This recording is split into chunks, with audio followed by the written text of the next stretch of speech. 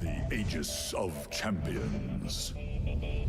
Over the span of a decade, the finest Dota teams in the world have fought, struggled, pushed beyond all possible limits for even a chance to claim this eternal prize. And throughout, the faithful supporters have followed, eager to bear witness at the International. And like the competitors they cheer for, lay their hearts on the line. When powers last met in Shanghai, reigning champions defended their hold on the Aegis for the first time. They forged a new legacy as the other established powers could only chase behind. But this year, the champions faltered, and the Aegis awaits new contenders on the main stage. As we gather at last in Bucharest, nothing is certain.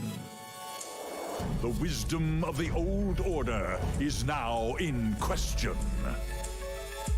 And many await the birth of a new paradigm. 3 teams battle for ultimate glory. Only one can seize immortality. Who will emerge victorious? The battle begins. We are live from Bucharest, Romania. It is the final day of the International 10. And in the arena, 3 teams are nervously biding their time, bidding to become legends and raise the Aegis of Champions. My name is Frankie Ward. I am absolutely delighted to be joined by Lacoste Purge. And blink daggering her way onto the desk, we have Effie. Hello. Welcome. Thank you so much for joining us. We've been hearing all your knowledge on the draft panel all week, so it's an absolute pleasure to have you here. Are you excited? Oh, definitely. I'm excited to watch this game in particular, but it's also weird for me to talk about anything but draft at this point, so it's going to be a good time. We got your back. Don't worry about it. Yeah, I have a feeling you're going to be an absolute natural, although I know you are hideously biased towards LGD. Yes. Yes, but actually the other team that I was rooting for was Spirit, so if Spirit can win, which I actually think that they can do here, I'll be fine with whatever outcome. That's like the true test to tell who you're really biased against. When your like 2 favorite teams play each other, then it's only in that moment that you really find out. So I can't wait to say what she says if Spirit wins. I mean, I think I'll always be LGD biased a little bit. They're just way too good, you know? But watching Spirit throughout this entire event has been amazing. And I feel like they must be so proud of themselves too. Yeah, they just seem like a bunch of good dudes, you know, hanging around with each other, having a good time while playing Dota, and their like comeback story where they are not having a good time during the first day of the group stage and then making a huge comeback with like everything they've been doing throughout this event. It's just been amazing, you know, with the interviews, with everything. I think everyone's kind of rooting for them, even though you might be a fan of LGD, you might be a fan of Secret, like these new up-and-coming teams, they always, you know, have a special place in your heart during the tournament. Purge, have you got final day tingles yet? Definitely. I mean, and I think all these teams have it for sure. It took me a couple days to really understand what that word meant, but I'm here now. I understand it, and I'm excited for all these teams to put out their best. Like they've all shown magic at various stages. Maybe Secret's Tingles feel the least confident right now because they kind of got destroyed in their last match, more or less. But yeah, all these teams have great potential, and it's going to be a really good day at Dota. Well, tingles or not, let us know how you guys are feeling using the hashtag TI10. You know we're on Twitter, Instagram and Facebook, and we really want to hear from you. And if you're not quite sure what to say and how to express yourselves, just watch this recap of all the action from yesterday, and I think you're going to have a few words to describe it.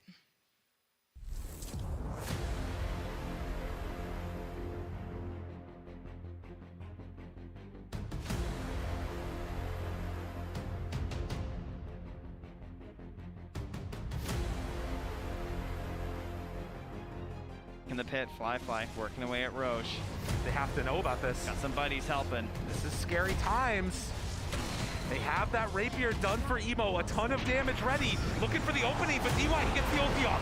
Now the turn, Doom, almost throws it out there. Doesn't get it onto the Lotus Orb, but they have 2 rounds of it. The Phoenix, Rapier's still there, they're looking for that opening. Try to take them down, but he gets the Evil Scepter afterwards. Control, does he get the egg off? They duel the other one. Now Ori ends up falling, the RP afterwards. Do they have enough? They try and kill them all off, and they will.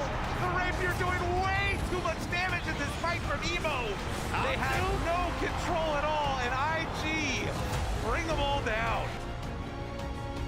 Jump in, Kaka breaks it. Now the turn, Fissure out, Doom on to Lesh. Isn't going to be enough though. Waveform through, Emo wants to get a target for the kill. They get one, no buyback on Ori, and the damage on the PG, he died. Wait a minute, what? They just evaporated.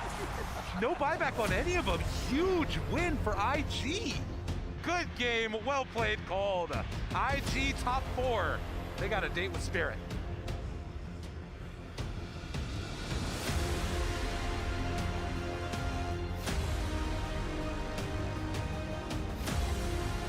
Let's summarize what Ame has buffing him up right now. He has 4k health, by the way. So he has Ancient Granite Golem for the health. He has Bloodlust. He has Wolf Bite. He now has a Christmas tree as a wolf. This is a new tradition that PSG is trying to get Avalanche top Matu. Gets blown up. Even pops the BKB, but cannot live through that. Merry Christmas, Puppy, Secret. early Merry Christmas for them. Puppy does survive the onslaught, though. It's a disco wolf. I can't take this game seriously. Gets the Avalanche. There's the RP from Zai, but it's more of a defensive maneuver. 2 dead for Secret, and no buybacks to work with. The egg is popped. All right, Nisha is able to get that at the very least, but his BKB won't be around for that much longer, and so will his life. 3 dead and only 1 kill for Secret here.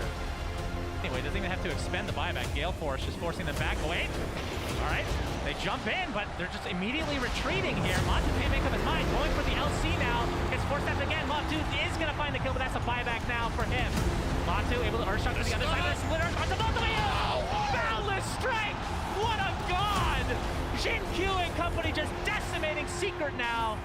Over aggressive without the buybacks to work with.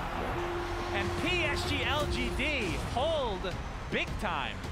And with that victory, PSG LGD is in the grand finals of TI10. And Secret down into the lower bracket finals to await either Team Spirit or IG. They've got these BKBs. Exactly, they have their timing here, they want to force a fight. They're going to get the opening, Kaka jumps in with the stun, Toronto Taker's going to just go straight towards JT, in with the BKBs, they're onto the time, Ollie gets taken out, JT to fall as well.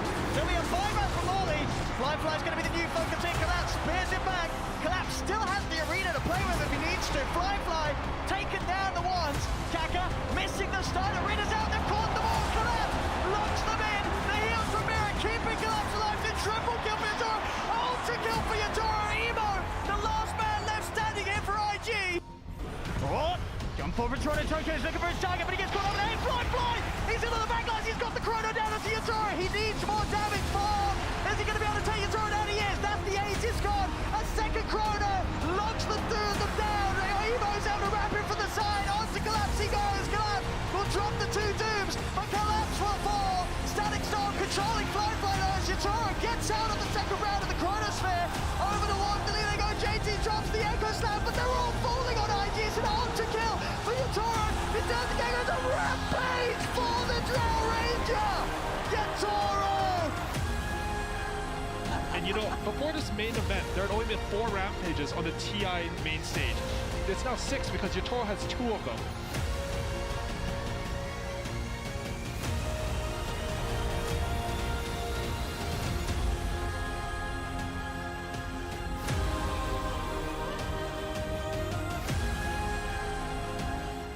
Today we have a match that you will remember for approximately the 30 minutes that it takes to complete it. It will be Team Thunderhide versus Team Dragon.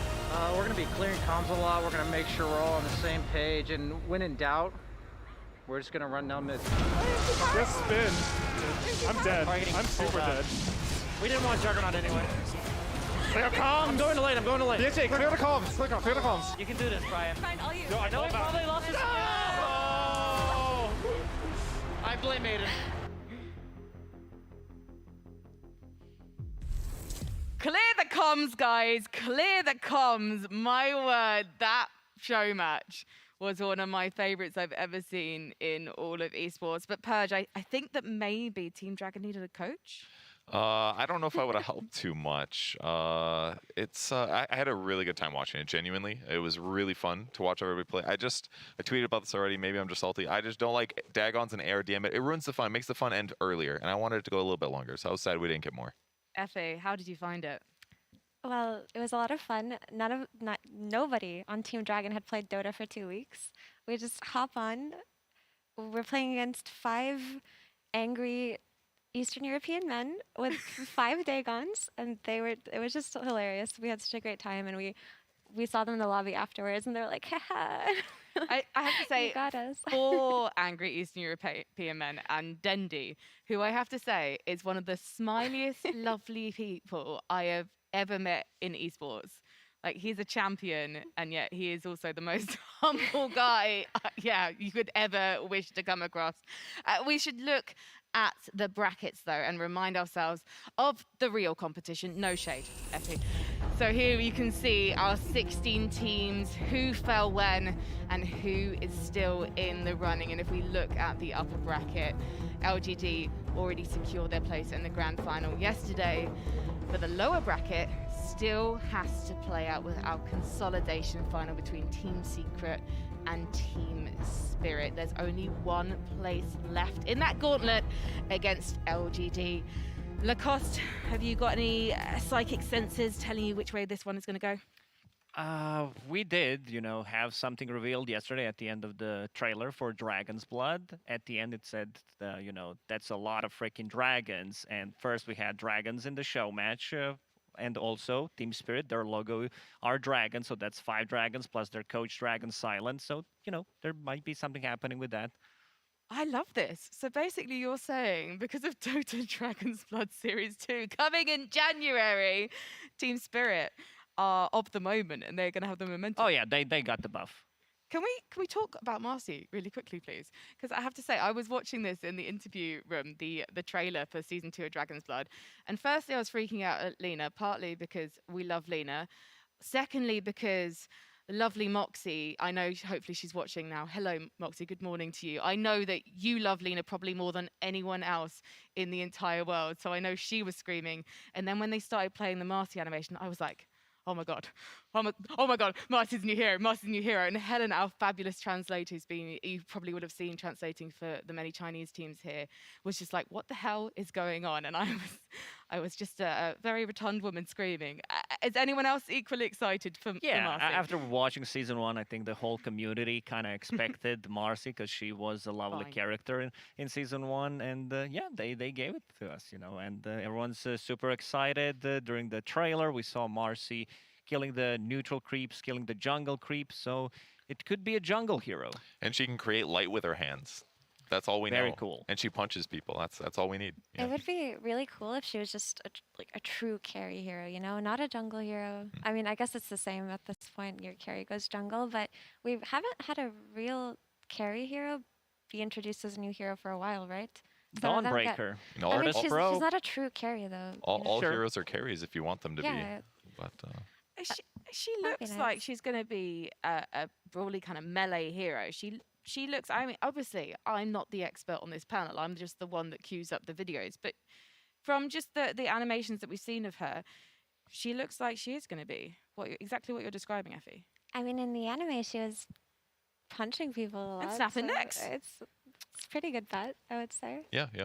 She'll buy some damage items, no doubt. I can't wait. Well, she's coming later this year. We absolutely cannot wait to see her. However, while we've spoken about the future, we should revisit the past as we like to do here on the TI panel, because last TI, Topson was in those grand finals, and you can never exactly predict what he's going to do.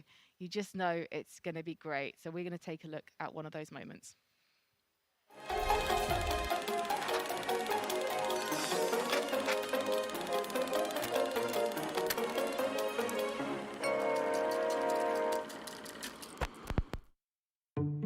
The International Grand Finals is a strange place to try unorthodox builds, but that didn't stop Topson at TI9.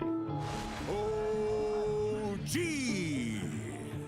versus Team Liquid. Grand Finals, Game 4. Look at that build by Topson. Diffusal gyrocopter. Wait, what? Diffusal? It gives you a lot of agility and it gives you ways to run around, chase heroes down, I guess. It's Liquid. Different. Did you guys talk about that beforehand? Nope, we did not talk about anything that we were buying or doing, more or less. I mean, we had everything that we talked through, but the diffusal gyro is not a thing that ever came up. No, we didn't know. No, I don't think we knew. We didn't practice it a single time. We were in the middle of something, something was going on in the game, like, I don't know, we were smoking or something. And then I was like, all right, my gyro just got a diffu, I just made a joke out of it, and then we just kept on playing, right? We just trusted him. Hi, diffu. He has no mana. Yeah, I rocket at the Omni. They have diffu actually, they're gonna remove my mana. I can kill the Wisp. I won't have mana. There we have it, Miracle's mana. It's pretty much entirely gone by Topson's focus. He'll look towards JG. He's trying to roll off, but he can't get out. There's no mana. He's dead. OG pushing Liquid back to the base. Mind control out of mana. Topson with his diffusal blade picking them apart. The diffusal is absolutely working. He burned all their mana. That I don't think anyone would have expected to see Gyro, the deciding game. I mean, I always had a bit of a different view on Gyro. And that game specifically, we were playing against some Bristle, Omni, heroes that are really mana dependent and are really tanky. So like, you know, you buy some mage, what does it do? Not really much. Basically the problem was like, if they run out of mana, their heroes are pretty useless, basically. So I was like, I mean, diffu, so like, why not? Just try it. You thought you saw it all in game 2, you thought you saw it all in game 3, and then GG is gone! OG are your two-time TI champions, they've done it, folks! Yeah. How did he thought about it? Like, I don't know. I don't know. It's good against you. He won him the game. Yeah, it's Well, my like, mana, Vivi mana, and he burnt. He just was so good. It's different. Yeah, he's playing fast. He's playing fast. واحد وصلت لبنان انت برافو. Fucking Topson. I was not surprised by the diffu itself. I was more like very like, wow, he's really good. Like, he's smart kind of thing. Because doing that, it takes a lot of courage. It takes creativity. There's just very few players who have an open mind. And Topson is one of these players. Flopson is like, he's a master of weird builds. He thrives in an area where like he knows something more than you do. It's really good to see, like somebody pushing the ideas. I try to not be influenced by like other players' play style, and I just try to do what I think is the best thing to do instead of doing what they think is the best thing to do. Yeah. Dota, again, is such a nice game because things come together in a funny way, and this was the perfect item build in the perfect situation. And for Topson to make that call, yeah, it was genius. It was genius. He just felt like buying diffu. Honestly, at the end of the day, that's all it is. Just like when you play a lot of Dota and when you're really good at the game, you have that instinct, you have these ideas, you just gotta trust yourself and go with them. It seems to make total sense when you watch that back, why Topson made that decision. So why, Purge, was it so shocking at the time?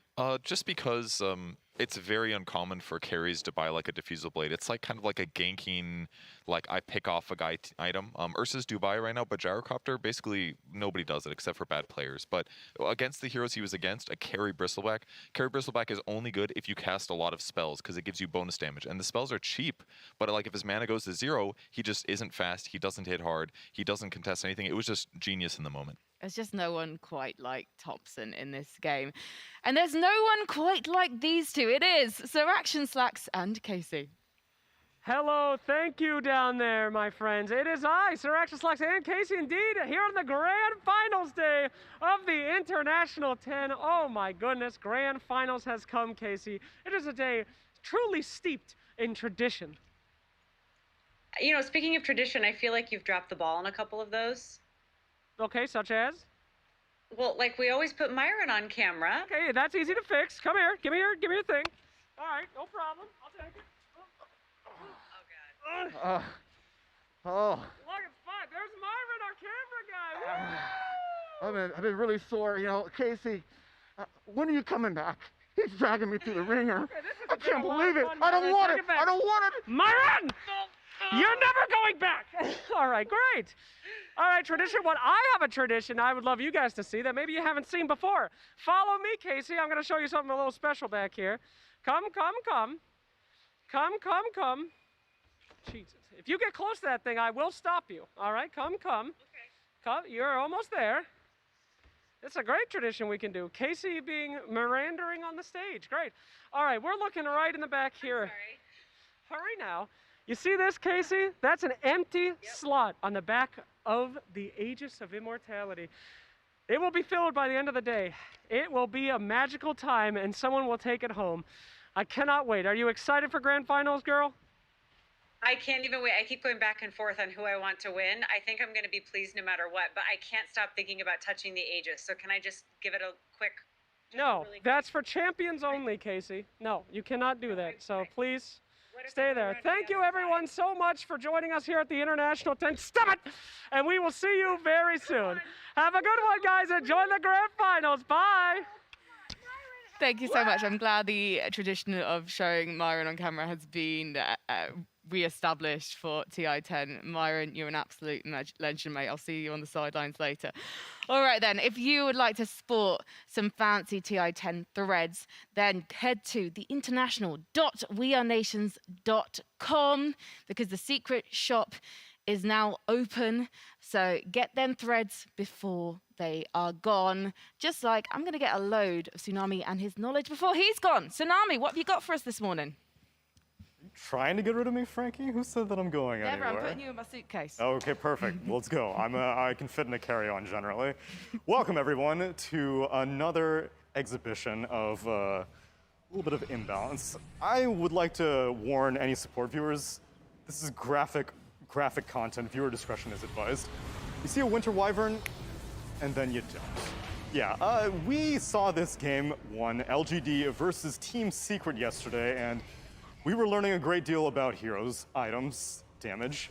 We learned that a Wolf-Bitten, double damage Tiny can take a Winter Wyvern from that to that.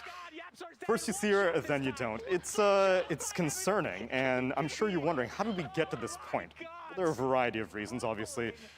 Wolf-Bitten, that's one big buff. Double damage, that's one big buff. But there is some itemization that is also key to making Tiny so popular right now in this tournament. This was LGD's lineup, and there is one item in particular that I find has been quite concerning recently throughout the International, and 7.30 in general, and it's this one right here in the top, the Silver Edge. Not really that popular of an item before now. 7.30 brought some buffs, and I'm sure you're wondering what changed about it. Back in the day, I only got this item whenever I was trying to get a break mechanic on somebody. Now, it's proven to be quite a slot-efficient damage item for carries. So, what changed? 7.30 suddenly gave it a Crystallis component instead of an Oblivion Staff. Also made it cheaper as well. And if you know carries, you know that they love slot efficiency items. That's why things like Spider Legs were so important back in the day before it got nerfed, because you were like, oh, I have a 6th slot now. I don't need boots anymore. As a result of this change, things have been going up for the Silver Edge. Throughout the DPC Season 2, the entire Season 2, Upper Division and Lower Division, there were only 33 Silver Edge pickups throughout the entire thing, all regions. That's a 0.35% pickup rate. Meanwhile, at TI10, one patch later, we already have 134 pickups and a 7.24% pickup rate. It's part of the reason why you're probably seeing a lot of this emote in the chat every single time that you see a Tiny or a Shadow Fiend, Lena, Sven, Slark, CK. It's a little out of control. So I recommend you go into your pubs, start taking advantage of the item now, because chances are it's probably going to get nerfed by the time Marcy comes out. We'll have just to see and find out afterwards. Back to you, Frankie. Oh, all right then. So basically, get Silver Edge while you can. Effie, you a fan of this item build? Definitely. When the patch first came out, I think the first tournament that happened was ESL 1 Fall, and what we expected was generally any hero that builds Silver Edge will be the popular hero. And most teams were actually doing that with Kunkka for some reason, right? The first hero that came to mind, because he would naturally buy it anyway. And they thought to themselves, okay, he must be broken. And a lot of teams tried him out, and I think he lost maybe 10 games in that tournament. So as the meta developed and progressed, people found that it was actually best on carry heroes, and heroes like Tiny who can just hit once and do a bajillion damage, right? And I honestly think this is strongest DPS item right now. Any hero that can build it is the most viable in this patch, with the exception of some support heroes that are viable just because. And it's not just like that burst damage, it's also the fact that it builds into an invis item. So it like lets you fish for kills. You can like just look for solo kills as a carry. That's always been Shadowblade's strength, that you can see them before they see you. It gives you opportunities to have the best possible fight. It's a vision item as well. So it covers both bases. It gives you damage, it gives you burst damage, it gives you escape sometimes, you know, invisibility, invincibility, and then also those pickoffs that we see from Tinies. Yeah, I mean, I completely agree. They, said it nicely. Got nothing more to add. Maybe play a couple more games before it gets nerfed. That's all. Watch the TI when it ends. Click play Dota, and get a couple of games. To go back a bit to Silver Edge, I thought we were gonna see a bit more of a Spectre being picked up at the tournament, but I guess the Silver Edge can be built from the multiple cores we see it on the mid lane, as you mentioned, and the safe lane. Sometimes even the off laners tend to get it, so it's very hard to play against Spectre. In one game, I believe there were 2 Silver Edges against Spectre, so kind of hard. Yeah, Spectre looked good in the group stage at various points, but it's like more gank heavy, and yeah, there's just counters. It typically loses the lane a bit. There's just better heroes, it seems like, in the patch, but it's a strong hero. Don't be mean about Spectre, because our stats master, Leah, Spectre is his favorite character. So we have to be very nice about Spectre, because otherwise we won't get no more stats. But we have got a lot of action coming up on the final day of TI10. So let's take a look at the schedule. We're kicking off with Team Spirit versus Team Secret in our lower bracket final. The winner will go on to face LGD in our grand final. That's going to be a sweet, sweet best of 5. But will it be clean, or will we see some reversals from either of the teams? You're going to have to wait to find out. And also, sandwiched like some lovely quality jam, we're also going to have an All-Stars match between those two. Sorry, I know it's hashtag a bit soon, Effie. But it's going to be Team Gollum versus the Eastern European team, Team Thunderhide, who you saw whooping the Dragons on stage last night. I do want to ask your thoughts on Gollum, because we're familiar with a few players. We've got Sheepo, aka Sheepstick. We've got Blitz as well, I think. I believe in them. They came here to play, right? They arrived a few days ago. They're not rusty. They've watched us. They've developed the strategies. They're just going to go Dagon, and I think they're going to take them. Yeah, I talked to Dendy in the van in the morning when we were coming here, and he said, this second match that they're going to play looks a bit more rough for them, because, he saw the names. He's like, man, Blitz, it's going to be a rough one for them. Compared to the previous one, it was a walk in the park. It's going to be... It was pretty close, to be fair. It was like 3 lives left for them. It was close, and then Brian got techies. Brian got every hero and complained about it. I was like, is this guy random? Like, what's going on? Me and Fog were commenting, while the show match was happening, and that's the thing we noticed, except when he got, I believe it was Shadow Shaman, and then he was like, wow, man, I got Shaman. This is a good one. So yeah, maybe less complaining. That's the strat, and maybe talk a bit more during the game. Because Syndra, he said like 2 words every 10-15 minutes. But then he got a hero that he was really happy with, so I think he said 3 words. He got Clockwork. That's like his best hero. Like I've heard him say that a couple of weeks ago. Oh, Clock is probably my best hero. He's like master tier. He lived for a long time. He got a lot of kills, but there's only so much you can do when Brian gets techies and instantly dies. It sadly wasn't to be, was it? Maybe it was a tactical death, because the mode that they were playing every time they died. They had a lot of those, a lot of tactical deaths. Did he plant 1 mine? I didn't see 1 mine get played. Guys, you're talking to a Team Dragon member here. Yeah, well, feel free to flame Brian. You're obviously kicking him after this event. We had a lot of fun. It was a lot of fun. We just wanted to kind of run at them nonstop.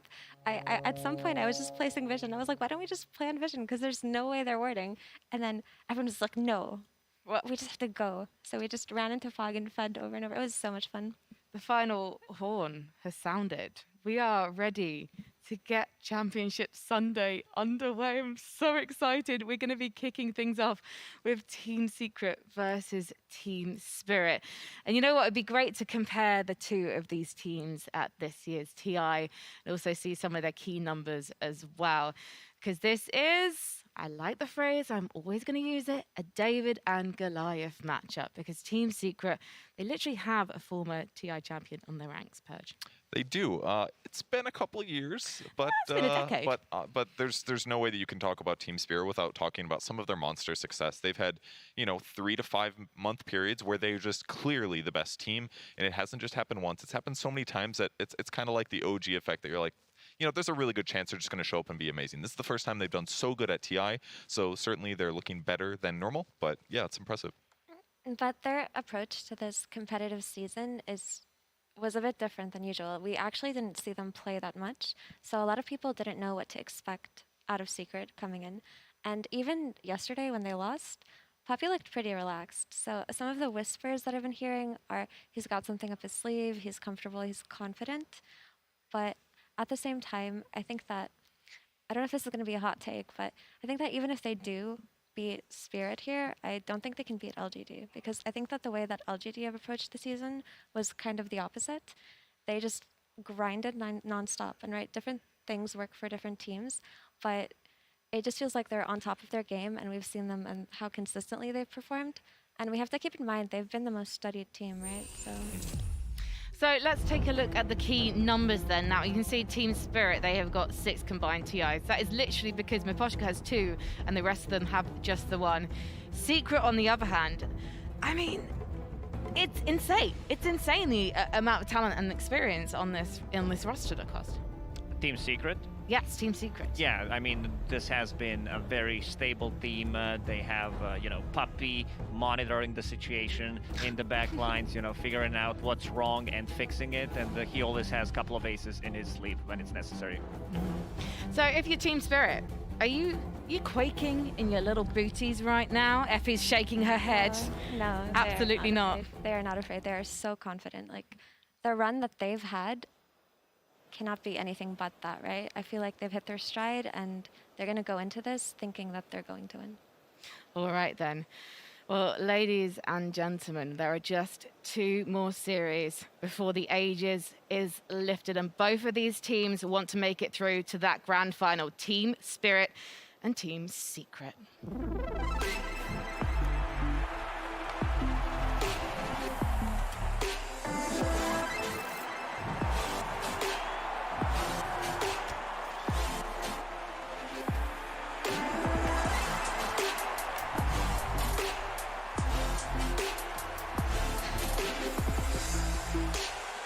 Team Spirit have continued to defy expectations since a difficult first day of the group stage, powering past more experienced teams with their natural lethal synergy and lightning-fast mechanical skill.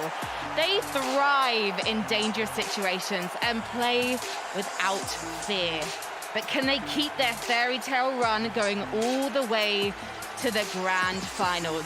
It is the moment of truth for the boys from Eastern Europe. And here's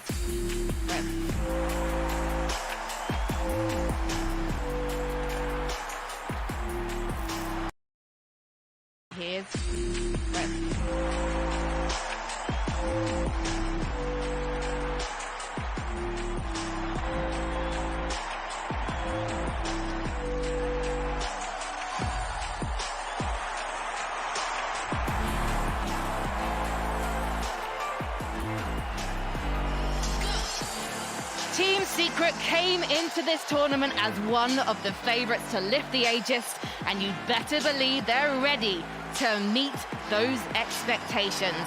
They are led by 10-time TI attendee and former champion Puppy, and they're one of the most dynamic, flexible teams in the world. They are ready for anything, and they're especially ready to win. Can they resist the weight of expectation dragging them down today, or will they take their rightful place amongst the legends that have come before them?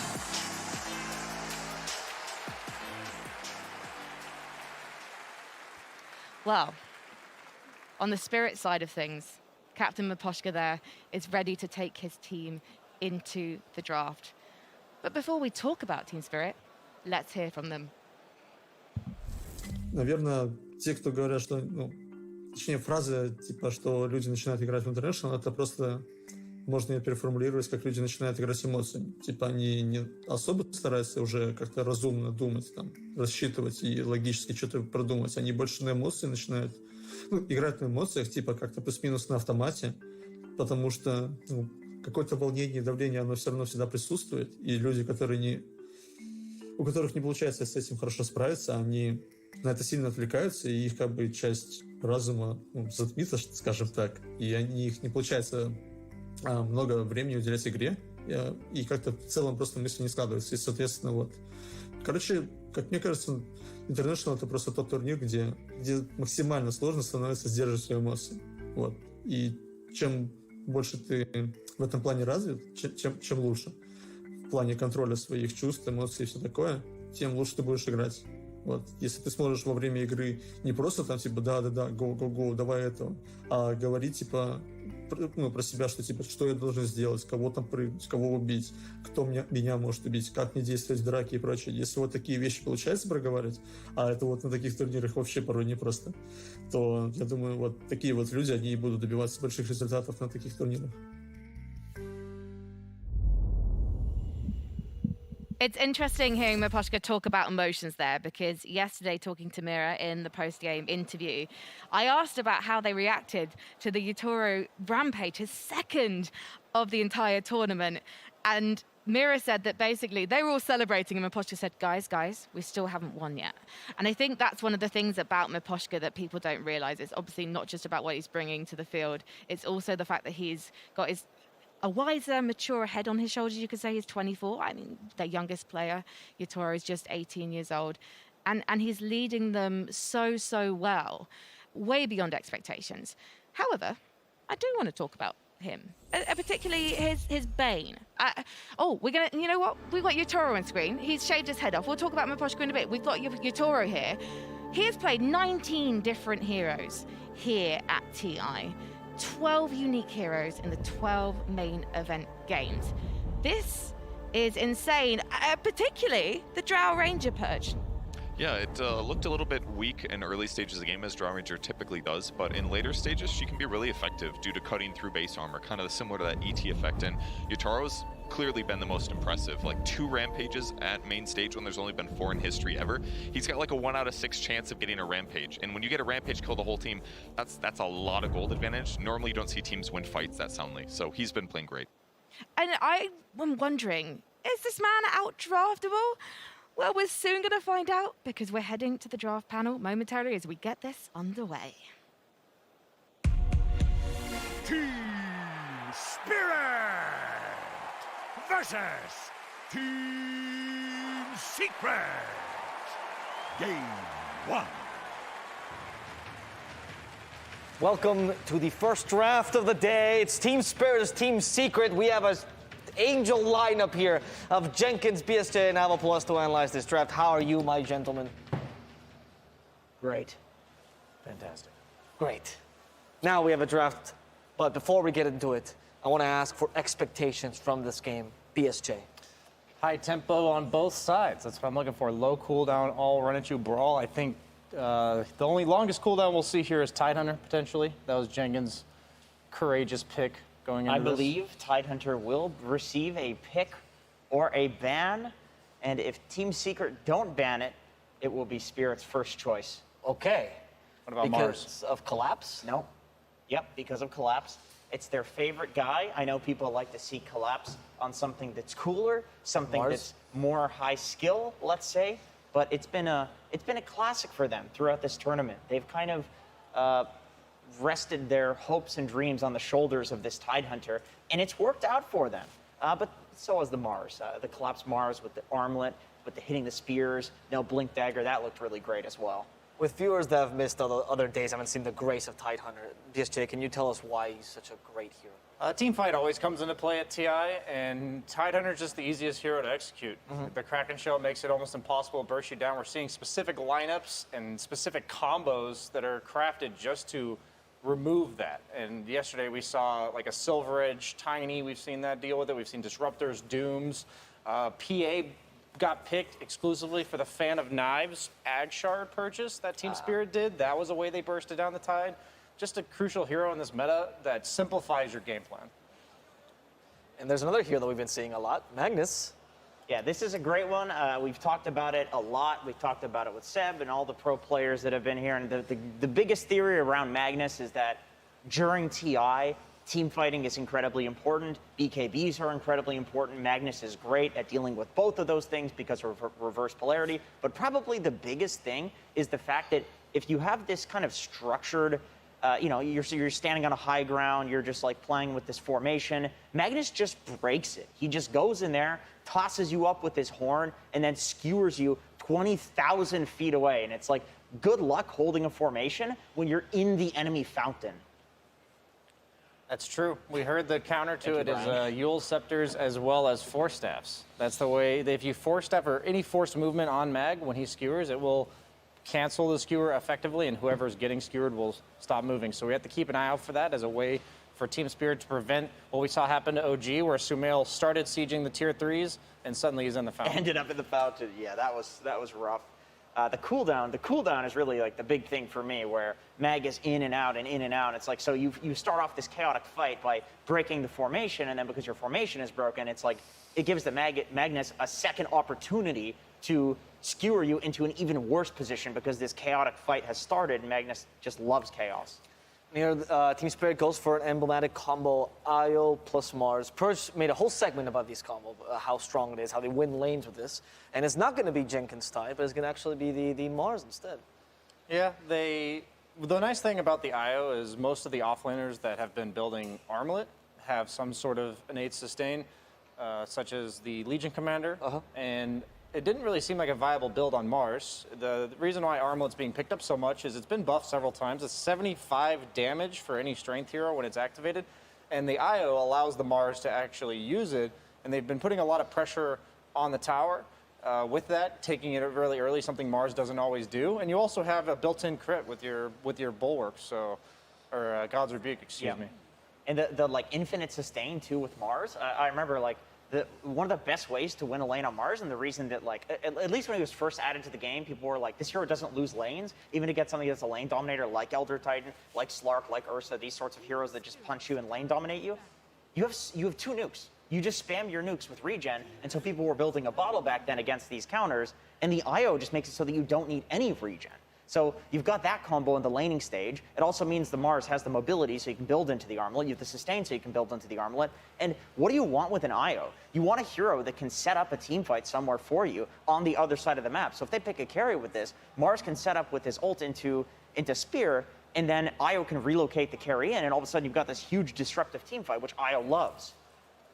Yeah, you were mentioning the Tide coming into this series, and the thing about Mars is the way Collapse adapted it is he kind of turns into a Tide. Like he doesn't rely on the blink, surprise, Yule, like, spears. He's more of a guy. I'm walk in, I dare you to go on me.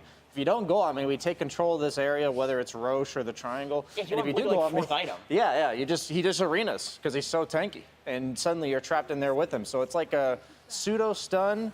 More of a crowd control that lasts much longer than most ultimates. He was being so patient with the Mars ults yesterday, and I was really impressed by that just because I feel like traditionally, and I know it's a relatively new hero, but for the hero's entire existence, it's the initiation. You start with the Mars ult. It's not this thing that you hold off on like the Tidehunter ulti. But that's also how Tide started. Tide was an initiator. You call Tide an initiator these days, you sound like an idiot. It's a counter initiator. You wait for a fight to start, then you hit a big Ravage. And so Collapse is kind of doing that with the Mars ulti as well. Yeah, we've seen actually this transition in a couple other heroes. Legion Commander was in the same pool of buy Blink first. People realized Blink first pretty bad. You need stats. Now we're seeing Armlet Legion. Before we're seeing Pipe as well. So it's maybe that's just the best offlaner to play, really. A third core, not just someone that can go in and stun someone. Yeah, I think at the very least, having that in your toolbox for what you can do on the hero and knowing when you can do it like that. So like you can obviously still play Mars as an initiator, Tidehunter as well. We've seen blinks into Ravages on literally just a solo carry. So you're effectively, it's like at that point it's a Lion Stun, which sounds terrible for like a 200-second cooldown ability or whatever. But you need to. But sometimes that's what you have to do. And so having these different options available to you is what makes a hero stronger as the game progresses and people get better.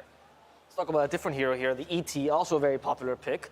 Thoughts on this with the ET Magnus? We have seen ET kind of carry games with his Empower plus the Cleave talent. Yeah, I think the difference between ET and what we saw yesterday when Team Spirit ran Mars IO against IG was the IG had an Abaddon 5, which is a support that to do his job has to be right next to everybody because all of his abilities are really low cast range. So I think the ET is not only good for all the reasons ET is already really good, but the fact that Mars Arena probably isn't going to trap him. He's not going to get caught if he eventually gets an Ags, gets played as a 4 position maybe. You just ult into it Yeah, as well. yeah, you cast all your spells from outside of it, so it shouldn't affect him at all, which makes the pick even better. I don't know if you guys have noticed this, but this is something that maybe this is because I'm like a bad ET player, but I noticed that people are using the ET ult at like max range now, so that way the moment that splitter hits you, it pops, and so it's catching people. Like they're using it with setups. Yes. Whereas before, I remember it used to be like ETs would kind of walk into melee range and then ult, and then it was this like slow thing that you had to have setup for. Speaking of setup, that's a hero. Crazy. We have not seen this hero much. We have not seen much success on this hero at all. Only small buffs, like the dual breath, for example, cast point got buffed. Now it's harder for Rubik to counter it. The Liquid Fire also got buffed, though. Yeah, Liquid Fire got pretty small buffs. significantly. This was an unplayed hero until now. This is literally just an unplayed hero. During the main event, because it was definitely picked in the group. Oh, sorry, for the last week. So yeah, during the main event. Okay. And so. And then there's the Rubik counter. The Rubik counter. There it is. That's funny. Okay. Yeah, it's such a good hero. And another really like low played hero is the Rubik, at least in the main event. And so it's a great hero to steal a bunch of spells from. You've got a stun, you know, if you steal the Macro Pyre, you've got like the extra range on it, the extra damage on it. You want to steal Ice Path, though. That's Ice Path is like, yeah, that is the creme de la creme of spells. But Jakiro, I really do think the buff to the Q and it being such a low cast point is a huge upgrade. I remember talking to like Owie after the hero got changed, and he was like, yeah, I think the Jakiro's an offlaner now. Like Jakiro's good enough that you can play it in the offlane. Mage Slayer. Just because of that buff. Yeah, Mage Slayer. Honestly, even Dragonlance or something like that. And his what is the tower damage? Liquid Fire. Liquid Fire is a lot of damage at level 1 too. Like it does a ton now. So you can actually siege with this hero as well from a 5 position.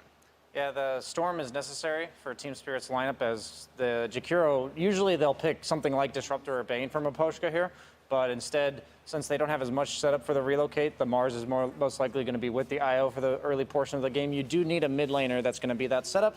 Storm Spirit's been the best one so far this tournament, I think, especially for Toronto, Tokyo.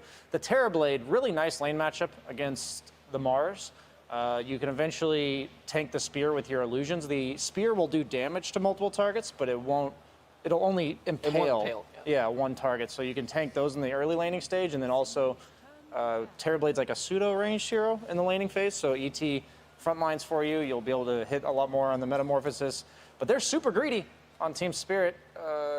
On Team Secret. You have Magnus Terrorblade. That's a pretty weak mid game. Big damage though, huge late game damage, like borderline unbeatable just because of the Empower buff on top of the TB base damage. I actually don't mind the idea on Spirit of sending the Jakiro against the ET TB lane. I feel like that would do extremely well. It's weird because it breaks up the IO Mars combination, but an ET is never going to run at you if he has a Jakiro slow on him.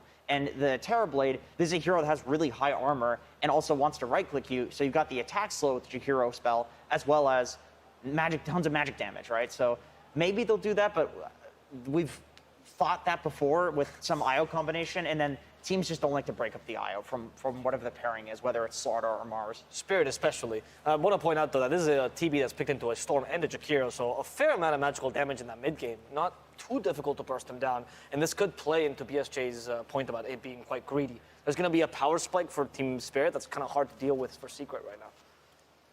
Yeah, I'm wondering about their carry matchup, because Terrorblade ET covers a lot of heroes. Usually you want like a melee strength hero that buys armor against ET because he only removes base armor, but then those heroes like Sven are pretty bad versus the Terrorblade in a 1v1. Really? Because some teams had the theory months ago that was the Sven was actually That was the patch that Sven was like completely busted as well. Ursa's banned, Monkey King's banned, Leaning Tiny's towards, banned. Troll looks like the best hero for me from Team Spirit that's left. Troll Jakiro sounds insanely strong against like literally anything you can put in That's the true. offlane. Like you would basically need a Purge hero, but it's Team Secret's pick, so that's not, you're not going to get that unless you're preempting the Troll. They might go for the Quap. Oh no, they banned the Quap. How about Lina? Something to lane dominate the Storm. Death Yeah, Prophet. that makes sense. Oh, okay, of course. So they go for like the game counter then. Like does fine in the lane because you just nuke it out, and then the game counters that you have the Yule Scepter to catch the Storm. And there's gonna be a Spectre then. It does fulfill a couple of the things you're talking about. Not the most agi carry per se. The armor is not what makes Spectre strong. She still has her passives. And even though her core to core against TB is bad, she can avoid him in fights. They That's the also goal. have a lot of jump and magic burst on the side of Team Spirit, and it wasn't. If it's not quite enough to bring down a Terrorblade, suddenly he's going to get that Sunder, turn the entire fight. The Spectre offers that little bit of extra damage with the Ags that now cast the dagger, so it's an extra 300 damage coming in from the Spectre. They rely completely on map control in Team Spirit, and it's going to come down to Collapse because Storm, Spectre, super greedy in the laning stage, and we saw yesterday that Collapse was able to get them through that early to mid game, so that's the hero I'm looking out for here. Yeah, I agree. I think Spirit wants to make sure that they're shutting down the Terrorblade because they have good ways of mitigating the Terrorblade and, you know, not taking damage from him, like the Mars Bulwark, for example. But they don't have great ways of killing him once he gets like the Satanic Scotty sort of thing. So like once he has those items, I could see Team Secret completely popping off. But Team Spirit wants to pop off in the laning stage and with the rotations around the map, as opposed to just like in team fights. So there's going to be a small window opportunity for Spirit to be able to pop off and destroy Secret before they can get Definitely, and Secret just wants to farm their own It's side of like the map. 25 to 40 minutes is all Spirit, and I think as you go on from there, Team Secret will take it. I don't even need to send it to you for the last word. Now I got it already for free. There you go, easy. That's incredible. All right, so what can Secret do to prevent this early pop-off? What's their best bet? I really do think it's holding their tier 1 towers. You got Mag, you got Terrorblade. You just need space on the map to farm. But we saw the Collapse Armlet Mars. We have the Jakiro coming into play. I think if you can pick on Toronto, Tokyo, and perhaps Yatoro, it'll make them have to commit resources on the side of Team Spirit in order to protect them rather than be on the aggressive. And I think that's the best way they could do it. A lot's riding on Nisha because he's like the only active hero in the early game. Even the supports are not so active. They're good +1s. Like they're good at running at places with Nisha, but Nisha is like the absolute baseline for everything Team Secret wants to do. And now we're going to send it not to the last word, but it is going to be to Silent regardless, as Sir Action Slash is standing there with Team Spirit's coach. Tell us about their draft. Thank you so much. Sir, Rubik picked up on the other team. What a YapSource favorite, a traditional counter to Jakiro. Do you feel like you've done a good enough job preventing him from winning? I'm not sure. Anyway, I'm still satisfied with our draft, and I think we can play this game. Were you surprised that they let Collapse the Giga Chad get his favorite Mars? Oh, I think it's a passive from Popeye, you know. He always can give you hero, your best hero, and trying to counter him. Sometimes his passive procs and he wins, maybe not. Well, maybe. We'll see, my friend. Best of luck in game 1, and we'll jump right into it with Cinderin and Sunspan. Thank you very much. Slack, Secret versus Team Spirit. Game 1 of this lower bracket finals of TI10. Cinderin, welcome. Surprised to see you here. Yeah, just as surprised to see you here, if not more. But here we are. Thank you. Yeah, this will be a great series, of course. So much on the line here for both teams, and I think, you know, we like to talk a little bit about the mental game in situations like this. I think for Team Spirit, you've kind of exceeded expectations. Teams like those are really dangerous in this position because Team Spirit kind of, in a way, have nothing to lose, right? I think going into the tournament, if you ask them, hey, would you guys want to take 3rd place and not play, they would have said yes in a heartbeat, right? Because it's like the field is so competitive, and getting that position for their team was already incredible. So now everything is just icing on top, and they're just going further and further in this. It's reminding you of certain runs from previous events at TI, right? Like TI6 with DC, with TI8 OG going the whole way. You know, teams that people didn't necessarily think were even going to make top 8, right? Yeah. And suddenly you find yourself in this To give position. Team Spirit some credit, like DC, we were picked to be like 12th range. OG, by some people, were picked to be last. Spirit, people thought they would be the middle, probably like 8. I think I picked them 6th coming in because I really like the way that they play. But yeah, you're right. Either way, still the underdog mentality. I'm sure they have that chip on their shoulder, but kind of what the panel has talked about so much before. That such a young lineup overall that just makes things like really exciting for the future for the Eastern European region in general. And then on the other side, you have Team Secret, who have kind of, you know, TI has almost been a kryptonite in a way. And it's weird to say because this team has had so many LAN victories across the previous years and have just looked dominant year after year in so many tournaments, and TI has just not been it. Yeah. And I think, I'm trying to remember, I think at TI6 they got 13 to 16, and then they've like taken one step up the ladder every year, and now it looks like finally it could be within reach, and that can be both, you know, can both put some pressure on you that you feel so close, and at the same time probably also a bit of relief that finally this year for Puppey things are just clicking with the squad. Yeah. And they're looking like a very hot contender for even the whole thing. We've got to get through Team Spirit first. And Spirit, like they talked about, have some of their trademark heroes here. We've got Collapse on the Mars. I believe I saw a stat the other day from the Haas on Twitter that Collapse was 6-2 with Mars, and every other player at TI combined was 7-25 outside of him. It so doesn't surprise me. We've that's talked about pretty how incredible. This hero has just fallen off so much since the Animajor, except for Team Spirit. I don't know what he does. I mean, buys the armlet. Well, right now he dies. From Matu in that disgusting form of his, and the right clicks from Puppey. It looks like it's going to be enough. So first blood goes the way of Team Secret. Well, taking full advantage of hitting level 2 first here with the ET and Terrorblade combination, getting the reflection as well as Metamorphosis running. And they will take that. It's a nice start for Puppey. In the mid lane, Nisha is going up against Toronto Tokyo, Void Spirit against Storm. I think this is a pretty even lane. Nisha is doing for Nisha, though. Nisha's been looking incredible in lane. He was also doing great against Nothing to Say in the series yesterday in the upper bracket, the upper bracket finals. I think in many ways, maybe together with Somnus, I think perhaps the standout just 1v1 mid laner of the tournament. Somnus obviously running some incredible stats, but unfortunately their team did not place very well. Yeah. And then finally top lane Zai and Yapstar. This is a classic lane for Secret to play, the Rubik +1, where both heroes have some sort of wave clear. A lot of the time what they're going to do is just push in the wave with Shockwave as well as Fate Bolt, so that they can try to pull hard camp and prevent the enemy team from pulling small. Obviously both camps have been blocked this far. But Miposhka this time is going to leave the big... Wait. Oh, it's still inside the camp. Okay, it looked like it wasn't, but it's not going to spawn either. Oh. How about the lineups as a whole? Because Team Secret, they have a lot of team fight. Obviously the RP, the Earth Splitter, they have a good Roche. Well, not to kill it as fast as some other lineups that we've seen, but good counter Roche potential at the very least with a lot of these heroes. Yeah, neither team is very good at killing it. Yeah, their lineup is more teamfight centric, whereas I would say Spirit's lineup can do it to an extent with Arena and Jakiro as well as Haunt, but their lineup really thrives on more skirmish style play, on splitting the map and then finding picks, because they do have Relocate, Haunt as well as Storm. It doesn't get much more global than this. Bottom lane. Yep, telekinesis into the skewer, back into the fray for the tier 1 tower. Miposhka taking heavy damage. Shockwave keeps him at bay again. Yapzor and Zai not able to get a kill there, but you can see that Matu actually finishes off Collapse again. It's going to be a trade, though. They actually kill each other, technically speaking. Collapse got the kill first, so I think he's going to be pretty happy with this. Yeah, wow. Okay. Getting some more experience, but Matsu is a full level ahead of him as it stands right now, and Puppey as well as Mira have the same experience, so basically a full level advantage for Team Secret in that bottom lane. One of the worst starts I think we've seen in a while for Collapse on that Mars. Yeah. So gotta be slightly concerning for him. Keep in mind this matchup in the lane, by the way, the Mars against Terrorblade, it's pretty interesting because Mars, you know, you have one magic damage component in the spear, but everything else you have is physical, and Terrorblade has so much armor. So can definitely stand his ground a lot of the time and fight, and Puppey is just, you know, being a bully as well. In terms of like the mid to late game scope here, Cinderin, how do you like Spectre in a game like this? Obviously, the hero comes online a lot faster than, you know, for people that haven't watched a ton of Dota in the last couple months. Historically speaking, more so a late game hero, but now you kind of get ramped up a little bit sooner thanks to the Ags that I would assume he goes for.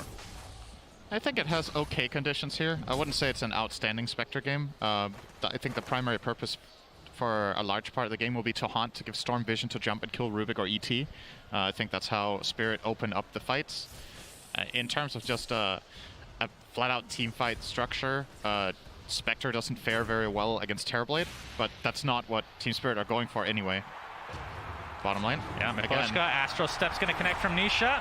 That's going to be an easy kill for Secret here. Spot lane, Mira is still connected with Collapse, who, like you said, off to a little bit slower start. But I mean, if this was any other Mars, like, oh, they're actually doing pretty good. Not too bad, considering this hero is just so unpicked. Or I guess just the win rate more specifically. Not doing too hot.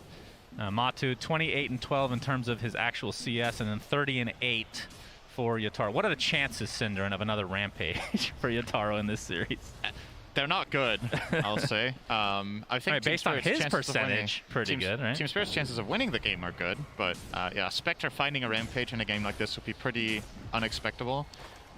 There's just, it's That's more not like a word, by the way. Puppy getting harassed here. Good effort, though, Synderin. I just had to correct you. What's that? Unexpectable is not a word. It is now. Okay. Teaching English to the masses, Synderin. There's nothing Future better teacher. than inventing words. I mean, I agree with that. Yatoro is going to get run a bit at here by Zai and Yapzor, but obviously has already got that level 6, so yeah, he's doing great in the safe lane. He has very good conditions here. I think Secret aren't too phased by it though, because they've also, you know, got what they wanted. Magnus is getting a good start, almost has the Helm of the Dominator here, does Zai.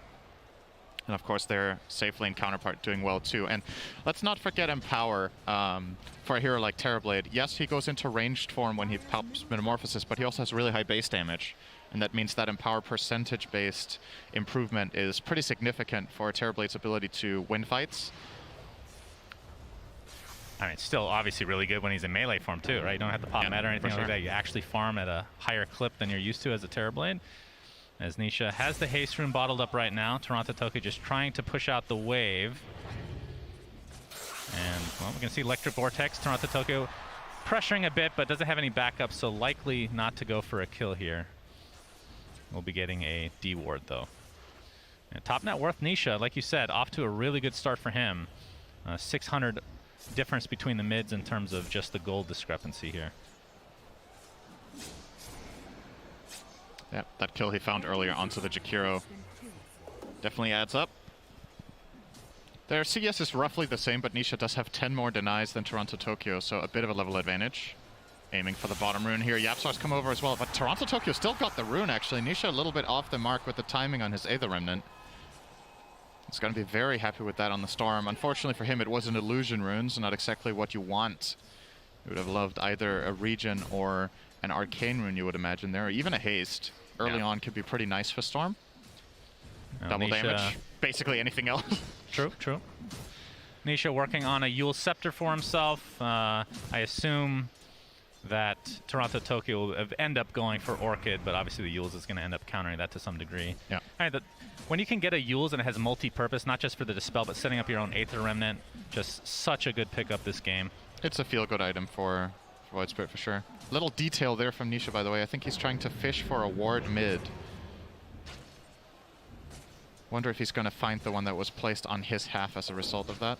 Storm is perhaps going to make a move. Toronto Tokyo will be farming up the stacks for now. Has the potential to make a move top if he wants to. Yeah, that is a pretty juicy stack to be taken here. And Toronto Tokyo looks like he's going to get most of it, if not all. No pressure being set here from Team Secret as of yet. Although they do have a two-man smoke on the way towards the top lane here. As Nisha ready to try to get some kills now. Starting to ramp things up. Mira not quite level 6, so can't relocate top as of yet. And we'll see what the tower defense is going to be for Team Spirit, if any. Because we've seen some teams just give this up super early. We've seen a lot of contests, more so than in previous patches. Zai is kind of baiting Yatoro here to try to go for his creep so that they can get the opener. Yeah, but will be spotted out by the illusion here. I think both Yapzor as well as Nisha. Nisha might not have been envisioned yet. He's going to try for it. Yeah, Yataro doesn't have mana. He has the wand to be able to haunt successfully. If he really wants to. Is Nisha. All right, there comes Mira. Hooked up with Toronto Tokyo, but Nisha needs to get out. And looks like he'll do so successfully, at least for now. Yataro continuing to pursue, though. Very hard to catch up to Nisha for sure here, as Toronto Tokyo has the horsey ready to go. Double damage bottled as well, so we'll see if he wants to get active. That was a multi-purpose mid TP. That was pretty nice. We have a haunt coming out. Mira looks like he's going to get dropped by Nisha. Yataro, in the meantime, taking out Puppy. So it's a 1-for-1 on just the supports. Paposhka in the trees will likely fall next, although Yataro has something to say about that potentially. coming in from the downside of the trees here. Still going for that Aghanim Scepter. Yeah, Toronto Tokyo might want to do something here with the DD. Fine. Yeah, skewer out to safety. The Toronto Tokyo with that double damage. RP onto 2! Beautifully timed from Zai into the fade. Well, that is going to be a super easy kill of Toronto Tokyo. And now Yataro not reciprocating the high five at all. Trying to TP out. Oh my god, how much HP did he have? Barely gets out. But still, Secret obviously would have loved to get that kill. Either way, we'll get the Storm Spirit and probably the Tier 1 tower to boot. Great play from Zai, though. I don't think Toronto Tokyo was expecting that RP to come in instantaneously like that, but that just sets things up. You had YapzOr sitting out in the tree line on the left for the extra damage from Fade Bolt, and this is something that Secret have played 100,000 times. The Rubik 4. You can always count on YapzOr to be involved at the right place at the right time. And this is going to put Secret in a very good position right now. 2k gold lead. And effectively not allowing Team Spirit to do what their lineup likes to do at this point in time in the game, right? Like, you ideally want to find some sort of opening with the Storm and then haunt onto it and find these picks, but Secret were kind of dictating the pace. So Storm TP'd mid to defend the tower and take the DD rune. Okay, Zai. He's going to skewer to safety for now. As Nisha coming from the backside. Looks like they're just going to focus on Maposhka to start things out. Going to be a relatively easy one for Secret to clean up. Mira attempting to TP out, will not be able to do so. Toronto Tokyo on the run with very little mana to speak of. So 2-0 here for Secret.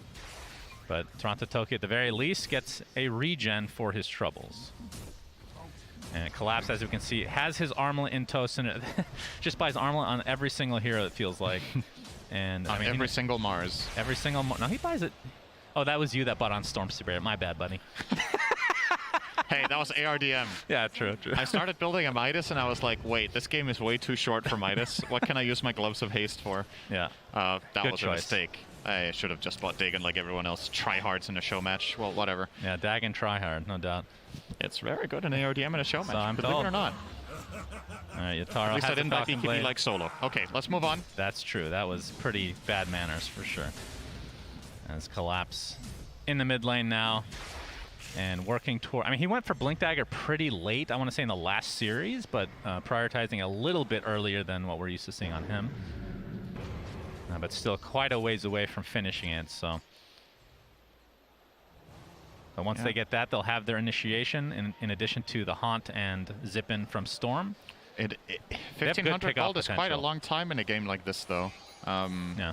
Secret doing such a good job at just pushing out the waves and controlling the flow of the game. Both Matu and Nisha are top net worths. Obviously, the Terrorblade has been largely uncontested, primarily because of, first of all the action in the top half of the map, but also he pushed that mid tower earlier with himself and in Metamorphosis form, forced Storm to TP there to defend that tower and take the DD rune, and then he backed off and farmed, and eventually that led to Secret winning the fight top because Storm couldn't connect, and that in turn builds up more space for himself later to just be greedy in the jungle. So, like, just kind of a domino effect that he started himself with a push in mid can make a huge difference. Nice cure from Zai. They're just barely getting out.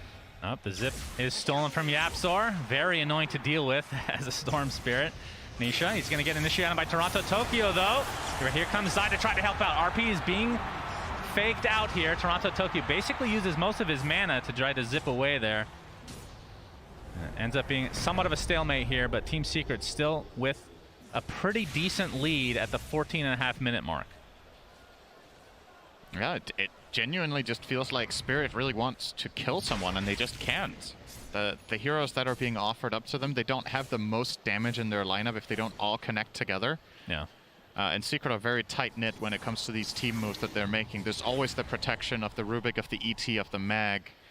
And it's only going to get easier for them when Zai approaches this Blink Dagger very soon, so looking very good for them. Interestingly, for Spirit, top net worth actually currently the Mars, but that might change might be now. in some trouble here. Telekinesis in the midst of all this chaos. He's trying to run away, but Matu is able to get credit for that kill and the Tier 1 tower as well. So Team Secret off to quite the good start here. And like you said, Zai not too far away from Blink Dagger. Collapse still like 1,200 away from finishing his. And I feel like the Blink Dagger on Collapse plus the Ags on Yataro are the two big like that's the power spike that you're probably going to try to get a little bit more aggressive from Team Spirit's perspective. For sure. My concern for them right now is we've seen a similar strategy to this being run by IG earlier in the tournament.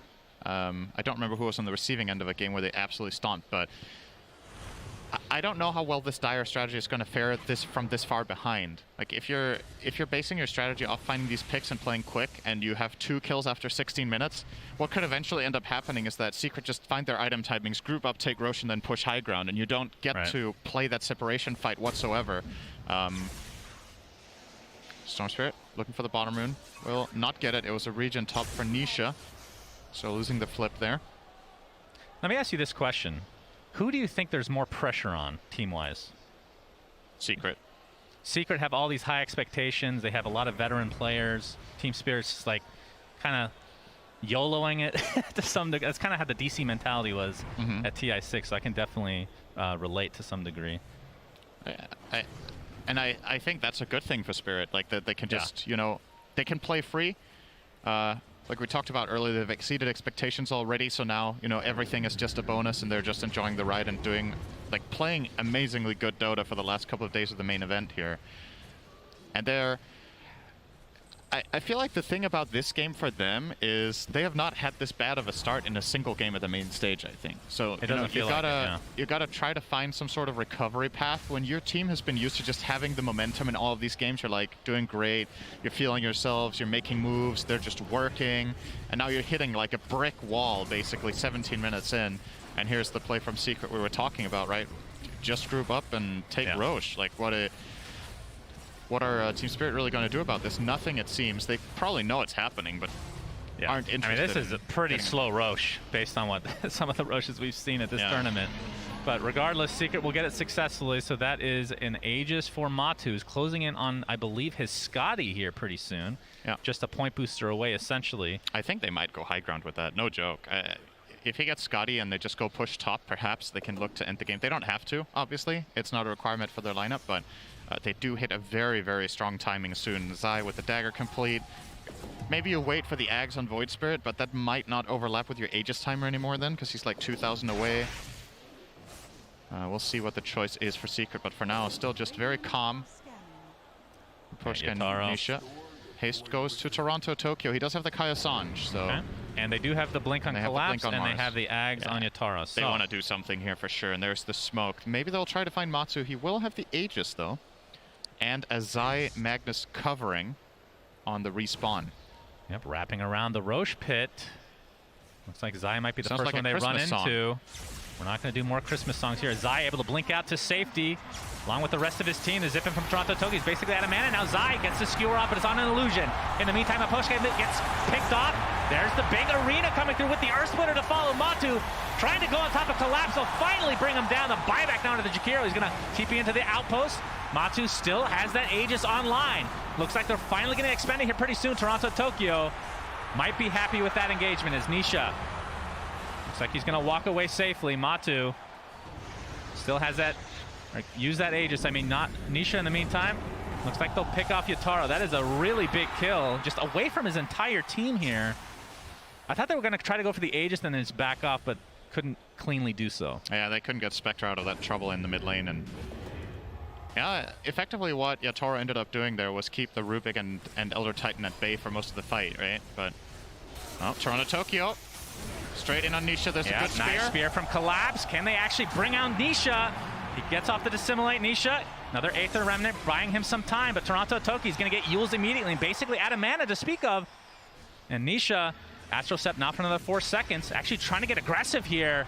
Can they go back in? Zai gets in with the huge skewer out to 2, and they bring them down instantly. Team Secret clicking on all cylinders here. I think it's called firing.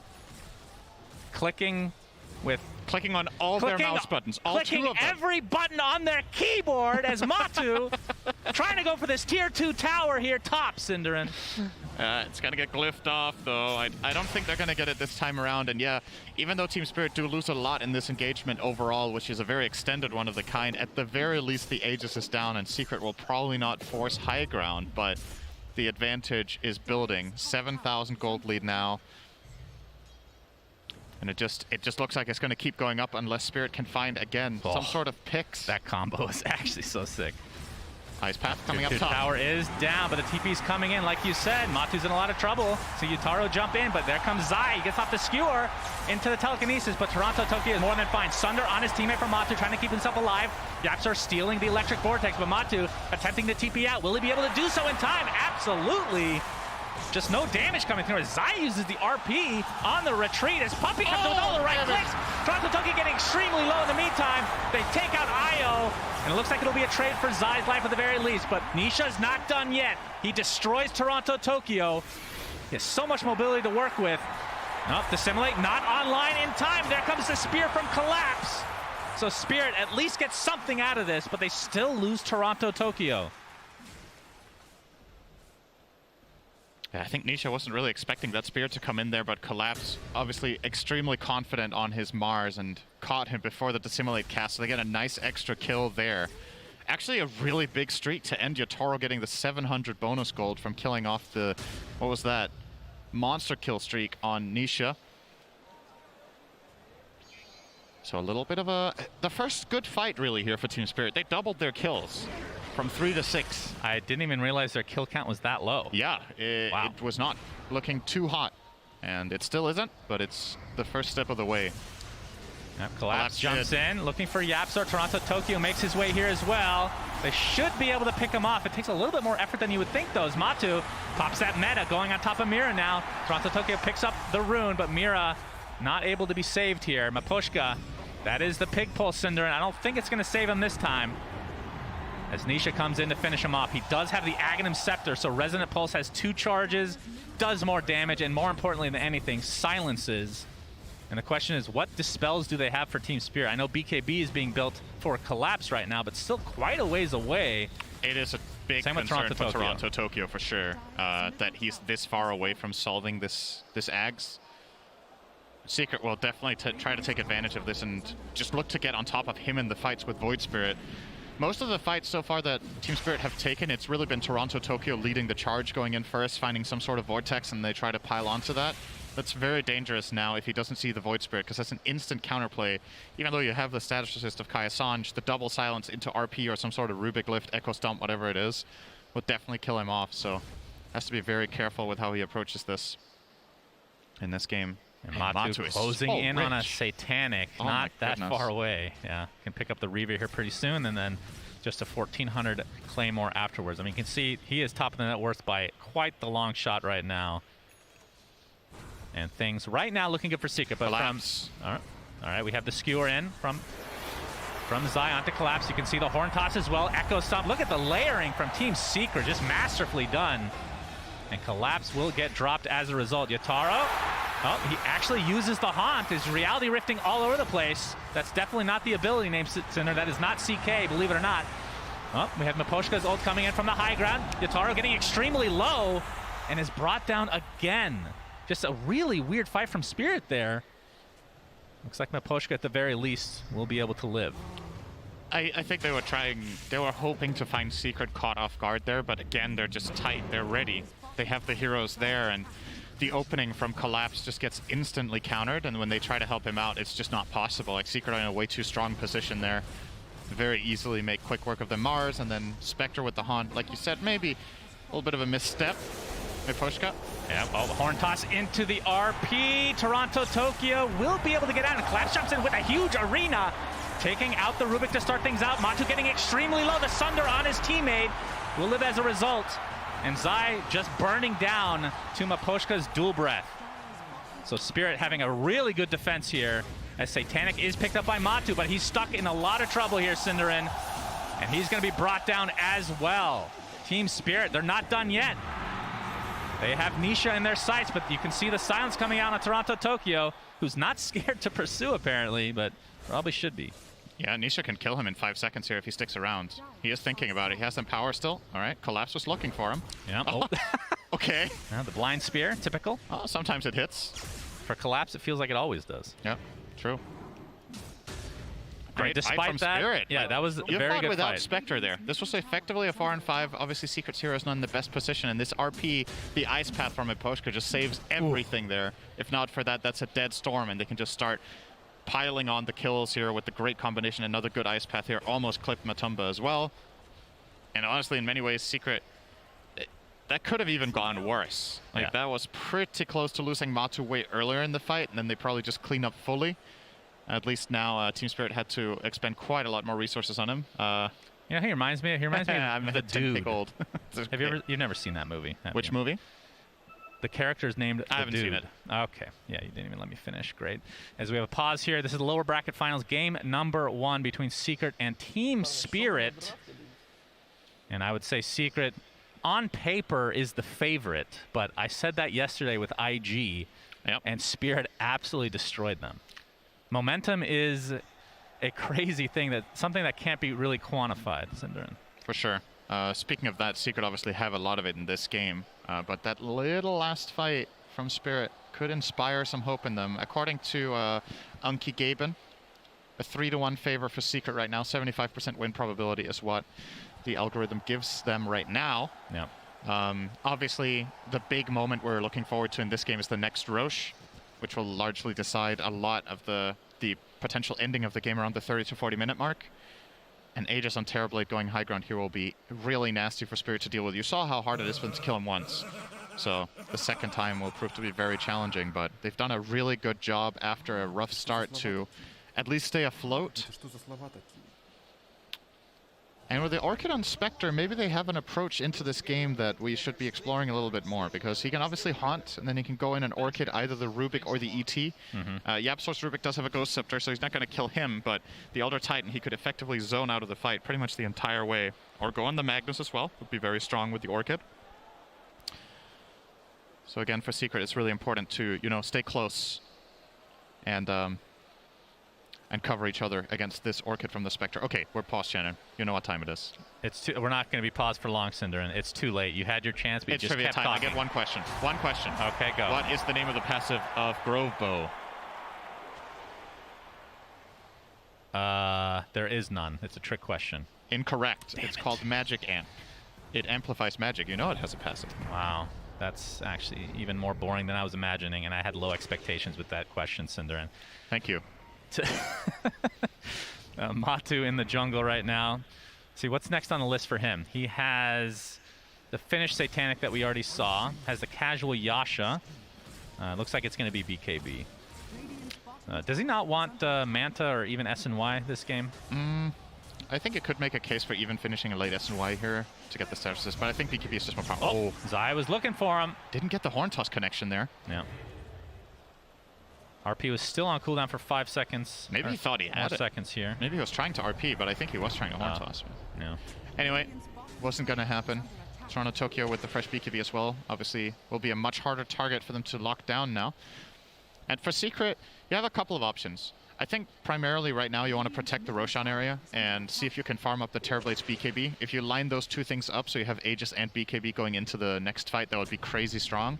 If you aren't able to have both, I think, you know, you could probably have the BKB in the fight will be centered around Roche, so you might need to contest for the Aegis. Yeah. So playing your triangle area right now seems very well advised. Just stay here, make sure you get all the camps on Terrorblade, while you keep pushing out the mid lane as well, and just leave bottom lane empty. It doesn't really matter right now at all. They're going to make their own smoke move, though. They're actually not waiting for either the BKB or the Roche. Just going for it here. 30 seconds respawn left on Roche. Maybe they want to find a pick and then try to get Roche off of that. If they do find Yatoro, he will not have buyback, so he would be a huge find, but just barely stayed outside the observer ward that Secret have down there at the secret shop area that sees a little bit into the lane for a little bit of a glimpse there. He went right around it on spec. Or that feels could like have... Spirit are kind of aware that Secret's up to something. Obviously completely off the map. And Secret don't have vision themselves, so Roche probably has assuming the same. Spawned. Second Roche available for the taking, so whoever wins this fight will get a likely shot. get it. I mean, depending on how many are alive, it would be pretty difficult to take Roche with either lineup still. Will require Matu at the very least for Secret. Speaking of shard, keep in mind Rubik bought his. Pretty key item here, I think, to reposition people out of arena. When you get telekinesis, you get height. And if you have height, you can exit the arena, right? So that's why Slark can pounce out of it, for example, or Mirana can leap. Yeah.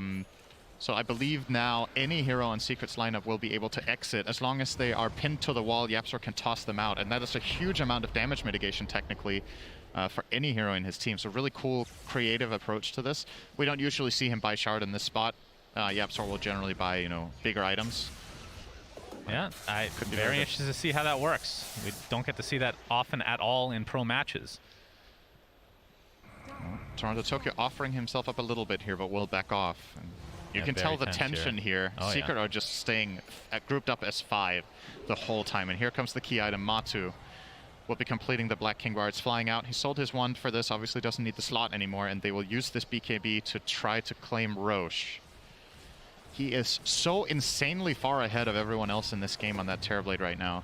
Yeah. Paladin Sword will go to the bank. All right. Keeps the Titan Sliver. No surprise there for Terrorblade. Indeed. And into the Roche we perfectly go. crafted for Terrorblade. As yeah, you're right. He's going to attempt to solo Roche for now. He effectively has double damage when he's empowered with the Titan Sliver. Titan Sliver, yeah. That is pretty crazy. If only he had Shard, it would be even more disgusting in this melee form. But something tells me, Nisha, does he have? He might be taking the Shard off of Roche. Nisha's Shard is quite good. Spirit know this is happening, and they're planning their way to attack here. They do have Haunt for the vision, of course. Not quite in range. Miposha gets off the ice path. Of course, they have some pretty good zoning capabilities here with Miposhka's ult, who's going to get initiated on to start with. Toronto-Tokyo jumps in with the BKB. Can't really find anybody, though. Miposha gets up to full HP, collapses a huge arena onto several heroes, but the right clicks from Matu might be enough for Toronto-Tokyo to take a tumble. He gets out just barely with any HP. Yataro, in the meantime, he's going to take the damage from Matu instead. Nice. Zai gets in with that skewer collapse, taking additional damage here. Roche is still only at half HP, so they can't really steal it, as it looks like Yataro will go down. No haunt available, even if he buys back here. So 2 for nothing as Collapse looks to be the third. Team Secret is doing a really good job of armlet toggling, but not good enough here, Cinder, as Miposhka stuck in harm's way. Zai able to get to safety here for the moment. Dissimulate. Looks like Nisha might go down if they can find a little bit of distance here. Up the Sunder from Matu, keeping his teammate alive. Toronto-Tokyo gets dropped now. Double kill for Matu. The Sunder on the teammate. That is absolutely huge, and this is going to be a dieback now for Mira.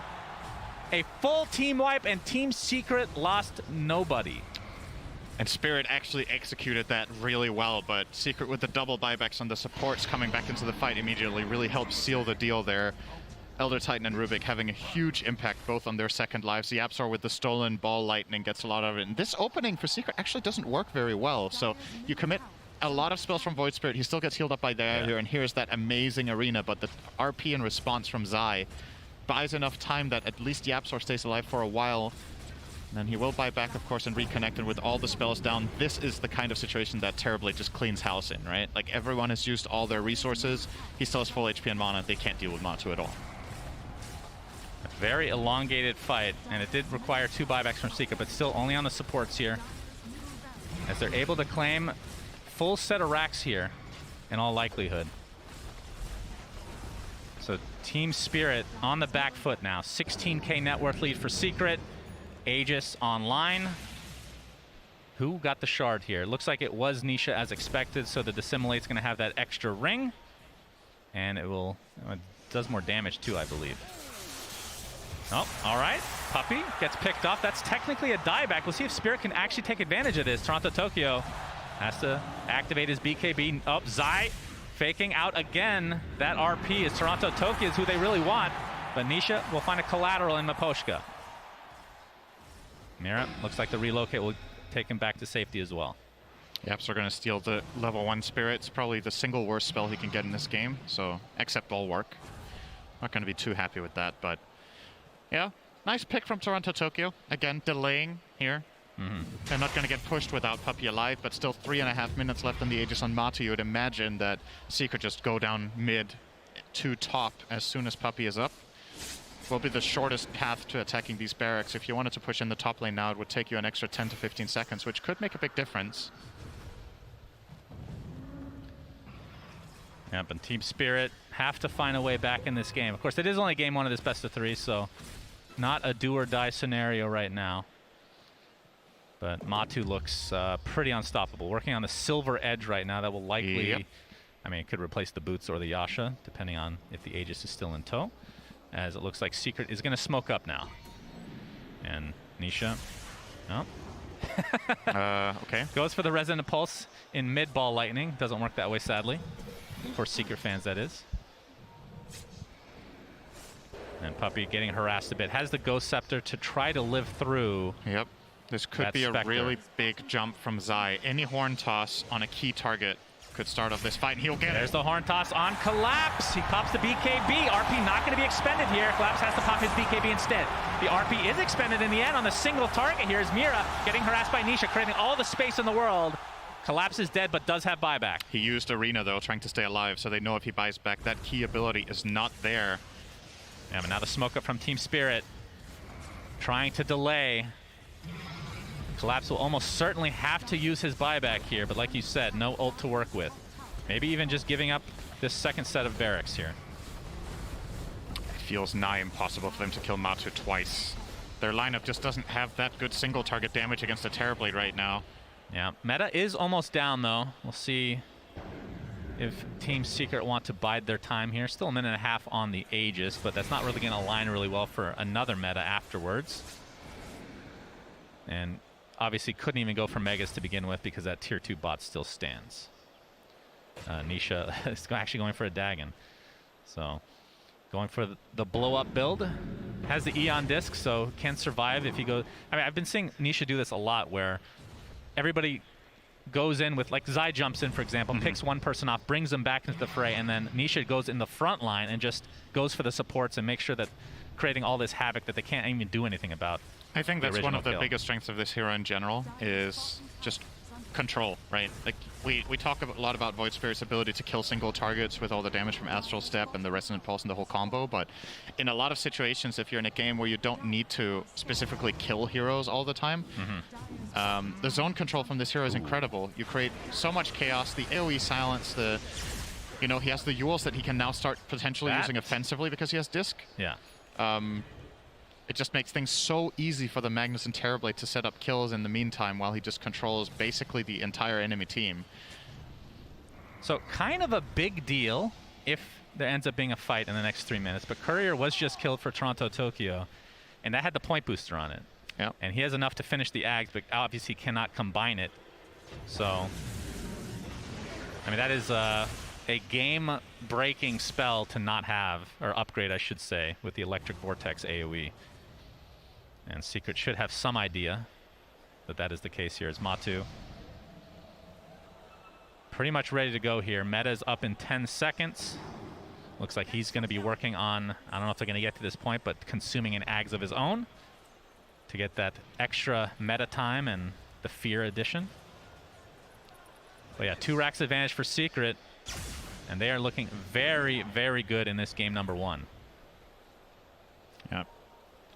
Can choose to stall for the next rush. The early respawn is in 2 minutes, but they've scanned out Yatoro. If Nisha finds him here. Oh, Nisha. Oh, they're in the area. He gets off the Spectral Dagger, though. They're going to see him. The Yules into the Aether Remnant to follow. He gets off the Haunt, though. Realitying all over the place. Gets silenced for the time being. Silenced the second time. Zai not able to connect on the Skewer.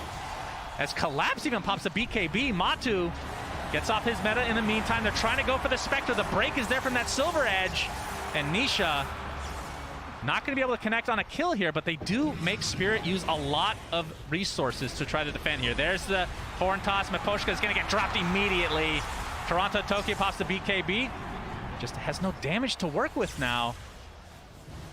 And this turns into a 5v4 as Matu just hitting the buildings, going for the Mega. Still have all their spells except Elder Titan ulti, so the RP is still in play. Zai as well as Nisha's discs are used now, but they're gonna get Megas off this. Spirit just aren't ready to fight. So Mega defense attempt here from Team Spirit. Oh, the horn toss from Zai, and I would assume the RP to follow here pretty shortly. Looks like they'll have enough damage. Yatoro gets off the Manta for now. Looks like he's gonna live for a little bit longer. The Yules from Nisha in the meantime. but the Fade Bolt on the other side takes out Yatoro. And it looks like this is going to be a Game 1 victory for Secret here, Sindarin, as they are looking extremely warmed up in this game number 1. Yeah, this game has just not really been close except 1 or 2 fights where Spirit lined up everything perfectly. And YapzOr now finally gets the dream steal of the game. I don't know if this is the first time in the game he's had it. It kind of feels like it, but has that level 4 Ice Path with maxed out Arcane Supremacy, effectively turning this into, what's that, over a 3-second stun. Instant cast. Dota2 showing off the axe, but the instant telekinesis. Oh, they're doing a lot of damage to Zai. Looks like he's going to be dropped down in the end, but Secret getting the better of this exchange as Matu pops the BKB, just going absolute ham on Collapse. There's the Ice Path again. GG's is called, Sindarin. Secret take Game 1 in convincing fashion. Yeah, they did, especially what really set up for this huge lead for Secret, just the way the first 5 minutes went, right? Or the first 10 minutes. They're doing great in their lanes. Spirit, when they do get their levels on the heroes that need to make the plays, they just aren't able to. Secret just one step ahead every time. They have the right amount of heroes for the plays. I think especially both Puppey and YapzOr just doing some really, really good hero placements on the map, right? Yeah. From our perspective, it might look easy because every time Spirit go for a move, they're ready to counterplay. The challenge in this isn't necessarily the spell casting, it's being there. It's reading the map, knowing that you need to cover these exact angles at these exact times, and just a masterclass from Secret in how to play around your cores, really. So, very nice job. Team Spirit's Cinderella run is at risk of being stopped here in the next game, Sindarin. But Team Secret take a 1-0 start to this best of 3 lower bracket. Let's see what the panel has to say about this performance from Secret. Thank you very much, Sunspan and Sindarin. Let's start with the draft for this one, because I think one of the things that often happens when teams are facing Spirit is they go, okay, right, we're going to target Mars. Well, we're going to target Collapse's Mars, not let him have the hero that is really his signature. Or they're going, oh, maybe we should try and target Yatoro. But what we saw with the first round of bans from Team Secret was actually targeting the Poshka Purge. And they take out his Winter Wyvern and they took out his signature hero, Bane. And it seems to be that that's really where Spirit's troubles began. It definitely hurt them a bit, and it's kind of a continuation of how other teams have tried to beat Spirit. They said, oh, well, we'll ban all Collapse's best 2 heroes, then he dominates with Mag. And now they finally get to do it against Maposhka. Instead, they put him on Jakiro, and while Jakiro is an effective hero, he's not the laning dominator maybe that some of the other guys are. And also the other crucial thing, he maxed out Ice Path. It makes their mid-game really strong. But laning stage, he just doesn't do nearly as much damage with Dual Breath, which makes the game harder too. So it was a cool way to push them on the back foot, and it definitely made their lanes weaker than they should have been. Do you think that Spirit were probably like, oh, hang on a second, we've got our favorite duo available. We can just get the IO, we can just get the Mars. This is going to be great, guys. This is going to be a shellacking from our side. Effie? I think you definitely go into every Dota game that you play with a certain idea, right? And sometimes it works and sometimes it doesn't. For me, the biggest thing that stood out was just giving away Magnus. I think after the last couple of days, you just either try to take it for yourselves or you van it out, because it makes the way that you have to navigate fights very different. And it's all very subtle things that we can't really see per se, but you have to always be careful of your positioning, where you're standing. And that game was insane. It was fight after fight. And the spell casting was ridiculous from both ends, but I don't particularly want to blame the draft alone, but I do think that they could have changed it up a little bit. And while Jakiro is a hero that's capable of fighting a lot, it's just not that good at the moment, I would say. He has his very niche moments, but I don't know. I just want to take it back to something that was said about the first 10 minutes. I think that Nisha's ability to just control the tempo of this entire game is actually what set up Secret. They really set him up for a really good game. Nisha was having a good time in the mid lane, staying almost a full 1,000 gold ahead of Toronto Tokyo's Storm Spirit, and just playing from behind on the Storm. Yeah, they made him some stacks, but it was not enough. The movements, and to go back to the amplifying your carry, because if you look at the, you have Io. Io is not a hero that wants to play with Spectre that much compared to Magnus, who provides you that extra damage, provides you cleave when you're in a melee form, and also going for that Solar Crest, which is, kind of a big deal as well. So and you have ET on your own team. Yeah, and just to add on to that point, like, outside of not having the most synergetic kind of carry for Io to play with, if a Void Spirit has that kind of game, you're in danger all the time as an Io. It is so hard to live through such a big Void Spirit. Yotaro just seems to be having so much fun with the different carries that he's playing, though. At this stage, he's now played 13 heroes in 13 main event games.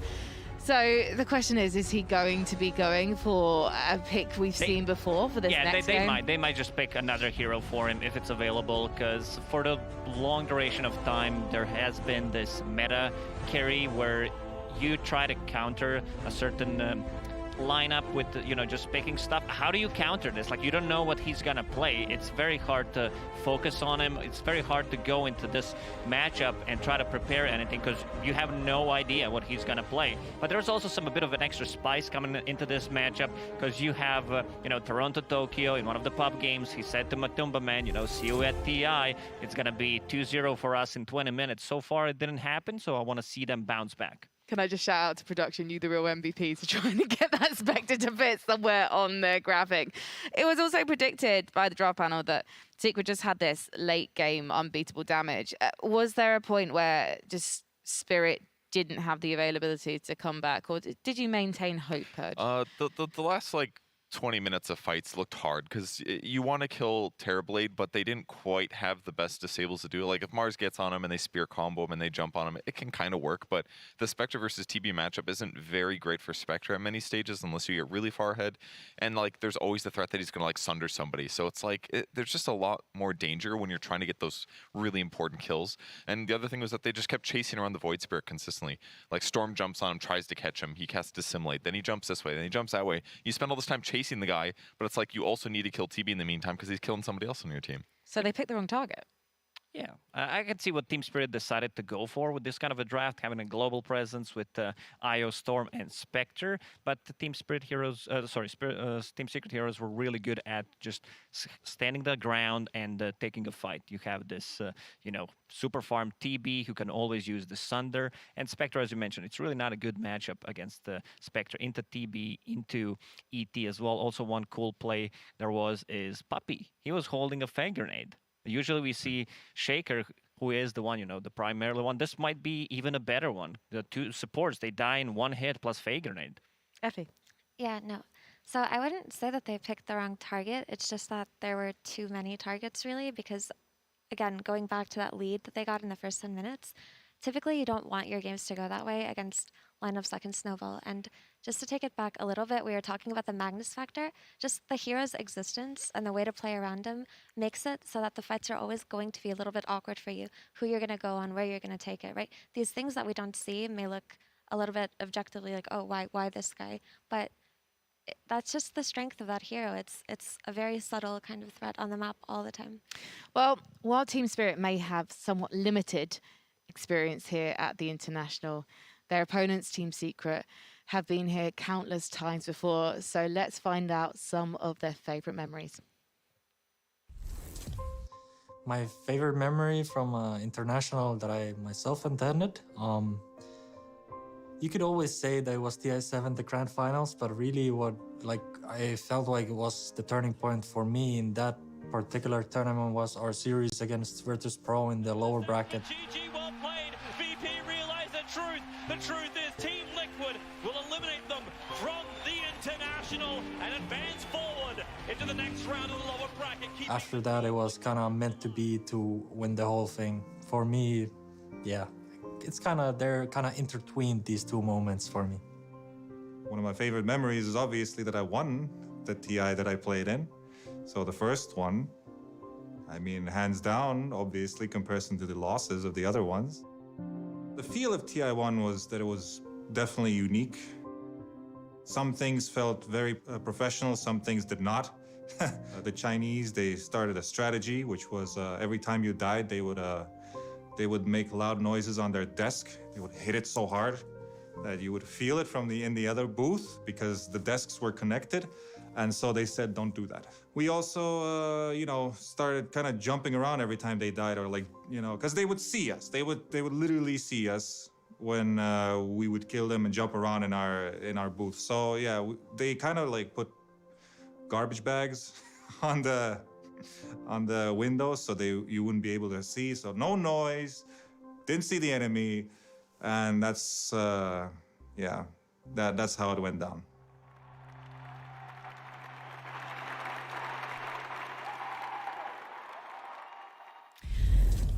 Puppy, don't worry. We're into recycling and keeping litter at bay here, so I expect if there's any mess in your booth, it's on you, son. All right then.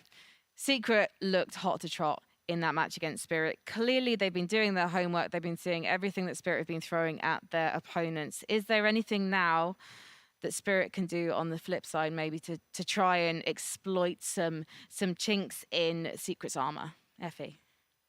I mean, well, all I can say about Secret right now is they are on their A game right now, just looking at that game one, and Spirit have to be very, very careful about giving away certain heroes, I would say. And I don't want to make everything about Magnus, but he really has been the hero of the last few days. And I think if they just address what they're going to do with perhaps the Magnus and the Tiny and the Mars, and which one they place more priority to, and to just make sure that they don't get sloppy in the early game, they definitely have a chance to strike back.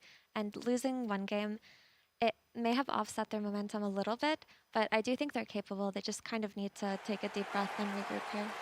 Well, the teams are taking to the stage now, casual as you like, for Team Secret, but they have the upper hand in this best-of-3 series, and they know it. They are so confident as they head into their player booth.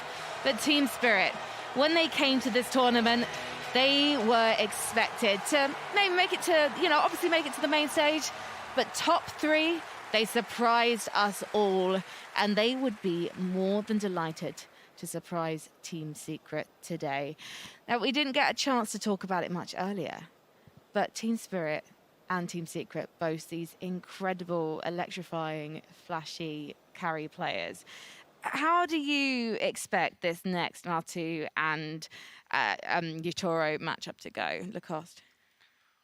I mean, Matu has been looking really stable. I believe he has 4 out of 4 wins on Tiny.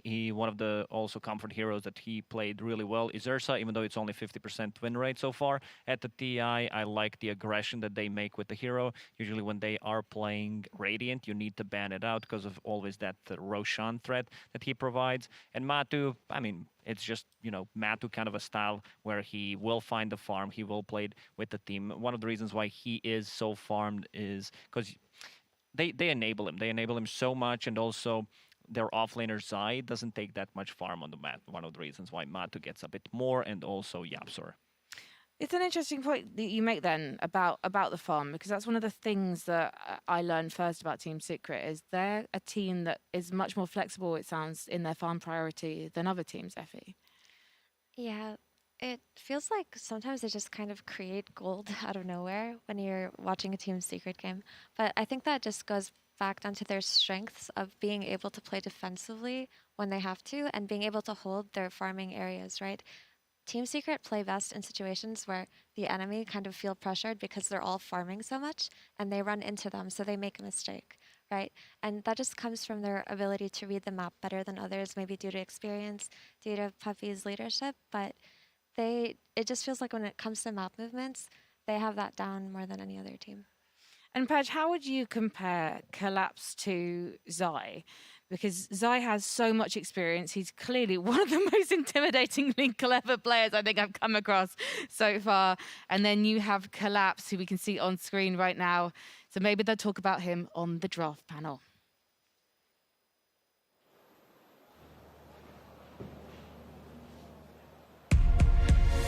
Team Spirit versus Team Secret. Game 2. Hello. We're here live with draft number 2. I have my 2 stellar panelists. You can turn around now so you can see the draft. Okay. Great, wonderful, thank you. What great direction. And we're here ready for game number 2 between Team Spirit and Team Secret.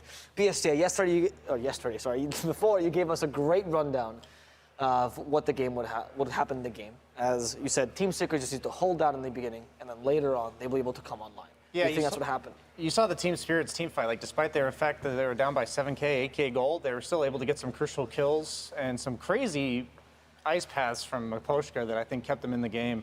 But that early momentum, I think that first death in the lane by Collapse was very detrimental for them, because in the mid game, his job is to set up all the plays, Storm Spirit to follow up, Spectre to follow up. They had a lot of follow-up, but he was forced to be defending his mid tower rather than playing on Secret's part of the map, and you just saw that's how they accrued a massive lead.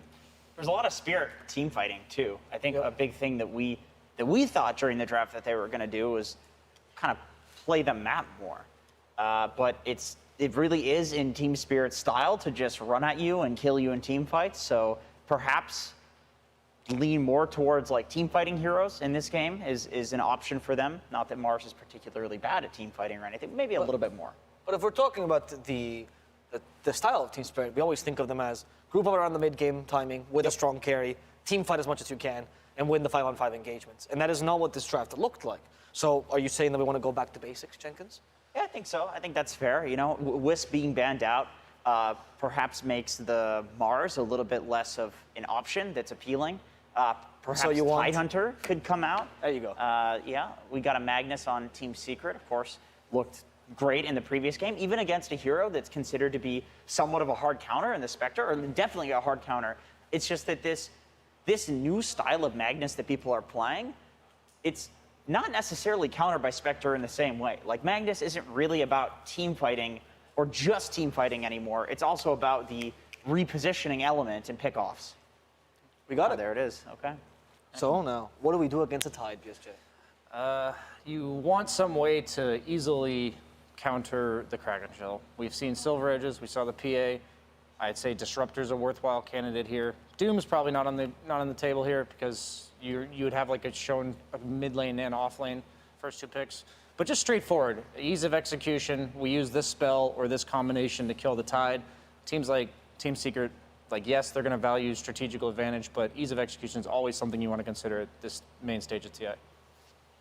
Enchantress, okay. Well, this is, I think Secret is the most successful team with this hero.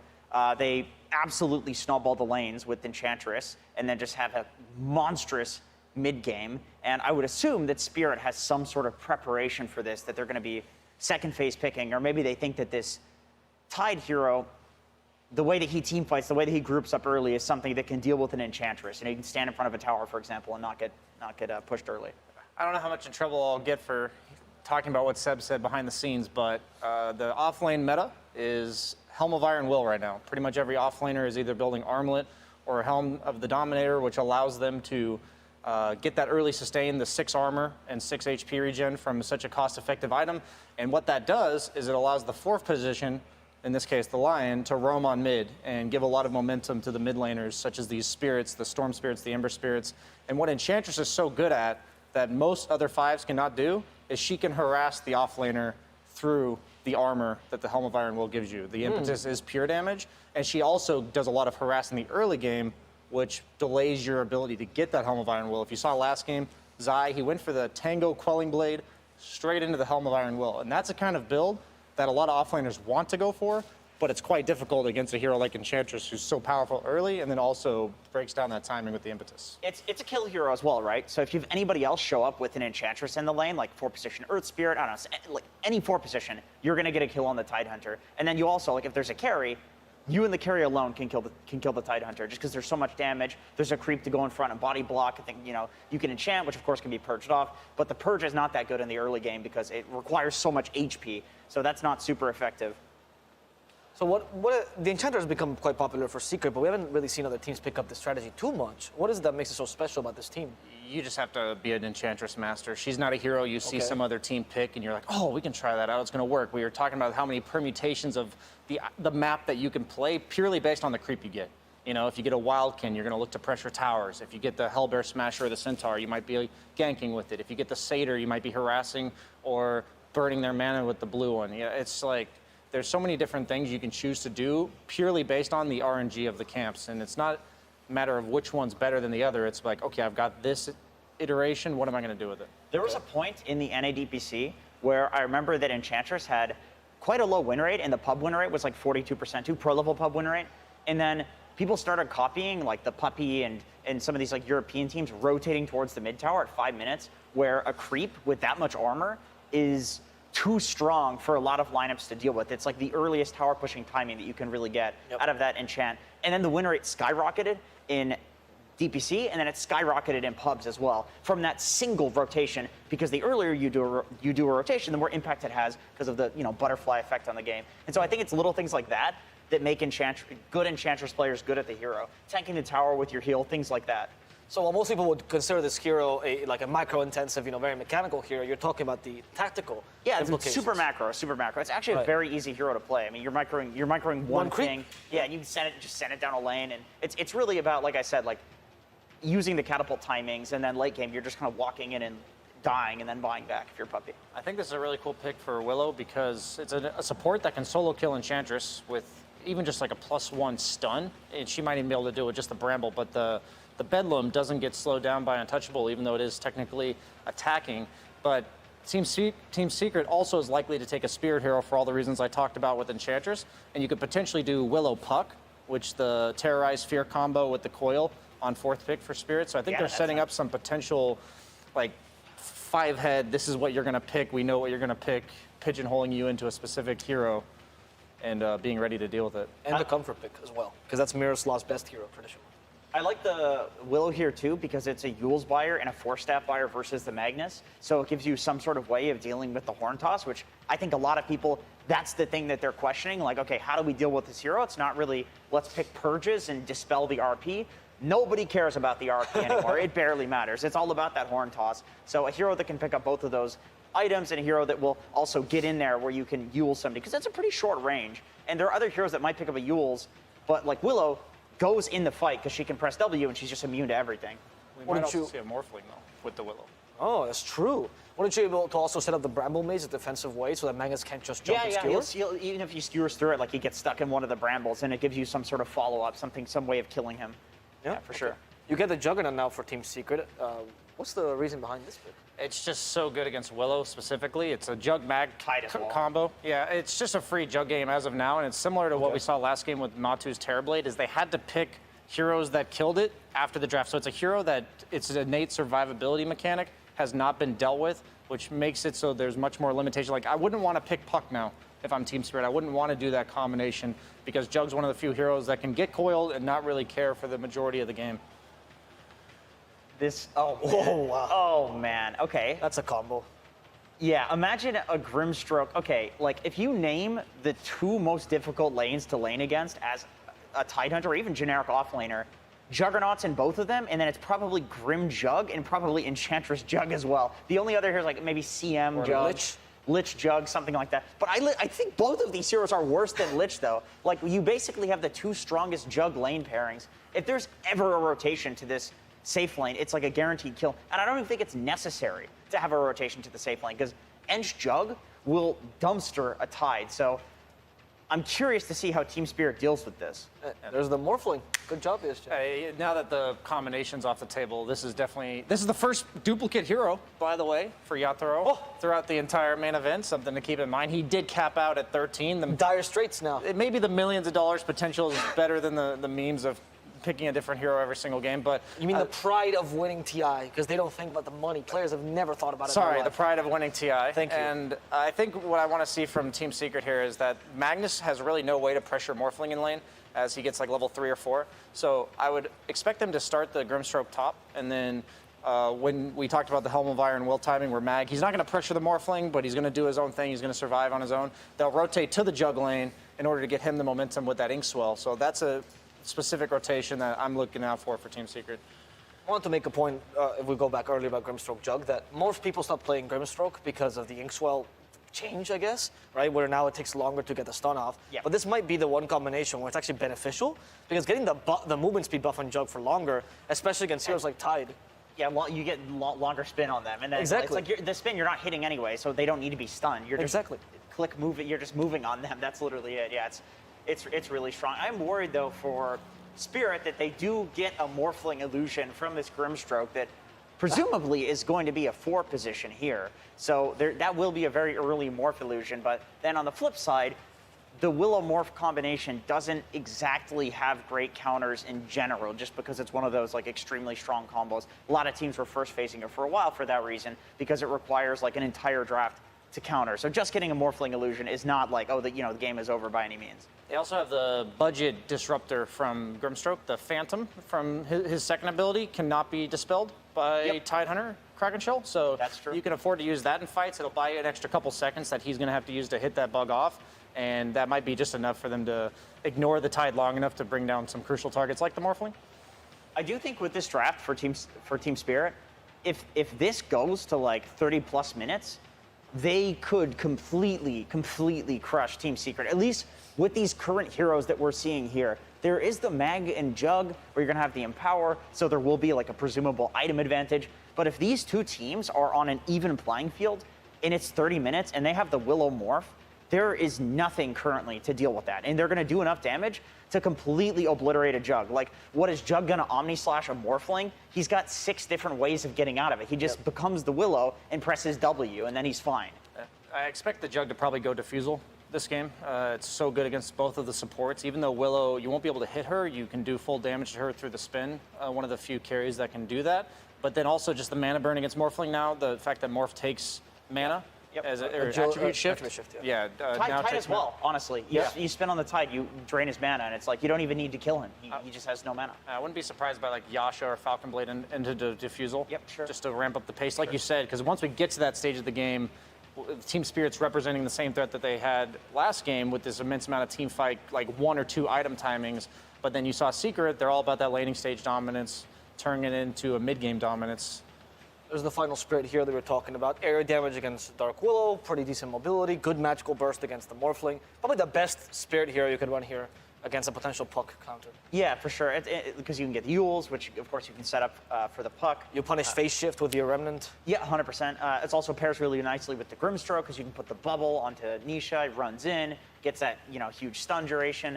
And then on top of that, I think that Team Secret needed an incredibly active hero. Like Storm Spirit is active, but at like a later point than Void Spirit. And between all of these heroes that they have here on Team Secret, once again, there were a lot of plus ones. There's a lot of heroes that want to do stuff, but they don't want to be the one that's going in first. And so Void Spirit is probably the best hero at doing that, at least in terms of the earliest. Your mid tower is going to get dove on Team Spirit so early. The Void Spirit was like a little bit of that oomph that they needed from the mid lane to enable the Inkswell as well as the Enchantress rotating. So whatever hero this is, Kunkka, I like that. You probably needed more of a frontliner, more of a hero that doesn't mind having heroes run at him. He free farms pretty much against Void Spirit. The only heroes Kunkka struggles in lane against are ones that prevent him from continuously walking up and Tidebringing the creeps.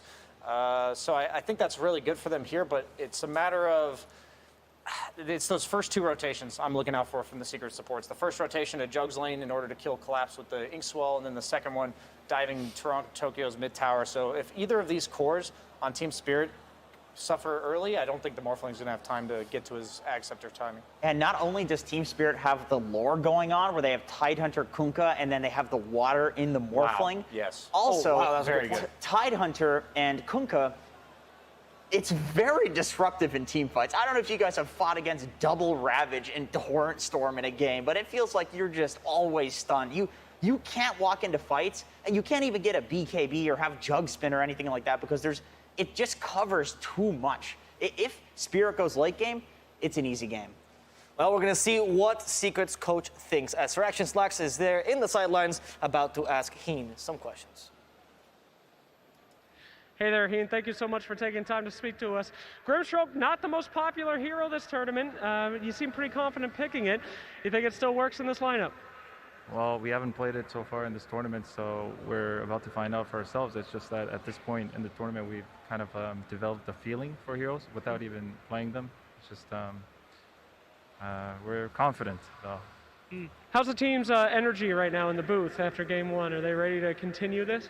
We're super happy with the way we played game 1, so just positive vibes all around. All right. Well, we'll see if those positive vibes continue. Thank you for your time, and we'll throw it straight into the game with Sunsfan and Synderen. Thank you, sir. Action Slacks, Sunsfan with Synderen. We got game number 2 of this best of 3 of the lower bracket finals for TI10 Synderen.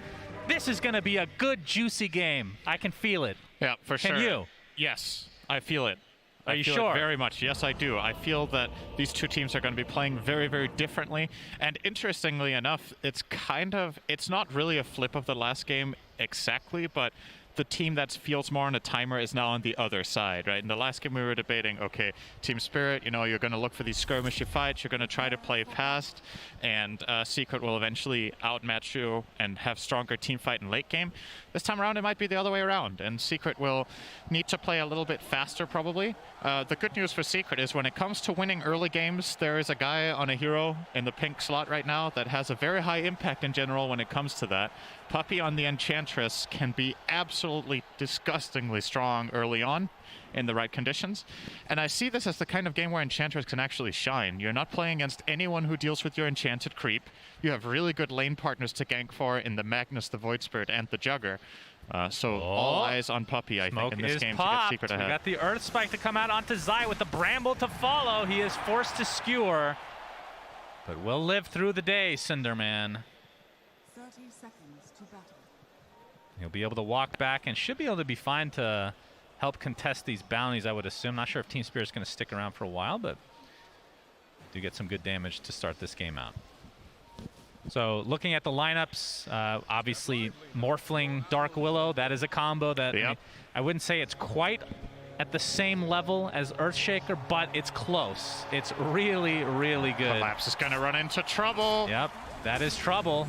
And his name is Matu. See the Grimstroke coming out with the slow into the Blade Fury. Matu gets first blood for Team Secret. Spirit were just not expecting Secret to have rotated over there and planted so many heroes, and he just walked straight into it. Usually as Tide, you feel pretty confident level 1, but this lane matchup is kind of scary for you. The Jugger as well as Ench, and of course you had the Grimstroke as part of that play as well. Yapzor resisting the temptation of skilling Inkswell for the first blood, didn't need it, so he goes to lane with Stroke of Fate, which is much better bottom together with Magnus. You just want to push in that wave and try to open up for pulls. Also a better trading spell for him against the line of Miposhka. They're going to be hitting each other a bit here in the bot lane. And mid lane, they already discussed, but it is the Kunkka versus Void Spirit matchup. Toronto Tokyo versus Nisha. Kunkka typically very good against melee heroes. You agree with the panel on this matchup overall? He's favored in this lane. I think it was PSGLGD that ran it twice as well against, I don't think it was it Void Spirit in one of the games? I don't remember, but they ran it as well. And had great success with nothing to say on that mid Kunkka against one of the melee spirits. So, yeah, expecting Toronto Tokyo to pull ahead here. Obviously has the added luxury of being able to very quickly farm small camps on the side. So it can just push out, take this, and come back to lane and get even outscale the Void Spirit in terms of the farming capability on the side camp as well. Void Spirit isn't as good at it early on. He will eventually be equally quick when he has levels. But in the beginning, Nisha will be playing at that disadvantage. Puppey continuing to be that absolute nuisance that you were talking about earlier. Has that troll creep, which finally runs out, but in addition to the Blightstone that he started the game with, just very annoying to deal with. He's going to get the Ghost here, I think. Or is he going to go all the way for the Mud Golem? Do the pull. Okay. Gets a 3 creep pull, which is... This is the small camp you want to see if you're looking to deny a wave. The Ghost camp is very, very good at killing the creep wave. And he's going to protect it as well with his own hero, as well as one little Skelly boy running after Mira here. And now he's going to go and take a Golem. Uh-oh. Golem time. There's first stun coming out. As Mira's just going to continue to get harassed here, but this is kind of what he has to do. Bramble, all right, we'll connect onto Puppey. Oh, he took two of them. 2 procs on it. All right, Puppey outplayed by Mira here, and the tip ensues, Cinderin. That was just flat out a rare mistake there from Puppey. Usually very mechanically skilled support player, but Mouse was not working as intended there as he walked into 2 Brambles. I think the first one might have been undodgeable, but the second one definitely wasn't. Mouse was not working, and potentially his monitor if it continues to go down that road, Cinder. We've seen that before. Well, when I did play the show match yesterday, my monitor did go black, so maybe that's what happened. Would explain the pathing there. But he's definitely back. He TP'd correctly, so he does see everything, I would imagine. Puppey and Cinderin are good friends, guys. Very good friends. Okay.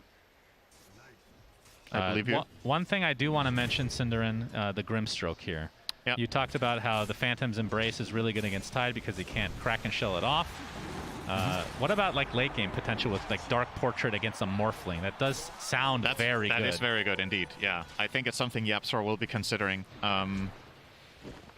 Obviously about Dark Portrait, is magic immune. Can't really hit it with stuff from Team Spirit, and it's very fast. So only in their lineup, only really Morphling himself can kill off that portrait. So would imagine YapzOr definitely got that in his mind. But to me, the primary reason they're picking it is they want a support that pairs up well with Jug. Oh, we're seeing Jug kill Mira here. No way out of that one. Blade Fury finishes him off, as Collapse can take some residual damage as well. So, yeah, Grim together with Jug for the Inkswell, and of course the silence against Tide. Chase Shockwave back into the right click of Zai. So Secret off to a good start in terms of just the kills here. Yep. We can see mid is advantage for Team Spirit, 31-3 to the 23-5 of Void Spirit. Keep in mind that a lot of those CS are the small camp, so basically neck and neck in gold right now. 50 ahead here for Toronto Tokyo. Surprisingly enough, there's more denies on the Void Spirit than on the Kunkka, who will often be able to bully out the other melee hero and then find those denies, but hasn't really been able to dominate Nisha. Nisha, again, similar to game one, just doing exceptionally well in lane. Doing what he needs to do for sure. And now that he's level 5, now he can start doing the same thing as Kunkka. So he's going to be farming up the small camp next to the lane and close in on his level 6. So from Secret side, Juggernaut, Cinderin, not a hero. It's not like the standard carry these days. Like Morphling feels like more of a go-to pick for a lot of teams is Mira. Oh, it's versus Puppey again. See if he gets brambled twice again, not this time around. But going late game, Secret, like, can they survive the late game? Jug does scale better than he used to, but still not the traditional, like, super mega hard carry that we're used to seeing. And I would say, theoretically speaking, yes, I do think their lineup can handle late game. You do have, obviously, hang on, Collapse. Okay, Matsu will yield. Back off. Empowered Void Spirit and Jug can definitely fight late game. It does feel like the execution ultimately should be easier for Team Spirit with the Morph Willow, with double Ravage when Tide gets Refresher. There's just a lot of stuff that Secret will need to play around effectively, but there's no time in this game that I would just flat out write them off. You know, I would favor the other team at some point, but the Dire lineup can definitely win this game even come super late game. There's obviously RP is always going to be an X factor. BKB piercing stun, empowered cores. The portrait might become the X factor, as you pointed out, as well. So I think Secret aren't too concerned. Okay. As we see Blade Fury from Matu in the top lane, you can see the Centaur making his way over to try to get a potential stomp here, but Shadow Realm going to keep Mira alive at the very least. Collapse very low on HP here, and Matu does have his ult, but no mana to work with. His Puppey going to get ganked here from Toronto Tokyo. X with the boat coming in, and Collapse just wants to get some XP here. Cinder, oh, okay, the stomp comes out. Puppey still survives, but finally that second right click. Yeah, if that stomp would have hit, he might have lived. Both of the Team Spirit heroes just narrowly dodging it there. So it's a good gank from Toronto Tokyo. They do find a kill. It's going to cost him a little bit of health on the mid tower, and actually his bounty rune here will be stolen by Nisha. But Collapse was in trouble. He needed help. Oof, does he run? Oh, Nisha, did he get vision there? I don't think he saw him. Oh man, that was super close. He must have. The TP out from Collapse there. Was looking for the higher priority kill potentially. Yeah. There's now Mira. Very wary of this area now, but is back to basically full HP. And Toronto Tokyo on this Kunkka Cinderin. What's the build this game? We've seen Halberd. We don't really see Radiance anymore, but I mean, it's not the most unusual thing for a mid Kunkka. Might go phase Armlet. Okay. Nisha's opening up on him a bit, just harass. Level advantage right now going the way of Toronto Tokyo, by the way, as Nisha just trying to be annoying here. But yeah, you like just Armlet into what then? Armlet Halberd doesn't sound too bad. Halberd against Jug can be a little bit dicey because, you know, you need to find the right timing to get it off between Omnislash and Spin, but it also just gives you the inherent tankiness. YapzOr looks very dead here. Nice setup overall from Team Spirit, and Miposhka very kindly gives the kill to Yataro. What a bro. You'd never do that for me. I have very good reason to not do that for you. So you say. Still very even game to start statistical evidence that it's better spent on me. Stats lie. I'm pretty sure that's a segment I've heard of.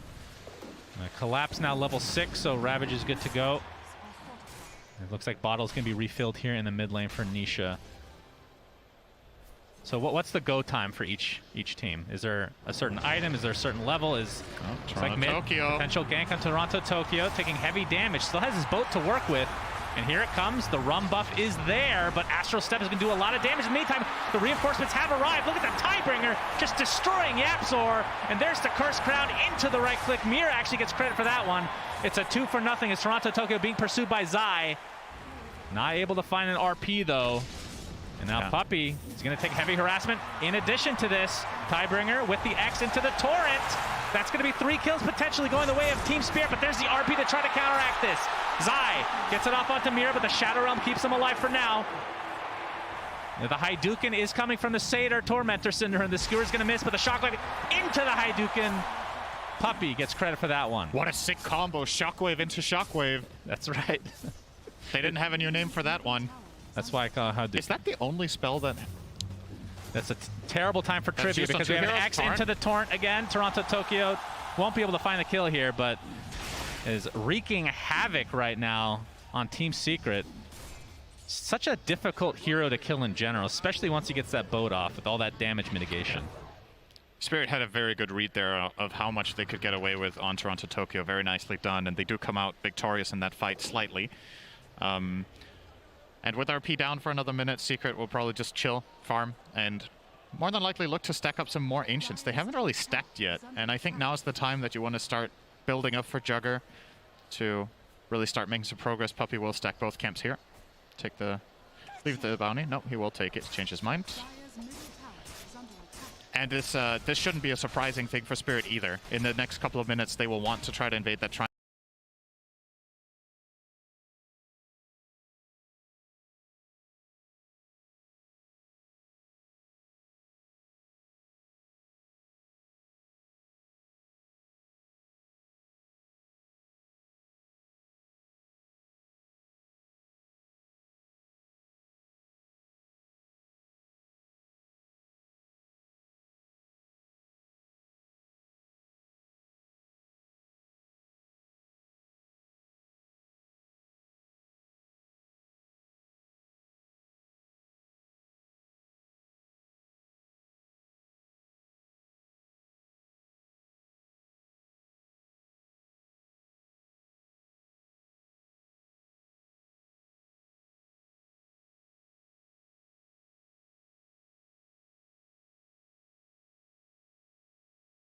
Look at Secret's wording, by the way. Very, very centric around that bottom half. Obviously, again, multi-purpose wording. They want to get info about the enemy team on their side so they can make ganks, but this also effectively works as a very nice protective layer for the triangle, since invasive moves from Spirit will be impossible without a smoke, and if they smoke, they're likely to do it down here, so Secret will see it coming and won't have to be scared of the smoke all the time when heroes are missing. They will simply know when it gets popped. Bottom lane.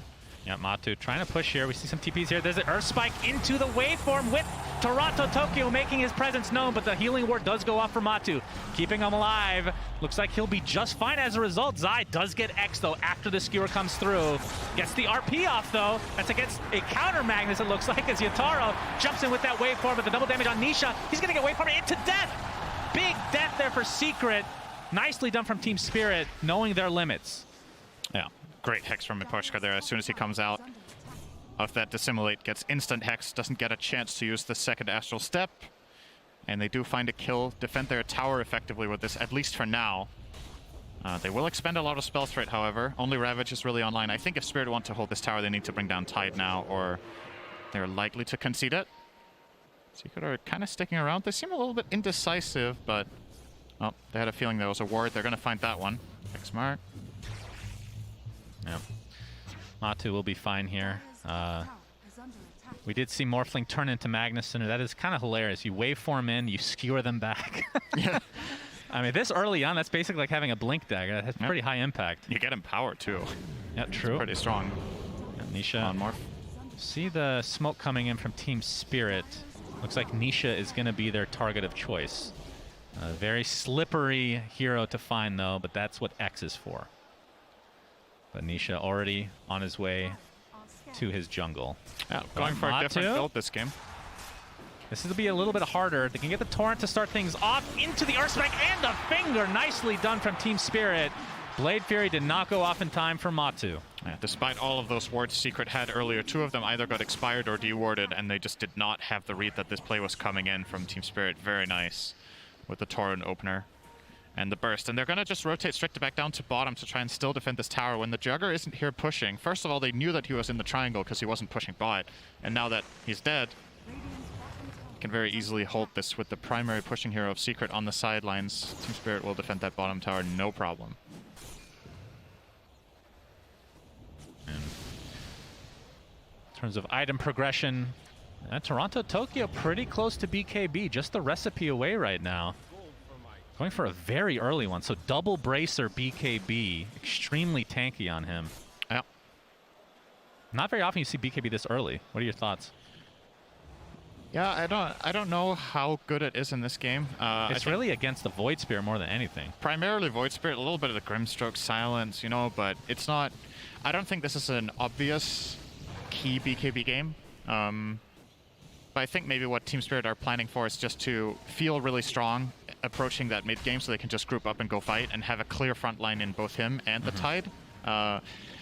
You could argue that Collapse doesn't want to frontline in this game because of the Grimstroke silence. It just puts him at risk of not getting Ravage off. So maybe Conker can just do the job since he can just remove that silence. Is it also recognizing that Team Secret's power spike is more mid-game centric and they just want to be prepared for that potentially? Yeah, it could be. I feel like you could also prepare for that with the Armlet Halberd, to be honest. I think that would also make you really strong at that point in the game. But this way you guarantee you get your spells off, and I think he might be rating that more highly. You know, their lineup has insane spell bursts. It's just about getting them off. Yeah, Matu empowered now, level 11. And going for this bottom tower. There's going to be some pressure mid from Team Spirit in the meantime, though. We'll see if this ends up being given up. Top tower has already been killed, so... looking for the potential overall trade. S&Y picked up by Matu, so both respective position ones will be getting S&Y, it looks like, Synderin, this game. Yep. Going for that extra status resist. There's a lot of stuff on both teams that you can get value out of status resist against. Puppey is dead. Jinx. Jinx. You can't say, you're not allowed to speak until I give you a soda. I think that's the rule. Is that how it goes? That's how it is in America. That explains the obesity rate. Yeah. A lot of jinxes going on. Zai in the trees. Obviously not with a Blink Dagger yet, about 500 away, but Blink Dagger is on the way for Collapse. So Collapse off to a much better start than last game. That is for sure. Yes, the Hood, he is super tanky. Oh, Soulbind with the Phantom's Embrace. It's not going to connect on anybody in terms of a secondary target, but Miposhka is taken out by Secret. Good connection there from Yapsor on the Stroke of Fate, but they can't really follow up. And there would also have been a BKB for Toronto Tokyo anyway, but maybe they were hoping to force that. So Secret hold their tower, but it is getting very low, and you imagine Team Spirit will just make another attempt there very, very soon with their Tide and get that cleaned up. So it's looking great for Spirit compared to last game, right? Like, not only are they ahead on gold in the game, but also the overall flow of the lineups is going to help them get in a very good position in the mid game. I think Secret were hoping to get more value out of Puppies and Chanters in this game, and Mira just didn't let it happen on that Dark Willow.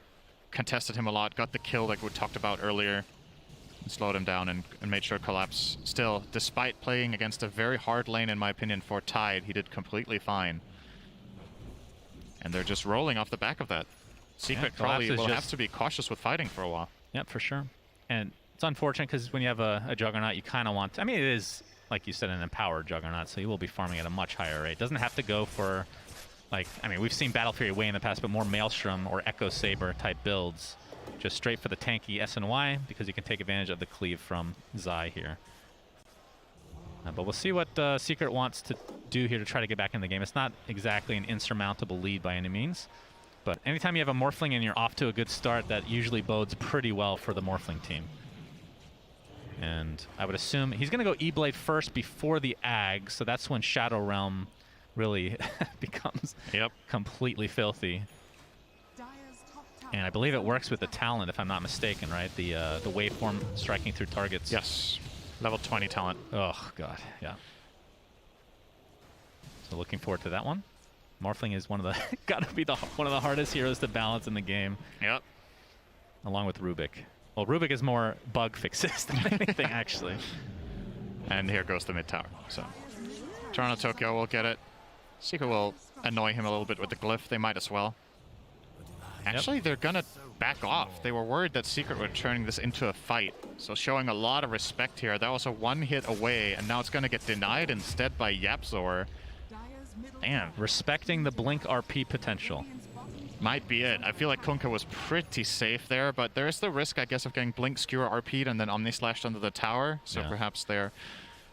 Yeah, we didn't really talk about that potential, but obviously Omni-Slash will cleave because of the Empower on top of that. Then you have the Soulbind with the double Phantom's Embrace.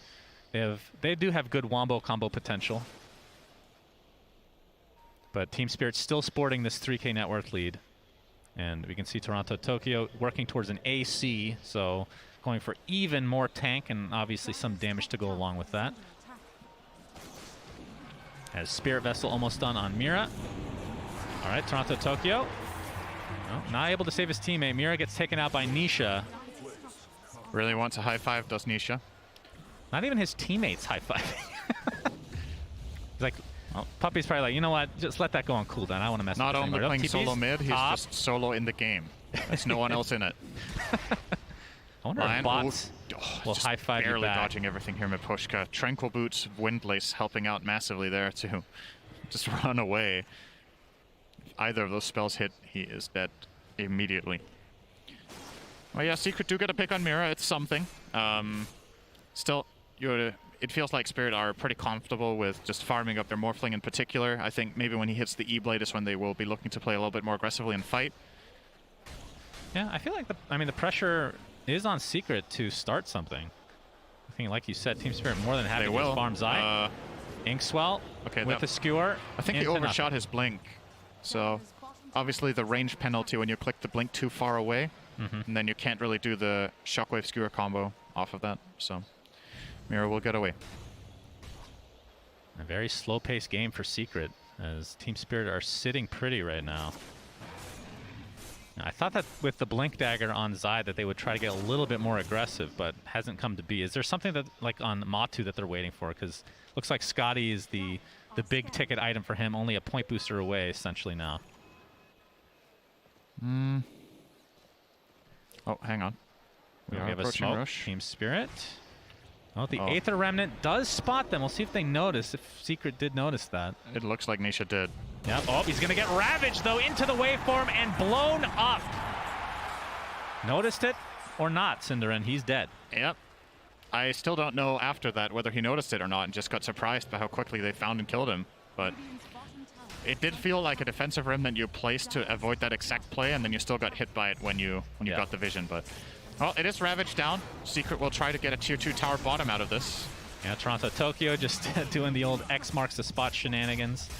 Try to push this out. It would be a tower trade. Great kill for them, though. Already, I believe, if I'm not mistaken, Nisha with this game has now quadrupled his amount of deaths on Void Spirit in the main event. Okay. By getting 3 in this game. Wow. Very impressive as Roche is being taken out by Spirit. E-Blade was already completed for that kill on Yataro, so on his way to the Ags next. So this is going to be a freebie for Team Spirit. Aegis likely to go to Yataro. For style points, he's going to waveform through it and grab it on the way out of the pit. That's when you know he's really feeling himself here. Yeah, it's that efficiency. Oh, we have a skewer back onto Collapse, into the Blade Fury. But Matu just doesn't do that much damage right now. Needs the Shard, which he is going for next. E-Blade applied to him for now. Nisha able to blow up Miposhka on the front line here. So this turns into a 5v4 situation with Secret having the advantage, but they don't have the Roche advantage. Oh, Zai, RP only onto one, but can't really find a maneuver to try to skewer him back, but it doesn't matter. Nisha and Matu blow up Toronto Tokyo. And they're not done yet. Mira. Looks like he... Oh, the skewer does cancel the TP in Shadow Realm form. And that is going to turn into a third kill for Secret, despite giving up Roche. Win that fight handily. So that basically, based on just the net worth alone, evens up the game, which is what Secret obviously needed with this more mid-game centric lineup. Yeah.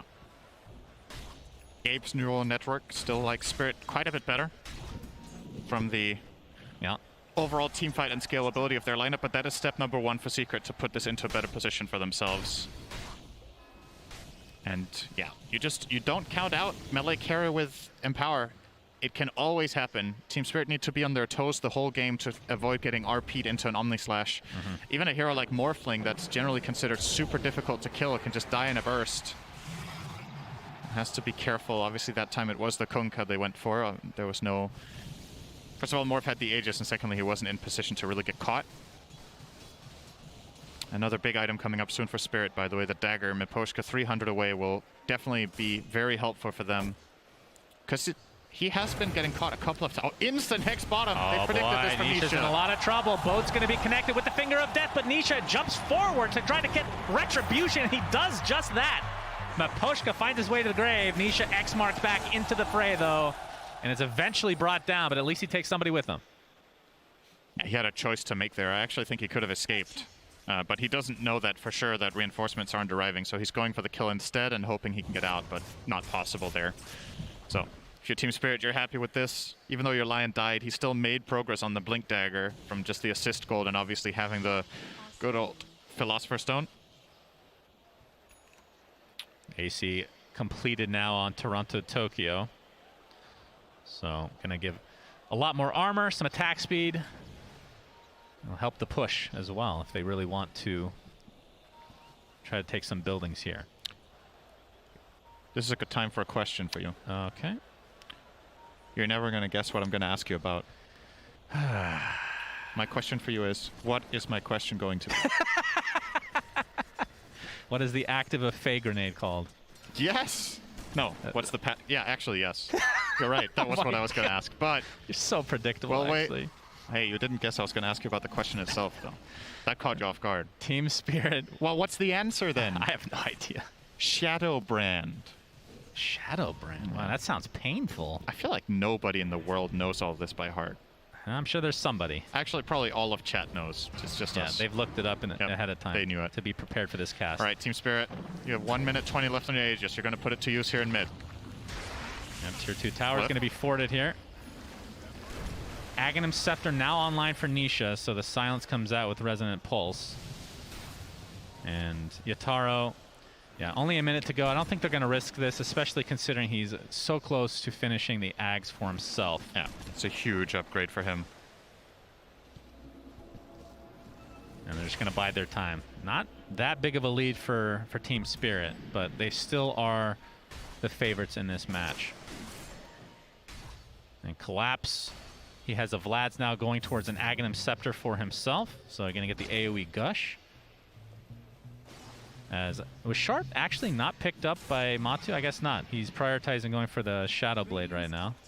I figured that the Shard would be pretty nice for him this game. Apply Scotty to everybody he's hitting, get the extra attacks and more movement speed.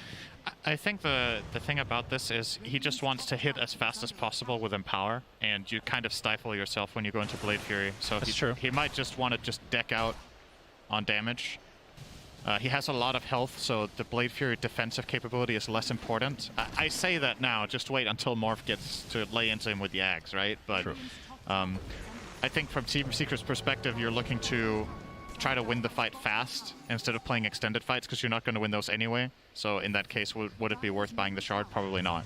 Yeah. You want to get that very quick advantage with that Shadow Blade here. Ags officially online for Yataro.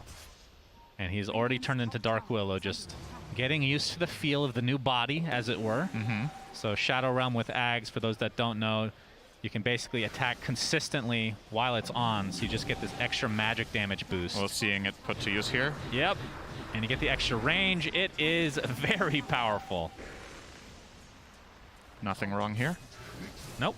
Well, it's not two fissures, so not two enchant totems with Fey Grenades. That is a very dangerous way of thinking about balance in Dota. If you're like rebalancing heroes, you're like, well, at least they don't have two fissures, so everything is fine, right? Well, that's the beauty of Dota. Justify almost anything. Most of the ultimates in this game, like if you just look at it in a vacuum, it's just like, wow, that is actually overpowered. But that's the beauty of it. Yep. Every hero is kind of quote unquote broken in its own way. Well, not every hero. Troll's ult still sucks. Let's be real. It's broken in its own way. That's true. In a different way entirely. But no. Man, Troll, I wish he was picked more in this tournament. One of the more exciting position ones to watch, because the ultimate, you just never know what's going to happen, right? From a viewer perspective, at least. As Puppey taking out some illusions here. And the real question is Yapzor working on an Ags, and he is. So about 1,800 away from finishing that. Dark Portrait could have a big impact on this game, as we illustrated earlier. Yeah, he is also queuing up the Shard. It does give him some interesting counterplay potential with that strong Dispel. If he precasts it on Jugger or Void Spirit when they go in, can obviously save them from Ravage or from Terrorize or, you know, line combos. As long as they instant press one of their defensive abilities coming out of the swell, could prove to be really useful, but not the plan yet. Zygus off the horn toss, skewer into the RP, but the BKB is activated. It's not really going to help against the Omni Slash, but a lot of it is tank with creeps. So Toronto Tokyo getting some backup with Collapse with a huge Ravage. Down goes Matu, and now you see Yataro at his best. E-Blade double kill, 3 dead for Secret in his Shadow Realm form, just decimating. Nisha able to get a pick off though. But very unfortunate that there was a creep wave there, Sinner, because I think he was dead. I'm not even sure he was dead there. It's possible. You gotta look at the stats for this. Like, I don't really like this try from Secret. I like the logic of going for the play itself, but you gotta take into account what the numbers are, right? This is a Kunkka with 3,000 health and 40 armor. He has AC and Blast Rig. So super tanky against this Jug Magnus combination, and kind of seemed like a bait the whole time that they put him in front like that. Oh, all right, another pick off for trying Nisha. to ward. Dude, Nisha finds so many picks in these games on the supports just randomly. You know, instantly assassinates the Willow and now finds the Lion. This is still, despite losing those 2 heroes in the end for Spirit, a huge win for them. Getting the core kill onto Mag and Jug. And having RP and Omni see the replay here. Horn so toss. look at this Omni. So there's like that's there's 4 3 swings. There's no way. All right, it would have been close, but yeah, you're right. I think he would have lived. He is just insanely tanky. And Willow, I mean, more flow just killed More everyone. flow? Sure. That would be funny if for no particular reason it just changes the hero name temporarily while you're in that form. Just combines them. And Secret have now smoked up, so what trying to get back into this game? game. For Morph in this game if he took half of another hero's name? Morph Hunter. Morph Hunter's pretty good. Yeah. Morph Spirit? Morpheon. Almost sounds like a Matrix thing. You wouldn't know anything about that, of course. Secret trying to find something here. Nisha at the top of the hill here. Actually going to use the Tome of Knowledge for himself. Toronto Tokyo and company are trying to gain control of their triangle RP again. is up again. No Omni for another 5 seconds, though. So Team Spirit probably don't have the perfect timers here on spells. They might have felt like if we go right now, the ultis are down. Secret will have them now, though. But regardless, is not gonna. The fight will not break out anyway. Roche up in 1 minute. Silver Edge complete on Matu gives him the possibility of killing Tide very easily. And of course, I think Matu plus Nisha can just kill the Tide from full HP if they get the Silver Edge hidden and they just go to town, both of them together. But Collapse has been doing a good job at not getting caught out. Interesting to see Tide not really play a frontline position for the most part for the lineup. It has been that Kunkka BKB. He waits behind and finds the Ravage. He can straight up buy Ags right now and Collapse, but obviously wants to preserve the buyback in case a Roche fight is going to come here soon, I would assume. Puppy's found. The X with the boat, Puppy. Crimson Witness, will it save him, Cinderin? That is a red Nature's Attendance. Absolutely, he lives. Yeah, he's tanky. He's got the Solar Crest Glimmer Cape and the level 4 heal, plus the Attendance talent on 15 and the Magic Resist talent on 10. One of the biggest upsides to Enchanters in the mid-game as a support is honestly just your ability to soak damage. Whether you die there or not, the enemy team has to commit a lot of spells, and if you're fighting next to your own outpost, you can buy back, connect back in, and maybe your team can win the fight off all the spells that are gone. So, yeah. Didn't even have the strong dispel on Yapzor yet there. I don't know why I thought he had that, but he's obviously still working on the Axe. But that will help eventually. Yeah, I mean, Grimstroke scales so well. I mean, it's cool to see a hero that was originally kind of like, okay, we picked this hero for a double spell because of Soulblind. They don't really have that at all here, right? Right. But he's picked for multiple reasons now. One of which is the shard with the dispel, like you talked about, and of course, Aghanim Scepter being a pseudo counter to some of these ridiculously high agi or stat-based carries like Morphling. but still a ways away from finishing that. As Toronto Tokyo making his way to Secret's jungle. Nisha's in. All right, Nisha doing a lot of damage to Lion in the meantime. We see a skewer on the other side. Toronto Tokyo gets RP'd again. He won't into live the this Omni time. Slash again. Will he live this time, Cinderin? The Blade Fury is out. He's not doing that much damage, but finally goes down. It takes so much to kill him. Great Earthquake. Spike onto Nisha, E-Blade, but there's the E on this to proc. A huge kill for Secret, but my lord, Cinderin, Gabe and Almighty, that took a lot. Yeah. Into the Roche Pit, I assume they will attempt. Yeah, no buyback on the Kunkka. They don't know this, obviously, but they might have a feeling because of the Crystallis that he was showing in that fight. Doesn't seem like they have the confidence to try to push for it, though. Even 4v5, I think Team Spirit can still win a fight. Well, they don't have Ravage either, though, so maybe not, but I'm never counting out Morph Willow. True. Crazy stuff can always happen, and they're going to find it. Initiation. Yataro's in Nisha here as well, but Nisha jumps in and blows up the Lion. Buyback to come right afterwards. Looks like Puppy's going to live here. Matu continuing to go ham. Double kill for him. 3 dead for Team Spirit. Yataro in his Shadow Realm form gets the silence off. Can they actually bring him down this time? Impetus does quite a bit of damage. There's the Astral Step to follow. Has his attribute shift. They just not doing enough damage to him. Yataro getting spinned out with that Shard Matu into the Aether Remnant. Another buyback for Team Spirit. Yataro gets the waveform off. There's the burst damage from Lion. Yataro finally taken out by Nisha.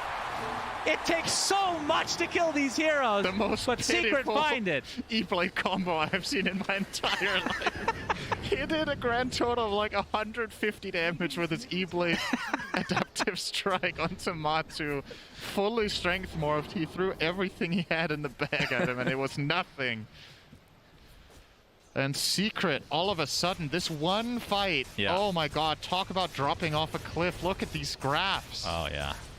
That is quite some graph there. As we see, look at this graph. The beginning of the fight here again. Nisha doing a great job. Such a good start for Secret in that fight.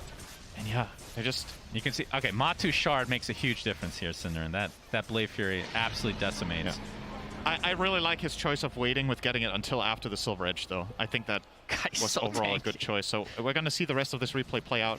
Try to pay attention to this E-Blade coming in. Out of all things, I am focusing on it because it's such a standout low damage spell. All right, let's wait for it. Morph down this far. So they find Jug here, and here it is. Boom! Oh, yeah! Damn! That felt real good, I'm sure. Yeah. Well... Zai, very animated. You don't see that very often. But Team Secret, knowing that they have turned this game around. Double damage is available for Matu. He's going to bottle it up. Aegis is in his inventory. Secret know how much is at stake here and how they're very experienced players. They know this game is hard, and they know they were behind. So that fight means so much to them. And they're going to try to snowball off at Matu. In the Silver Edge will not find anyone. He's actually going to run through an Ob Sentry combination here, so Team Spirit know he's coming up. I'm not going to lie. I'm not even sure who took the Shard because every single member of Secret has their Shard now. Might have been Yapzor. I think it was Yapzor, yeah. Probably. So that is very cool to see. And Matu and company waiting for... All their ults are back up, so it can go at any time now with that Aegis still in tow. As Collapse has a Shivas for himself. I mean, from Team Spirit's perspective, is there an item or maybe a talent that they're needing to get to take to the next level here in these fights? I'm wondering if Tide needs BKB. Oh, they found him, bottom. Matu. Oh, yeah, Maposha gets the stun off Matu. That's going to be the Aegis. Good catch. Not a ton expended here. They got what they came for. Really, really nicely done. Not overstaying for the second kill. Straight back to mid.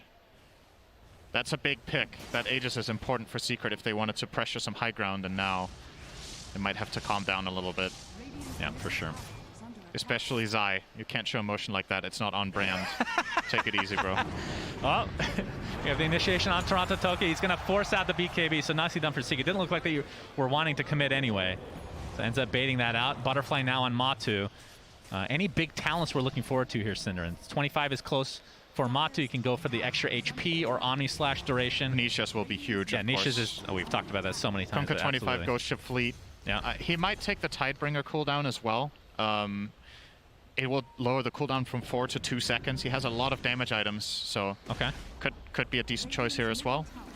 Morphling 25 will more than likely take 2 waveform charges. will most definitely take 2 waveform charges, especially when he has Willow in his team. You turn into Willow, you waveform through the entire team twice, and well, you probably don't do that at this level. They'll probably position properly, but you get the idea. Next mark. It's all about the theory. Yep. Yeah, Secret can't really access the base right now, but they do have them cornered, and that's what they really want here. They have Team Spirit pinned down. They will find the one avenue to exit their base, which will be through this bottom lane, as Secret are clearly holding on to the triangle. I mean, something to keep in mind here is we can see the buyback status. Matu doesn't have his, but everybody else on his team does, and 0 people from Team Spirit have one, but obviously Team Secret won't be privy to this information, or at least most of them, as Morphling only needs a couple, or 400 gold to get his. And now new neutral items are dropping. Cinderman. We got Spell Prism. Okay. Goes on the Morph. I think he's going to keep it. Very good for him to get the CDR. As we have a Ninja Gear on Secret, so could be potentially put on Zai. Yeah, I believe he picked it up there, so we'll give him that single target smoke so he can get off his initiations without being seen. And Matu gets the Penta-Edged Sword. I think this is one of the best heroes in the game to get this item on. You get obviously the flat damage, but the attack range. And then the maim that Sanj old school Sange Yasha maim. Man, happy they brought that back, actually. I missed that. As Yataro is in his Dark Willow form. Zai is going to show in the bottom lane, but only to defend. Keeping a safe distance here. He's going for a BKB for himself as well. Very tense game here, Cinder. And the Hex initiation from Miposhka. Into the Gush to follow. Collapse actually blocks off the tree line. Very nice. And with the finger and the E-Blade, Zai takes a tumble. Puppey. They still have buyback on Zai if they really want to fight here. Puppey feeling pretty confident. There's the jump in from Nisha. Trying to go for the Dark Willow. Not going to be able to get the kill yet. And looks like Secret are playing a little bit more defensive. But they do force the buyback out of Zai. Secret, that was a little bit uncharacteristic for them. You know, there's nothing for Zai to really TP on. There's no tier 2 tower. There's obviously no outpost in this area that he can connect with. And Team Spirit have all the opportunity in the world there to disengage. There was nothing pinning them down so the mag would be able to connect in time. And eventually ultimately that just feels like a wasted buyback. That doesn't really give them anything unless they find an opening now.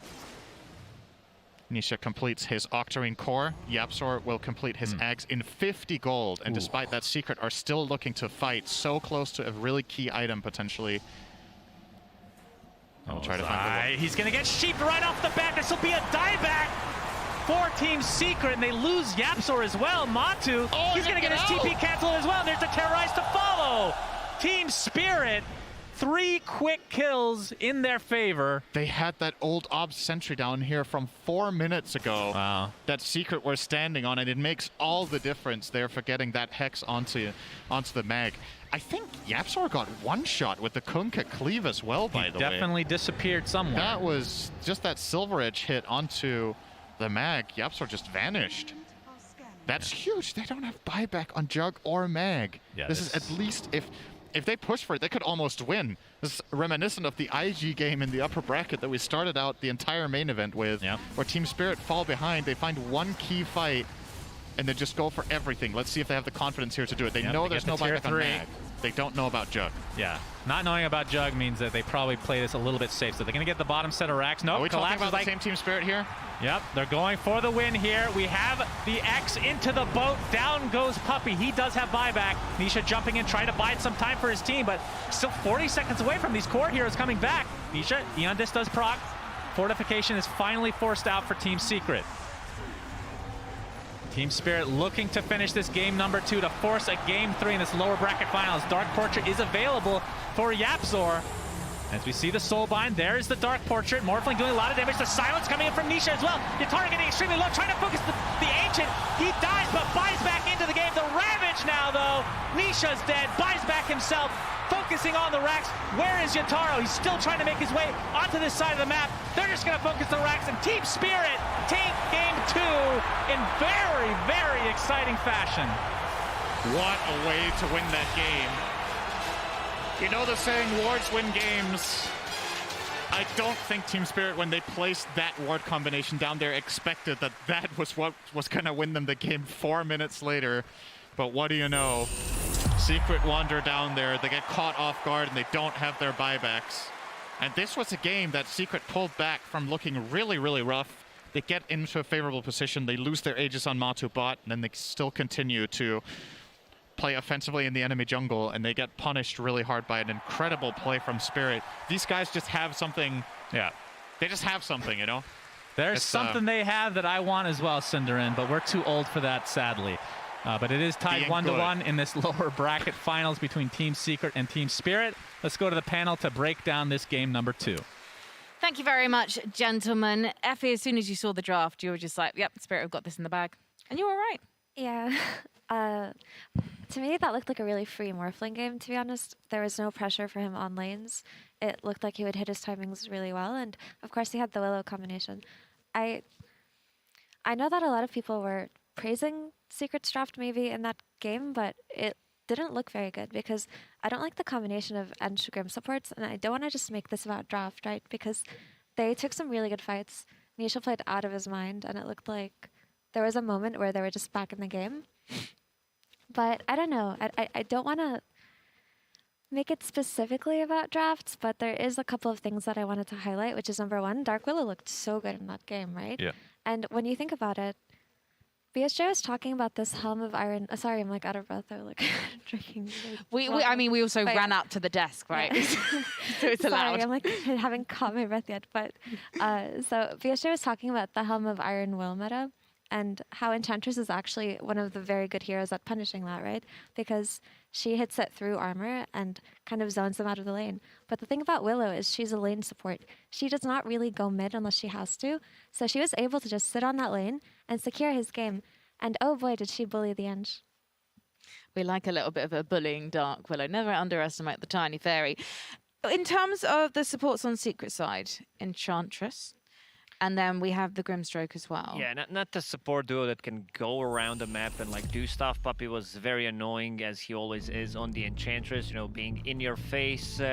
I feel Yapsor should have given a bit more farm priority to be able to finish off that Aghanim Scepter. Could be a game changer. Unfortunately for them, there was no big boy Philly, no Philosopher draw for them, because it can make the difference. It's probably the best item you can find on the Grimstroke, especially in this situation. So you want to make a replicate out of the Morphling, which did not happen. But to go back to Dark Willow, I think he had a really good game, and also a bit back to lore, you know, Mira playing the Miraska. So, you know, a bit of a nice Purge, catch with the name. Would you like to see an Enchantress and Grimstroke maybe swap lanes? Almost certainly no, just because it's really important that Enchantress is able to stabilize Juggernaut, and that's why it was so important that Mira did a good job pressuring him, because he Puppy made that uncharacteristic mistake. He walked through 2 Bramble Mazes and that got him killed, and Enchantress typically wins lane. Now Puppy still had a great mid and late game because he was tanking team fights, and that gave his team a lot of opportunities to do like disables on Kunkka with Omni Slashes, but eventually Team Spirit got those great hexes and disables, and that's what opened the game up. It was initiation. And that's Dark Willow's strength, really. Like if you place Brambles on ramps, that's it's so hard to dodge those. And I was thinking about it, actually. So not only does she outright click the Enchantress, it would have to like force Enchantress to play on the lane and not on the side, which is something that Enchantress does not like to do. And if she did that, she just gets gushed by Tide and killed by the Dark Willow. So I honestly feel like maybe a lane swap would have actually been better in that. Team Spirit did a lot of good like smoke rotations, invading the enemy triangle, going for that Juggernaut kill, using the torrent from the fog and getting also a couple of stacks from there. Also nice cute little play from Collapse backpacking his Vlads while there were smoke, so you can see them coming. You know, they're coming through the creep wave, but he's backpacking it, so there's like no that buff on the creeps. And yeah, just the efficiency of the Team Spirit has been out of the roof so far throughout this tournament. Do you think, though, sometimes Team Spirit are allowed to get away with certain mistakes? Like, for example, they didn't get away with it because Secret farmed them, but when they got Roche about 22 minutes in, they were then just picked off by Team Secret. And that was a great advantage for Secret, but they couldn't quite capitalize on it. And I'm just wondering if Spirit deserved to lose more from that moment. Yeah, typically they would have lost more, but given the nature of their draft and how Morphling was under no threat until Juggernaut got a Scotty, and then maybe another heal reduction item even, it didn't translate into any kind of map control, really, just because of the nature of both drafts, right? And for Secret's draft to have won at that point in the game, they would have had to take it very, very late, because then that's when they would have struggled. But a hero that I wanted to highlight, who was kind of an unsung hero, was the Kunkka, right? He tanked so many spells. He tanked Omni Slash, he tanked everything, and he just didn't die. It really felt like they had damage issues at some point. Well, Toronto Tokyo, I suppose we didn't really talk about him much in the first game. In this game, then, he's your MVP, Effie? I think collectively they all played very well. My personal MVP would probably be just like the Mira plus Yotaro combination in that game. But his hero did a lot for them in terms of absorbing damage. What about you, Purge? Yeah, that was really impactful. Like having those really tanky strength heroes with high armor. In this case, he got the AC relatively quick with the SNY and the BKB, and he was the frontliner. And it's really important to have that. That was something the Team Secret Draft kind of lacked. It makes it harder for Zai to do his job, to jump in, initiate, catch the right people. So he had to struggle with that a bit, unfortunately for them. So. But as a whole, he played excellent. He's had great Kunkka performances pretty consistently throughout the tournament. He still had great GPM, last hits, everything. So yeah, still playing really good. Wasn't 20 minutes, but it was a good game for Team Spirit. So in some ways, we're now going to see a bit of a grand reset between Spirit and Secret, because this next game wins it, Lacoste. Yeah, this is just the best of one, and which team can reset. I think for Team Secret, they had a huge boost of confidence once they won against OG and dropped them to the lower bracket. This was like the big rivalry, not just in-game, but also on Twitter. A lot of memes, they had some beef before, and this is where Team Secret, got a bit of a good win in the back. Looking at the Team Spirit, this is the team that just doesn't care. They don't care about what's happening in the game. They're going to be playing this top-tier Dota. They're not going to be overusing their abilities. There's not going to be almost no mistakes made. When you watch them play while they're winning, it's just, beautiful. I don't think I've seen team perform so well under so much pressure and being so relatively young. They have some experience coming out from the Silent, their coach, and also Miposhka, but the rest of the team is very young. That really showed, I think, yesterday when they won their match as well. I was surprised when they won. They sit up from their seats and they're not freaking out hype when they got top 3 instead of top 4. They're like, all right, we won. Next game. It's like, Frank, you said that earlier about Miposhka. He's like, oh, we haven't won yet. That's like the Kuro mentality that we've heard in years past. Like, it doesn't matter until you win the whole thing. Well, one game stands between Puppy, who has been to 10 internationals. Standing between him and the final is, of course, Team Secret. This could be his last game on the TI10 stage. So we're going to check in with him and find out what he thinks of his teammates. I probably have the best connection with these people than any team I've ever been in. If all of us didn't need to play Dota together, we would be in a very, very good spot as people. Nisha is our quiet, skilled boy, really great guy. Nothing bad I can say about this dude. Same thing for Zai, skilled dude. We hang around all the time. All of our team just constantly chills out at Discord. Matu is just the greatest. He's just hilarious without knowing that he's hilarious type of thing. Yazid is just, he's just a clown, honestly, but he's just the funny things he says and the charismatic strength he has is very high. And he is just he's just great. He's literally a very good rational person. He just can listen to you. And even though he disagrees with you completely, he can completely disagree with you, hate everything that you just said, but it won't show. He's a politician, goddammit. This guy doesn't show anything. He's gonna go far. But for now, he's coaching some little children playing Dota, like me. It's important to actually be a child in this game. It's important to do it. Because if you don't have that same feeling, a child's gonna beat your ass. Sorry. Interesting there. I like the Puppy's own description of himself is as a child. And the team of kids are now making their way to their favorite kind of playground. It is the main stage here at TI10 at the National Arena Bucharest. This is the moment of truth for both of these teams. One game standing between them and the grand final against PSG LGD. These booths have probably never felt so intimidating, but one of these teams, they've been here before. They've been here many times, and for Team Spirit, well, they know it's anyone's game, and after that second game performance, they're going to really be believing in themselves right now, Lacoste. Oh yeah, they're just feeling themselves as this tournament progresses. They tend to play better. They don't crumble under the pressure. It's just, I don't know. I've been praising them so far throughout the tournament. I don't think I can find like another way to say how good they are and how enjoyable they are to watch. May I just say, I love what Puppy said in that interview about having to be a child to be here and win this game, because you still have to enjoy what you do and you have to love the game and you have to just be able to not feel the nerves and just kind of immerse yourself in this environment to win. And look how far they've made it. And that's exactly the quality that Team Spirit has, by the way. That's taken them this far, I would say. Yeah. In this interview, Puppy was, to sum it up, it was pretty much, just a bunch of dudes being bros kind of a mentality. It really helps a lot too when you have losing streaks where you have a bad game. Then your morale doesn't drop. You can still like keep your head together. No one's like mad at each other. Any of those like underneath problems that you have with each other don't like boil up and become big issues. You can just reset and play another game as long as you have a slightly better draft or different strategy.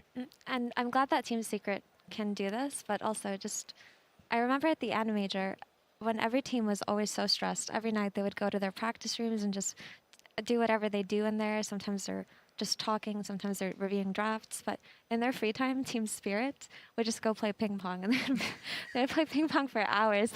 Anyone who walked down to get anything from the Animajor lobby would just see them playing ping pong. They would hog the table. So just the fact that they can just have fun together and not be that nervous during these kinds of events is really cool. Yeah, and we've seen some spice because they've been acting, like those Giga Chad dudes, but we've also seen a Giga Chad coming out from Toronto, Tokyo with the easy game. That's the stuff that I like to see.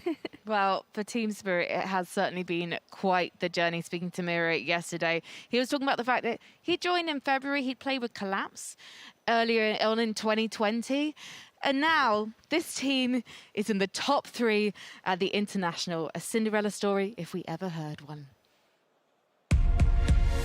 Team Spirit versus Team Secret.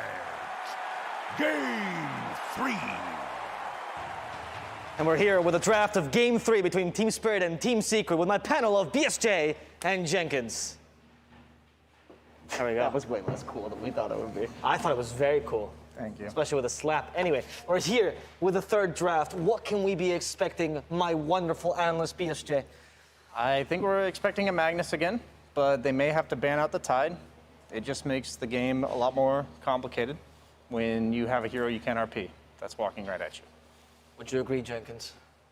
Yeah, that seemed like a nice solution to the Magnus, the RP. Even the fact that, okay, when we're talking about Pudge Hook, going back to Pudge, who's the one hero you don't want to hook in? Why? Why do we have to go back Because to Pudge? everybody We're knows. gonna see Pudge at this draft, that's what No, he's saying. everybody knows this example. Literally every single Dota player knows the example of, oh, Pudge hooks the Tide, he ravages, you die. Magnus is the same thing, but also, okay, actually no, it's not banned. Lion is banned. All supports. So I guess You're Team saying Secret that he doesn't agrees? want to skewer in the Tide. Yeah, you don't want him a free initiation. I think was the entire point. So you of have the them. Kraken Shell for the RP, but then also the element of you don't want to skewer in a Tidehunter, and Tidehunter is going to stand in your face. It's the same thing where in the Animajor, people were picking Dragon Knight, and then the counter to it was to put the Tidehunter in front, who's going to Kraken Shell off the stun. But it's not just that. It's also, like, Dragon Knight doesn't pull the Tide into the fight. But they banned Lion. They did indeed ban Lion. Yes, that's like a Tide, but with only one direction. Maybe they enable the Tide with the Lion just because Tide, like historically, you just don't fight him. So you just play the split push game, farm it up, pick off. Yeah. Yeah. Okay, that's fair. It's been happened before, though. I remember in the, I think it was TI10, when they fought against Liquid, they were talking about the Alchemist plus Chen strat, right? That was TI9, I think. And they, in the exit interview, they said that, or Puppy said, that they thought the Chen was the problem. It was actually Alchemist the whole time. So it might be one of those repeats when they see a combo and they think the Lion's the problem, but it's actually the Tide, as Jenkins said. Yeah, or like the flip side, like maybe this is like the 5-head play from Puppy, is that the Lion is the actual issue and it's not necessarily the Tide. I would trust him more than you. Yeah, generally. of course, naturally. Yes. So they should probably pick IO here. Oh, they're gonna plan for the IO. Oh, and they get the Magnus. So what happened against LGD was that Secret. Okay, this started with Team Spirit seeing a Tiny in the lower bracket and responding with Wyvern Mag, and then LGD Okay, I'm sorry. Secret did the same thing to LGD in the winter bracket finals where they let LGD have the Tiny and responded with Wyvern Mag. And they lost. And you don't want to pick IO into Wyvern Mag because the IO Tiny will just get RP'd and cursed together and the IO will just die. So they replaced the IO, like the buffer, the attack speed, with an Ogre on the side of LGD. So we're seeing like 3 series carry over from one to another. The Ogre was first phase banned here too. Yeah, that's what I'm saying. They banned the Ogre. Interesting. Yeah, it's like you never expect an Ogre to be first phase banned prior to like 2 days ago. Yeah. But because of how things have progressed in terms of essentially countering the Tiny, this is what has happened. That Ogre is first phase banned. So it's interesting because that was probably a read by Team Spirit saying we still have tied in the pool, and they actually probably agree with you that if they pick first pick Mag, we just tied and we beat them again. So they knew the Tiny was going to happen, which is why they last banned the Ogre. Yeah, it's a lot of mind games going on. We see the Tiny when it's first picked. There's almost always a Necro, Ursa, Lifestealer are usually the 3 bans that come out in the second round. These teams, they just learn from each other. They see things that work and don't work, and sometimes it's a matter of like Lifestealer, for instance, isn't a free game versus Tiny by any means, but we saw one of the few heroes that doesn't mind getting slapped by Tiny for 10 seconds in a row because he will sustain it, and also ET's aura doesn't work through Magic Immunity, so that's a hero I'm keeping an eye out for. They've actually banned the Ember. Interesting. Ember Mag. Yeah, last time we saw LGD actually do this against Secret, where they picked the Tiny and then they banned out like all of the counters in the second phase. And then, but then they also picked the Phoenix into Snapfire. And I was thinking a big reason that they did that is because they essentially decided, and we were talking to Seb backstage actually about this, that LGD had essentially decided that those were all of the heroes that they didn't have an answer to, and anything that they had left in the pool, it was likely that they had some sort of counter pick.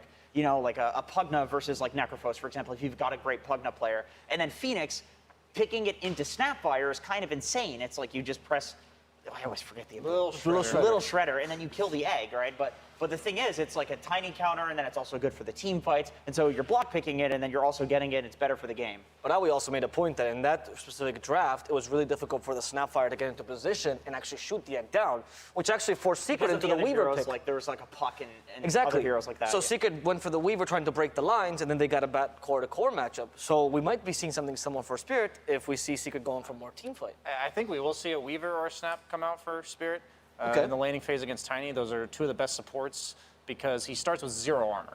This is the BSJ theory. How do you counter the Tiny according to you? It's the 0 armor in lane. Like until level 6, Tiny is not good against physical damage. And these heroes eventually are still a nuisance for him because the Weaver bugs.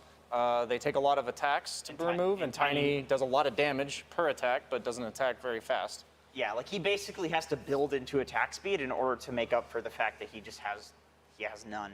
Another nice thing about Weaver too is like obviously Spirit, they've been picking this throughout the entire tournament, so they know how to play it. That's going to play into whether or not they pick it. But you're playing against 2 melee strength heroes. Very easy to get the bugs on them. And then also, you're going to pick up a Spirit Vessel on Weaver, and percentage magic damage is how you deal with the Tiny's massive HP pool and armor. I have the last ban here. So what was they banned Lifestealer, I remember. And what was the other one that they considered? It's usually Ursa. Yeah, Ursa the Lifestealer. Because you have the ET, I think the Lifestealer is the better ban because he's not only good against Tiny, but he's also really good against your other hero. So could this be an Ursa pick for Spirit, Jenkins?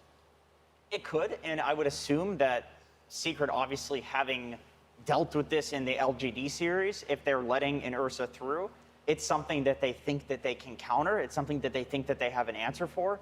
And I mean, that's what pro drafting is in general. It's like you think you have an answer for something. It turns out you don't. You ban it the next game. So whether or not Puppy's right about that is up for debate. But they could definitely pick the Ursa. It's great against Elder Titan too. Like there's absolutely no way an Elder Titan's going to run up and start punching an Ursa. So it's just a really easy hero that you can kill in every team fight, and it's worth killing him too.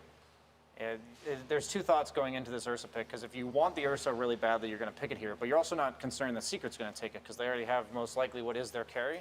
And if it isn't their carry, they're most likely going to leave it open until the last pick. So you have to ask yourself, if you plan to pick the Ursa anyways, you probably pick it here. Because if you pick it 4th into counters that they already picked, then there's no reason to hold off. But at the same time, you're not worried about the other team taking it. Rubik ban. Could be the Weaver that you were talking about. It's Rubik or Snap. It's Weaver or Snap, I'm pretty sure. But Rubik is also good against Magnus for the telekinesis, 0 cast point stun, or almost 0. You know, the nice thing about Weaver as a support position is that it's kind of similar to what we saw when I believe Secret picked it as the carry position. It's that you can survive the tiny burst. Well, you think you can survive the tiny burst, and then you press R and you're full HP, and tiny doesn't have the burst, right? And so it's the same thing. We saw Faceless Void actually beat the tiny earlier in the tournament because of the same principle where you're just dodging all of the burst. And obviously Weaver has a longer cooldown on that, but as a support, you can have a carry who's actually building into Scotty, building into Satanic, these tanky items, and then save them with the Weaver Aghanim Scepter, and then all of a sudden Tiny's not as much of an issue. I was not expecting the Willow again. It worked really well last game, but I don't think these heroes on Secret are the same as we saw, like the Magnus combo. They don't have like a clear time that you're supposed to terrorize in this game for the Willow. But maybe they also are unlikely to go for the Morph because you have ET on the other side who removes all of his armor. Interesting pick. Maybe the idea is around the Brambles, because Tiny is not the traditional BKB carry due to his stat resistance. And then you're constantly getting brambled and you can't run around freely. Might also stop the potential Lycan Tiny combo. Yeah, sure, and it's also like disengage too. You can just, you know, pick and choose your fights, and that sets up for the Winter Wyvern and the Magnus to hit better spells. Obviously, they're big counter initiators, and you want to pick and choose your fights. There's the Lycan regardless. It's the LGD draft. I wouldn't think Willow's that great against Lycan. It's like you're not going to die to the Lycan because you have Shadow Realm and maybe Terrorize to cover yourself, but none of this threatens the Lycan. Okay, now that you've controlled him or saved yourself, well, now what? And we saw that in the past, Mag, he used to build like Tread's Echo Saber from the mid lane, or even sometimes build a little bit to right click from the off lane, and this cleave was good against Lycan's summons, but now Lycan's aura is global, so the hero is usually never anywhere near his summons, and then you also build like mobility on the Mag, so Lycan's really good at zoning out the Mag. And he's got one summon, one huge summon instead of two little Necro Like in units. Necro books, yeah. Yeah, which you would kill. So this SD looks like it's preemptively kind of countering the Morphling, who you could steal illusions of, and I really do think the Team Spirit's about to pick Morphling. This draft looks like to me that they're just saying, we're really confident in this strategy, we just won with it, it looked really good, like we don't care if you counter us. It might be preemptively countering Ursa as well. That's because true. You have the Covers all constant bases. dispel against the overpower. But you also have the save for the Winter's Curse and the RP. The disruption is incredibly powerful this game because Team Spirit doesn't have a way to jump him yet. They have to draft something like the Storm, and these heroes don't want to be playing into, like Storm Spirit mobile heroes don't want to play into really beefy Lycans and Tinies. And Sven, yes, it looks nice because of the armor, the Warcry, but that is also purged by Shadow Demon. And if he gets to an Ags at any point, if it's maybe a 4-position Shadow Demon, that break as well as dispel consistently, it just ruins Sven. Yeah, this is a really kiteable Sven, it looks like right now. In terms of at least Team Secret's draft, they have the Disruption from Shadow Demon, they have the ult from Shadow Demon, they have all the tiny stuns, which are on a low cooldown, Eldritch Titan, who's throwing all of these spells into melee range, BKB Piercing, of course, the Earth Splitter. The Lycan can run his units around you. Of course, you can cleave those. We already talked about the cleave's not as good as it was before. But then on the flip side, there is a lot of setup potential from Spirit in terms of having some crazy wombo combo in the team fight. You have the Sven cleave on top of the Magnus of Power, giving him even more cleave, as well as these like massive team fight ultis. They could 100% have the Sven 1v5 in this game, but it requires some team fight synergy. And no Shadow Demon.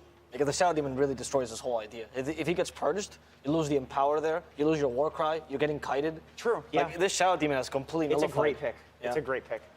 Yeah, this is what Seb was talking about off panel yesterday as well, where these teams know what kind of hero you have to pick. They've picked Lycan and Tiny. You have to pick a durable hero that can clear the summons. Shadow Demon's good against pretty much all these heroes that do that. So they pick the Shadow Demon knowing that no matter what, you're still going to pick it into a counter. Like, you would never, on paper, pick Sven into Shadow Demon, but there's other issues that they have to solve on the Team Spirits draft, so they don't mind one bad matchup.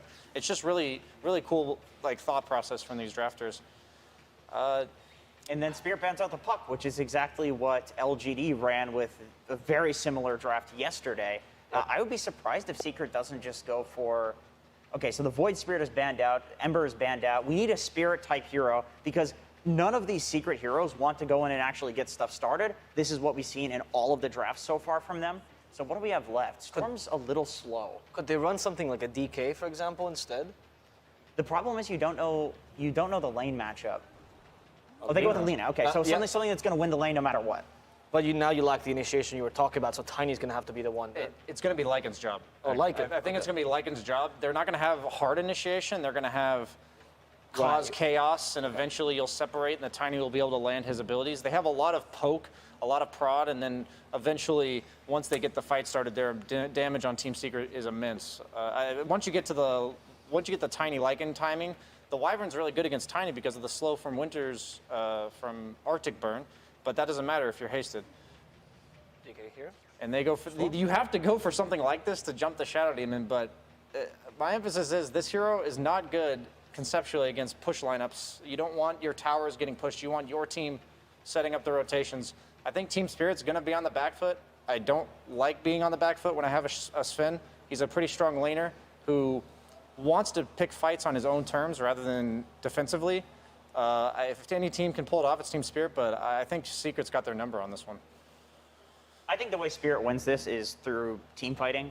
There's always the snowball potential of a Storm Spirit if he gets an early Orchid. There really isn't much to disable him. I was thinking maybe like a Yule Scepter would be pretty good on Nisha this game, but it's just such an uncommon Lina build, and you've got the SD to set up for you already, so maybe you just don't go for that Yule Scepter, even though if the Storm does pop off, you probably need one. But yeah, I think Spirit can definitely win team fights, but Team Secret's draft is looking a lot like LGD's, and that looked pretty unbeatable, to be quite honest. But Spirit wins for a comfort draft, right? This is the draft that they've played through and through. This is the bread and butter. Team fights, strong carry, Yatoro on the Sven, like even Miroslav on the Dark Willow. Yep. All these heroes are heroes they know how to play. So maybe they're just trying to go for a good draft they know how to execute. Well, the way I think they win, honestly, is being close enough in the game once Secret goes high ground to win off the skewers into base. I think that is their best option because eventually the Sven can match the Tiny, but he needs like 4 or 5 items to not only do enough damage, but also tank through what they're dishing out on Secret. By the way, interesting on Secret is they swapped Eldritine and Shadow Demon. Shadow Demon's going to be a 5 this time. I see. And ET is going to be the 4. Yeah, ET running in and disrupting seems really good this game, and as a 5, you can't do that because you just feed due to no items. But like Wyvern and Magnus, they're looking for these big counter initiations, which if you're using all of your spells to stop this like position 4 ET from punching you, then you can't do that. So I do think that actually makes a lot of sense, and the disruption is what's important from the SD as well as the ult. And now, as the game begins, we're going to get everyone's favorite casting duo here on the stage. It's Sunsfan and Cinderin. Hello, everybody. It all comes down to this, Cinderin. Game number 3. Millions of dollars on the line. Team Secret versus Team Spirit. We have a Tiny Lycan combo again, but sadly, no Christmas tree. Oh, no. What does he have? He has a regular tree. It's very, very sad to see. Maybe if they win this match with that extra few $1 million, he can buy the Christmas tree for himself, Cinderin. But what do you think of these lineups? What a game this is going to be. Yeah, so Secret are playing a strategy that's very similar to what LGD did yesterday against them with the Tiny Lycan. I do think some key components are very different, though, from what made the strategy successful for LGD. I think the mid hero by nature, having Lina instead of Puck, makes the dynamic of the game very, very, very different. Simply, you can't really catch in the same way. You don't have the same space-making type of mid, so Secret's lineup is slightly more on the greedier side. And as far as Team Spirit goes, they have insane teamfight. Obviously, Collapse on the Magnus has looked incredible this event.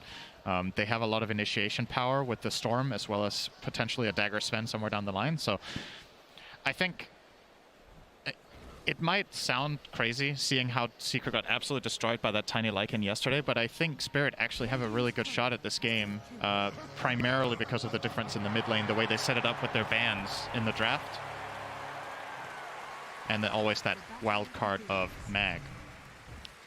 Indeed, and it seems to be a wild card in every game because he's picked every game, gets past that first phase of bans. Disruption. And disruption from Puppey, as Collapse will try to make his way to that top lane here.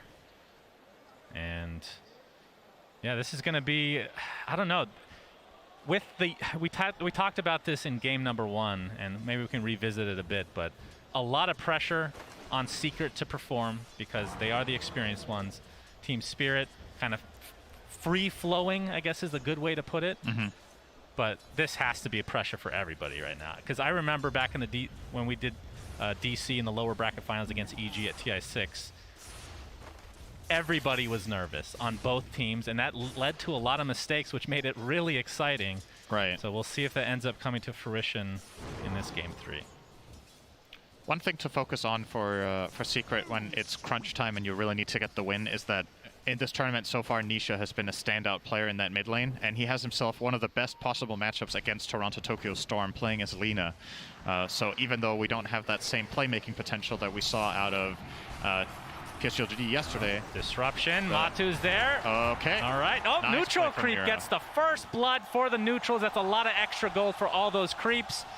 They combine, and then you just get even more gold when you kill them, Cinder, and that's definitely how it works. Denying first blood gold, though, that's pretty big. That actually sounded like a suggestion Slacks could have come up with. Oh, if the neutral's killed, they should get all the bounty, and then if you kill the neutral keep, it gives 300 It gold. just gets larger and larger. Why not? No, why? I don't know. Just because. Why neutral items, Cinder? And I love them. Well, why not? So Matu playing the Tiny, as we alluded to. Collapse finally not... I mean, he's playing the Magnus this time, Cinder. And basically, every performance that he's had at this tournament has been quite stellar. It's been kind of his showing out party. Is we have a disruption again, Collapse, putting himself in the way of Matu so that Mira is not collapsed upon. Well, he needs to be a little bit careful here, actually. Puppey coming in with the illusion skewer. We have the skewer with the shockwave. They're going to try the 1v1 battle this. The Brambles come out as well. This is going to be first blood going the way of somebody, Cinder. Is Matu one right click? Nope. Looks like Puppey will get credit for that one. And with the avalanche, he's opting not to chase down, but rather to straight up go up and salve Matumbaman and probably give him a tango here as well.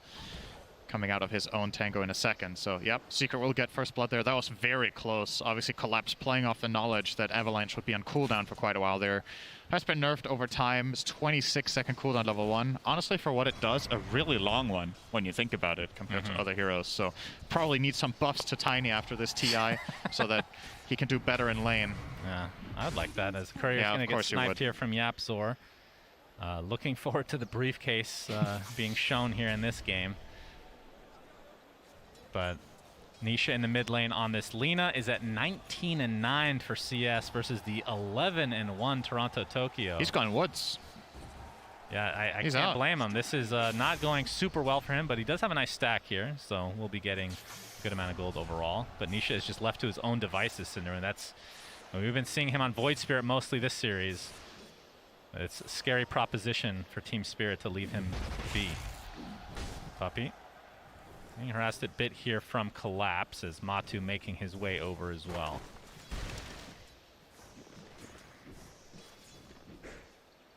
It is only a 1-0 advantage in this early game for game number 3. So much on the line here. I can't even imagine what's going through the heads of every single player in those booths.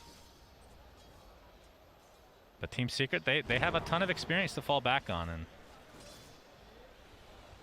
Team Spirit, they have, I would say, the momentum from the tournament, from the beginning of the tournament, and from the last game. Few months even. Right? Yeah. That was a game that they were doing well in, then it looked really grim, and they just grabbed the win out of nowhere. That's got to be a real confidence booster. Matu, sure. not really going to follow up on it, The crowd goes wild with that shockwave. Yeah, I didn't go for the skewer. I don't know if that would have led to a kill, but definitely could have done some significant damage to the Tiny. They're going to opt to just chill here. And let's talk a little bit about bottom, because we've been focusing along the other two lanes. So it's going to be a Toro Sven against Zai Lycan, obviously with the Elder Titan of Yapzor battling up against Biposhka's Wyvern. Actually, Yapzor could be in a bit of trouble here, but oh, never mind. That's not actually the case at all. Sorry for the misleading information. Okay. This is a good lane for Sven. Right? He's one of the carries that does the best against Lycan in lane. You have the natural building cleave when you skill upgrade cleave. You have good armor. So... And you have the power for double cleave, Cinderin. Very important. True. It puts pressure on the Lycan in lane that he always needs to micro his wolves. There are some carries that you can play against where it's a lot easier, but you just have more stuff to manage here, more things that can go wrong. CSing just flat out gets harder because your wolves can just get stunned and they can cleave them down. Yeah. So obviously unsurprising to see Yatoro pull this far ahead of Zai as he is. Obviously sitting now at 34-13 against 16 for 2. Which is a much bigger lead than what Secret have in their top lane on Tiny, but the big story is Nisha is level 6.5, and Toronto Tokyo just got level 5. And mind you, this is without a kill in that lane. Indeed. Yapzor has come as well, so Toronto Tokyo just getting forced out again, which means It's going to be extra damage to the tower in all likelihood. Miposhka being spotted out now as YapzOr's going to get even more damage as a result. And it's just one of those position fours that you just cannot ignore. Be able to beat the crap out of people with that briefcase of his. Or stapler, depending on what you like. But Toronto Tokyo looking for the bottom rune. He will get it, and it's an arcane.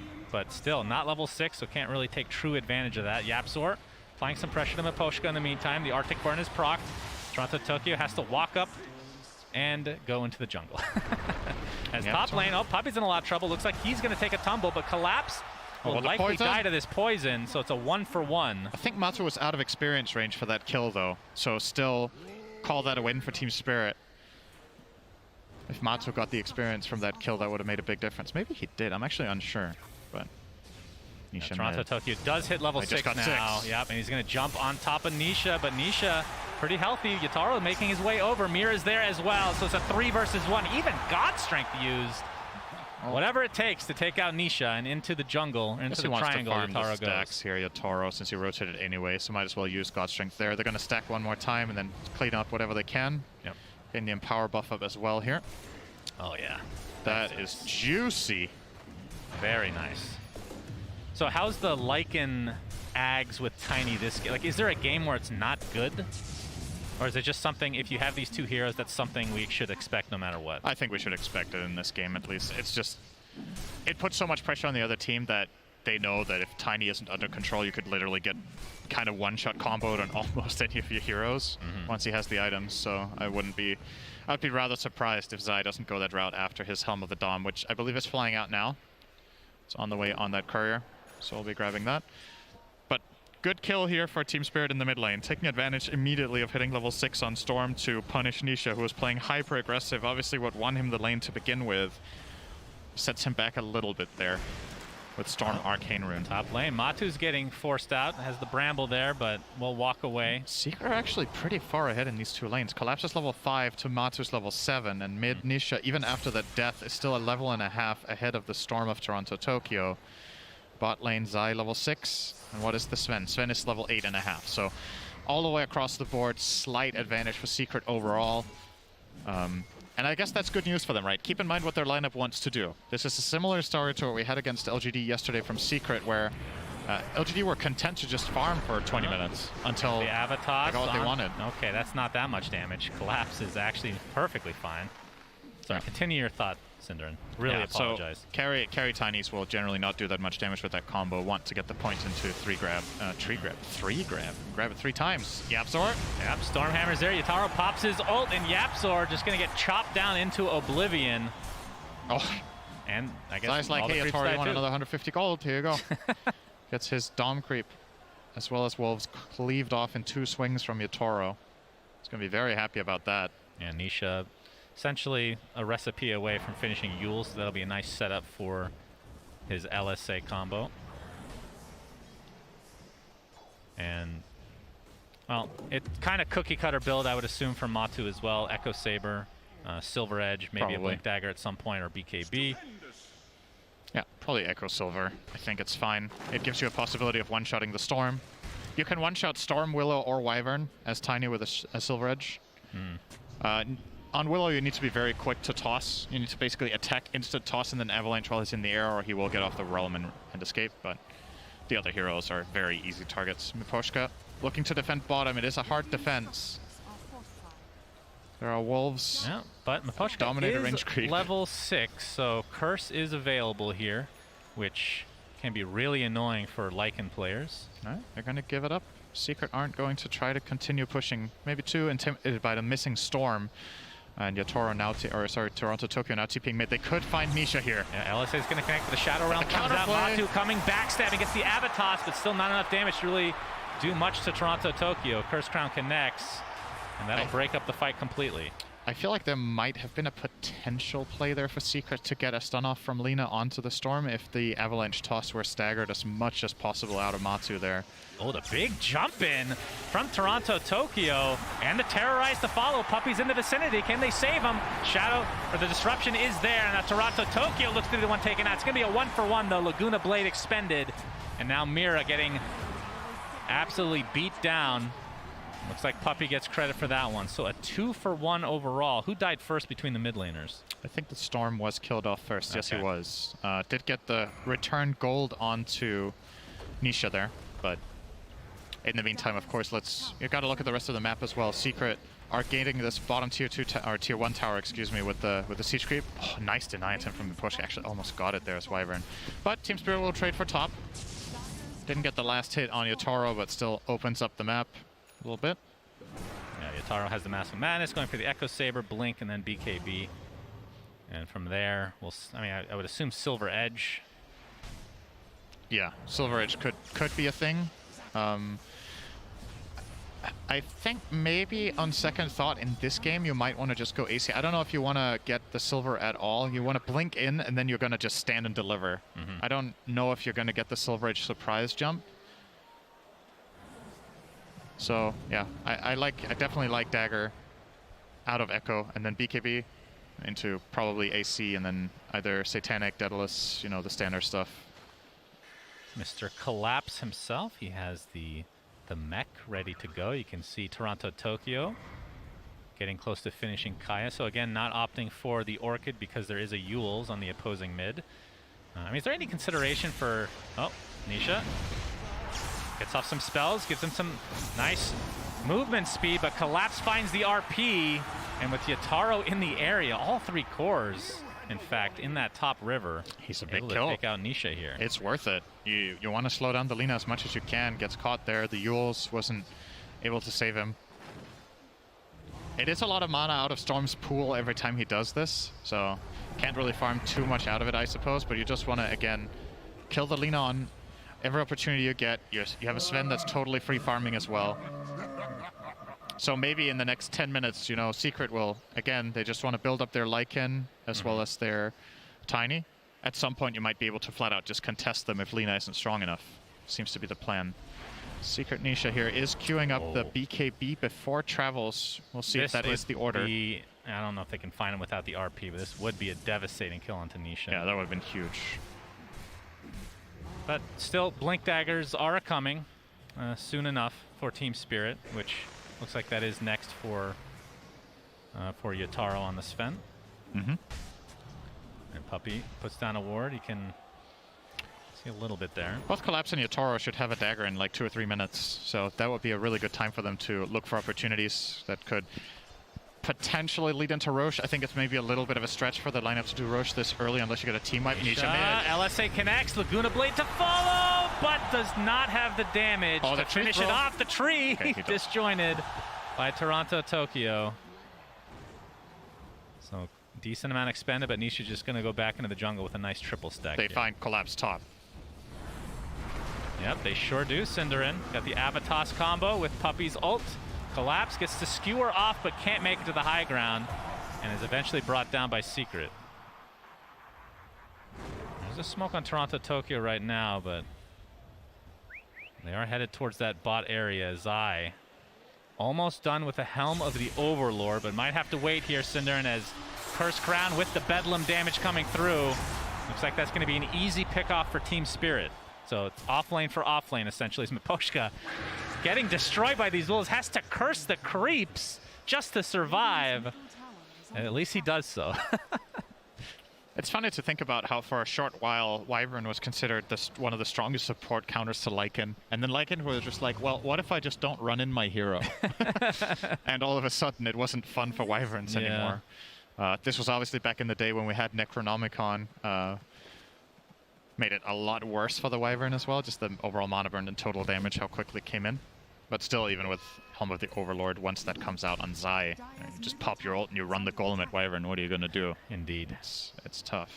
And that'll also help amplify his farm to be able to actually get that Aghanim Scepter, to be able to bite his teammate and turn the Rockman into a wolf. As Yotaro is top of the net worth right now by a pretty decent margin, but that is kind of to be expected from a Sven. With Empower. With Empower in addition. Obviously, Tiny not able to get his shard yet, but that's Yotaro wants to show off his blink here. And Puppy gets off the disruption. Nisha on the back line. Yotaro jumps in with the blink dagger, but a nice Yules from Nisha. You can see the Bramble is going to apply to Nisha. They're going to apply all their pressure onto him now. Earth Splitter comes out. First to fall will be Puppy. The skewer into the RP. Several heroes caught in there. That is going to be a kill from Toronto Tokyo. Buyback now on the Puppy as Collapse getting beat down by the tree. So Secret do get a collateral kill here, but it's going to cost them dearly, Cinderin. That worked out super well for Spirit, the way they jumped that with Toronto Tokyo and followed up. YapzOr didn't really manage to find a good stomp or splitter in that situation, so they couldn't really. That's the key counterplay that we'll usually have in a spot like this. Diving Elder Titan is really scary, or against Elder Titan rather. But with Puppy already using the disruption, they feel way more confident just locking onto a single target in that Lina and getting her down as soon as possible. So that was an instant cue to go. And the RP from Collapse, like you said, wonderful. So was that actually only a 2-for-1 with a buyback from Secret? Yeah. What? How did Toronto Tokyo dies? Have to admit, I wasn't looking there. Matu. Shadowblade reveal. Shadowblade, yeah. That is a huge kill for Secret. That is big. He was dominating, that so he gets 650 bonus for that. That negates that mid fight entirely. Yep, basically, pretty it's much a wash now. Big find for Matsu. As you see the Rock Golem come into play now with that Helm of the Overlord. I feel like I haven't seen the Dragon in a long time, so it's always the Rock. Yep. Maybe there's a higher chance when Tiny's on your team. Shadow Realm popped to try to get away here. Yeah, Matsu's going to wait for another tree before he goes and finishes this tower, or they might just not do it at all. They're going to respect the potential play here from a Blink Skewer, as well as a respawning Storm, and Secret are going to wait for later. Honestly, I understand it. I don't think you have to really stress taking this tower. You have passive ways of slowly getting it, like Wolves, like the Helm of the Overlord. It will fall eventually. And if at any point Matsu makes a map read that he isn't going to get jumped, he can Shadowblade it and double hit it and it's gone. So don't have to risk anything to get it here. A lot of composure and discipline there from Secret. YapzOr. Tokyo, wants to find YapzOr. And it looks like he'll find him. Easy pick off for Spirit again.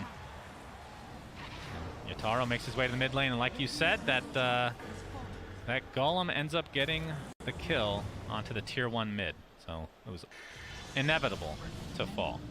And that's going to give some nice gold over to Zai, as we have another Avatos killing off the Storm Spirit. Are you kidding me? Matu is just finding these incredibly important pickoffs. And it's just with a Shadowblade, too. It's not like this is Blink Dagger and Shadowblade to be able to come from He might even the find fog. another one here. Oh, he's going to find a ward. Okay, so won't get the Wyvern. 2 huge picks from Matu. Yeah. With those kills, he's actually tied with Sven on net worth all of a sudden. So we're going to see the replay here of, I believe, the previous one. Yep, gets off the first right click with the Avatos and just enough damage. It's actually relatively close there. So a couple very important deaths going in favor of Secret this time. Toronto Tokyo 4-3. So he was 4-1 before that. He was having himself quite the game. But you can see, just in terms of net worth, he is just right in the middle. That is not where you want to be. He is below the Lycan who was laning against Sven at this point. That puts things into perspective. But he does get an Essence Ring, so he does. That'll help. That's a nice one. It'll help if he doesn't get burst in a one-shot combo from Tiny. Unfortunately, that's what generally tends to happen against Tiny. Also, Lina, similar story. If he gets caught by a stun, might not even have time to use the Essence Ring. So it's nice in a lot of situations. Might even sometimes want to pre-pop it when he jumps in just for safety. But it is pretty expensive to use. 200 mana cost is something Storm doesn't really want to throw away for nothing. Team Secret sporting a 2K net worth lead now. It's right on the edge. We saw that. Yep, the back up to 3K now. As Yataro, he is the member of Team Spirit. A lot of pressure on him now, Sinner, because of Toronto Tokyo's game. Winter's Curse. It's only on to Puppy, though. The skewer back from Collapse. It looks like they'll get this one. Nice and easy. Pretty much a zero risk play with the Blink Skewer. Does cost them a Winter's Curse, but not the longest cooldown. No. And I don't think Secret are going to be super eager to go, especially not with Puppy with a buyback on, or with a dieback here, essentially, right? This was an old death that is being added on top now, so out for a minute. Don't need to worry about not having the curse. Nothing's going to come the way from Secret right now, most likely. As a matter of fact, it's going to be Team Spirit again going for a move. Oh, they might see Nisha here. YapzOr. Wow, they didn't manage to get a jump out of that. Not yet, anyway, Nisha. Nisha. Invis rune. Blader, right? Or Invis rune. As the Golem is trying to create some space here, Cinderin. And Matu ready to go. It is 20 minutes, so expect that shard pretty soon for Matu. I mean, how much do you prioritize that before the Silver Edge, actually? It is really important to have. Yeah, Golem is dead, but it's okay. Golem, get you going. There'll be another one soon. Sorry, you were asking about the Silver Edge and Tiny? Yeah, when do you prioritize the shard? Because I feel like it is quite important. Good question.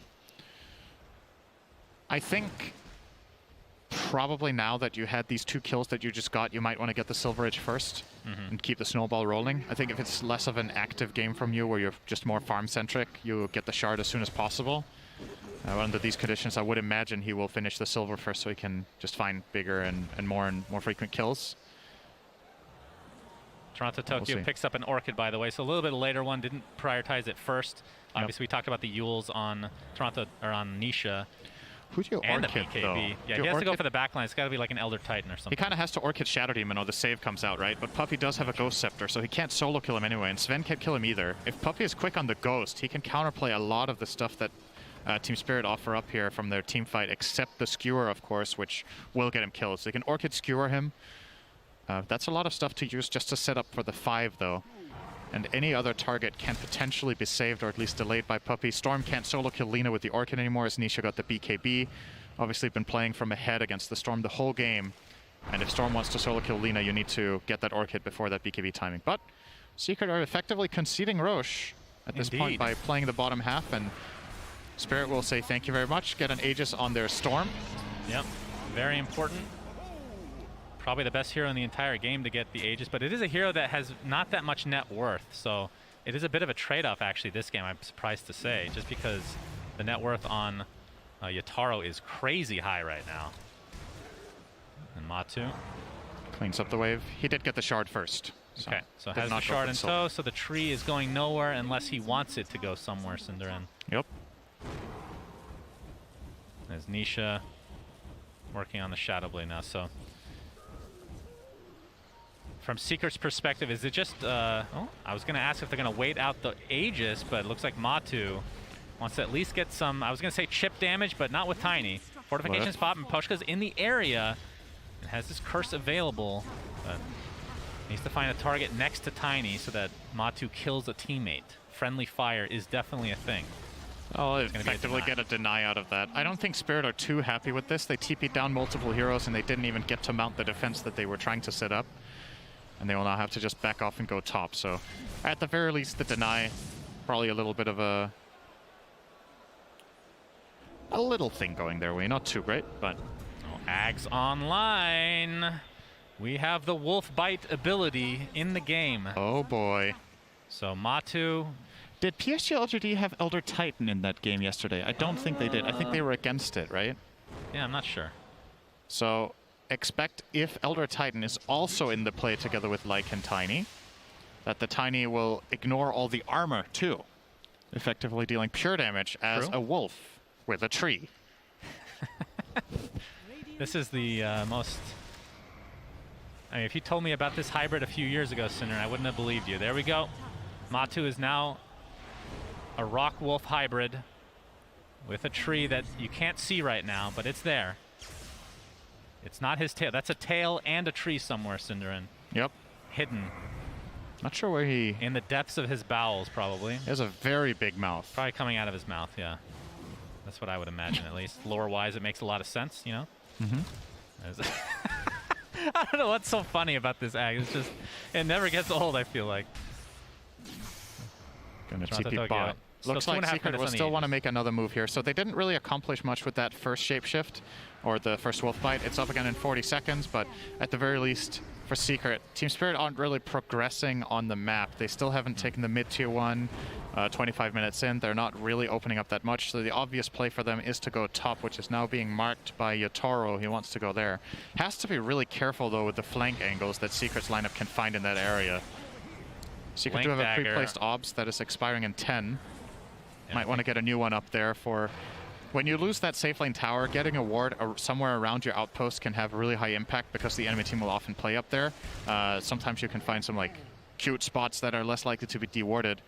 And that could lead to something big here. But Secret have lost the area entirely, and now that means you just concede this tower. Will be going the way of Toronto Tokyo. Aegis for another minute and 40.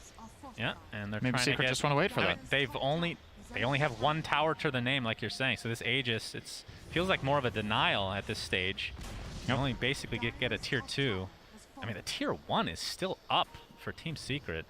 But you can see Matu picked up a Blink Dagger. Not sure if Spirit has seen this yet, but you have a double damage now with Shapeshift. And it could be a Blink reveal for Matu. I saw this yesterday.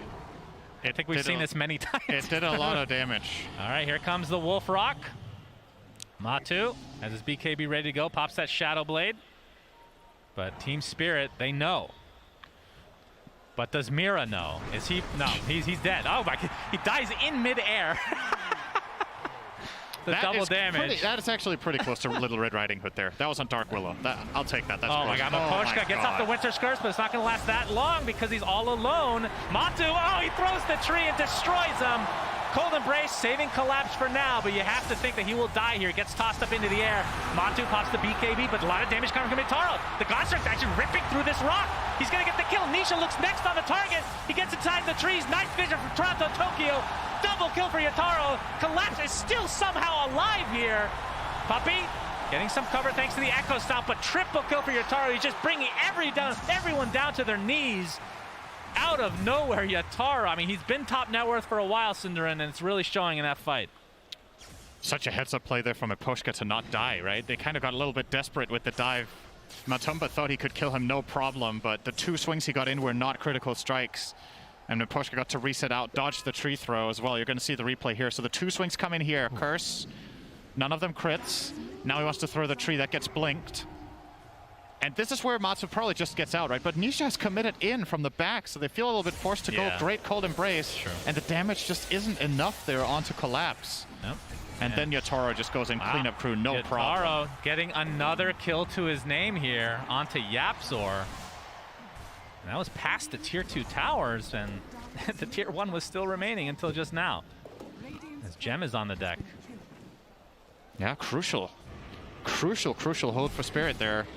Could question the dive from Nisha. It's easy to say from our perspective. It looked like they were just going to kill Wyvern on the spot and get more.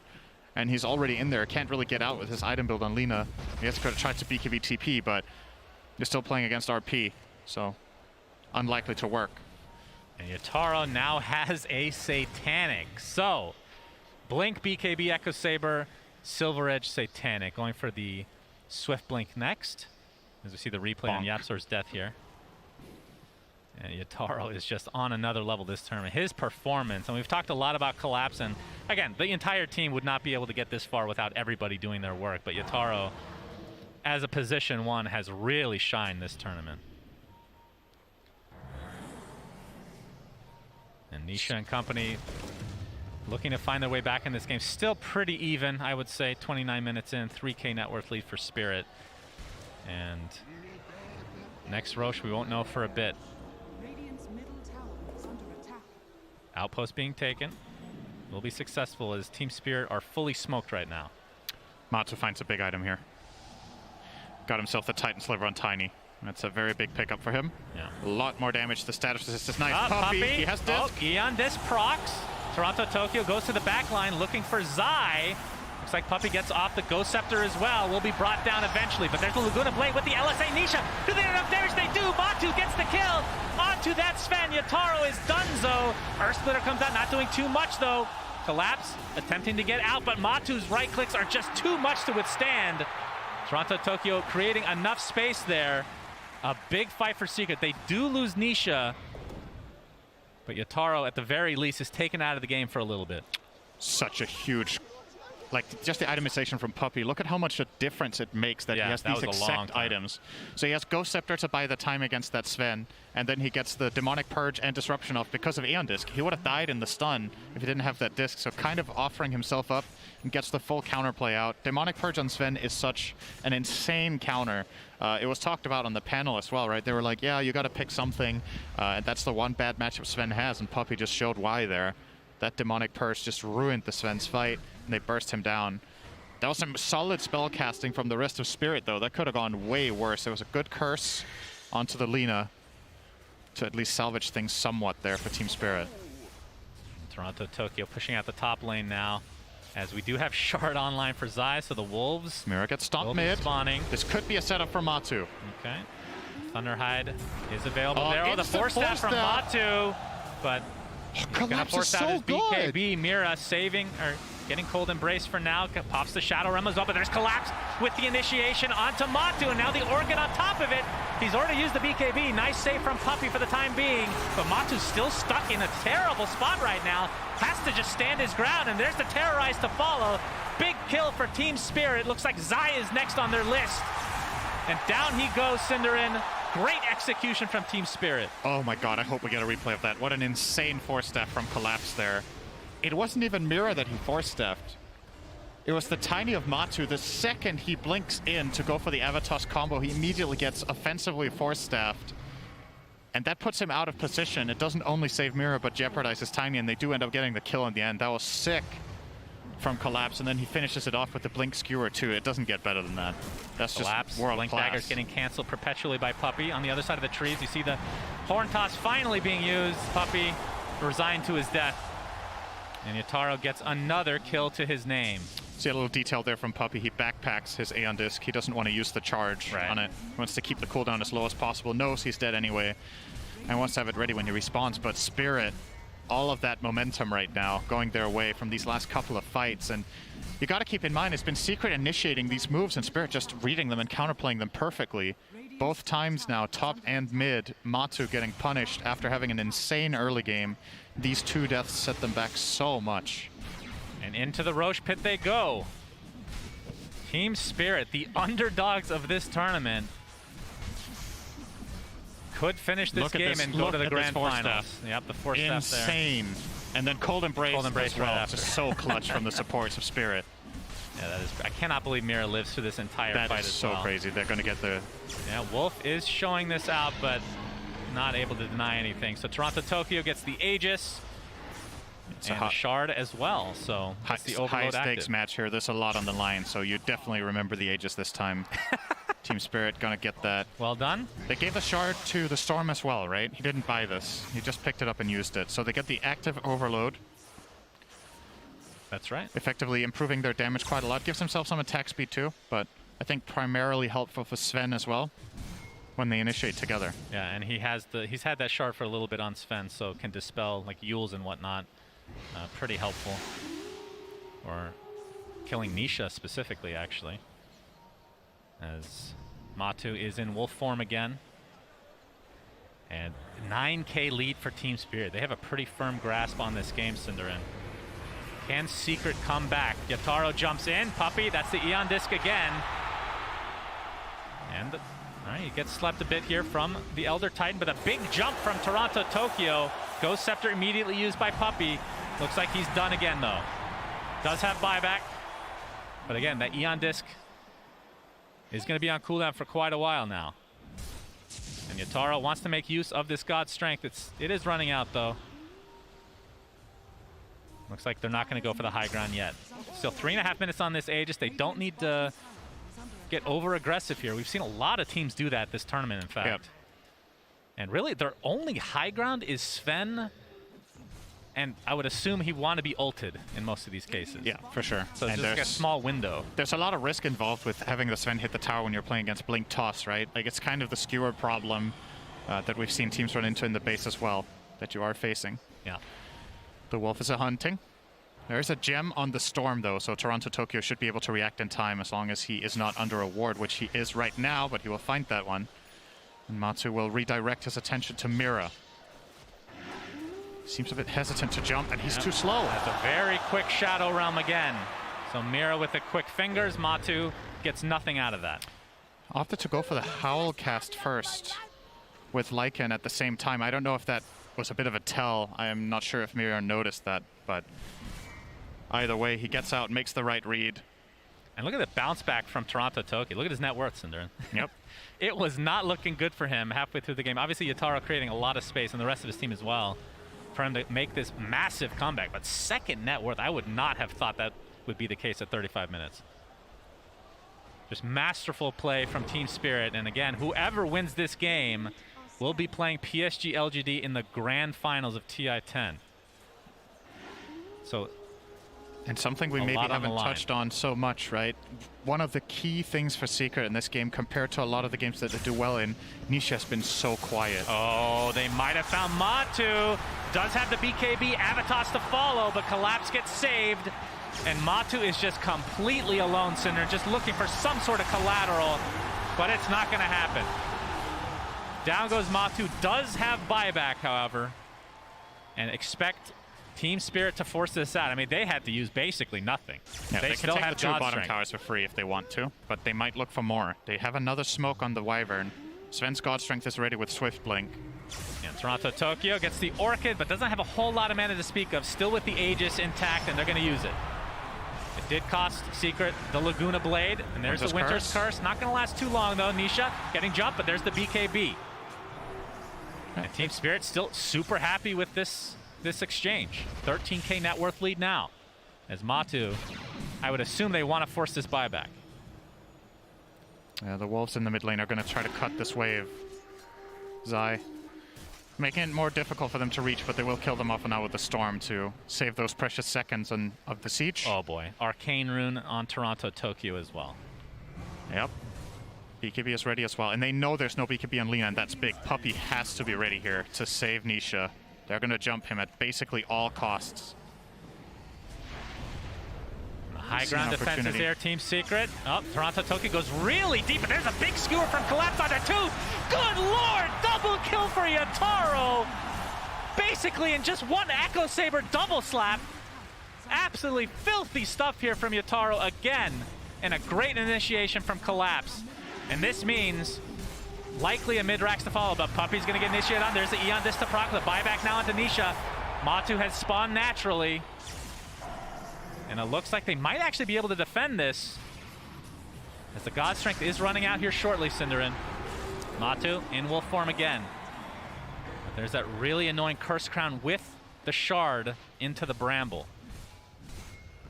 And Team Spirit, oh my, they are so close, Cinderin, to getting to the grand finals here.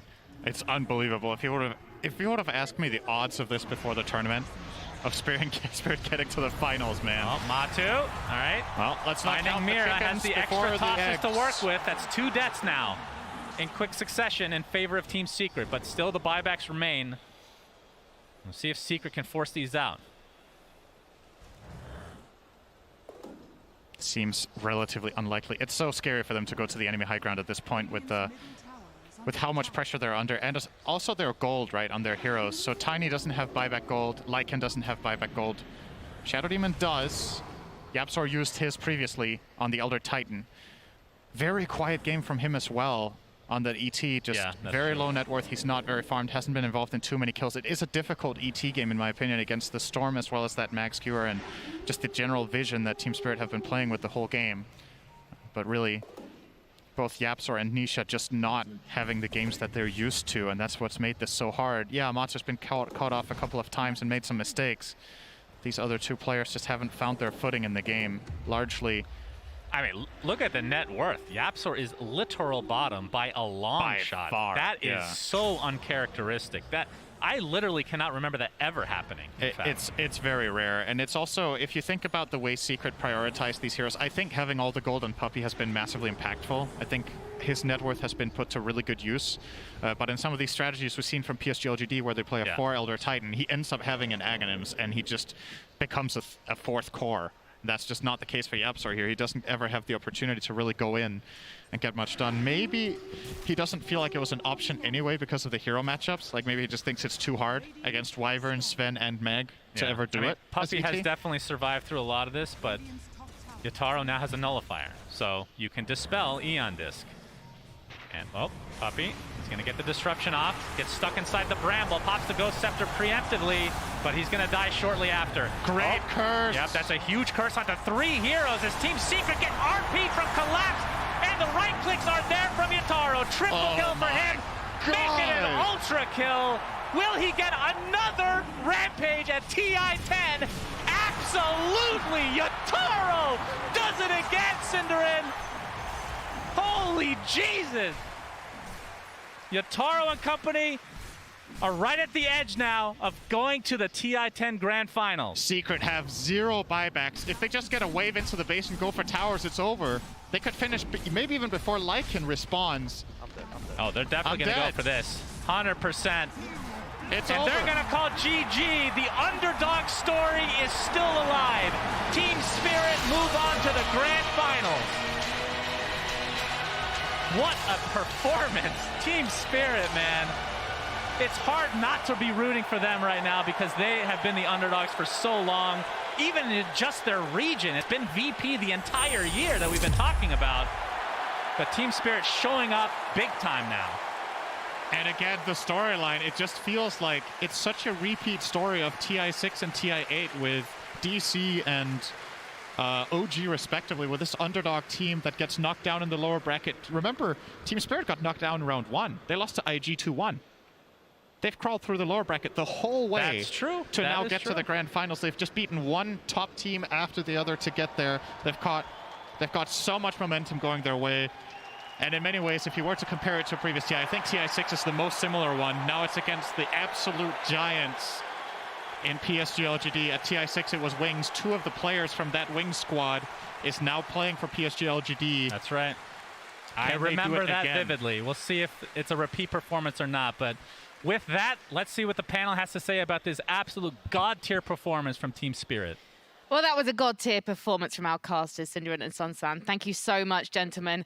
As you can see, the lower bracket has been conquered by Team Spirit.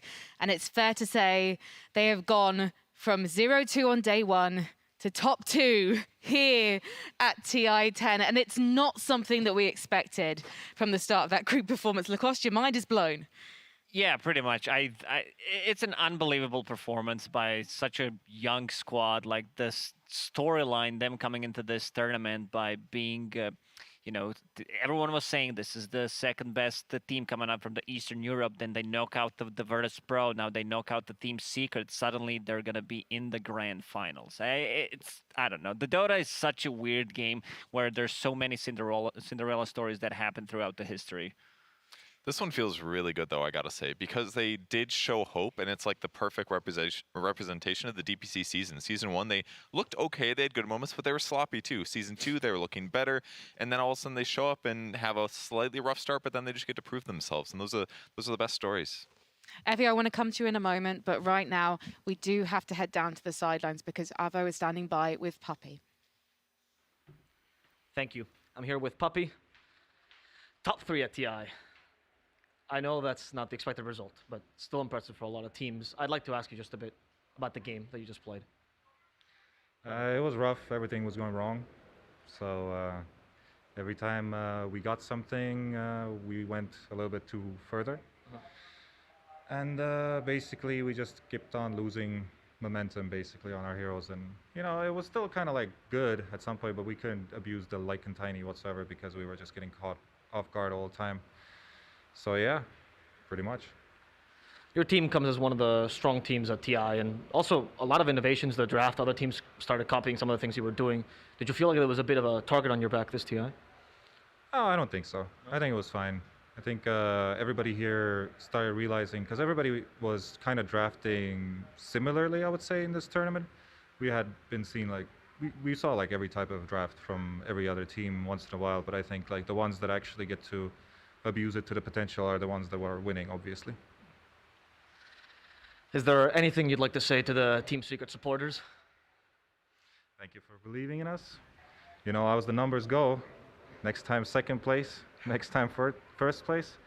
I mean, it's fine. Losing sucks, but what you gonna do? Life goes on. Exactly. A surprising defeat for an incredibly strong team. Next year, as you said, if the numbers go, we're gonna see them again in the grand final. Back to you. Thank you, Ava, and thank you, Puppy. I think that's what they call a classic Puppy interview there, Purge. Yeah, it was good. He was pretty straightforward about what happened. Their little skirmishes went a little bit rough. Their best moments were probably Matu killing Storm twice around the enemy jungle, but what was significant is their gold advantage never really catapulted high. Like Sven Yatora playing that was able to keep his net worth so high the entire game that eventually he actually just had more net worth than Tiny, and they just won some fights. It was really impressive by Team Spirit. How did you find the performance, Effie? And I was so happy for them. It's just, this team are such a beautiful Cinderella story. It's so much like DC from TI6, and it's so hard to not cheer for a team that runs through the tournament the way that they did. But for me, it's just a matter of, yeah, Team Secret had an idea, and it was a really good one, and their heroes had certain timings where they would have just been insanely overpowered. They just didn't play it very well, to be honest. And of course, like Puppy said in the interview, it felt like everything was going wrong and it just kind of slipped out of their hands, right? And sometimes that just happens, but I would like to attribute that to Team Spirit getting their comfort heroes in the deciding game of the best of 3. They got Toronto Tokyo on Storm Spirit, they got Collapse on Magnus, and they got Yatoro and Sven. Like, everything that would have helped elevate them psychologically happened just through getting these heroes.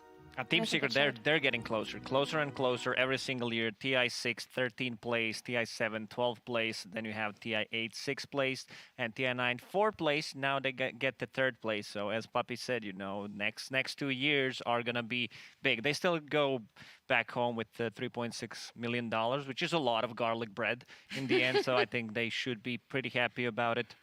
I mean, it also speaks volumes about Spirit's communication in game as well, because as Puppy was saying, they basically overextended at times and it cost them things. They got maybe overconfident and they were trying to get the most out of the Tiny Lycan. Basically, the Wolf Tiny, that there was one moment where Marty, he got the kill with the double damage onto Mira and then went to the top lane. I know that's not the technical term for it. It would be his off lane, and tried to target Miposhka as well.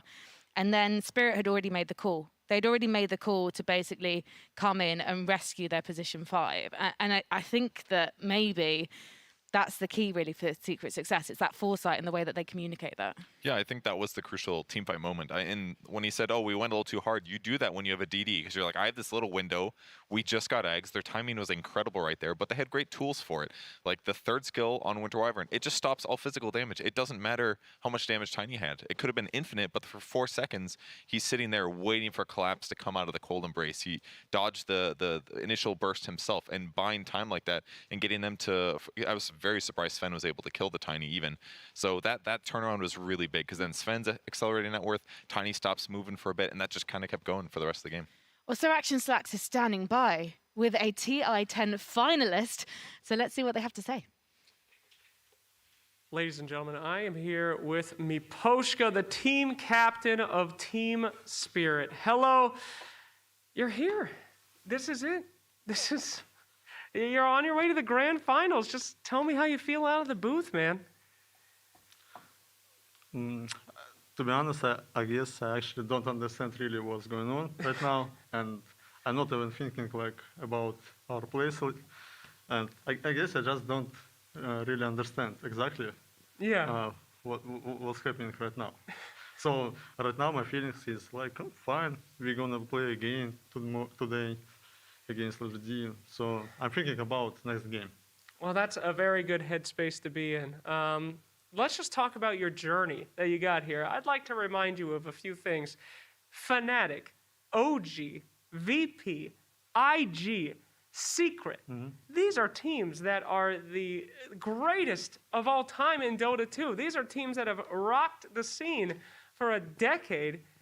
You guys just took them out. You're an open qualifier team. You went to best of 5 in your open qualifiers. I mean, you lost all your games in groups until you started winning them. Not almost. We lost only against... in the first 2 days, or first day, right? Yeah, we lost 6 games against Vici, LGD, and Secret. Right. Against good opponents, but we won other games. Of course you did. Well, obviously. But this... Oh, we lost against favorites. Remember. But with all of that, you turned it around. And you have defeated the greatest of all time in the land of Dota. What was that like to start off with that hard road and then just do this? Can you repeat, please? Yeah. How did you turn it around? I don't know. Like actually, when we came here, we practiced a lot. We played a lot of converts, and our our warm days was really hard. So we know that we also won a lot of clan wars when we played against teams which are here. So we know that we are not that bad, and we have some ideas and we have potential. So we know that we will show how good we are. Well, you're definitely showing how good you are here. So after we lost in our first 2 days, we know that Kickers, we played not that well that we could. So we need just to make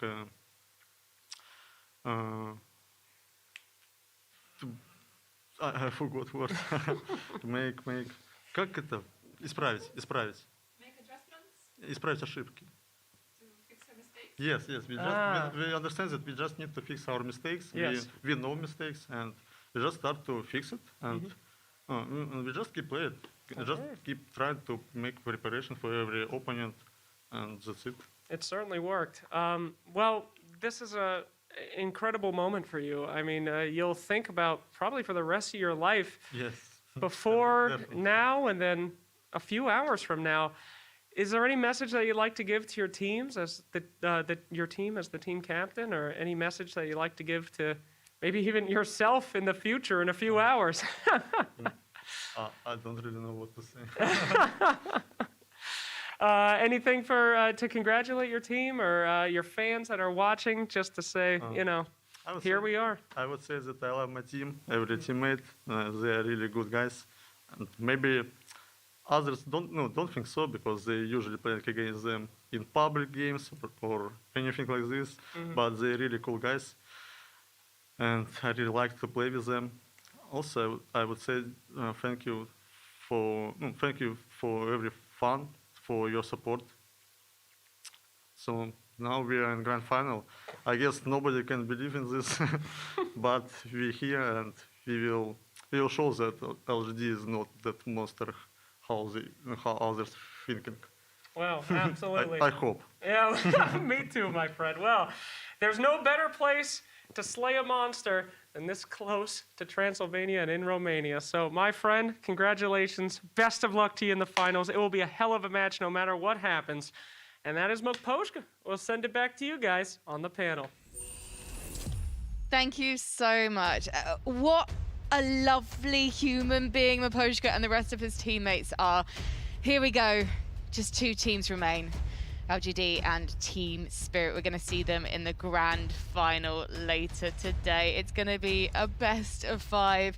Spirit will be looking to carry the momentum forward. But before then, we are going to have the match to end all matches. The games that will decide whether a team of Russians who have all been to TI before can conquer some of the greatest minds and voices and personalities from the Dota 2 community. This is the culmination of the All-Stars final that we got the pleasure of witnessing yesterday, where Team Dragon was basically beaten by, you know what, I can't say their names. I'm still too upset about it. I'm too upset about it. They call themselves Team Borscht, but they're actually known as Thunderhide, that's it. Yep, see, I can't say the names. I can't look at them. No, I can. I can look at them all day. Look at this, so cute, don't they so cute? But at the same time, who are Team Golem on the left? Well, you're about to find out. You're going to find out the hard way. Team Thunderhide. Do you know some of these faces in Team Golem, Lacoste? I do. I quite frequently play against Vagamama and his stack, because we're unranked grinders. You know, there has been developing unranked meta where it's like very high skilled, and you just enjoy Dota with no stress with your friends. Also, you know, our ex-colleagues, Merlini, Blintz, we have also Sheepo, and who did I mix? Excalibur. Yeah, Excalibur's like 14k MMR or whatever. I might be exaggerating, but he should be around like 11, because he's extremely skilled. Sheepstick is technically our colleague as well, because she appeared on the draft panel earlier this week. You are correct. That's true. And I have to say, maybe she's going to appear on the panel more regularly in the future, because she knows so much. She was one of my Dota tutors. She came and helped me learn so much. Unfortunately, I haven't put much of it into practice yet, because we've been here. But do you have hopes for this team, Effie? Can they avenge Team Dragon today? You know, I just want to see some all-random deathmatch shenanigans. I want to see them run at each other nonstop, and I have hopes for them for sure. They've got the great Blitz Dota. Yes. Who Purge is intimately acquainted with. Yeah, he's a big tryhard. When I was getting ready to leave for the event, I was like, weird. I see Blitz online every day playing ranked. What could this be for? He's been practicing, guys, for this moment. But what Effie was also hinting at, Purge, is the fact that you used to be on Team Zephyr with Blitz back in 2014, 2015? 2014 is correct, yes. And you the good old days. You peaked with this epic battle in South Korea. Oh, yeah, I was the highest win rate pro for a good, 6 months there. Yeah, it was better than PPD, Puppy, trash compared to me that year. And then eventually we started losing and it dropped. But, I was good for a bit there. You tried to resurrect the team, didn't you? Team Veggies, I believe, during one of the... Nah, that was me. I was just tagging along mostly. Oh, okay. Oh, okay. I can't take credit for that one. Just tagging along for the ride. What is Blitz like in game? He is pretty serious. He gets a little high stress. Like he sometimes has, he gets nervous sometimes. But he tries really hard. Puts a lot of emotion into it. Yeah, he's a good player. And that's not what we want to see, Purge.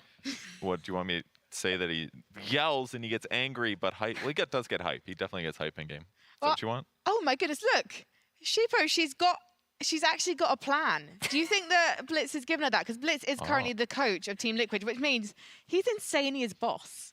So in some ways, it could have been really awkward if Team Dragon had won yesterday, because it would be Insania versus Blitz. Look at the difference. The left, they seem like they've organized they're something. super chill, They've got notes. They've got notes. They're chatting. They've been smoking cigarettes for 20 minutes in that room. And look at Huas. He can't even fit the badge in his pocket. Like, he's struggling. They're just standing there like, when are we going to get on there? I have to give props, though, to Team Thunderhide, because they've just been in the tent next door to us, commentating the games and doing panel like we're doing right now on that lower bracket final. So they've just witnessed Team Spirit, the hope of Eastern Europe, go through to the grand finals, and now they've had to run over and do their bit for the cause as well. They're probably hyped up on that win, though, so they're probably pretty excited. I got to say their morale's got to be high right now. That could really make a big difference if they continue randoming heroes that they're a little bit sloppy with. I was talking to Dandy in the morning, and yeah, he says that this is a huge upgrade to the roster that we had yesterday.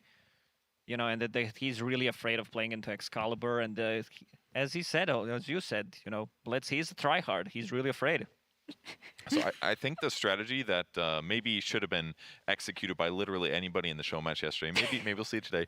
You get some good farming hero, and you just need a good 10 minutes, Like BSJ got that axe mid, he stacked his medium camps, and then he just died mid. It's like, well, if he had a good 10 minutes, you can get a quick Ags, maybe a fast Midas, that can propel you forward. You got to be a little bit try, not too try, don't buy a Dagon, but Effie, would you recommend, apart from buying a Dagon, because I know you would you recommend just dying if you get a hero you don't like? Or is that going to put you at a distinct disadvantage in this particular type of game mode? I mean, you don't want to give away deaths, but just have fun. This is what this is for.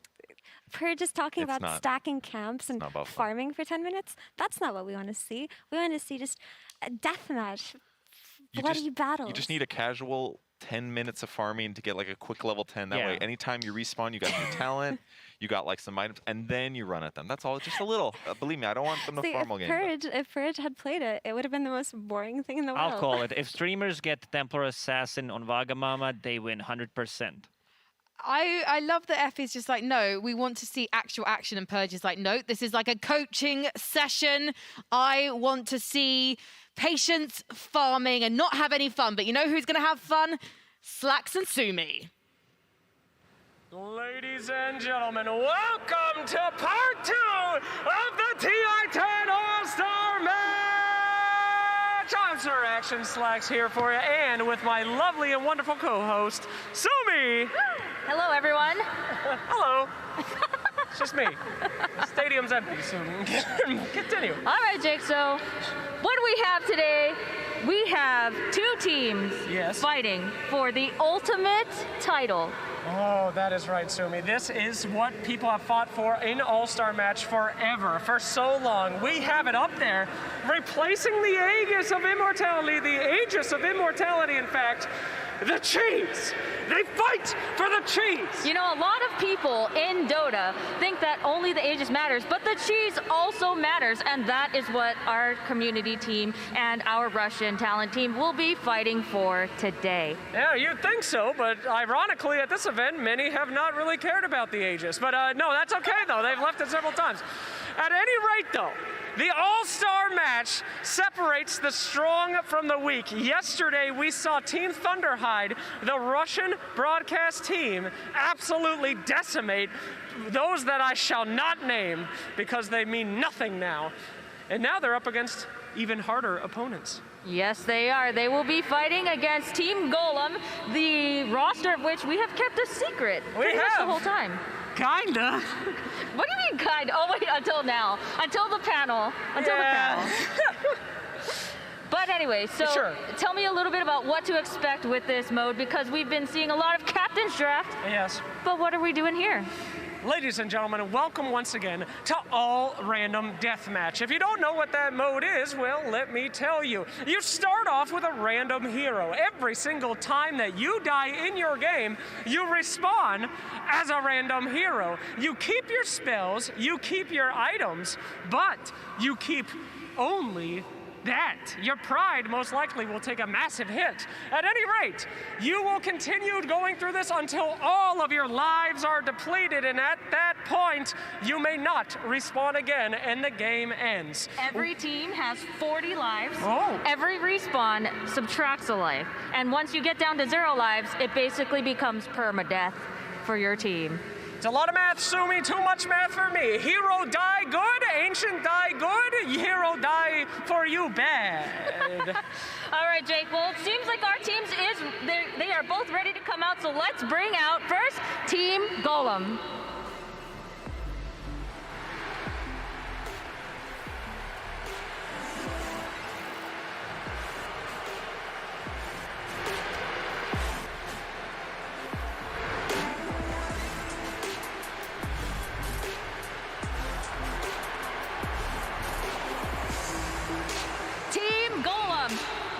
A team comprised of precious community members for Dota2 is bringing the pub experience to TI because 4 of their players will need to slash roll for mid.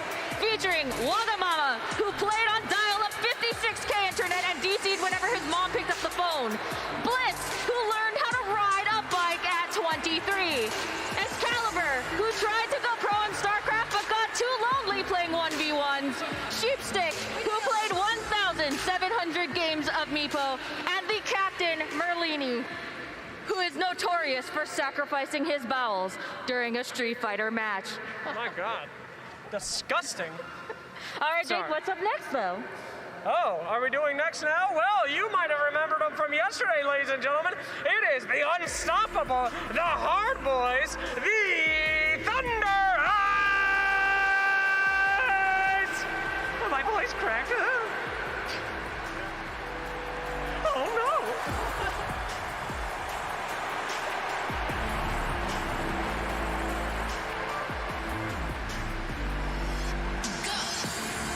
That's right, my friends. We've got Havost, Dendi, Resolution, Smile, and Solo. These guys had absolutely zero mercy for the boys that came out last night. And now they seem to have no mercy for the folks that are coming out here today. They keep trying to rename themselves Team Borscht. We keep asking them not to, but they'll do it anyway. Havost, are you ready to take another team down? Yeah, for sure. Another CIS team in the finals. We represent the same. God damn, hell yeah. Dendi, you are representing yet again your region, your skill, your people. Any thoughts on this match? No mercy. Ooh, I feel it. Resolution, you always say something nice. Would you like to say something not nice this time? You don't have to, it's okay. I think we come to this match as the favorites, obviously. I mean, look at them. Like, this is not going to be a game. Wow. Super easy. That was surprisingly brutal. Thank you very much. How are we feeling for the game, boys? I have no idea how to play Dota, but we'll eat them. They got no chance. Okay, seem confident yet again. Team Thunderhide getting ready to roll with this. And now we have a quick interview with our very own Team Golem. Sheepstick, tell me, you saw your friends get a little bit obliterated yesterday. How will you do things differently to secure the win? I mean, we've been playing competitive ARDM for 17 years now as a team, so I think we're, a little bit better than those, washed up players. So I think we got it. Washed up players. They called you washed up players. Oh my goodness. We're on a roll here. All right. Do you have anything that you want to say to Team Thunderhide? Hi Roman. Hi Dendi. Hi everybody. They waved back to you. All right. What hero do you want the least and why? Techies, because I lose my soul. Techies, because you lose your soul. All right. How did you prepare for this match, sir? Trying to pump my team up. I'm the most experienced here. I've fielded the most pre-TIs, pre-grand final panels here. So we're ready. Thank you. He prepared the panels by being ready. All right, the final question, and perhaps the most important question of this entire interview. Are you aware that your comms will be live on stream during the entire match? No, no one told me. No. Well, you know now. Gentlemen, ladies, everyone, we are about ready to start this match. Teams, please head over to your pod. Go! It's a beautiful tradition once again, sending these poor people to the slaughter for our entertainment. It's what we're all about here in Dota 2. Jake, you have to put a more positive spin on it. Give me a positive spin on what we're about to see. Ice Frog literally nerfed every hero I love into oblivion. Techies will never be picked here. Omni Knight had one game and he lost. I don't have to be positive about anything. I'm extremely upset for the last year and a half. All right, thank you very much, Jake, who is the biggest Windrunner fan. Thank you very much for all of your time. Thank you. Are you cutting me out? I'm still on. You can't do it alone. I'm still here. Continue. All right, Jake. So, we talked about this a little bit yesterday, but for the people who may not have been here yesterday, let's talk a little bit about the meta. Oh. So, yesterday you told me, and we saw, that both Team Thunderhide and Team Dragon I think they built like 10 Dagons. That's right. That is right. It was mostly Team Thunderhide. These guys know all random deathmatch. I told you, don't itemize like a normie. You're not going to have the same hero over and over again. You need Dagons. You need Blinks. Somebody but a Veil! A Veil? Banana Slam a Janna? They can't hear you, Jakey. They can't hear you. Moron! You don't buy a Veil! What if you get Anti-Mage, all right? You got to pick items that will transfer to hero to hero to hero. Aghanim's Shard. Does it transfer or doesn't it? I literally don't care. But Aghanim's Scepter does, my friend. That one is always a good one. Every hero has an Ags. So now, what is the best hero to be playing in this mode? They said no techies, so... It is techies. I don't know why. Brian is just too incompetent to understand the power. You need to pick a hero that is going to be good for you. For example, Sheepo, one of the greatest Meepo players of all time. Fantastic hero in this game because no one knows how to play against that hero because it's been irrelevant for 2 years. Things like that pop up that you can use your Dagon Meepo to win the game. Now, Sumi, keep with me here. All right. That's the power. Don't play normally. This is all random deathmatch and you're against tryhards. You have got to think outside the box. So tell me yesterday, Team Dragon, it looked like it was pretty even, and then suddenly they were 4v3, or they were 3v4, and then all of a sudden, all three of them died at the same time. That is right. What do we do to avoid that this time? Well, you probably don't pick bad teammates. I think that right here, Team Golem, they have some strong teammates. They have someone that might be able to stand up to CIS, because let's be real with you, that region is dominating so far. This is quite similar to our grand finals here coming up. But Jake, the Eastern Europe region, they have ex-pros. Yes. I'm sorry if I confused you. Golem has literally no chance of winning. I'm not trying to make this weird or anything. Blitz is on the team. I won't lie to you, I asked Blitz to play one game with me to raise my MMR to boost me, and he lost 8 in a row and then asked Fog to fix it. I mean, the guy has no clue what's going on. He's Liquid's coach, for God's sakes. Oh my gosh, I hope Team Liquid is not watching this. Jake, you are putting everyone on blast tonight. There are no blasts here in Dota. This is actually very non-toxic behavior. I disagree. I very much disagree. All right, well, let's say some positives, okay? Yes. Wagga Magaga, this guy, don't mess around. Drops items all the time, picks them up before someone can steal them. He ain't pulling no swindles. These guys play a lot of Dota, they play a lot of streamings. I mean, they have basically no lives. You can go on any kind of platform at any day and see one of these guys doing something Dota related. The only one that has a life is Merlini, and somehow we still got him back. So, I mean, it's a sickness, and that sickness will lead them to glory. All right, well, they have people that apparently have no lives. I'm so sorry to the team that will probably be watching the VODs later. But let's talk a little bit more about Team Thunderhide. Yes. They are our home team right now. They are coming in from a win. They have experience on the TI stage, both yesterday and literally like 8 years ago. That's right. Team Thunderhide is a team with a lot to prove. Not that much to lose, though, because they have lost many times in recent memory. Much to prove, though. They do not want to lose against these guys. Is there any bigger shame than losing to Blitz Dota? I'm not sure that there possibly could be. So, they're going to try hard, as we saw yesterday. I don't even think they were trying that hard yesterday. There was a lot of laughter. There was a lot of joy. Yeah, a very strange thing to see. But, Jake, they said no mercy today. They did. Does that mean that they're going to try? Mm-hmm. Or does it mean that they're not going to try and it's still going to be no mercy? What? Not going to try? It doesn't matter. Whatever you just tried to say does not matter to me. What matters is that Dendi was not smiling when he entered the arena. I've never seen that before in my life. And delicious cheese. I don't know if you've seen Team Golem. Many of them look malnutritious. I think that they are actually going to try to just live by getting that cheese. It is a big motivator for them. Hunger, literal hunger. We have to balance this out. So I'm going to say Team Thunderhide, okay? Team Thunderhide. Yes. Team Thunderhide, I mean, they're just motivated by being here.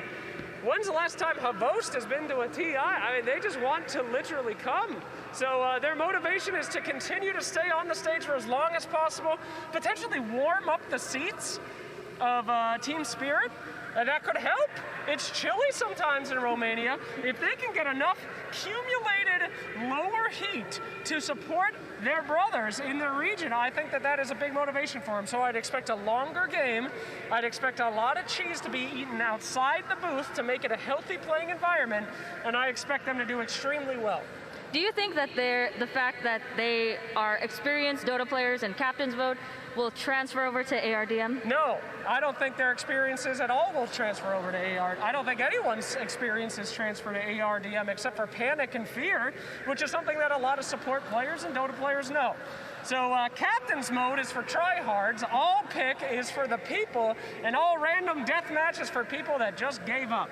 And if there's one thing we have in plenty on this stage, it's a lot of those people. Are there people who like main ARDM? Main ARDM? I hope I never meet him, Sumi. I really, really do. But if you're watching out there, keep on trucking. You're good. You know who's the real sickos? The ones that made ability draft. What the hell? Yeah, Purge gamer people. Oh my God. All right, I like ability draft. That's Sorry. great. All right. All right, he's stepping away. That's fine. Sumi. Yes. What hero do you think would be the scariest hero to see late game in an all random deathmatch? And this is a trick question, so really think about it. The scariest hero? What do you mean scary? You mean scary as in, oh no, I have to play this hero? Or scary as in, oh no, they have that hero? I'm saying thick boy waddling out of the jungle, level 30 with random items. Which one do you not want to see rolling out? Well, honestly, Tiny. Tiny, a strong hero potentially, but you have to have the right build. Shadowblade, that is true. We haven't talked that much about. Shadowblade's a fine one. Invis in Vince, as we in the Dota community say. So Who says that? Huh? Who says that? Somebody. If you say that, please type yippee in the chat. Anyways. Items that make you invis, items that make your movement change. Don't get things like Ghost Scepter, that's pathetic and hilarious, unless you're planning on building E-Blade, which is also pathetic and hilarious, but at least you can pretend like you're participating. Either way, itemization is extremely important. It's literally one of the only things that you can control in a chaotic mode, like all random deathmatch. Do neutral items get dropped in all random deathmatch slacks? What is this, a quiz show? I don't know. I mean, never played this in my life. I don't know. Probably. I don't know, Sumi. I can't even. Shut up, Sumi. You don't know. Yes, they do. Okay, great. I just said that very confidently so that he doesn't know if I actually know or not. The answer is yes. They work together. Okay, well, no worries. Our teams are about to get into it, Sumi. Yep. I want your final guess. Who will be taking it here for the grand champions of the All-Star game? All right, well, I'm going to go ahead and pick Team Thunderhide because they are experienced and also because that means you have to pick the other team. Yeah, Golem will definitely win. Yep. Yep, here it comes, guys. Full faith, let's throw it in. Ladies and gentlemen, the time has come to play the All-Star match. Let's play some Dota! Wait, why is my minimap on the right? Wait. Oh my god, I have Aiden set up. Roll for carry. Dude, no, I have Aiden set up. Oh my god, wait, how do I... Oh, thank you, sir. You're a savior. Guys, Dude, we gotta try hard. I need to win this to get a new stream title. Let's go. Okay, go rush. I have Yo, they're already there. Hurry up. Yeah, get in there. Get in. Wait. Wait, we're not fighting yet. We're not fighting yet. No. We're getting in there. We're getting in there. Go. Gentlemen's agreement. Let's go. Let's go. Get him. Dude, why are they not hitting Roche? Dude, they're not helping us. Help us. What the fuck are they doing there, dude? Yo, hit. Sheep, don't tag too much. I'm trying. Yeah, don't let them use you like that. We need to... Dude, they need to trade aggro. Why are they doing this? No, this is great. Dude, they have the melee hero. They are supposed to tank it. Why is he on the back line? Yo. Be careful with the stun. Let's not BBM. I'm going back in. All right, it's half. It's almost time. It's almost time to click first. Let's go for... I'm gonna astral the SF, okay? I should have gone stun. I fucked up. Oh no. Just build up bashes and then chill. Right. I'm power shotting when it's dying. Okay. I'm healing. All right. 3, 2, go! Go! Fuck, that's so much faster! Kill them! Stick! Stick! Yeah, get wrestled. I have one more bash. Bam. He has Aegis? Kill him again. Kill him again. Body block him if you need. I have the bash. I'm TPing bottom. I stun. Get in front. Alright, I'm body blocking. Oh. I don't have any more bash. I'm hitting. I don't have any more bash. It's fine. Yeah. Do you have a power shot? I'm doing vision. Oh. That was pathetic. I thought he was gonna juke. He just kept running. That wasn't even a juke. He just walked in a straight line. Yeah, that's what I mean. Dude, He didn't juke. He didn't juke. That's the juke. These players are washed. Do not think they're gonna juke. Yeah. All right. Dude, I have all of Aiden's hotkeys. Yo, help me. I'm going top. You and me, Merlini. All right. Is. Oh, what the hell? Are you farming? He just didn't come to I'll lane. farm. Okay. I'm so on. Sell out. What are you talking about? This is my favorite caster voice line by far. Yo, help me. It is actually really good. I'm trying, man. Run. Keep fighting him. Keep fighting him. I have no regen. I spent it all on Sal. That's because you're selfless. Yeah. You have to be a bigger piece of shit. I'm sorry, man. Uh-oh. Yo, help me. Oh, you're dead. Well, why would you say help me? Like that was I just got baited in by you. Nah. We needed a new hero anyways. What the? Just reroll. I'm CK. That's kind of lit. My hotkeys were wrong. Oh my god, Aiden sabotaged me with his everything. Oh, watch out. Damn. That's stolen. fuck? Do you have stab? Oh, I can stab I it. just subbed. There you go. I fucked mine up. It's fine, I got one. I thought he has. Yo, wait. Yo, there's that fucking wisp mid. What the fuck's going on? Did you not have TP sheep? I kind of want to I reroll my hero. used it. I came back to lane after Roche. Oh my god, I griefed you. You griefed my game. I'll take that. That's okay. All these range. Yo, leave. Yo, leave. there's mid. Oh my god. TP's mid. I don't have one. I'm You're on your own. I'm TPing. Are you okay? I don't know. I have some heals. I'm stunned. Same Nice. fine. Turn. Not sure about turning, but Steve. I'm farming. Steve. I'm dying, dude. It's okay. Oh, I got arc warden. They're all stunned. That's You got arc? Arc early. Yo, I have stunned. Everybody. Ravage. Where's my team? I'm really enjoying hitting creeps right now. I don't know. Where's my team? I don't know. I'm ogre. I'm keeping our side basically. I'm gonna clean up this, dude. Steve, if you just want to nerd it and just AFK farm, I'm 100% okay with that. Arc warden is actually really strong early game. I got this, guys. Like, this is a strong hero. Nice. Come on. Getting your What the fuck's he Grandmaster. doing? How did you get your Grandmaster and your Master Tier hero first and second? Did you talk to someone? Nice, guys. I'm coming mid. I got the Ember, dude. I got the Ember. I'm doing recovery laning. I'll rotate soon. I'm coming, Steve. Yeah. You getting bottom, Calvin? No, I'm not. I can't afford it. Don't wait. Do you want a salve? Yeah. I don't have one, so. I'll buy you one. I actually bought myself. It's all good. Oh, I have to pull for myself because my force is so useful. Yo, Steve, help me. Oh shit. Steve, help me. I'm on it this hard. I'm juking. Yeah, I'm coming, dude. I'm baiting. Stun in one. Turn. Yeah, we got him. Get the jug. No spin. There's no Roach to kill him. That's true. It's part of the strat. Oh, I'm being 20 done seconds? by a viper. I'm going for sniper. Finish him off. No. It's fine. Go for more. I have ignite. 1 second. Okay. Dive. I'll place the ward. I can cold race. I'll place the ward to tank. Kill him, Ben, please. I actually really want to keep my hero. You didn't want ogre anyway. Diego, my hero is really good. I have AM. keep my hero. Dude, he has arcane already? How? Yeah. Who do you have? I have AM. That's useless to me. That is so No, bad. AM is actually good on lane, dude. Dude, seriously, walk down mid. No, AM is actually good on lane. No, AM is actually good on lane. If you play the hero properly, it's actually really good. There's a viper. You wanna go laning inside? Come bot. Like we smoke, we go with anti-mage, we kill viper. Okay, I do not want them to have this hero. I'm buying Orb of Venom. Okay, nice. Let's go. Alright, I'm eating. Ben, you ready to slap? Yeah, let's go. Alright. Go.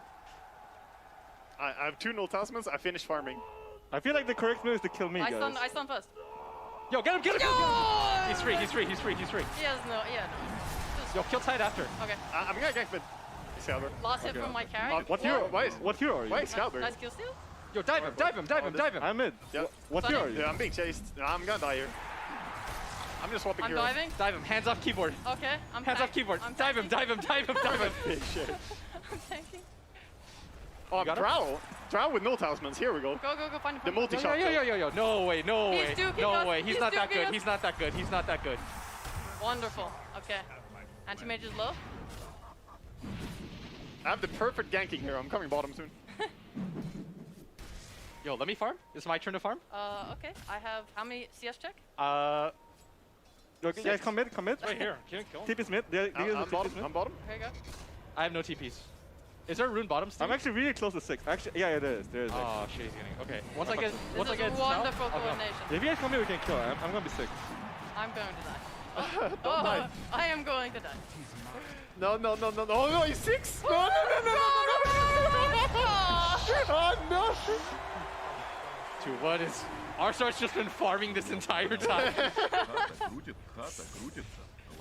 Alright, I'm ready whenever. I need to get the south first. Okay. I'm ready as soon as I get the south. Okay. Yo, it's nighttime Do you have and I Venom? have Do you have Night Venom or Stalker. not? This is pretty good. I have Orb. Okay, you jump on them. You jump on them. Okay, okay. Just I wait. think he sees you. I think he sees you. No way, dude. We didn't buy wards. Why would they buy wards? Look at the way he's moving, dude. No, Wards dude. is cheating. He's just smart. He's just smart. Yeah, he's just a. What player guard is that? gamer. Is that Dendy? It's Dendy. It's true. Oh, yo, help me. I'm coming. On the right? Yeah, I'm coming. Dude. I'm dead. I'm dead. We can't kill him. We can't return kill this. Yo, you're going to Doom? To Doom? Kill him too. Okay. Oh, he has such a big one. Buy raindrops? Oh shit, I already have some. Dude, I don't have my keys bound for like bringing my courier. I'm playing like Sir Action Slack right now. I gotta manually select my courier. No.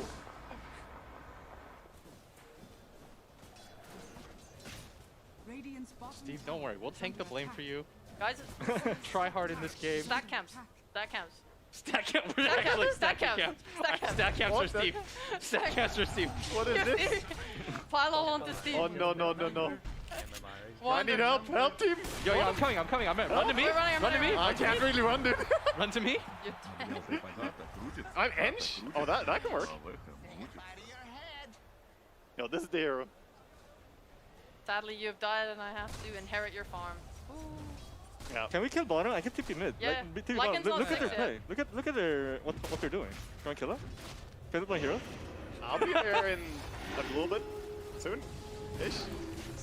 I've been trapped. I'm coming. Dead. I'm dead. Yeah, get rid of Undying. Get him.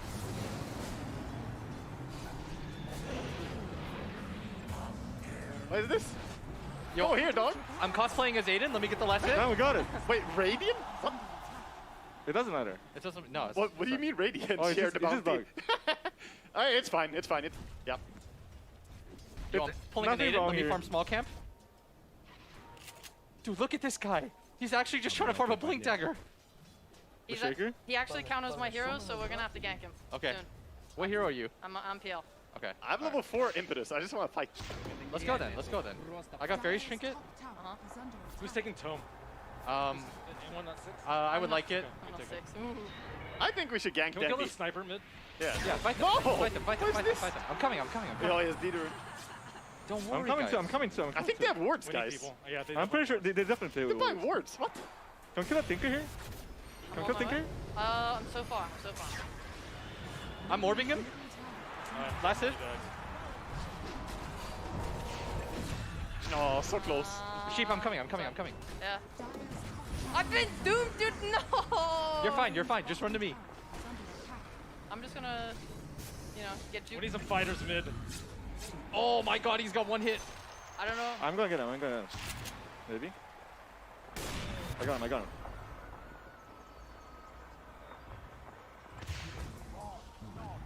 Oh shit, I typed and I died. I'm fighting top. I'm coming for the Doom. I'll just chase this guy. Okay, I cannot. I'm not backing. He's gonna die. Let's go. I'm getting the Arcane. Or I will die. I'm TPing. I don't know how to play Dark Below though. Bear with me. Oh, he ran. I'm up in 5. I have Spirit Breaker. I can charge him. Just keep going.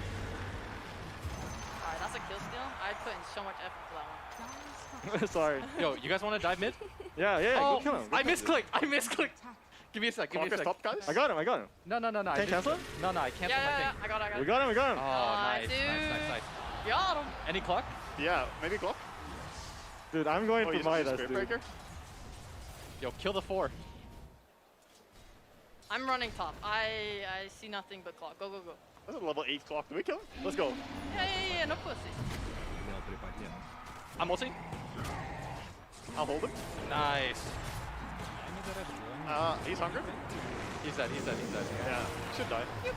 Okay, he's alive. Oh, he killed the... No. He's dead. No, he doesn't have chasing, the hunger. It's gone. That's the thing.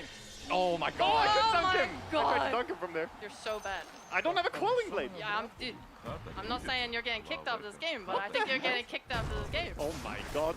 I made you. I trained you at the training camp. Now you gotta kick me. Wagger's training camp? No, I was never there. Do not associate me with your brand. All of your success is my success now. Yo, these guys are farming. They're farming ancients. We have a stacked ancient camp too. Okay. For Steve. Did our Steve farm it? Yeah. I'm Steve, shooting- all I'm in on fine. being our Oh, I know. Oh, you're so dead. Oh my god. We lost. Yeah, We you lost. did. Okay. I lost my Midas, dude. All of our net worth just went down. Yeah, what hero did you get? I got Darkster. He's a Darkster carry. I'm TPing mid. Oh no. Seems good. Are we doing better than the English now? Oh, yo, they're going on us. Do you have any stuff? You don't? Oh, shit.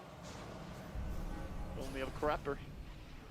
I'll TP top. I'll TP Yeah, top. I have spells. This can work. Maybe. I need to wake up. I'm keeping top. I am dead. I'm just slept forever. We didn't kill them all here.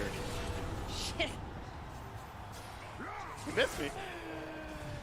Ooh, what a vacuum. I'm gonna shell you. Kill Rezo. Okay, yeah. Why is I there a got him, I clock got here? him. Can you micro your illusion? Stop his point. Oh, sorry. I'm coming to you guys. Yo, they're dying here. Guys. Yeah, I'm If coming. we play together here, we're gonna kill them all. I'm coming. No! What's this? I'm TPing? I don't want to sleep. No, mind. I'm not TPing. Oh, now they sleep. Oh, I almost have called. We can fight. Yeah, go for this. Oh, oh my god, Waka, no! Waka, my god! Dude, I'm dead now. Oh, Waka's Disaster. Kind of want to suicide with. Sure. What are you? Shen. Dude, just die. I'm on my way, man. I do want to help you. I'm coming top, guys. Are you alive, Sheep? Maybe. I'm dead for 8 more. Does he have ult? She's fine. Yeah, she's gonna kill them I'm all. healing so much. She's gonna kill them all. It's free.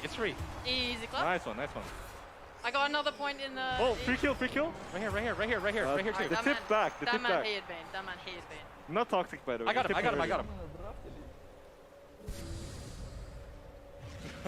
Dude, they're challenging us. Go. Go, Roche. Go. Okay. Wait. Alright. I don't have any salves. I'm making my I way. gotta get some resources, guys. Wait, we're wait for gonna two, get fucked wait for in the two. pit. Okay. Wait for all. I need to get some resources. Okay. Okay, Sheep, do you need a heal? I'll give you mana. I don't think. Dude, we're gonna get echo in the pit. No. We killed Shaker. We killed Shaker. can't Oh, kill we him. killed it. You take Aegis but not Excalibur. Okay. Are they all up? Alright, go. Why is this? Go, get in there. Where's this creep? Yo, you guys want to be scumbags and just kill them? Steve, I know you got I don't think it's good. I don't think it's Steve. good. Alright. When it's at like 5%, okay, Steve?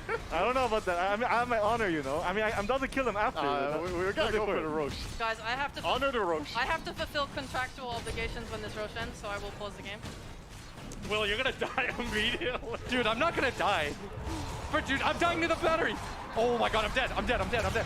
Okay. Oh, I silenced them all. What's going on? We're going? What? They're all silenced.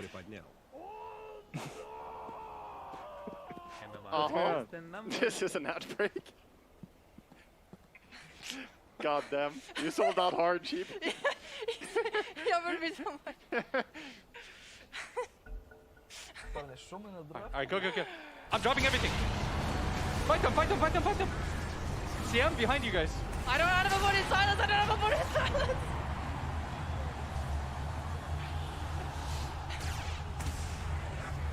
Nice, guys. They're all dying. Kill the truckers. Oh my god, 50 health. Okay, I'm gonna get it. Oh, he's so low. This guy's so low. Okay, guys. Okay, I have nothing. More tactics?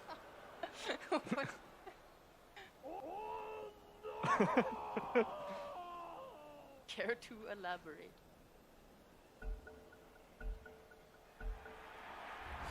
I have a warlock. That's not what I What want. hero do I get? I'm a witch doctor. I got Pug now. That's Not kinda- bad, not bad. Oh, kinda Ben, good. you're getting all the bad heroes. I know. Pine's not bad. Oh, who? Whoops. Alright. Okay, guys. You know, Let's 5-man smoke. guys, We only have 12 lives. We need to start killing them. this Okay, game okay. is Defense of the Ancients, Oh, by the dear. way, and they've taken one Dandy tower, has and Aegis. we've taken none. None. Towers does not matter. Towers don't matter. Can we push some This is towers, about lives. They're all five top. Okay, fight around me. I'm actually super strong. I actually got a really good hero. No, me and Blizz are gonna push this tower. Who's yellow? Tiny's TPing bottom. Okay. I'm coming bottom, dude. Yeah, I have. They're all running through our triangle, by the way. Yeah. Fight them. Go fuck them up. Place a ward and fuck them up. Yeah. We can kill them here. Wait, kill. I have all. Yeah, don't I go can, Tiny. Go here. Oh, why? I want to kill Tiny. Do you have a ward? They have the broken hero. You want to let this guy get They're going money? behind us, you know? No, fuck it. All right. Sure. All right, I'm stampeding. Get him. Oh, is he dead? I don't know. I hope No, so. not yet. I'm trying my best. Oh my God, Also, he's the alive. banner here somewhere. You know what? Yo, behind us. Yo, fight together. They're sandwiched here. Finish off that banner. Dendy's got Aegis. Oh, yeah, Aegis. Oh, yeah, don't kill him. We're getting Tiny. I'm gonna hide and use my slow. Stun. I'm channeling. Okay. I'm gonna stay here and do this until. Someone stop me. Oh no. I'm stunning too. How do we not kill? Not a single person. Dude, we killed the Tiny. Oh, no, we didn't. Yeah, oh, no, we got him now. We got him now. Nice. No, I'm healed. I got you. You're good. Oh, I'm healing. Heal. I'm up in 10. Guys, I have my best hero. I have my offlane Faceless Void. And my Meteor Hammer, I have enough money. Nice. Get in there, Ben. I see you have all support items. Yo. I have him. This has to be the least intimidating Terrorblade ever. Oh my God. I love this build on Terror build. It's nice. It's sick. The Urn of Shadows. I mean, you get free damage, so. Who needs items? Oh shit. Oh my God, Solo got my hero. I hate to be the one to say this, but your Midas might not have time to pay off Excalibur. Yeah, I mean, I was hardcore when I bought it. That was the idea. I'm coming mid. I have Chrono, and I have a Meteor Hammer. I'm around mid. Okay. I'm coming. We can fuck them up. Okay.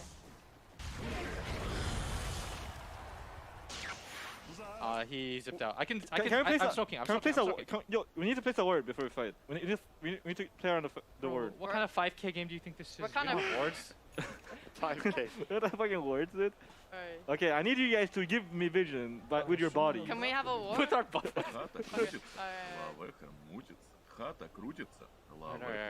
Wait. Just wait mid.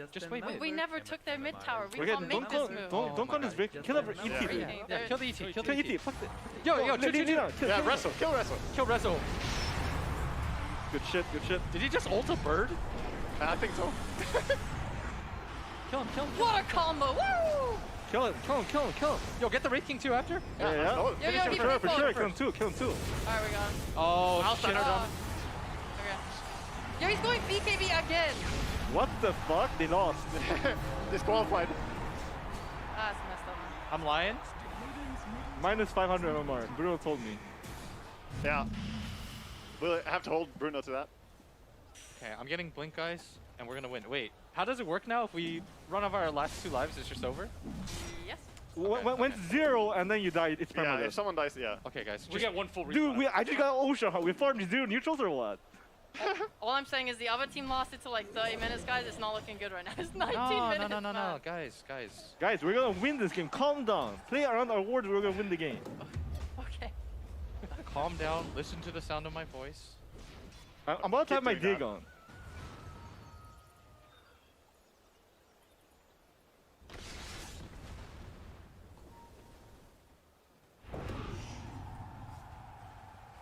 I think they want to die mid.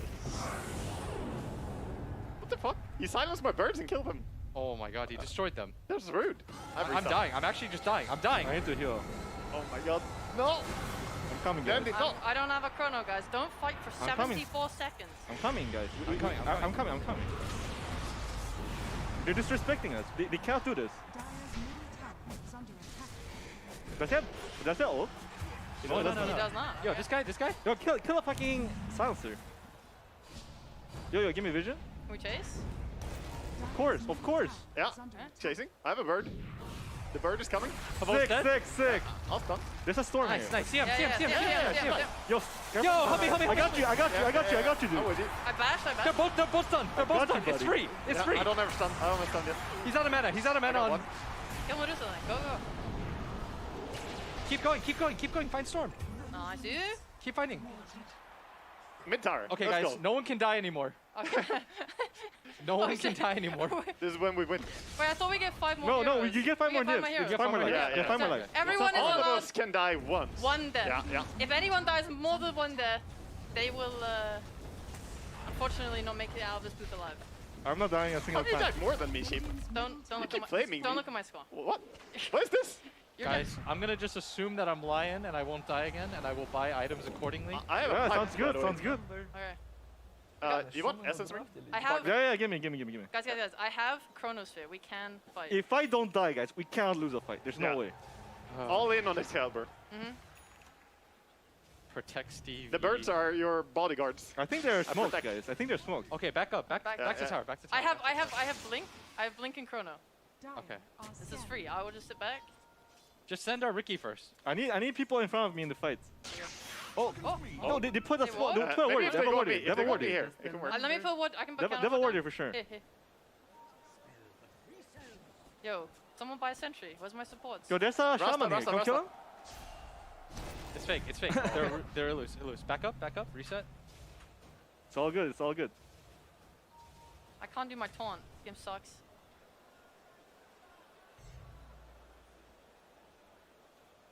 Okay. Next Pagna ward, we fight them and kill them.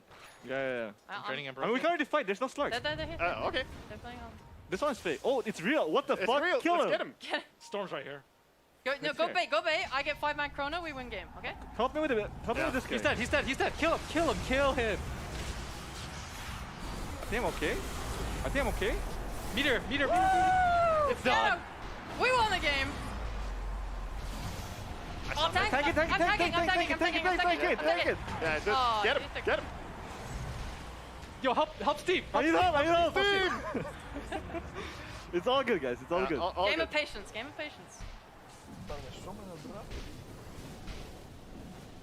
That's my TI Chronosphere. Well done. That was good stuff. I knew this pipe would pay off, man. Dude, these guys actually warded. Oh no. Yeah. And they sentried. I can't use the line, so I'm just gonna have to copy paste into chat. Are you whipping me? Let's go. Can we sit on this high ground? I didn't know you were into that waga. You wanna come? Yeah, I'm coming. What heroes do they have? They still have shaman. They have a Slark. What items does the Slark have? Does he have anything? It's like a blink. Yeah, I don't know what type of Slark it is, man. Guys, let's run our strats. I think this is working. Ezos, you see it? Disruptor's on the right. We have a haste line, guys. I'm kind of low though. They got TA? Can we camp up here, no. guys?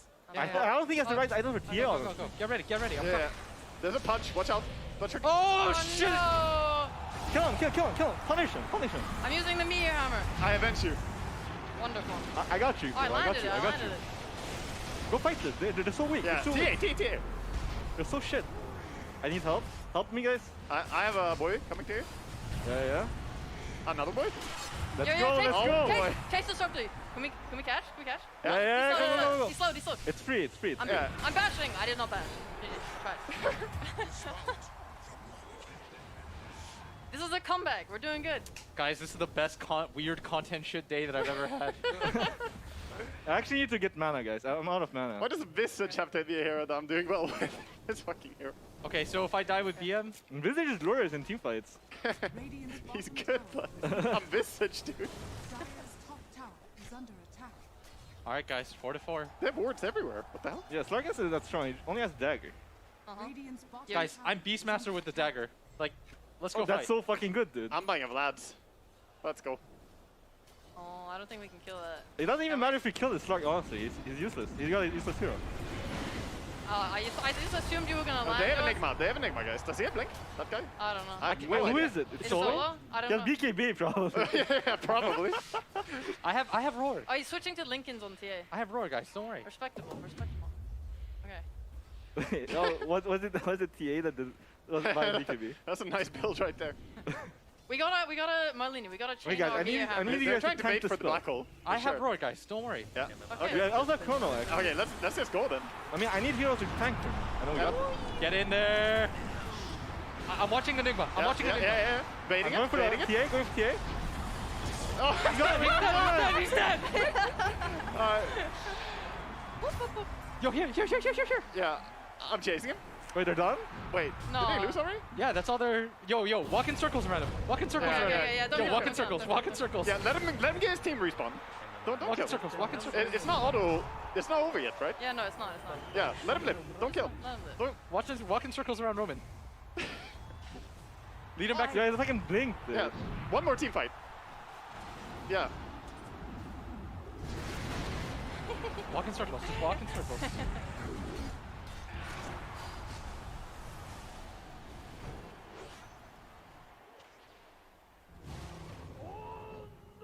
Alright, push bottom. This is where we fight. On the bottom lane. Okay, I have Roar in 28. Oh, we have neutral. Put a ward. Can I put a ward here? Put a ward here? Okay. Okay, nice.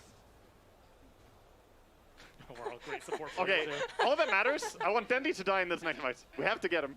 Win or lose. All in Dendi? Yeah, we Oh, killed him. He has to die. Dendi on the mag. All in Dendi? Yeah. I need you guys to be in front of me, guys. It has to be him. We can't kill anyone else. I can't be in front of you, man. Any other kill is illegal. I'm a ward. Let's just smoke over here. You want to wait for Chrono or no? I mean, I don't care. No, guys, run at them. Run at them. Run at Yeah, them. don't be- Go don't fight be- them on this ward. Go fight them on this ward. It's solo. Look. We're going mid? I'm debating Is on that what we're them. doing? Yeah, let's go mid then. The mid we go there. All right, guys. If we see Dendi, all in. Yeah. Ignore everybody else. You can't kill anyone else. The others are vulnerable. Okay. Dendi Mia? Oh, I think here they dusted. They dusted. Oh, they're TPing out. Ignore. They're dodging. They're dodging. Ignore. Just Yeah. find Dendi. Maybe over here then. Yeah, You'll be yeah. farming on ancients.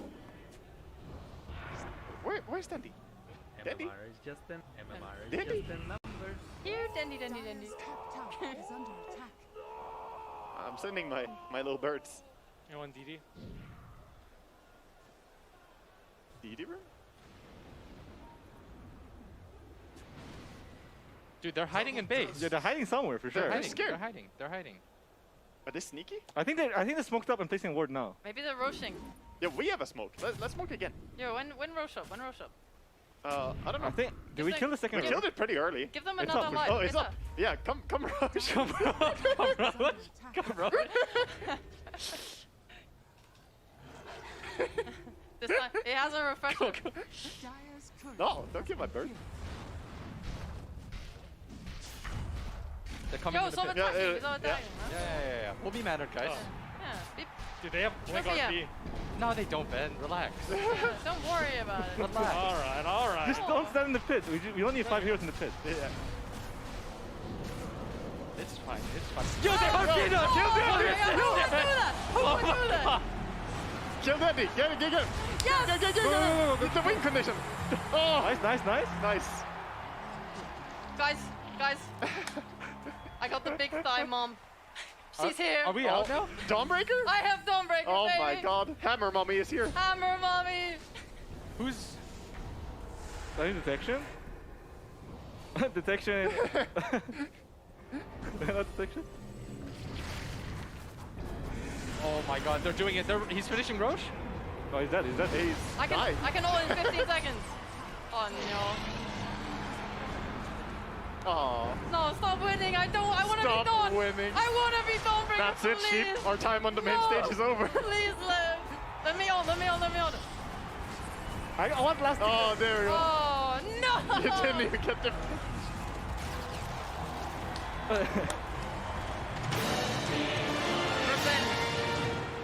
Shout out to God.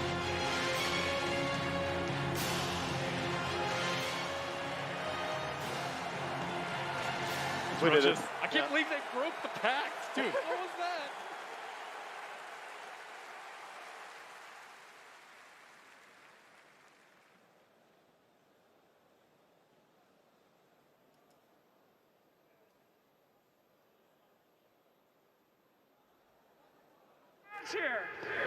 It was a great match. It was very back and forth. It looked kind of like Team Thunderhead had it at first, but then Team Golem just came back. with a lot of really good ultis. Absolutely. And basically took the match. And Jake, you always believed in them. I absolutely did, Sumi. You poor fool, you sweet summer child, to ever doubt the power of Team Golem. Gods was in the back, coaching them the entire time, hunched over. You couldn't see, it was like a little demon in the back, whispering sweet nothings. I never thought Team Golem would lose. I trust them, I'm friends with them, I love them, some would say. And now I think we're going to bring both teams out for a quick interview. So while they come out, Jake, tell me, what did they win today? They won the cheese. We've been over this like 15 times. They got cheese. They get the cheese. It's beautiful, it's wonderful, it's delicious, it's nutritious. Everybody loves it. It's cheese. And they even provided the utensils to eat them.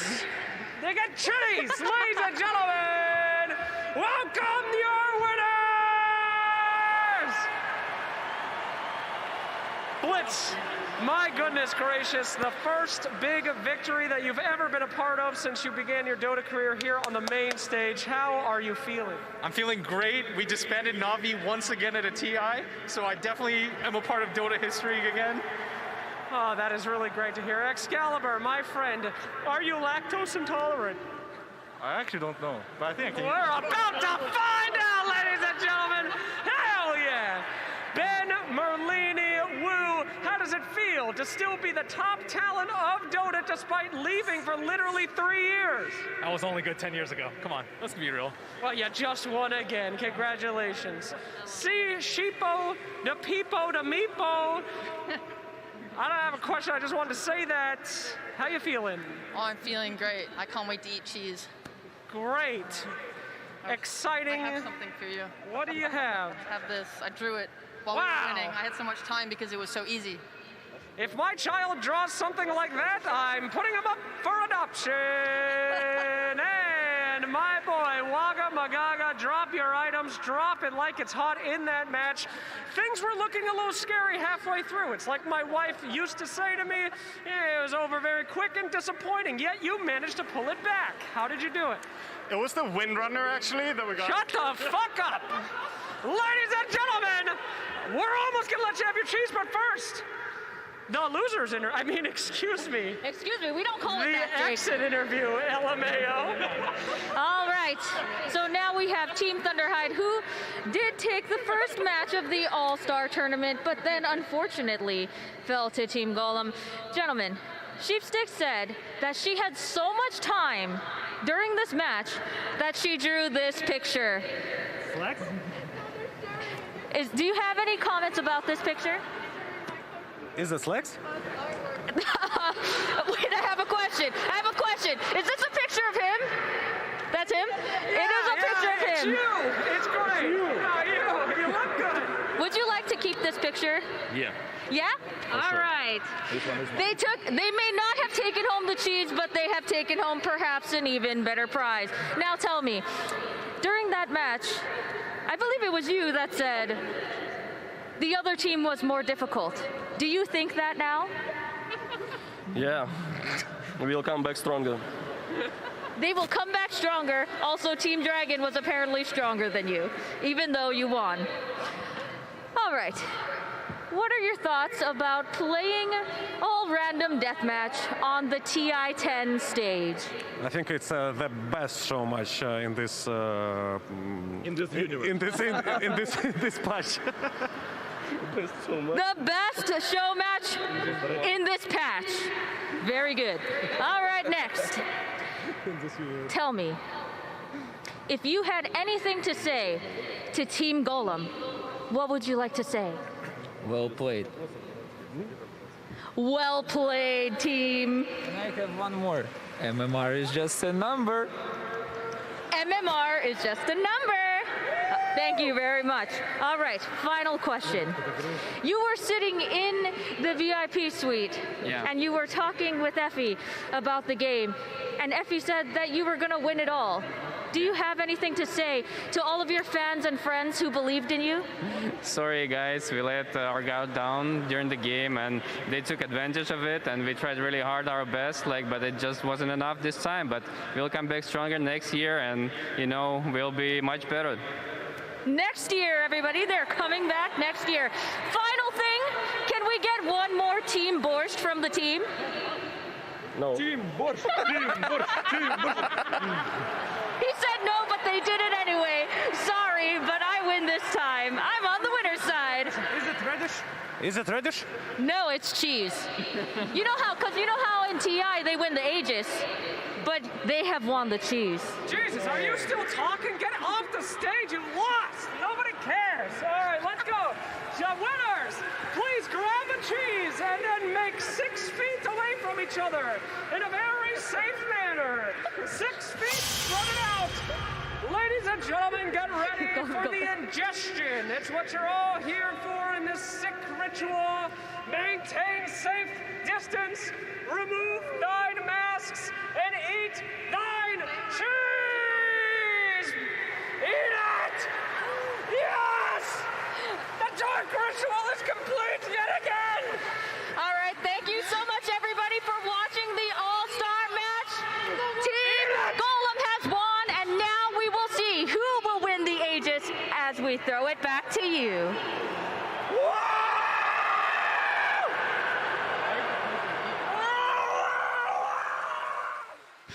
Well, congratulations to Team Golem indeed. They get the cheese, but all that we really care about here on this grand final stage is who takes that thing right there. Who takes the Aegis? Who takes the International 10 World Championship? We're here to crown a champion.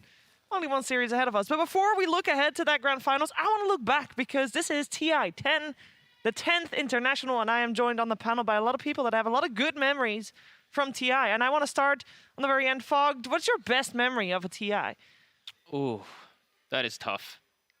It's actually really hard. There's too many good memories, because from 90-minute games to 100-minute games where people are casting neutrals, killing each other, because we've had that was what, TI2 or TI3 actually, with AC and Draskell casting that, to just epic moments of comeback, to kind of boring ones with TI4 where everybody didn't really watch the finals, to OG doing Cinderella story runs. So I can't choose an exact moment. Do you have a moment, Gods? I mean, I have a few. I mean, you mentioned some of the different TIs. I remember Sing Sing playing Meepo at TI4. TI4 did have some good games. I also remember OG's run at TI8, but coming from open qualifiers to closed qualifiers to winning TI itself. That was insane. So there's just been so many amazing stories at TI. What was your reaction to seeing TI1? TI1 was a wow moment, because I'd been playing Dota 1. I imagine same for you guys, for many, many years. And to see suddenly Valve pick up Dota and run $1 million tournament, it was unheard of at the time. Did you believe it? Not at first. Definitely when I first saw, I was like, surely $1 million? Esports tournaments had 50K prize. Yeah. And that was unheard of. And then when you see this tournament happen, you see Dota2 in not in person, I was watching online, but you're saying wow, this is legit. This is for real, and this is going to be the future for a lot of us. Yeah, and I know that you started watching at TI3 in 2013. What was your first reaction to watching Dota on the stage? I actually never witnessed it from the stage. This is my first TI, but TI3 is the one where I started watching Dota in general, and the dream was instantly ignited. The fire was ignited. I started loving this beautiful game. Yeah, there's a lot of people with you right now. Obviously, we love everybody that started witnessing it from the start, and we love everybody that started witnessing it maybe today. Welcome. Love to have you aboard. We're going to show you a video of a decade of TI. Yes, a decade, 10 years of TI. And we're going to start by hearing from people that have been to 1 to 5 TIs. Меня зовут Данил, мой никнейм КПК, мне 20 лет. 我是 Faith 边，今年23岁，来自 PSG LGD 战队。 Hi, my name is Dobson. I'm playing for OG. I'm 23 years old. 大家好，我是 Ori。我是 AME。 Hi, I'm Abed。大家好，我是来自 Elephant 的优乐斯。 Hey guys, I'm Matumbaman. I play for Team Secret, and I'm 26 years old. Так, первый интернешнл это, скажем так, проверка нашей команды, но для меня это как, скажем так, очередной турнир в Доте, который, турниры в Доте будут еще. This is my second TI. 今年是我第3次参加 TI。第4次。I attended 5 TIs in total as an analyst, player, or coach. 我觉得 TI 主要给我人生带来就是打比赛那种激情吧，就是我感觉打 TI 就是是一件让人热血沸腾的事情。最直接的物质上的有一些改变吧，高额的奖金。TI definitely brought me money. That's the one thing. It also gave me a sense of purpose to what I'm doing with my life. It's something to reach out for, to achieve this big thing for your life, and winning TI definitely was one of them, and winning second is my current goal, so it definitely gives some purpose to your life. I mean, the most memorable moments are probably just, lifting the Aegis, the finals, and of course the craziest comeback games from TI8 that we had. Some crazy games against LGD and EG, so those are the most memorable games, like the ones we're about to lose, but then we bring it back. 应该是我们 TI9 被小狗1打5吧。Probably my first TI was TI6. The first time I saw all the players I looked up to. 应该是 TI7 吧，当时第一次打 TI， 然后一轮游了，然后就当时记忆比较深刻吧。For me, it was TI7 lower bracket game against Virtus Pro. That was kind of the turning point for our team to win the whole tournament. TI8, when I went as an analyst, I was just watching OG playing, and they weren't really the strong powerhouses going into the TI, but the stories they made and the quality of the games they brought was really fun. I think I would tell myself to not get so knocked down on when we got eliminated. I was really feeling down. It felt really bad. I would tell myself it's okay. It's like life continues. It's not the end of the world, and probably would try to teach me some, I don't know, humility maybe. I was young back then, so. 最好还是不要穿越回去，也许穿越回去说了一句话就改变了时间线，改变了世界线吧。No, I don't really have any plans how many TIs I'm gonna play. Maybe I'll take a break after this one. Who knows? 看状态吧，如果觉得自己状态好，就会一直打吧。然后变菜了就不打了。Well, for now, I try to take it one TI at a time, but obviously I want to keep playing and I want to keep coming here as much as I can until I win, that's for sure. A TI win is indeed the goal for all players that gathered here in Bucharest this year as well. And I think that something needs to be said. We saw Topson in that video. Topson is the most recent Royal Roader, and that is if you go to the international, your first international, and you win it. That doesn't happen that often, although it happened more often than you think. You want to have a short quiz? How many Royal Roaders have we got, including TI1? So I give you 5 already off the boot. Fog, do you want to give a little guess? I will also tell you there are, calculate in the meantime, there are 45 TI champions, of course, although actually you can remove 5 of that because we have 5 returning champions, with OG winning twice, so that leaves 40 players with TI winning records. We're all sitting here doing math. I know. I gave you this time, intentionally. I see Fog still calculating. I don't know. It's kind of just like a random guess, I feel like. Yeah, I feel like it's probably at least half maybe, or around half. A lot of them It's probably. 18. You're correct. It's 18 Nice. Royal Roaders, and this year, guaranteed, we get at least one as well. So there will be at least one added to the numbers. And I say at least one, maybe 4. Yes. That's crazy. There's only been 2 times that a full team of Royal Roaders has been there. Of course, TI1 was one of them, and Wings was at TI6 as well. But all these stories from TIs, I mean, there's a lot of lessons to be learned, Lizard, from having played TIs. Do you think players can use those lessons once they come on stage? Because we saw Matu just there saying, like, he should take it a little, life goes on, a little serious. But we also seen the pictures. He just got eliminated. He's heartbroken. 100%. Every TI teaches you a lot because you're working under such immense pressure. The emotions are getting to you, and you have to learn not only a lot about the game, but about yourself as you are playing and going through the main stage. Yeah, it is quite incredible, the achievement to win TI. And it's mentioned in the video as well, there's money on the line. Yes, the money plays a part because it adds to the pressure and it adds to the relief of winning, because you heard the players say it, God, it's life-changing.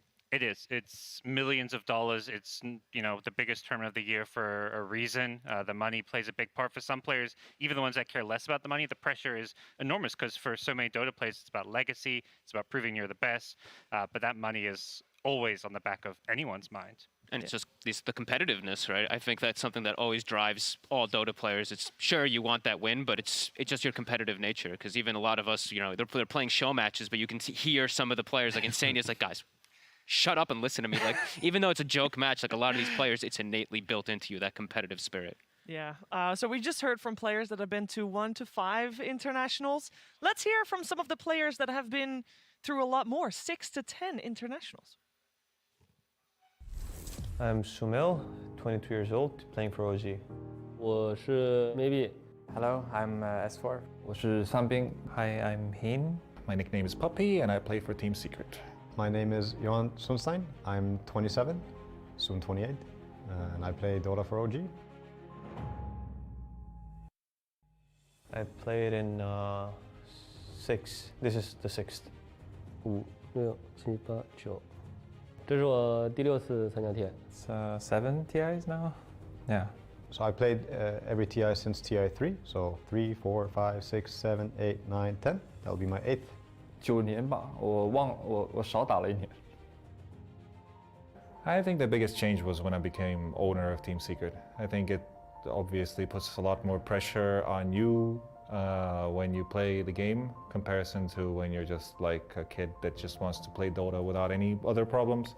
So I think that was like the biggest leap for me, at least. 就很多人嘴上说着梦想什么之类的，很少有人真正的去接触到梦想的那个舞台吧。但是就是我们这些能打 TI 的选手，就是能站在那个舞台，有机会去完成自己的梦想。对我来说最深刻的 TI 就是 TI2，因为我们是在 V 社的办公室打的，然后那一年我们把 V 社的办公室弄得超软，然后我们也把他们的杂物啊什么就吃的这些全部都吃完了，他们就每天需要 refill 很多，就是那个重补，所以那一年对我来说还蛮深刻的。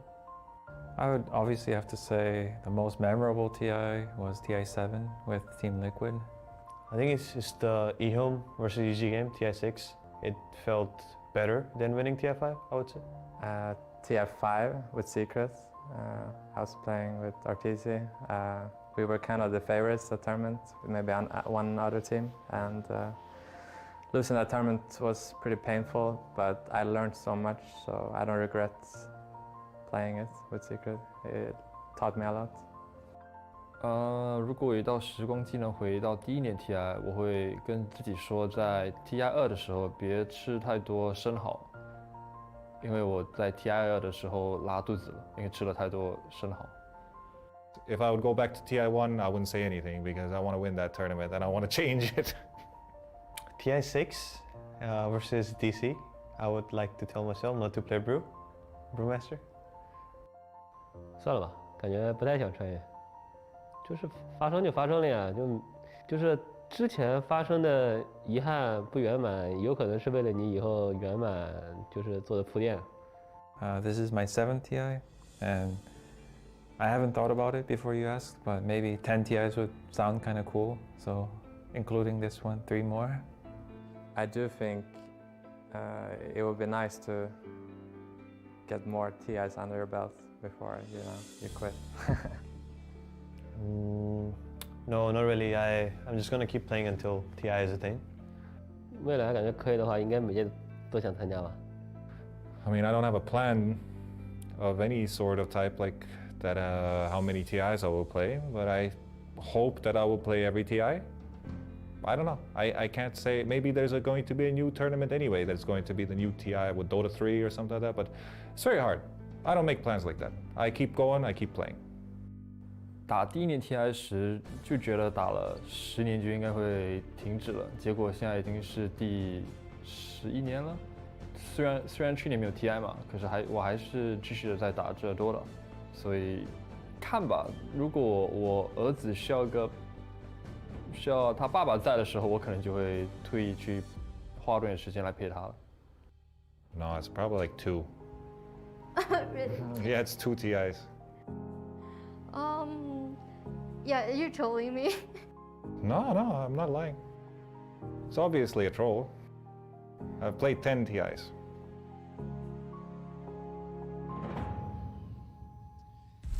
There is one thing that you can count on when you see these guys talk about Dota.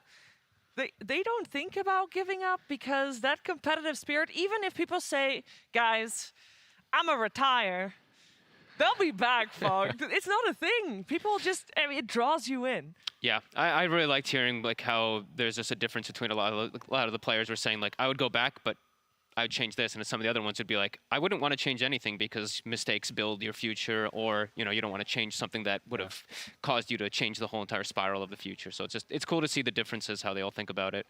Yeah, it is definitely very cool. I mean, I say that people sometimes retire and they come back. When we focus on the grand finals ahead of us, there's one name that is very clear there, because Zhao8, TI champion of TI4, did really good. After TI6, he's like, you know what? That's it for me. It's been a good run. Absolute veteran in the scene, of course. I'm going to call it quits. So he skipped TI7. He skipped TI8. He skipped TI9. Guess what? He's back, gods. You can't take this man away. You cannot. He is the equivalent of Puppy when it comes to the Chinese Dota scene. He's an absolute legend, not just for the fact he won TI, but he's just always been regarded as the, best drafter and captain of the region. Yeah. Okay. Let's see how the teams are doing. Let's see how PSG, LGD, and Team Spirit got to this moment in time, got to this grand finals here for the International 10. The road to this place is unyielding, paved in sacrifice and littered with fallen foes, where a gathering of global titans once battled.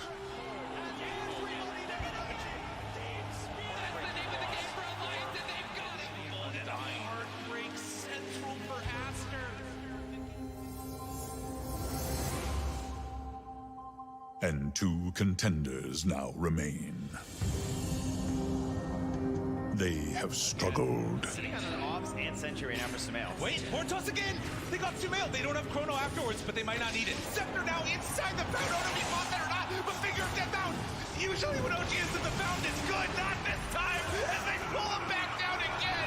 No tail die. Easy game. I don't think that was a voice line. And endured. Without the Elder Titan, this will be difficult to defend, even with... Oh, the tether! All right. Tether shot comes through with the bash. Carl takes the tumble. And LGD absolutely crushing their way to a Game 3 victory here. Conquering all challenges that faced them to earn admission to this final fight. Static Storm controlling flight by Yatoro gets out of the second round of the Chronosphere. Over towards the lead they go. JT drops the Echo Slam, but they're all falling on Aegis and out to kill. For Yatoro, he's down to take us a rampage for the Drow Ranger. Yatoro! They reach now for the province of legends, to answer a call to greatness that echoes across time. Break on the Tidehunter, absolutely beautiful from DM, and now the grip onto Ame. They want to kill him in time. Do they have enough? No. Ame with the turn. Ame, are you kidding me? What in the hell was that? All this damage being applied to Monkey, give him Matu. If he can take it out, that's a dieback from Matu. Double kill from GQ. LGD are doing it, Cinderin. GG's just called, just like that.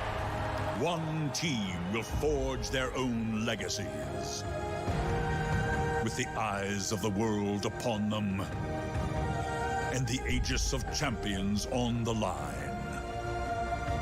What comes next can never be rewritten.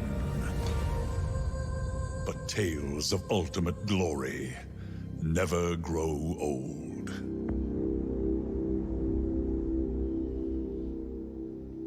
Oh, goosebumps. Grand finals time. Lizard, we got PSG LGD and Team Spirit in these finals. Did you expect that? Did anyone expect Team Spirit? Maybe there were a couple of odd ones out predicting Team Spirit in their brackets as the grand finalist, but after dropping early on into the lower bracket and PSG LGD just being on top, these are two completely opposite roads that led them here. Yeah, it's the team everybody expected in the finals against the team that nobody expected in the finals. Yeah, and this should be such a fun one because I think Spirit has absolutely proven themselves time and time again throughout this tournament, not just to have any type of flukes or anything that people say. This is just pure talent on this team, so it's going to be a crazy matchup. You could write a book about the flair that Team Spirit is bringing to the table, from picking 13 different carries to having the most rampages on one single guy to improving tremendously through the lower brackets. Now, there was one thing that Toronto-Tokyo actually said in an interview on the Chinese broadcast yesterday. And it was, yeah, I don't know why everybody didn't think that we were going to go this far because we've been doing really well, but maybe that was because it's only in scrim. So I went asking around, and Team Spirit has been crushing it. If you ask any other player that they have scrimmed, then yes, they would have said, yeah, Team Spirit, they got what it takes. I even got from Seb, he said they think the Team Spirit will have a better chance against PSG LGD in these grand finals, gods. Yeah, and I think the fact they've been able to make that deep lower bracket run, there's something to be said for momentum. A lot of people on paper would have pegged, Team Secret to be the favorite in that lower bracket match earlier today. But that momentum, when you're going through that lower bracket, it just builds up. Playing with confidence in Dota is something that's just so important. And for Team Spirit, it's not just the confidence. They've got the skills to back it up as well. They do indeed, Fogged. They do indeed. Yeah, the confidence is definitely a big thing when you go on the main stage and you have the balls to say GG easy after some games, let's be honest, right? And then also just the confidence as well in the interview for Toronto-Tokyo to say things like that. Oh, people didn't really expect us to make it to this point, but we did. These are young bloods. They have to have that confidence. So I feel like that's always really good to have going, even when you're playing against legendary players. Yeah, when Collapse was asked before the tournament, would you rather play upper bracket or lower bracket? He was the only one of his team that said lower bracket. There was no hesitation. It was, you had to say it like within a second. It was upper bracket, lower bracket, lower bracket. No hesitation. I don't blame him because they're looking so amazing under pressure. This team seems unfazed by emotions completely in the booth. They're seemingly having a lot of fun and just crushing it. They actually played versus PSG LGD in the last grand finals, the last tournament before TI. They took a game off of them, but they improved since then quite a lot. It's going to be explosive TI Grand Finals. I think so too. We talk a lot about Team Spirit, of course, because PSG LGD, they have already locked in their slot, had already locked in their slot for the Grand Finals yesterday. So they have had plenty of time to prepare for their Grand Finals opponents. They were able to study and watch Team Spirit make it all the way through their fellow countryman IG yesterday. And of course, this morning, we saw Team Spirit take out Team Secret there. So they've been watching, they've been studying, they're ready. I think Team Spirit is ready too, though. So it is about time to get these teams on the stage.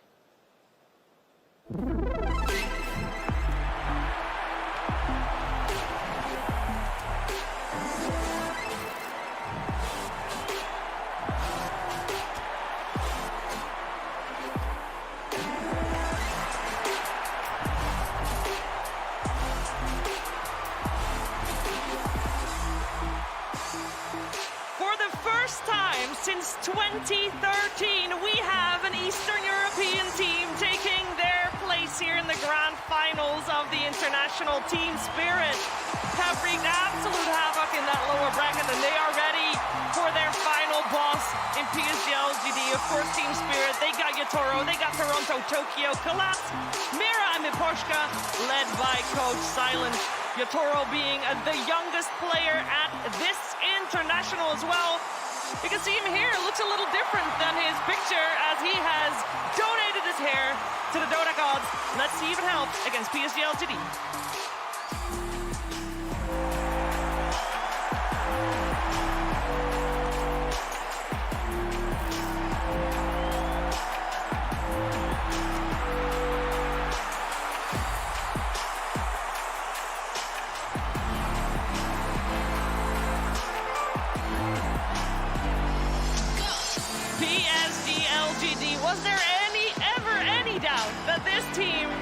take their seats here in these grand finals. These 5 players and their coach have been favorites for the last few months. Everybody saw this one coming, but the way that they've done it, the flair that they've done it with, that is something unparalleled for sure. We got Ame, Nothing to Say, Faith Beyond, Jin Q, Y, and Jiawei. And they will take their place in the booth as they get ready for their best of 5 grand finals. We want to quickly highlight Ame, the carry player of PSG LGD. He came second at TI8. He came third at TI9. He came fourth at TI7. I think it's about time. He has a good shot at making it a first place here. All 10 players and their coaches headed into their pods, headed into their booths. I think at this point, all focus, Fog, is going to be on that game. Absolutely. I mean, this is going to be a really cool battle of minds as well, too. As we've mentioned multiple times, of course, when you get to go through the upper bracket, you get a lot of more information coming into these grand finals. So for PSG LGD, Jiawei probably did a ton of homework. He's probably got a lot to say to his team. And then for Team Spirit, this is, you weren't expecting to just face PSG LGD. You had to make it all the way here. So now it's like kind of maybe last minute scrambling for some of these notes. So it's going to be interesting to see how the mind of Miposhka and Silent work versus PSG LGD when they have all that info. And the same, what Papi was saying, right? There's a couple of strategies that everyone is using at this tournament, so you can adapt to them and just think of it like that. Because PSG LGD, they have been under the microscope for the last couple of months, right? Because of that, maybe for Team Spirit it's going to be a little bit easier, and it's not just anyone that they're facing in the grand finals, but still, not a lot of time since the last match that they had. Absolutely. Also, on the side of PSG LGD, there's 4 players and a coach that have been in these pods on the grand finals before. 3 of them ended up being victorious, which, by the way, for Faith Beyond and Y, they are those Royal Roaders that I talked about. This is actually their second TI. They've got a 100% TI win rate. So I think having that under your belt, Gods, the pressure on the side of PSG LGD shouldn't be there. At least a lot less, I think, because they've been there. I think there is still that little bit of pressure that they've never actually, had their back against the wall. I think that's where, Spirit, yeah, they've made this lower bracket run, and there's all this extra info that PSG LGD have to look at, but when PSG LGD, they've had an easy run to now. So if they, drop a game or see, find themselves being challenged, that's where things will get interesting. But the fact they've been there before, that experience, that goes a long way. It really does. I think it's also about time that we get these 2 teams on even playing field, because of course Team Spirit, the name, like, I know that there's a lot of people tuning in and they have seen PSG LGD. They've been to 9 internationals, 10 if you also count LFY in that, of course, and they've had top finishes. They do well. For Team Spirit, the organization, Fog, this is their first international, so there are going to be a lot of people like, who are these guys? But these guys, at the moment, we can consider them on the same level as PSG LGD coming into this grand finals. Yeah, absolutely. I mean, they've proven themselves so many times throughout the year. They've grown so much. I mean, I even mentioned it, I posted on Twitter earlier, these guys almost got relegated to lower division in DPC Season 1. Somehow they've crawled their way, they've learned so much, and yeah, it's just really spectacular to see that these young bloods have been able to make it all the way here to grand finals after such a tough road. Yeah, Lizard, how is it possible for Yatoro to have 3 rampages I don't on know. the main stage? It's crazy. It's insane. Not only does he have 3 rampages, how many heroes did this man play? It's just ridiculous to think about it. Usually when you become a pro and you're young, it's because you have a couple of heroes that you really maxed out. Yes. Yeah. Like you played 500 games of some Jug, Sven, and 2 more extra heroes. This guy seemingly plays anything. Yep. And he's not just young, he is the youngest. Yes. The youngest player in the internationals made to the grand finals with such a hero pool is incredible. Absolutely incredible. Let's take a look at these 2 teams and compare them head to head to see who comes out on top of this one. Combined TIs, 6 versus 11. There's a big difference there. Most of the difference is, of course, going to be in the coaches. For Jiawei, this is his 7th TI. His first as a coach, by the way, interesting to note. For Silent, this is his 5th vote.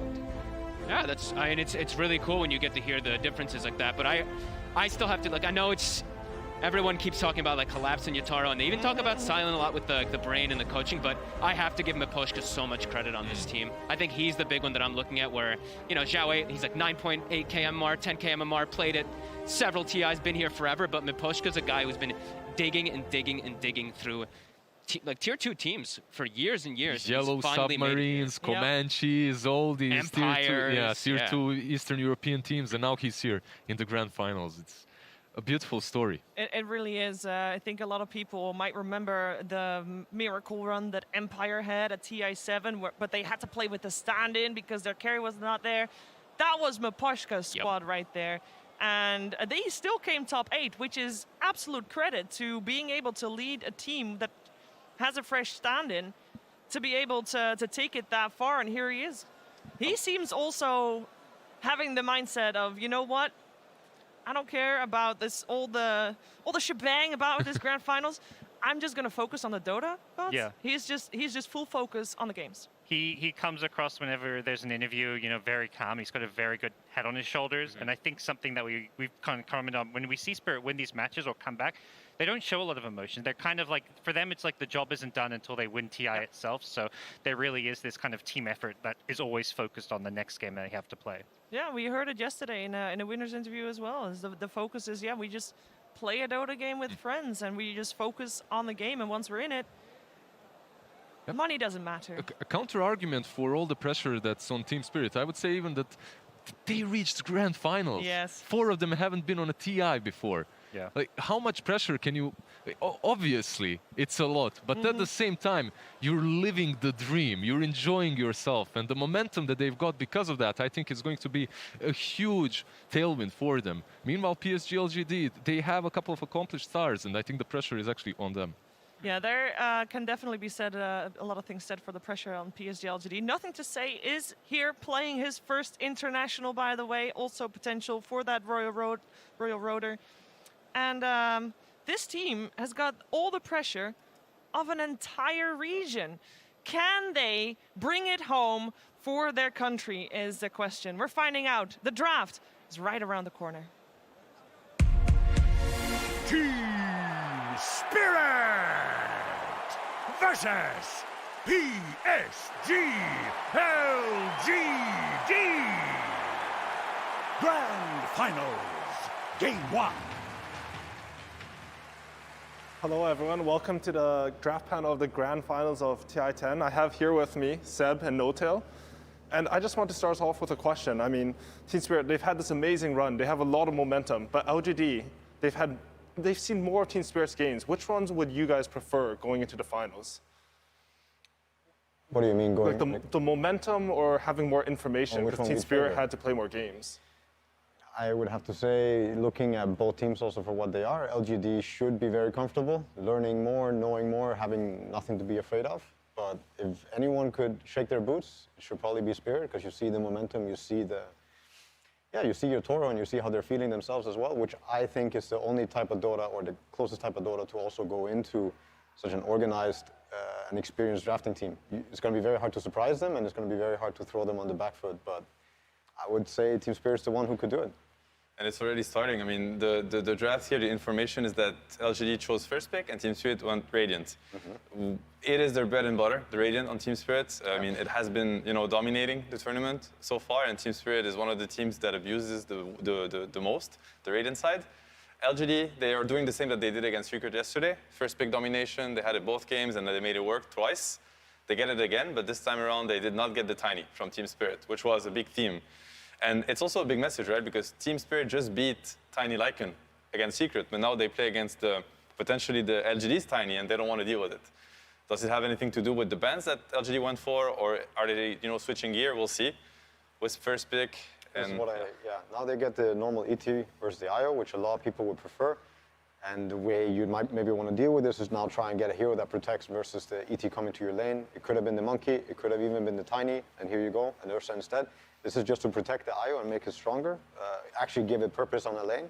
Because if not this, ET and Tide there's so many lanes that you could go into. If they pick this casual gyrocopter, I think the lane could be atrocious for them. I think there's a little bit of a tournament meta thing, right? Because teams, when they pick it out, they've been banning out the Ursa against them in the second phase. I think Ursa one of the few agility carries that can match up against other Titan, You have the ultimate to get through. Exactly. Yeah. He can't man up on the lane. Even he can't. His aura doesn't pierce to enrage. Exactly. You can't get close to him. It's a lot of counter.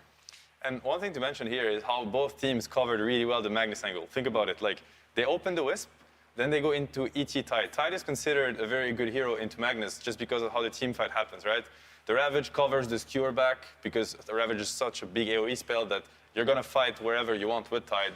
Obviously, the Kraken Shell against the Magnus RP and stuns, it's really hard for Magnus to fight into Tide because you either RP his teammates and he's going to counter-initiate with Ravage, or you RP the Tide and he's going to get the Ravage off anyway. So you're kind of setting up the Tide for a great Ravage as Magnus, right? So LGD, Team Spirit, sorry, they go for this Tide, kind of making the Magnus second pick, like 8th pick, instead of the Ursa really hard for LGD to go for. And this is one of the first games on the main stage, I think, where Magnus has been completely ignored by both teams. And these two teams have crushed games with Magnus. They decide to still ban it now, which of course is still going to be good, and especially going to be good with the Ursa. I wonder if they're going to look at it. There's a Yatoro hero, I don't know if we've seen. Has he played TA safe lane yet? No, but maybe he had, actually, like maybe in the group stage, but he does play it for sure. Yeah. And this is why I think now LGD is thinking really hard about. It's like, what are they gonna pick that's gonna mess with our strategy and potentially our win condition? I think they want this Ursa to stay as a win condition, but there's also heroes in Dota that can make it really annoying. Teamfight is also something of it. Like Tide can be good versus Ursa later on in the game. Like this whole scaling and how you want to fight, Tide can be overwhelming quite often. It's why it's also one of the top heroes of this tournament. But yeah, I'm looking for the Yatoro TA this game so far. I want to see it. So what I've seen from the start of the draft, we have pretty strong lanes coming up from IO Ursa, and there's a lot of team fight coming up from Team Spirit. Is it something that you guys think about, like how you want to match the team fight? Is that something important for LGD right now? I think for both these teams, it is important. These teams excel at team fighting. I think they think about it a lot drafting-wise. They have proven every game. You know, these are the Mag Wyvern teams, the ET Magnus. Like these are heroes that are really excel at the 5-on-5. They abuse positioning. They abuse vision. These teams are, you know, the finest teams at doing so. So of course they both do think about it. A lot of other things can happen in the Dota game. It's such a complex game. So there's the team fight part, there's the scaling part, there's also the laning phase, so Ursa, the timings. For example, you will need these timings in this game to actually be able to enter these fights, because if this is an Ursa who's behind and you're playing against ET Tide, all of a sudden it looks super overwhelming. It looks like your heroes are really trash. But if you actually get Ursa to the point where he needs to get, he can destroy the enemy. He can go in first. He can do so much for his team, be a front line, like do all these things, Roche at minute 10. He will play with Aegis into Tide, and now it's a very different way to play the fight, right? Ursa's just going on Tide. He has Aegis. Tide doesn't want to click Ravage. The whole team fight changes completely. This is why if they can get the Ursa to his timings, he can break a Tide. If they can't, and these things are going to be decided with the second phase that is coming up. They're also going to be decided with the laning setup. And I do also want to mention how these two teams, in my opinion, are probably the two best laning teams of the tournament also. They will punish each other's for every opening that they're gonna, every angle they're gonna expose, they will punish each other's. So the Ursa timing, is that something you'd like to see, like LGD, should they commit the rest of their draft towards making that timing stronger? I think we were talking on the panel yesterday about Secret. They sort of went with some Wyvern Magnus, but they didn't commit to making that strategy work. I think Secret's early Roche and early timing strategies were some of the fastest and strongest and well executed of the tournament. Ursa was a big part of it. Enchantress with TA was also another way to see it. Tidehunter would like the game to be a little bit slower. Like if Dota starts happening in minute 15 to 18, you got your 1-2 items, you're very happy. Ursa doesn't allow that to happen. He might be going Roche at minute 9. He might be going Roche at minute 12. These things speed up the game and force them to maybe address that in the draft. If they can't address it really hard in the lane to slow down this Roche happening. I want to mention how you see LGD's approach on the second phase, right? As Johan mentioned, like they banned the Troll, they banned the PA, they banned the TB. They're banning what they think. Yeah, they're banning what they think is going to scale into the Ursa. I do want to mention the Lion pick, which I think is really, really strong, really powerful. First of all, it does not expose their draft. And yesterday we talked a lot about first pick versus second pick, which is now like second pick, meaning Team Spirit. They are past the danger zone because now they get to react twice. With picking this Lion, first of all, it gives actually Tide a better lane against Ursa. It's going to negate the pressure, the aggression from Ursa on the lane. And Lion Hex actually is one of the best tools against Ursa. Ursa can buy the shard, he can buy Aghanims to get away from stuns, but Hex is a mute, kind of. He's not going to be able to get out of Hex. So LGD now have a very clear fight condition, which is they get the fight on the Ursa, they Hex him, they burst him. Team Spirit, that's Team Spirit's fight condition, and LGD don't really have the tools to stop that. Ooh. Wow. Okay, that's new. And that's great. Ame, he played this in the finals versus an Animajor versus EG, and his Naga looked pretty solid there. I mean, I play a lot of Naga Siren, so I think this is a great Naga game so far. I think the lane is good versus Lycan. I think the matchup, you guys were talking about scale. I don't think Ursa scales at all against Naga Siren. Very, very true. Yeah, yes and no, I would say. There are a lot of fights where Naga can feel very underwhelming. I don't think the strength of Naga is ever going to be team fights. You see it in this patch where illusions don't ever get to do a lot in fights. PL illusions are kind of different. They stick on you, they hurt more, and they keep coming. Naga illusions, they can get wiped quite fast, quite easily. They don't have the best tools right now. There's one thing that I see though with this Naga pick is, so now it's another bite strategy, right? Exactly, you see how these guys are going to fight. But you can already imagine it. Sleep might be very good. What about you trade bite for sleep, disengage, and take the fight after that? Maybe that's what they're thinking. They're going to make it as hard as possible because LGD heroes, they don't push out lanes very well, right? Ursa doesn't want to show and clear waves. That's not what Ursa does. Neither does Wisp. Lycan can do it to a certain extent. So the way this game should develop in the mid game is Naga is going to push out all the lanes, already making it really hard for LGD to find the fight that they're looking for. And if they ever find it and they bite the Ursa and they're ready for the fight, sleep is going to happen. They're going to disengage and take a better fight on their ground. You also see what they can re-engage with here. Like the team fight from LGD is quite simple. If Ursa's out of control and he has a Satanic and a Skadi and a Basher and he's bitten, he's a big problem in the fight. But still, if you sleep that and his 4 other heroes, if they don't have BKB, they're just going to die to the sleep Ravage. And can Ursa fight alone, even if he's bitten? I don't think so. And they're going to have the Hex, they're going to have the Net eventually, they're going to have an Anchor Smash to slow him down a bit. Like LGD's team fight is very obvious and is very committing right now. There's a few things I think that Team Spirit, they're also Radiant right now. Naga wants to live in the Dire jungle and she wants to cut these 2 waves around the Roche area and push them away. If they feel like going bottom, they don't get the Roche with an Ursa strat. This is another way to also break their lineup. I think Spirit right now, they could be quite comfortable with how they can talk and approach these fights because if LGD doesn't have this bite going, doesn't have this, it's very underwhelming what their lineup does. Disruptor, Lycan, Io is not going to kill many heroes on the map. You know, I actually thought it was LGD playing Naga. I just realized it was Team Spirit because I'm blind and I can't read. But for you guys, which draft, like from your personal perspective, which one would you prefer to play? I mean, we don't have the last picks yet, but... I mean, I feel like LGD, they have a way to snowball the game. That's how I see it. You know, the Ursa IO timings with the Lycan, I like it.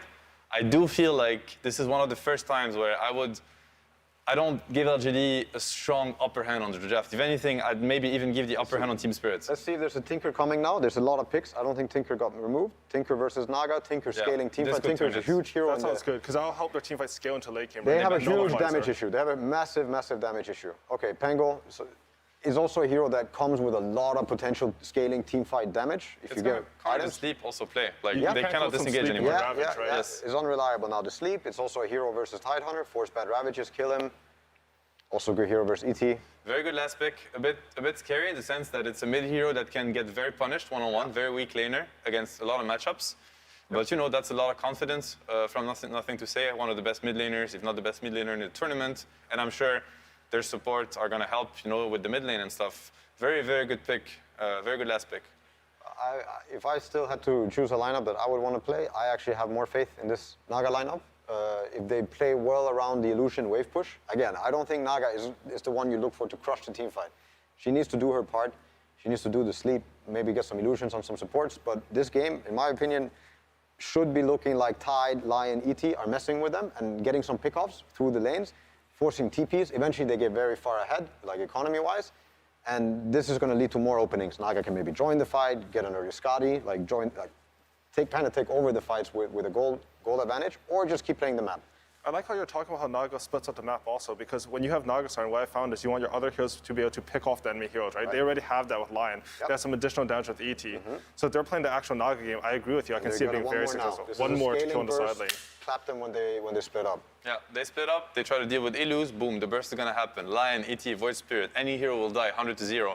And Naga will force LGD to split up. They will force them to... They're going to cheat the map. They're going to create unfair situations, and it's going to be hard for the LGD to fix that unless they have full control of the game. This is why the laning phase is going to be incredibly important. You know, for LGD to kind of slow down what Team Spirit is putting. I would say it's even more important for LGD to actually have good lanes for the sake of their own timings. If they don't get this Ursa threatening the Roche around minute 10+, this means the whole game is going to slow down, and Naga's going to get into the jungle, going to get these waves, Lion's going to get closer to Dagger, and if you create that, I think Team Spirit's lineup is going to be really fun to play, and it's going to be a very hard game for LGD. Very interesting draft. I would also say that the lanes are a bit scary. I think this ET on the side lanes is completely untouched. They don't have a single stun for him. He's going to get the spirit and he's going to Bottom lane is going to be lane. fun. Bottom lane is going to be a lot of fun for this ET. Very strong lanes from Miposhka Team also Spirit feeling himself this tournament. Yep. Miposhka ET. Scary stuff. Yeah, Toronto getting his void spirit again.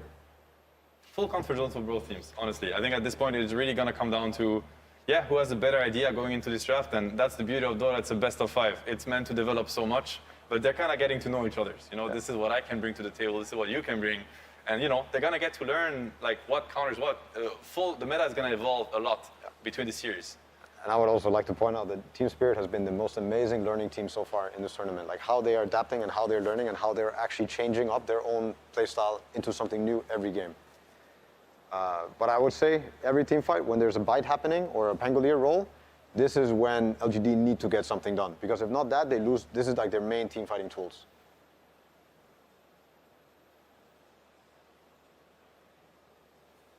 And now we're about to start the game, and we're going to have an interview with the coach of Team Spirit Silent, along with Sumi. Thank you very much, AUI. I'm here with Team Spirit's coach, Silent. Silent, we are in the grand finals. Yes. This is where everything comes out, right? All the strats will come out.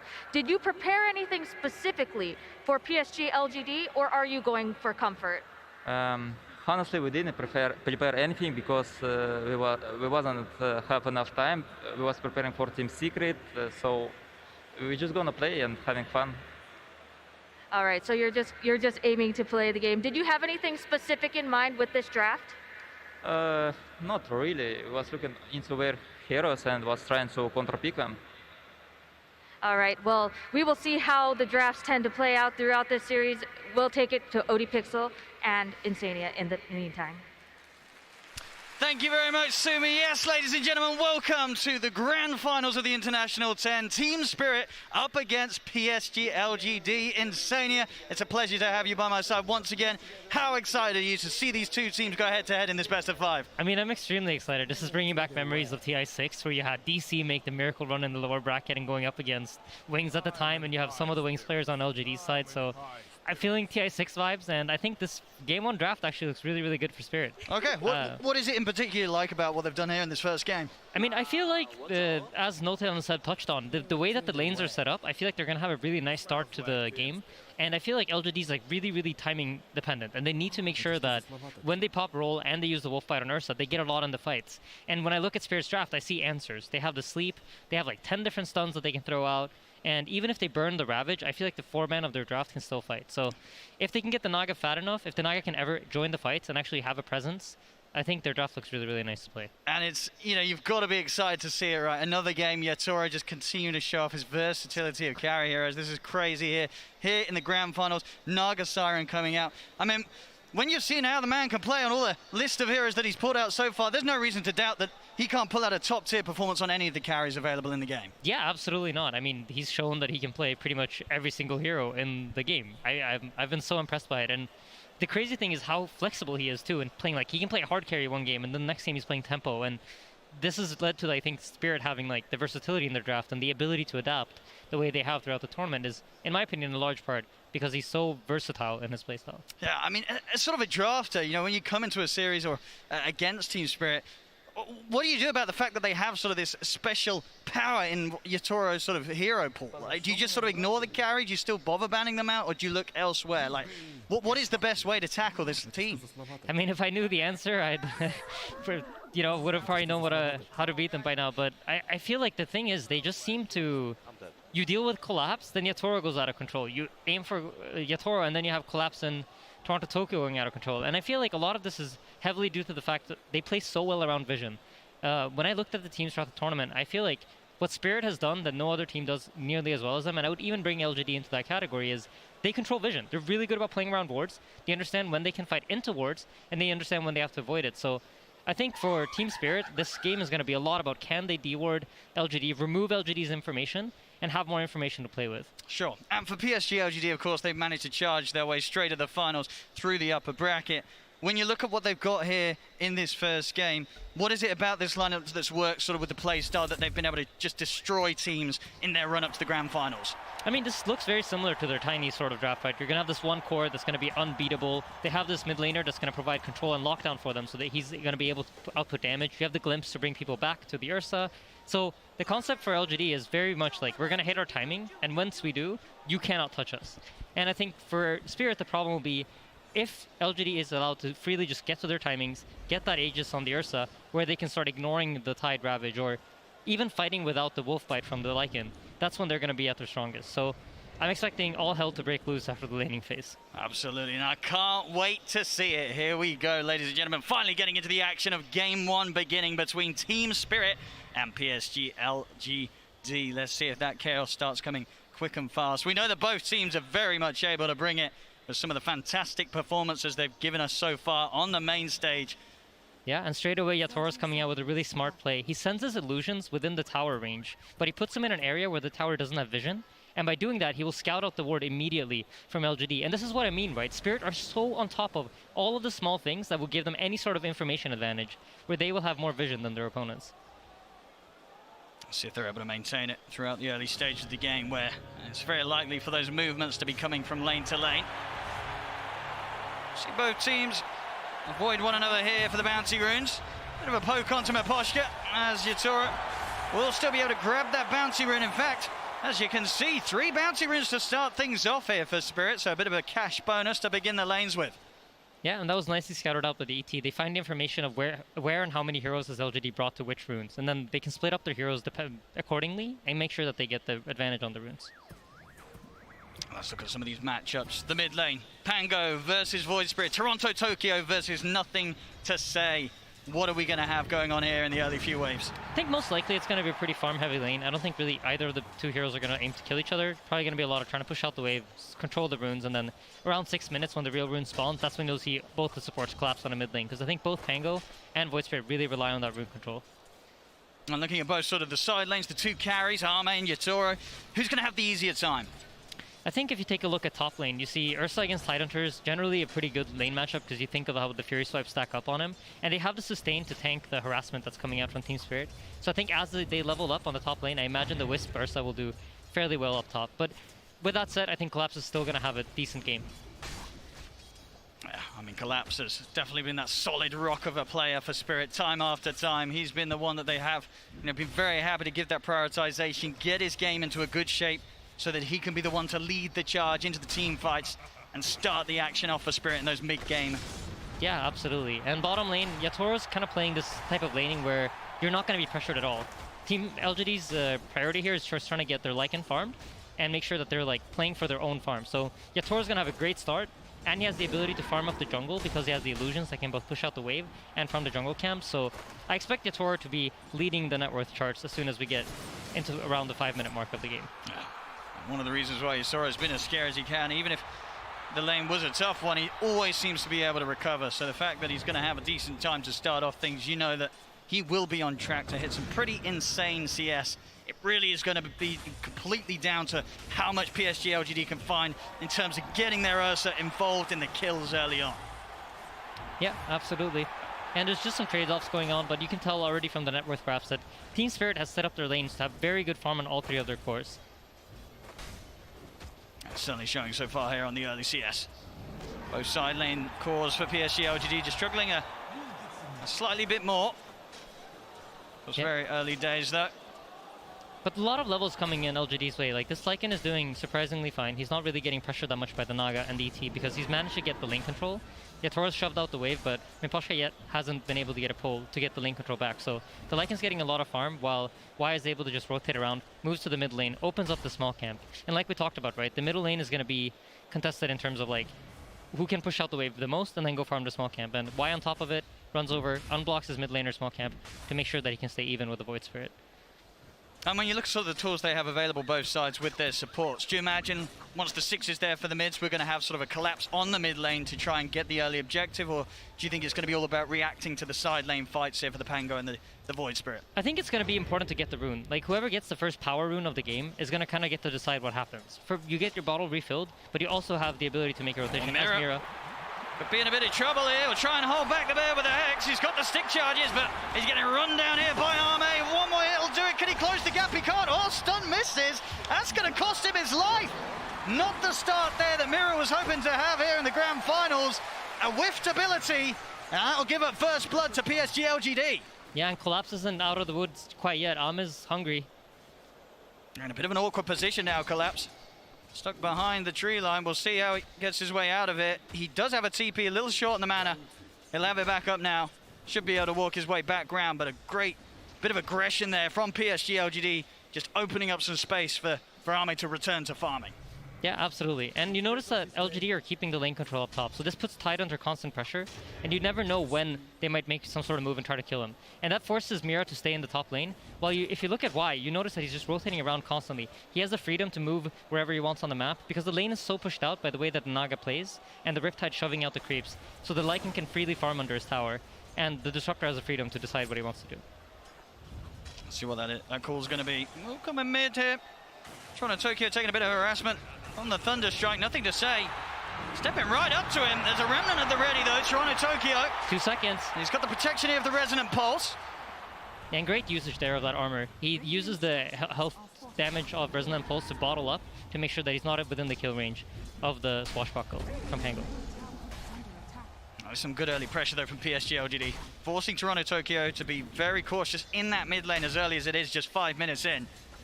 Yeah, absolutely. And I think when you think about Elder Titan, you kind of think of him as a lane-dominant hero. And both NoTail and Seb touched on it, right? You want to abuse the fact that LGD have no stuns. But because of how this bottom lane is played out, with the Naga lane constantly being shoved into the Lycan's tower, the Elder Titan hasn't really been able to abuse his laning phase presence. Oh, look at this now. There we have it. Nice bit of micro from Faith. Beyond that will grab himself a free courier. As the Wolves chase down poor old baby faceless Rex. Up top, Collapse is also taking pressure now. So again, the freedom of Y, he's just allowed to rotate to mid, set up some pressure on the Void Spirit. Now he's up top, making sure he's just in their face and forcing them to react to his movement. Yeah, he's all over the place, Y. Yep. Spirit, they've definitely got to try and do something in return. Yeah, they themselves bring the two supports up to top. Just sort of figuring out what to do about this roaming disruptor here in the early minutes of the match. Yep, here we go. First fight for the runes. Where's it going to spawn, top or bottom? Let's have a look. It is going to be down bottom, and it is a DD. It's going to go straight into the bottom of Toronto-Tokyo, so a very nice room for it to fight with, but already up top. Spirit, they'll lose Mira. Yeah, it's a DD Toronto-Tokyo, though. Let's see how he can respond back with it, because now you have a Pangolier with low mana, and he's going to be aware of it, so he knows that he can make a move here, and the Pangolier won't really be able to respond. Yeah, this is an excellent move for Toronto-Tokyo to find it. He's going to use it straight away. Goes aggressive. He's going to miss the Dissimilate, though. A couple of hits will do it. Can he quite close the gap? No, he's not going to be able to get the second hit in. Nothing to say, steps away. I mean, that would have been such a big kill for him to find. He got the dream room for it, but he couldn't quite get the job done. Yeah, absolutely. It's unfortunate, but, you know, that's Dota. Disruptor, though, he's going to TP into the middle lane here. I'd be scared to do this. Let's see if Toronto-Tokyo has the will to chase him down. Yeah, he's still got this DD going for a few seconds. Why? Living on the edge a little bit. Yep. Toronto-Tokyo feels that he can get in with the Astral Step. Why knows? He's keeping his distance. Yeah, and if you take a look at the net worth, you see Yatoro. He's just going to start accelerating his farm even more, but I'm impressed by how well the Ursa's been able to keep up. And this is largely due to the fact that they had lane control for so long up in the top lane, and they were able to just keep their heroes, the enemy heroes, so close to the tower, so Tide could never really feel free to fight.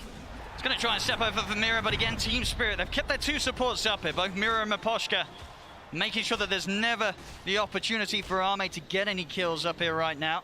As you say, Arme doesn't care too much. Complete free farm, level with that of Yatoro's Naga Siren. He's having no struggles whatsoever, but Spirit just trying their best to limit anything else going into the hands of the Ursa this early.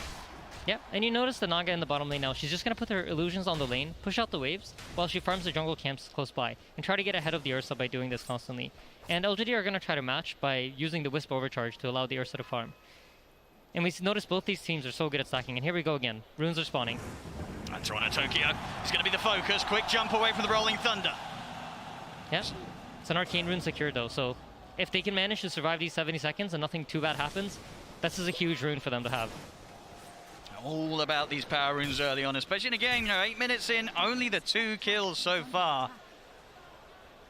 Yeah, I mean, it's the tension, right? Neither team really has anything to do yet, and they're both drafting for slightly later timings in the game. The Tidehunters now finally hit level 6, so if there's an opening, look for some sort of rotation. I think it's hard to go for the Ursa, so there might even be the possibility of the Tidehunter rotating out of this lane. Sure. And making some sort of move with Toronto Tokyo. When you just look at the heroes that PSG LGD have at their disposal, and you feel that Spirit, they're just not going to want to try and push into that tier 1 quite yet.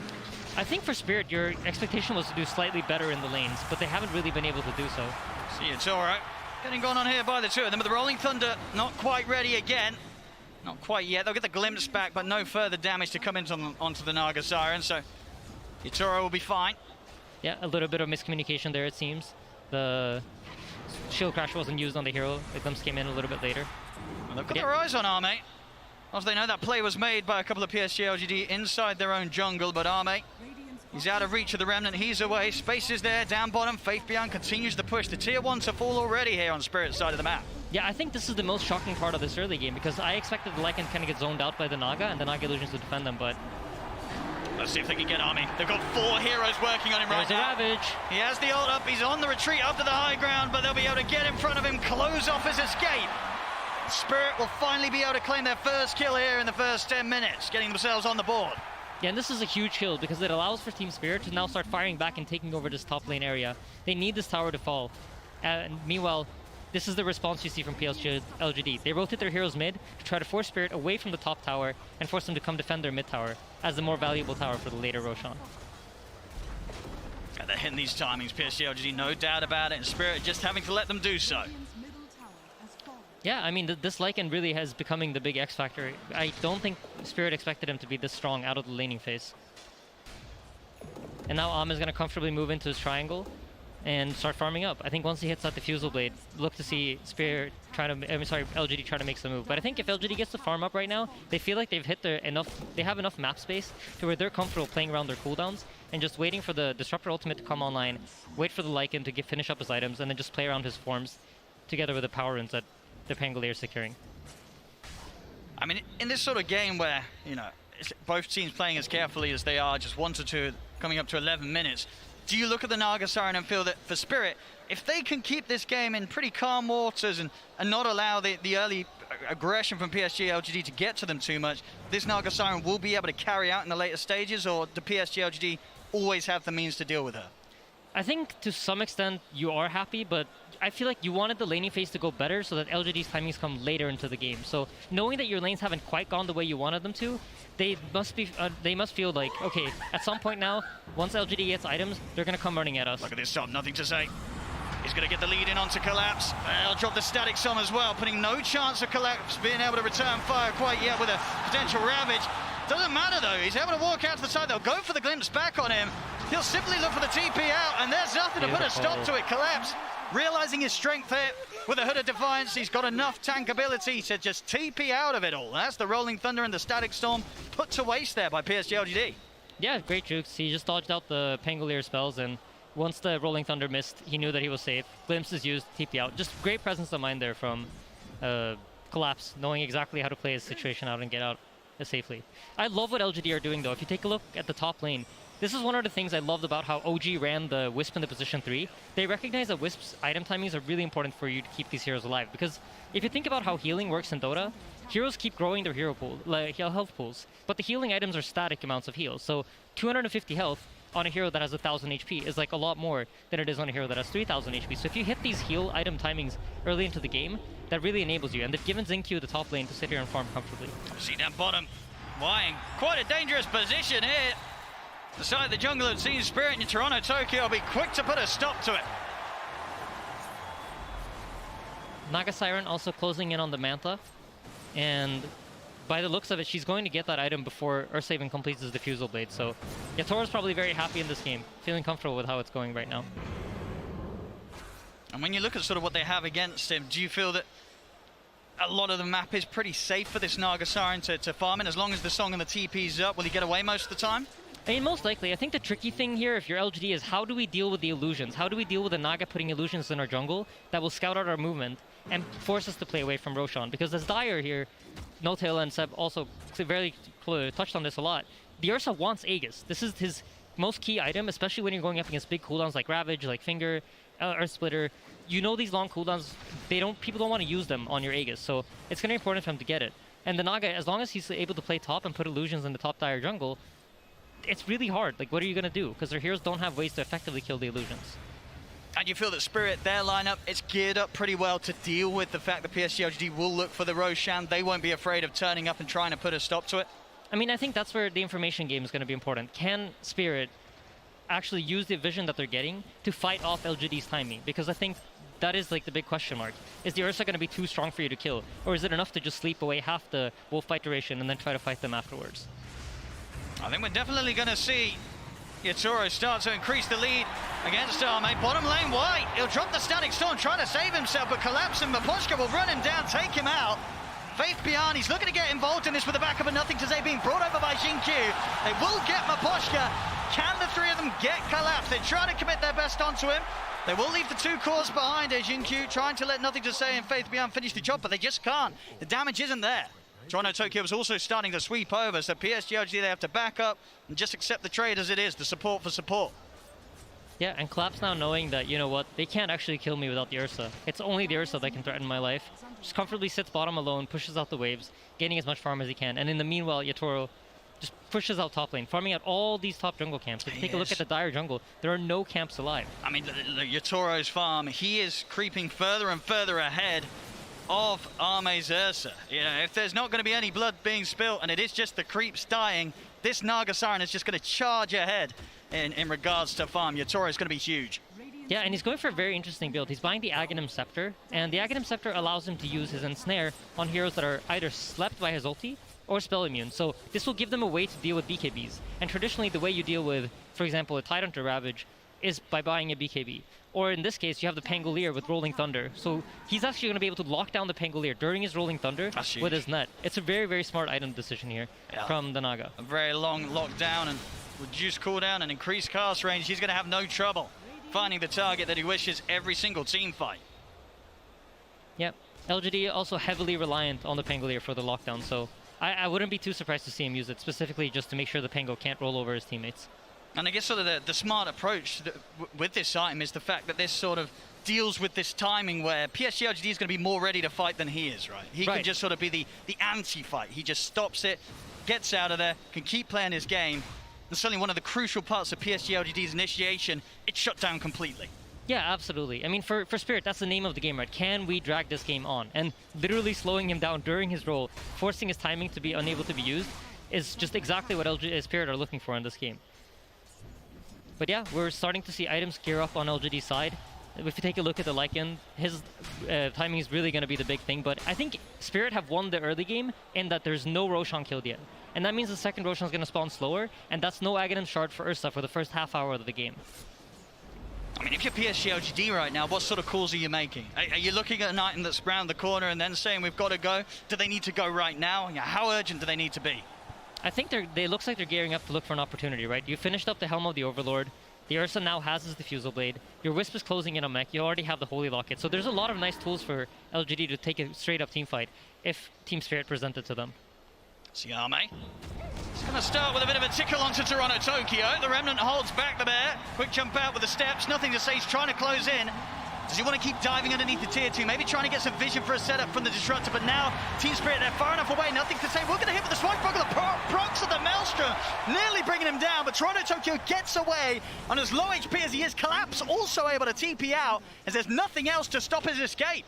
Team Spirit, they're able to avoid the move completely by PSG LGD once again. Yeah, and they didn't even have to involve the Naga. So during all of this time, Yatoro's still just gaining farm. He's 2,000 gold ahead of the Ursa already. Oh my, this is going to be a problem. He's getting out of control. He's only, I believe he just finished his Aghanim Scepter too. So he has Manta and Aghanim Scepter at 17 minutes into the game. He's crazy farm. This is, I mean, Yatoro, it really has been eyes on him throughout the whole tournament and performance of Spirit. Top lane setups there with a net. That's the mid gone. Nothing to say. Going down, Yatoro. Instant Song TP as he knows the response will be there from PSG LGD. Gets out. They cannot catch him. Yatoro will continue to farm. Yeah, this is a really important kill, but by forcing the Naga Siren to TP out, LGD now have the option of potentially taking back control of their jungle. So this is going to be their objective for the next minute here. As you see, they're going to try to contest this Tidehunter. They know the Naga Siren is not present. See what they can do about Collapse. Jump already in onto the Disruptor. They're looking to burst. Collapse, he's holding on to the Ravage for now. Static Storm's down. Collapse gets himself out of the side of the Ravage. Onto the two, and then they blow up Arme. It's 3 dead at the moment on PSG LGD. Io also caught out. GQ to fall. That's absolutely massive. My goodness. Team Spirit's so aware of everything. They know that this is what LGD wants to do. The Naga TP'd out. They're going to come contest us. They position their heroes perfectly. You see the kinetic field come out, but there's no static storm to follow because you have the Lion in position to interrupt that. It's just Spirit are playing so well right now. They're just recognizing where LGD's timings are. It just seems like already, just in the first 18 minutes of this game 1 of the Grand Finals, Team Spirit, they're just completely in the heads of PSG LGD. The way that PSG LGD wanted to play, it's just not happening. They're crumbling, they're falling apart. And Yatora, he's just going to continue the glory. Mid lane, the setups there onto the Pango. Nothing to say goes down. Another kill for this Naga Siren. I do not know or see how on earth PSG LGD is going to stop this man this game. He's getting out of control, and if you look at the Lycan, you can see he decided to not go for the Aghanims. He's going for drums. They're gearing up for a quicker timing in this game. I think the mechanism comes out on Xingqiu. They get the BKB finished up on Ame, and they're going to look for some sort of team fight. But the way that Team Spirit are abusing the vision, if you take a look at the map, like there are almost no dire wards anywhere. Radiant are in firm control of where the vision is, and the only ward that they have, I think Mikoshka literally just pinged out. There you go. Just controlling the vision. They have more information to play with, and this is what's allowing Team Spirit to constantly be reading LGD and how they're moving around the map. Dire's top tower is under attack. Bottom. Toronto Tokyo, he'll show his face, but not worried about any catch from PSG LGD. They just don't have the members around. Space is made, the tier 2 tower going down at the top lane. There won't be any defense from PSG LGD here as Spirit just continue to hit the timings, take the objectives at a pace that PSG LGD's lineup will be incredibly jealous of. This is what they wanted to be doing, and it's happening the other way around.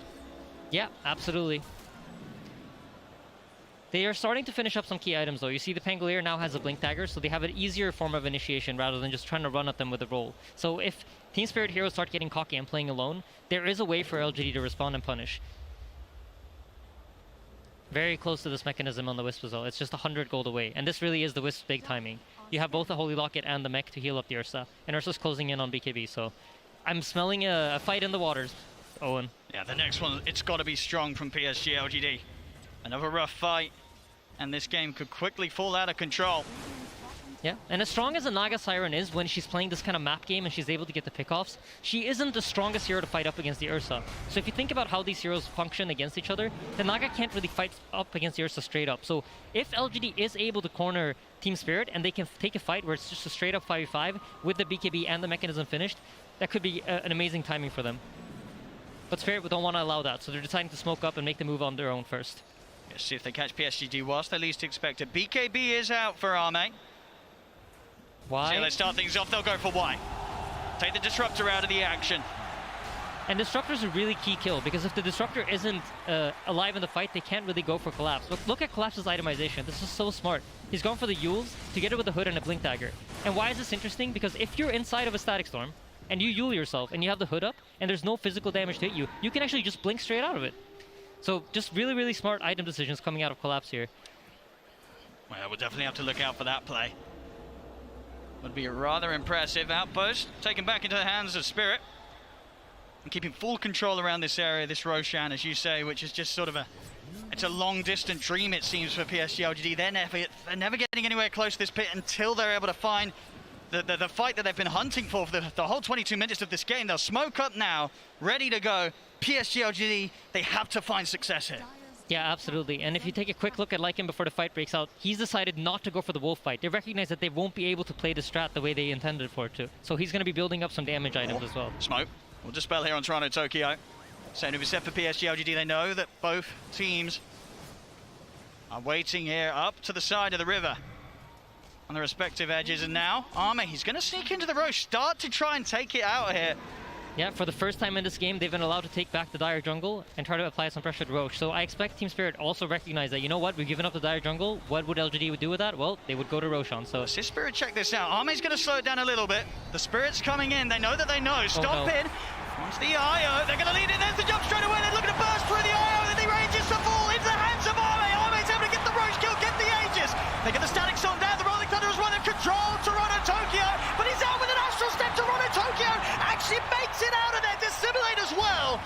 PSG LGD may have got the Roche, they may have got the Aegis. TI10 will still go down as Faith Beyond was able to wrap around and find him.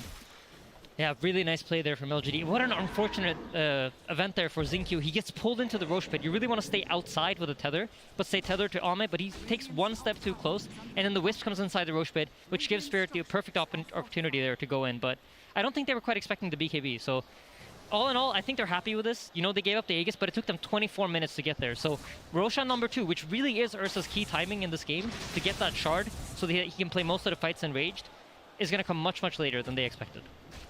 But definitely the beginnings of PSG LGD getting this game back under their control. Yeah, absolutely. Now they need to abuse the fact that they have the Aegis to try to gain some map control here. You want to try to get the lanes pushed out, force Team Spirit to play reactive to you, and then once you are able to corner them in, you're going to find that team fight that you so much want. So the hard part here for them is how do we deal with the Naga illusions, and how do we stop them from just using illusions to push the lanes back and make us play the map game. I mean, yeah, which hero are you sort of putting in charge of dealing with them? I mean, they picked the Pangolier as an answer, right? And if you look at his itemization, he's going for the Maelstrom. He's trying to have some more damage and have some more presence to kill the illusions. And luckily for him, Yatora hasn't really bought any items that tank the illusions up. He's more so building his hero up so that he's able to fight into the Ursa. He's going for that Bloodthorn. It looks like he's going to follow it up with a Heart, so he's also gone for some sort of hybrid build where he can actually get solo kills if he catches people out alone. And for Spirit right now, despite the Aegis falling into the hands of Ame, are you still very willing to fight? How much do you need to respect this Aegis on the bear? I think, oh, teamfight bottom. Zinq's in trouble.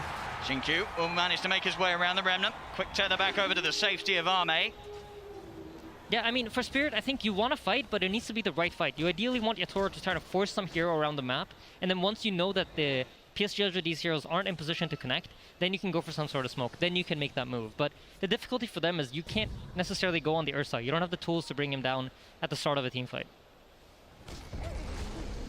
Got the eyes on the two of them bottom. PSG LGD, Ame and Zinq on their own down here for now. There is a relocate available, and of course with the Aegis, Ame a very hard target to jump. Pressure continues from Yatora and his illusions in the mid lane, keeping these waves shoved right up towards the base of PSG LGD. And down bottom, Team Spirit are just waiting patiently, but LGD have recognized that they TP'd bottom, right? So it's very likely that their heroes are stuck on that side of the map. So here they come sweeping up towards the dire jungle, understanding that Spirit cannot already have moved their pieces from all the way from bottom back to top after the TP response to the tier 2 tower. So just smart play coming out from both sides. I think we saw this in the VP Spirit series. Team Spirit are going to be really, really smart about only fighting under their vision, or where they feel comfortable that they have the information they need to take the fight. I think in this way, LGD's like maybe sometimes a little bit more reckless and will play with like assumptions. Like if they see you bottom, they might try to aim to fight you top, which we saw earlier. And in the early game, you know, Spirit read that perfectly. So if Spirit's able to get a good read like that, you might see them pounce. Yatora very ready to enter the fights now with his aggressive item with the Bloodthorn complete. They're able to get that locked down with the stuns, with the Lion and the Tide. That amp up of the damage will allow them to just destroy whichever hero they target. Yep, and something that I noticed Team Spirit do a lot when they feel like they're on the back foot is take over the enemy triangle and try to set up control here. And this is something that I'm sure LGD are aware of too, but Lycan's in trouble. Yep. They've got the setup here. You see the damage here with the Bloodthorn really amping up. It's not quite enough though. Faith Beyond makes it away, has the plate mail and that Hyperstone done already onto the way to the AC. An additional bit of armor certainly helping out. Yeah, and this is an opening now for Spirit. The Lycan form is down. One of the big tools in this team fight is gone. So in the other series when we saw LGD play the tiny Lycan, the Lycan's form himself doesn't really matter. It was all about that wolf bite. But in this game, because he decided to itemize his own hero, the 60 seconds of downtime here is quite big. And you see LGD pulling back their pieces, not willing to play aggressive on the top lane anymore, recognizing that they don't have all the tools necessary to win a team fight. Team Spirit remaining in this whole area of the triangle. Yatora slowly sieging onto the tier 1 tower, seeing what sort of reaction they can force out of PSG LGD. 20 seconds until that Aegis has gone off Ame. Unlikely to find a fight with that still in his hands, so the game once again falling into a bit of a risky territory for PSG LGD, at least until they can hold off for that second round of Roshan. Yeah, and Illusions just slowly chipping away at this tower. They don't really deal a lot of damage, but it's something that, you know, LGD might respond to. So they're keeping heroes close by that in case LGD just feel like, oh, it's just an illusion hitting our tower, they're ready to pounce. And you see, nothing to say reads that too. He understands based on the fact that there's nothing happening on any of the other lanes. Both our middle lane is pushing out, top lane's pushing out. Lycan's getting a lot of farm from all these waves right now. He recognizes all the Team Spirit heroes are bottom here. Yeah, he has to be so careful showing his face to clear the wave. Yeah, both teams just reading the map really, really well. And I think Spirit, this play that they've done has been so effective throughout all the tournament. But you know LGD's done their homework.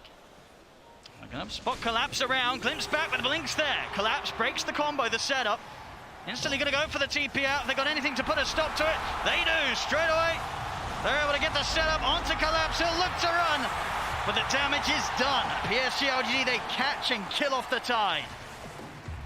Yeah, and this is a result, right, of Team Spirit has been in the lower bracket, so they've been playing so many games. LGD has that information based on previous games of where does Team Spirit go when they feel like they're behind? What do they do? What is their approach? And I think LGD is one of the best teams at the tournament at just abusing this information that they're gaining about the teams. They understand what is Team Spirit specifically going to do? How do they approach the situation? And they find that smoke because of that. They're playing most of this game with very, very limited vision. I really want to point that out. Like they barely have vision of what's going on the map. Oh, even without their Tide, Spirit maintaining their aggressive posture over PSG LGD's half of the map and already looking for action once again around the bottom tier 2. See if they find the setup. They've got the Hex, they're going to look to jump in. Static Storm's going to be put down from Y. Stops the backup coming in. Still though, is it the burst enough? It is! They take down Arme. That burn for the Bloodthorn, it's enough to send the Bear back to base. That's an absolutely massive kill. And I think Zinq felt like he could keep him alive. There was no relocate out. So next team fight, here's the tricky part. Do you relocate Arma out as soon as he gets hexed? Because Spirit has now proven to you that we have the abilities to burst your heroes. That's why he's also in trouble. There should be another one. It's definitely another one, Yatoro. Target to target and over towards the mid. The BKB having to be popped by nothing to say. See if Yatoro's got the setup. He has. There's the initial route. See if they've got any further follow-up here. The relocate, they'll take him out. They've got to keep nothing to say safe. Yep. Get him away from Team Spirit. As Team Spirit, they're pushing down the mid onto another tier 2 tower. Nice play by Faith Beyond. Tanks that Aether Remnant with one of his wolves. But Team Spirit, they're doing this so smart, right? We heard the draft panel touch on it. Fighting 5 versus 5 is not really where they're strong. They want to delay this game, keep finding these pickoffs, try to find these opportunities where they can get a jump, burst someone really quickly, and use the fact that we have Ravage to reset, we have Naga Sleep to reset, which is forcing LGD to be very careful about how they use their cooldowns. And this is leading to them they're just playing this game very well. And these small decisions that they're making, where you notice they're not really charging into the enemy. They're not giving LGD the kind of fights that they're used to getting. I mean, and with the heart done on Yatoro, you know, 26 armor, 3,500 HP, how hard is it for PSG LGD to really ever get on top of him now and take him out with the focus of Arme's Ursa? I think the biggest thing is that the illusions are tankier. If you take a look at how Yatoro is playing the fights, he's staying very far back with his primary hero, using the Bloodthorn and using the Ensnare, and having the illusions deal the damage. And if LGD really don't have heroes that want to hit illusions. Ursa wants to sit on top of a hero, like just keep hitting him, keep hitting him, keep hitting him. You don't want to hit these illusions where you get like 5 to 6 hits in, and then you got to switch over to the next one. That's a way of making the Overpower a fairly useless ability. Of course, that timer that they'll be having in their mind, the Roshan. Potential respawn in just over a minute. And that minute feels really long, Owen. Let me tell you, right now, if you're PSG LGD, that minute is coming very, very slowly. We see Tidehunter starting to eye up a Shiva's guard. That's going to make it even harder for the Ursa to stick on top of him and deal damage. They also just bought a Force Staff on the Elder Titan. I think for Team Spirit, they're recognizing that, you know what? LGD's not going to be able to kill us if we're just able to kite out their BKBs.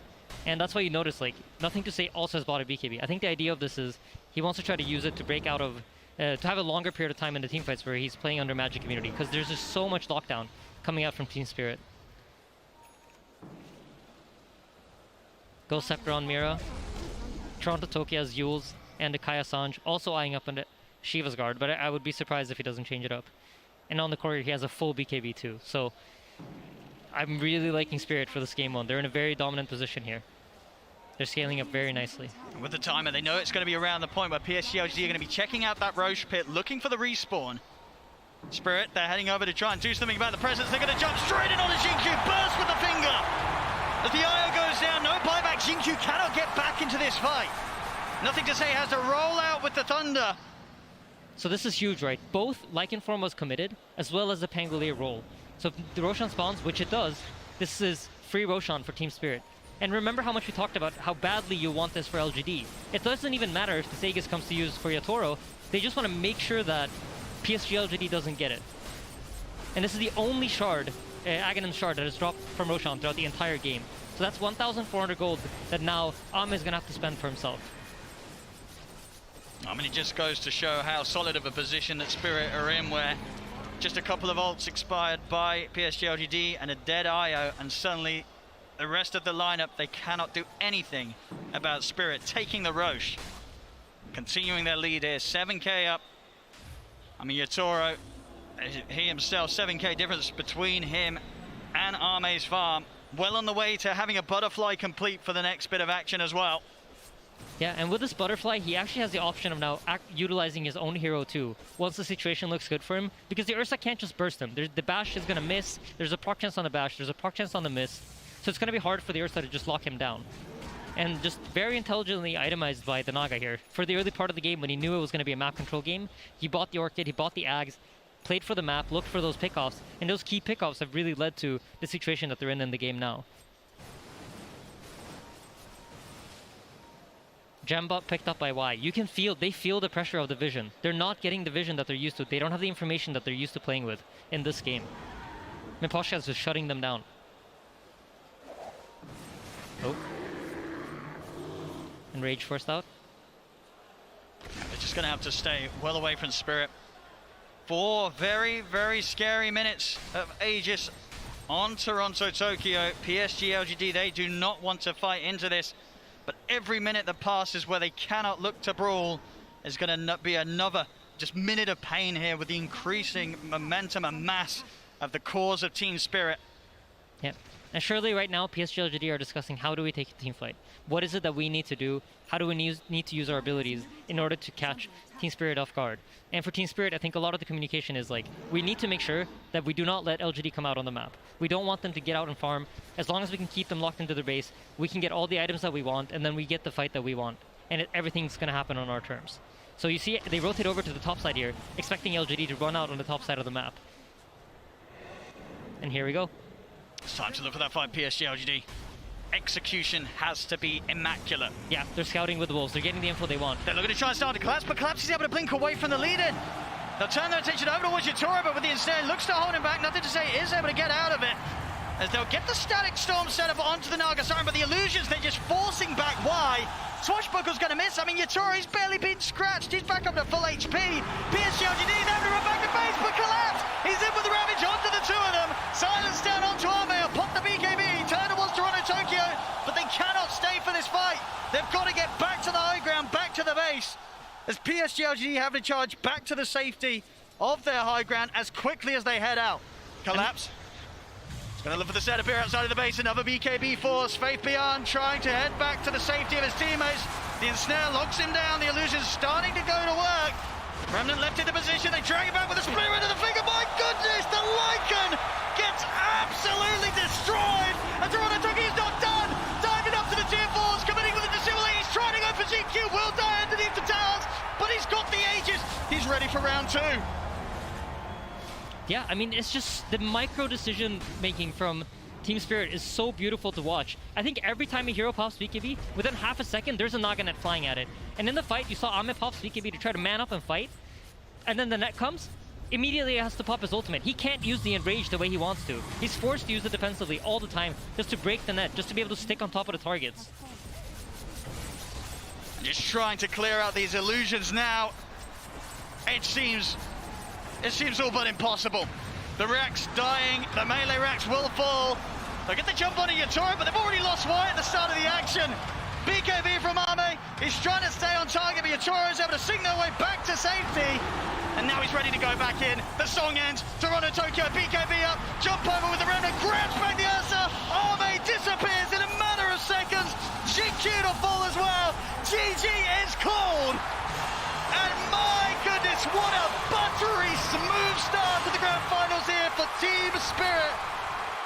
Oh, they couldn't have played this any better, Aiden. This is how you dream of entering a grand finals at the International. Yes, absolutely.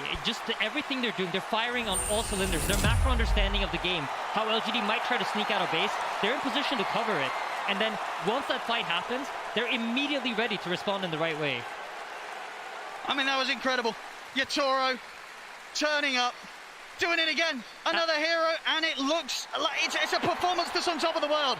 Yeah, absolutely. I think Yatoro, I mean, we all talked about Collapse so much throughout this tournament, but we got to give Yatoro the praise he deserves.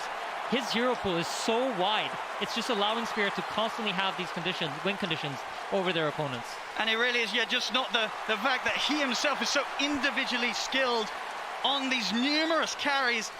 It's just that the team, they seem to have a strat to play around every single one that he's willing to pull out. Yeah, absolutely. I mean, the Team Spirit are so strong. They look like a fierce opponent, and I think a lot of people might have expected LGD to be the stronger team, but, you know, they just proven you wrong. These guys can beat LGD for sure.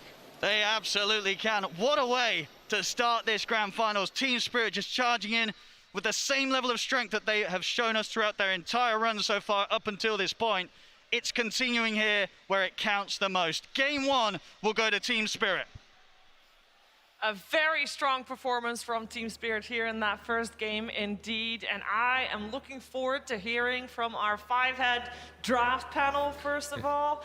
Gentlemen, how did this game play out compared to what you thought was going to happen? I mean, I think it was an incredible statement from Spirit. It started with the draft. It started with the mentality in which they played this game. You know, they come here to the grand finals, and of course, everybody expects LGD to be the Titan. You know, can they move them?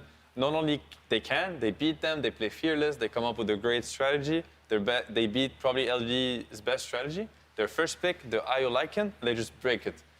I think, you know, as a Dota fan, this is what I was really hoping for, is like, can they compete? And yes, they can. LGD is getting tested today, and that's going to be absolutely amazing to witness. Team Spirit seems to be playing very free, very careless, very aggressive. This Bloodthorn kill on the Ursa bottom was, like you said, a huge statement. I want to say the same thing. This was like a team who saw an opening. They had an item build, they had a timing that not many teams would have pushed, played on, and pulled this off with.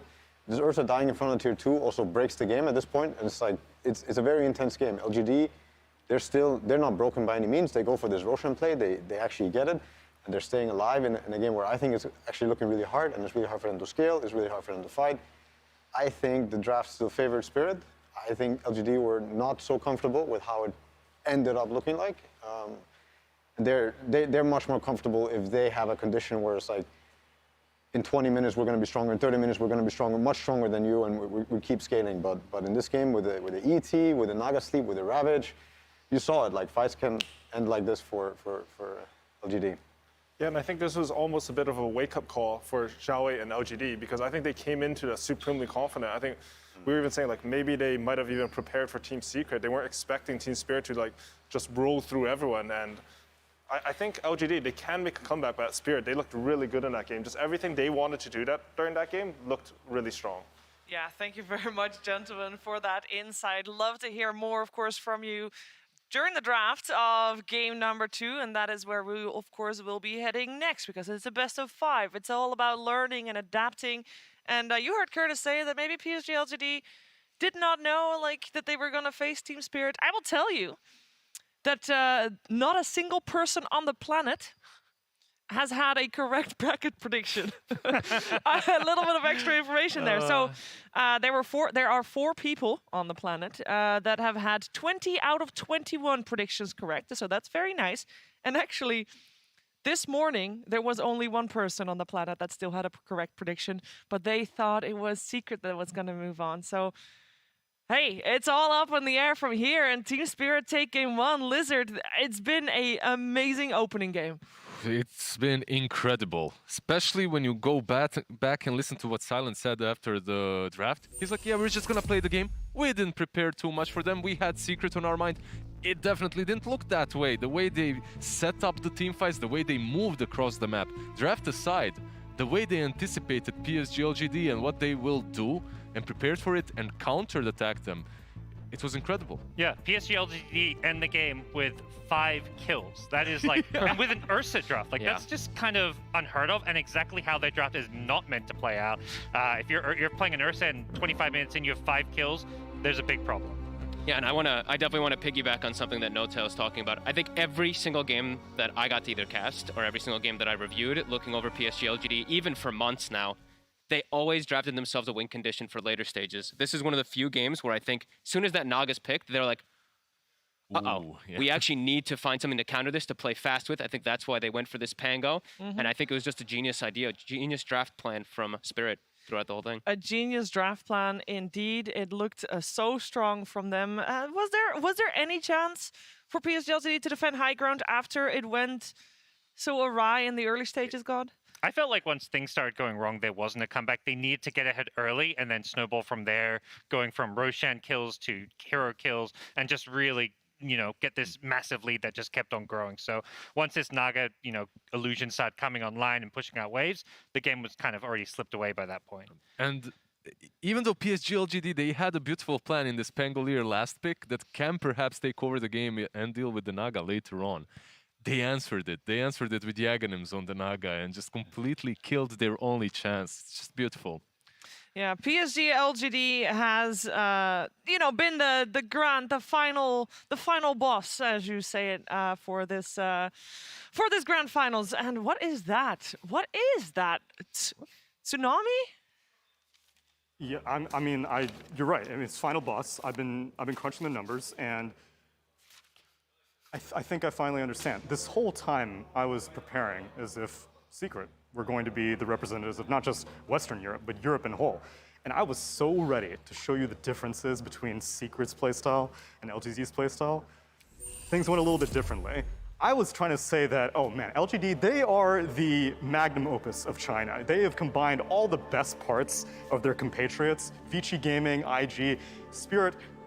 They're all grinders, actually. Secret, they only played like 27 ticketed games. Meanwhile, you've got I-Leagues, you've got Pinnacle Cups. Both these regions are known to grind out games publicly. So that's one thing that was very similar to them. Next up, we've been talking, time and time again about how LGD is the fastest average game length, and they are. But Spirit is hot on their tail, not that much further behind. This is no fluke, my friends. After that, I was like, okay, well, surely the ward efficiency, and there is a little bit of a discrepancy. This was the average centuries used per D ward. LGD is still the kings of this whole thing, but you heard Insania at the beginning of this cast. You saw how the Naga illusion usage was used. Spirit understand vision extremely well, and they also understand drafts extremely well. 5 more unique heroes picked throughout this entire tournament. Maybe LGD have been holding on to things, and also it's a big credit to Yatoro, obviously, on the side of Spirit, because Ame, he's no slouch in his own self. He's been putting up some solid numbers. All you people who went in on Team Secret for your fantasy, I feel bad for you, because Ame, even in a losing series, will still be doing work. Though, granted, that's only after he matured a little bit. I think previous TIs for Ame, he's had some issues picking the right items, knowing when to use the right items, knowing when to buy the right items, but he has matured ever since.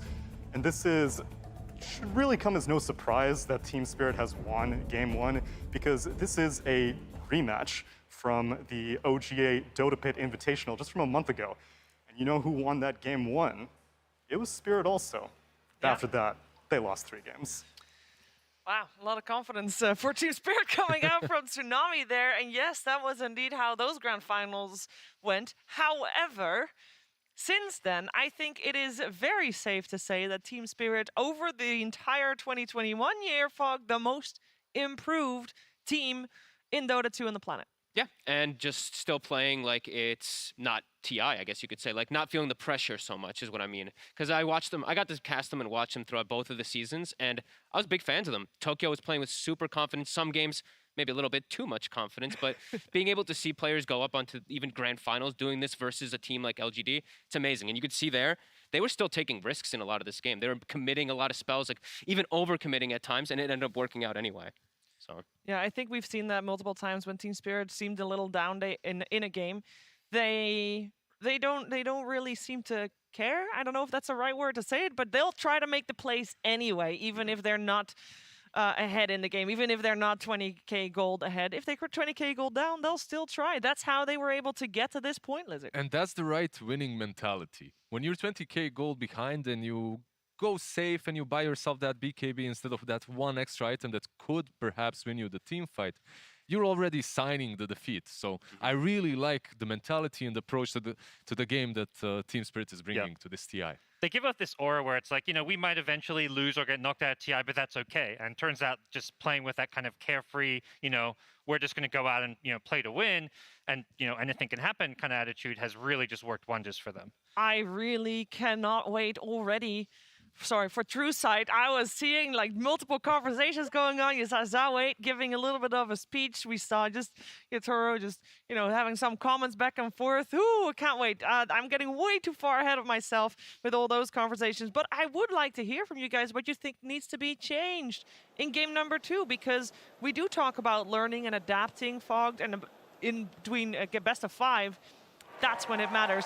These 15 minutes that these players have had, key moments. Yeah, I think I know IO is an incredibly strong hero at the moment, but I actually think IO might be one of those that you maybe step away from, because TI, I think we've said it ad nauseum, it starts to come down to these big team fights. It comes down to these big little plays that you can do. Sure, IO can do those little plays, but ease of execution is a thing too. So I think for PSG LGD, I want to see them go back to their guns, put Jinkyu on his normal heroes where he's going to be able to scale, have a bigger impact than just, I'm a tether, I'm an overcharge, a heal. I want them to diversify and let him also become that kind of carry mode too, because, yeah, he's shown how much he can do as... And when you talk about ease execution, they had, like, no stuns that game. Disruptor, Glimpse, they would, like, you know, try catch this tide, and then he'd just TP out in front of 4 heroes multiple times. So I think a lot of it is going to come back to the draft, simplify things, pick a few more stuns, and just make your game plan much easier to execute. I completely agree. Just a little bit more team fight for PSG LGD, and what they really have to get is that late game potential. In the last game, they truly didn't have it. And when you're on a timer, that 20-25 minute mark in which you need to break the enemy and you're under pressure, under emotions, you're bound to make mistakes. So just play it safe, pick a hero that scales well into the late game. Yeah, I mean, if we take a look back to the first 10 minutes of the previous game we just watched, I mean, both teams were taking it very safe. It was actually a fairly slow start to the game, which, based on draft, we were not really expecting, Gods, because that Naga Siren just had all the freedom in the world. Yeah, I don't think PSG had a draft that was going to scale late game if they didn't get ahead and play aggressive. Usually it's their style to just go around, run at their opponents, look for these kills. And, you know, when you're playing this Ursa as your carry with a mid Pengalier, you don't have that ability to scale, so they had to be a lot more aggressive there. They really did. And we know that PSG LGD can recover in a series, so I'm very curious to see what they bring to the table in this game 2. Of course, also, this will be something that Silent and Miposhka will have discussed at length, because they know PSG LGD will come up with a new plan as well. So it's, you know, it's one-upping each other constantly in this best of 5. I want to just also quickly remind everyone that it is so phenomenal that we have 9 out of the 10 players on stage being they're only the first or the second international that they're at. We are seeing, I kind of feel like the new generation of Dota players here on stage, Fog. Oh God, don't say this. What? No, it's time. No, this is true. But then the older people are going to start retiring, and then we got like no, 7 no-tail coming for our jobs. So okay, no. well they are already here, and you're still on the panel. Too late for that. Savor the moment. It is truly beautiful. I love when you see these young guns and just having this confidence. I think that's the biggest thing that everybody's just said is confidence. Spirit's just been oozing it. The future of Dota is bright. When you have all these young players coming out of multiple different regions, it really means, you know, the next TIs in years to come are going to have some amazing new talent. Yeah, are you a little bit jealous, Lizard? I'm very jealous. I'm super emotional.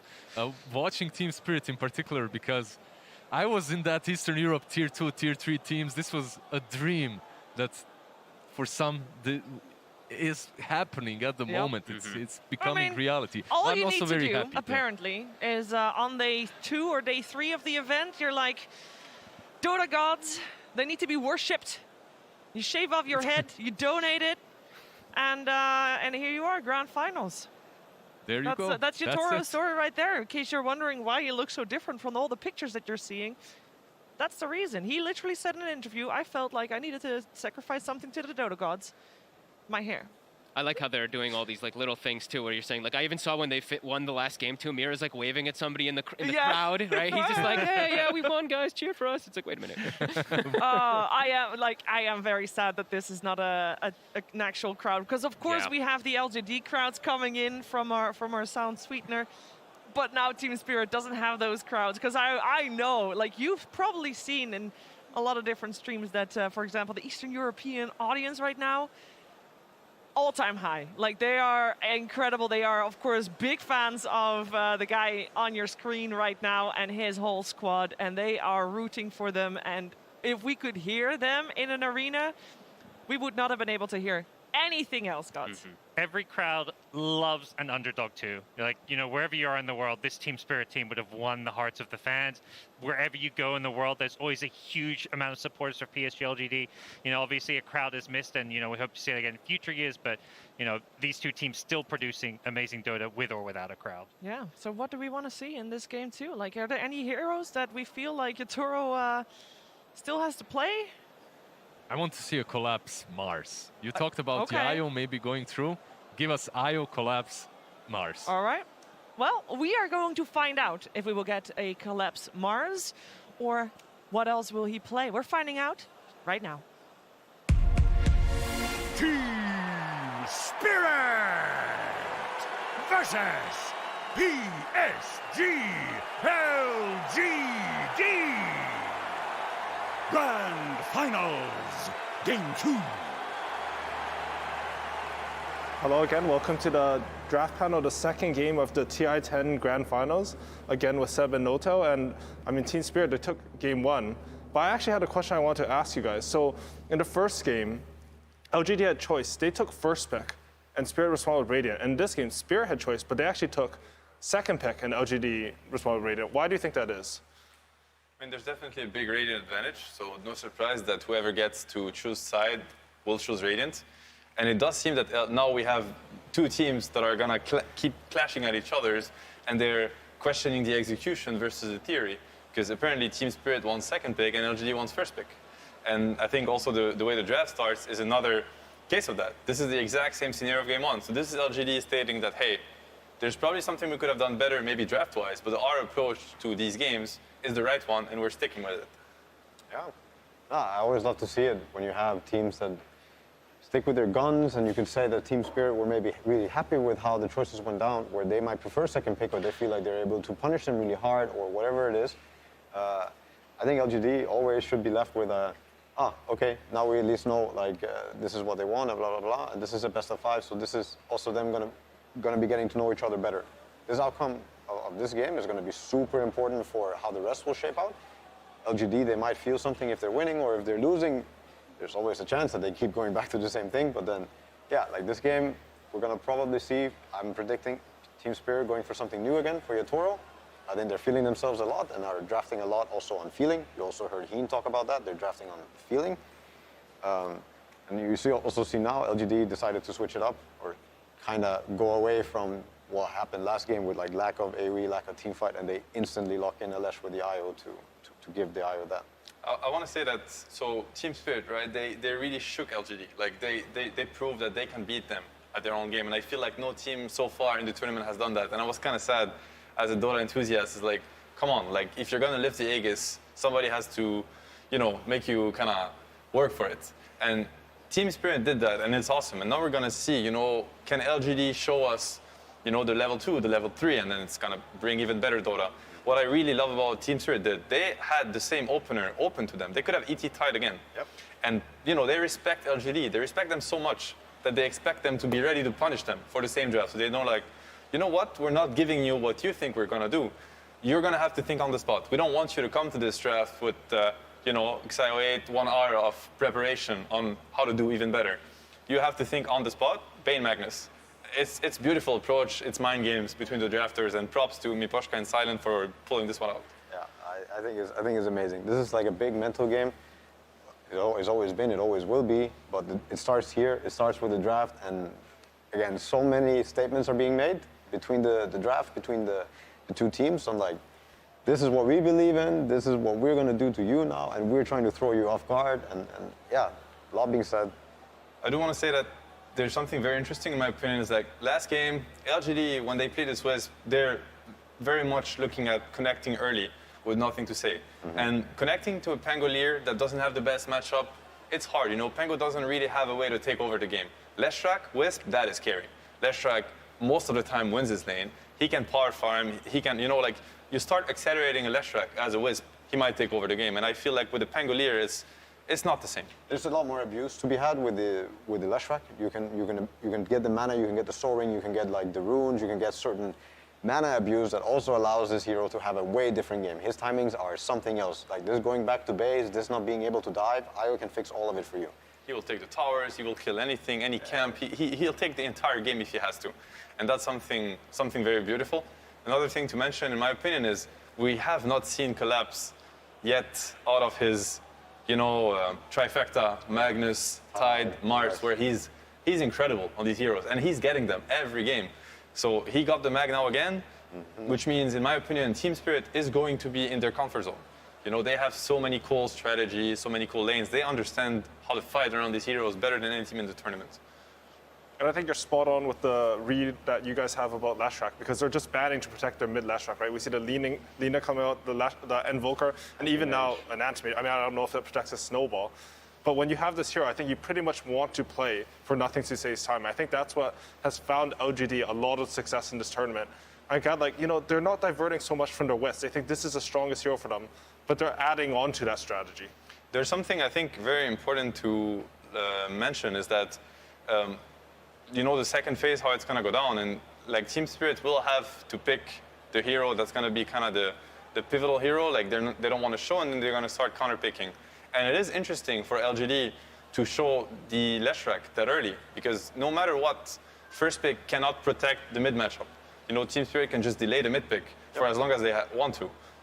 In this case, LGD is like, you know what? We're committing to this with Leshrak. We don't think it's countered. Or maybe they think it's only countered by Lina and Invoker that can match the pace of what Wisp Leshrak can apply to a game. And now it's like they're happy. No matter what Team Spirit is holding for the 18 or the 24 pick, for the mid lane, it does not matter. Does that mean you think that Team Spirit should pick their mid out of the phase just so that they don't reveal anything more about the draft, or? It makes a lot of sense. There's always arguments for both. Like if you wanna, depends on how you enjoy playing Dota sometimes, depends on what types of players you have on your team.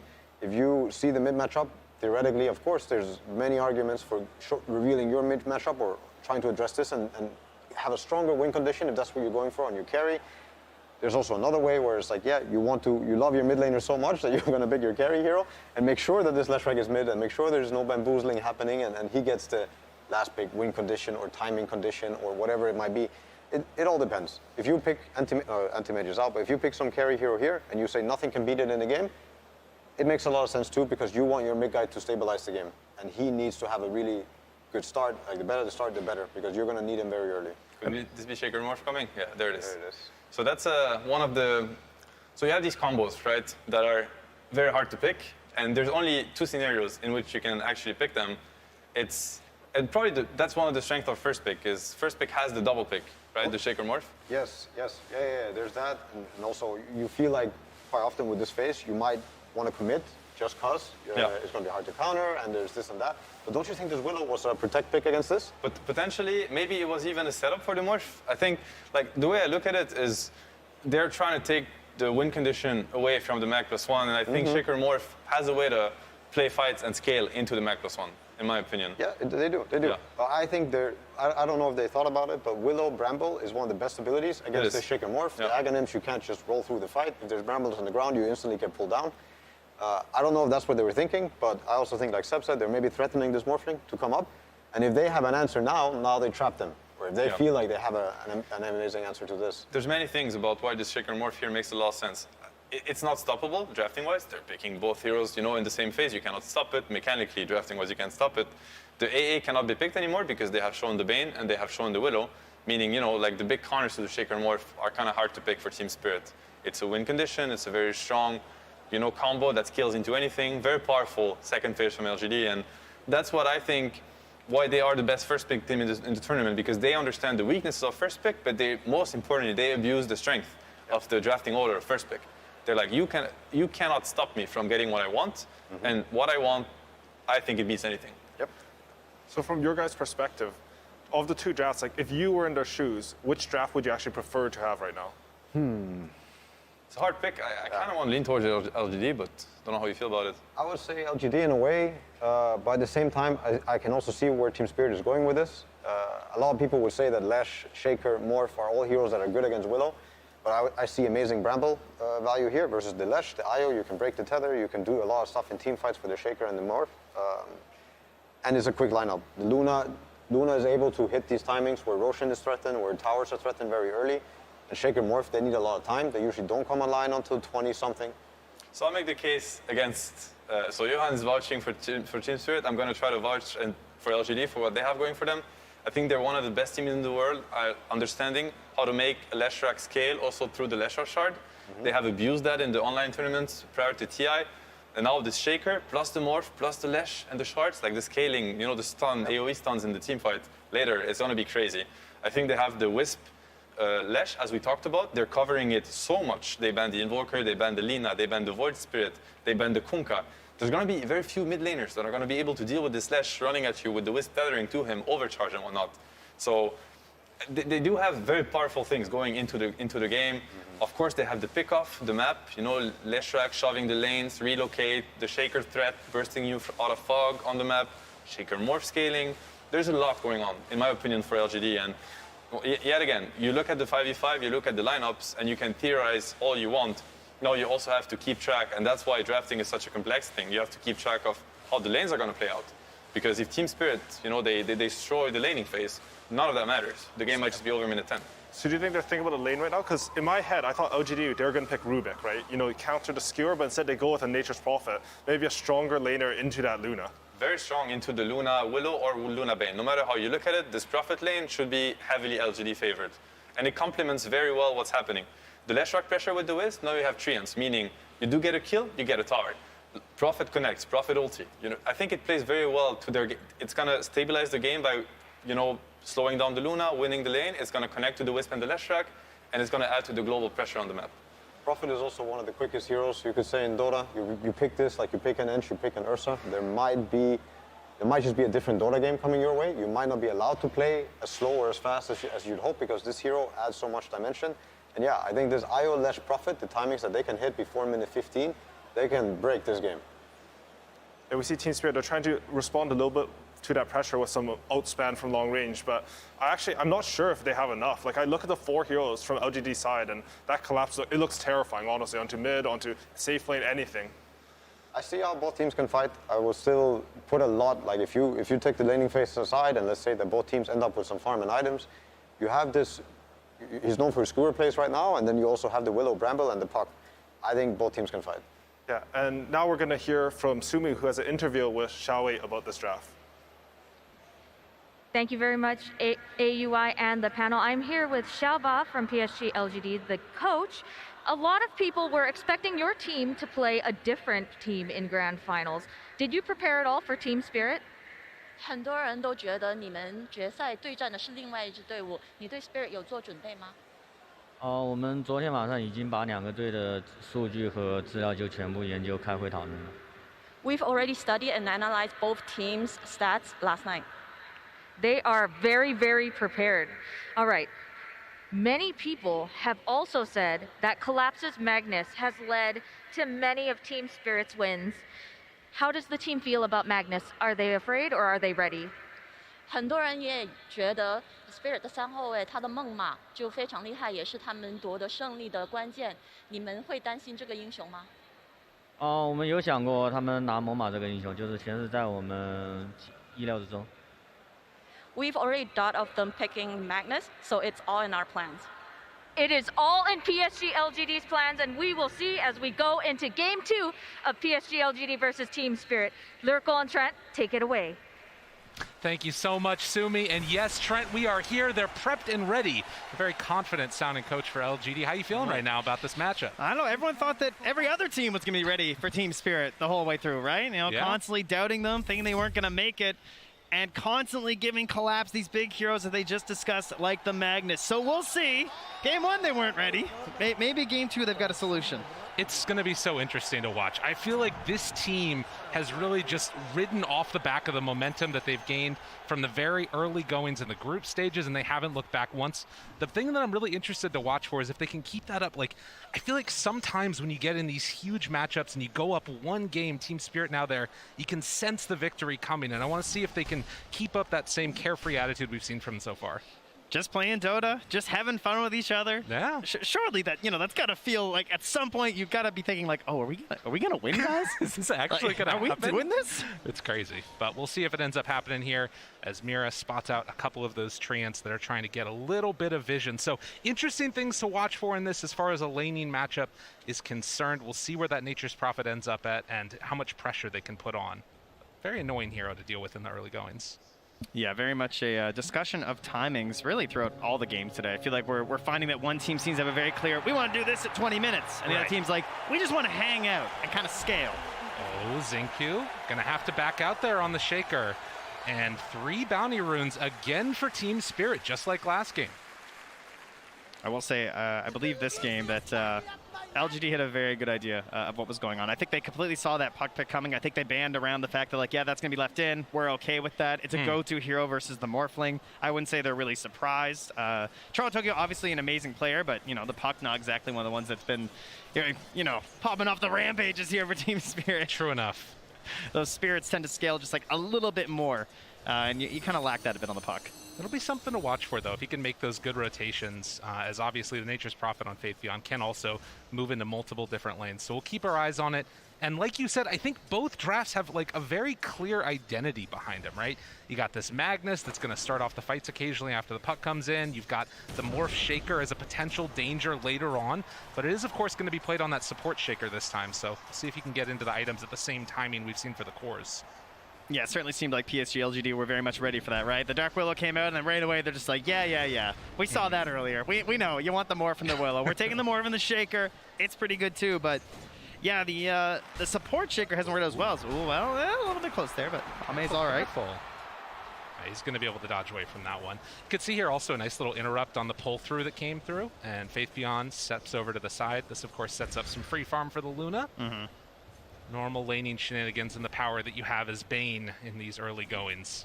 Yeah, it's frustrating for the Bane too, because like you're so used to being able to dominate a lot of situations as Bane. While Miposhka now actually trapped in by a Fisher with the treants on top of him. A lot of damage out there onto this poor old Bane. Can they run him down? A couple more hits is all they need. Not quite able to get that last right click, and Miposhka with the brain sap and the runaway. Xingqiu still might be able to run him down. That boots advantage, he's not careful. But all right, no. good choice, Xingqiu. Good choice. Keeps it safe that time.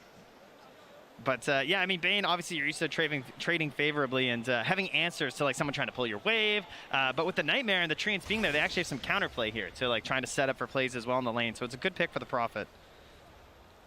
Allows him to play that much more freely. But you can see that Luna already off to a hot start. 11-2 right there in the top lane is down bottom. Y gonna take one little punch there from the Dark Willow, and a Fissure block off on the other side, but not within that tower range. So we'll be able to get away with some extra damage. Tango, as well as the Quelling Blade through, and he's fine. That's a nice Fissure, though. Yeah. That's a pretty good chunk of damage on him there. Just the harass. Only has a single Tango left. No salves currently on Miposhka. So, that Courier, makes the call, brings him up, and it's going to be running with a salve in that top lane now. So if there's any chance here for LGD to score a kill, it might be sooner rather than later. Too true. Got to look for that opening. Down bottom. Really trying to pressure, too. They keep pump faking this Fissure up top.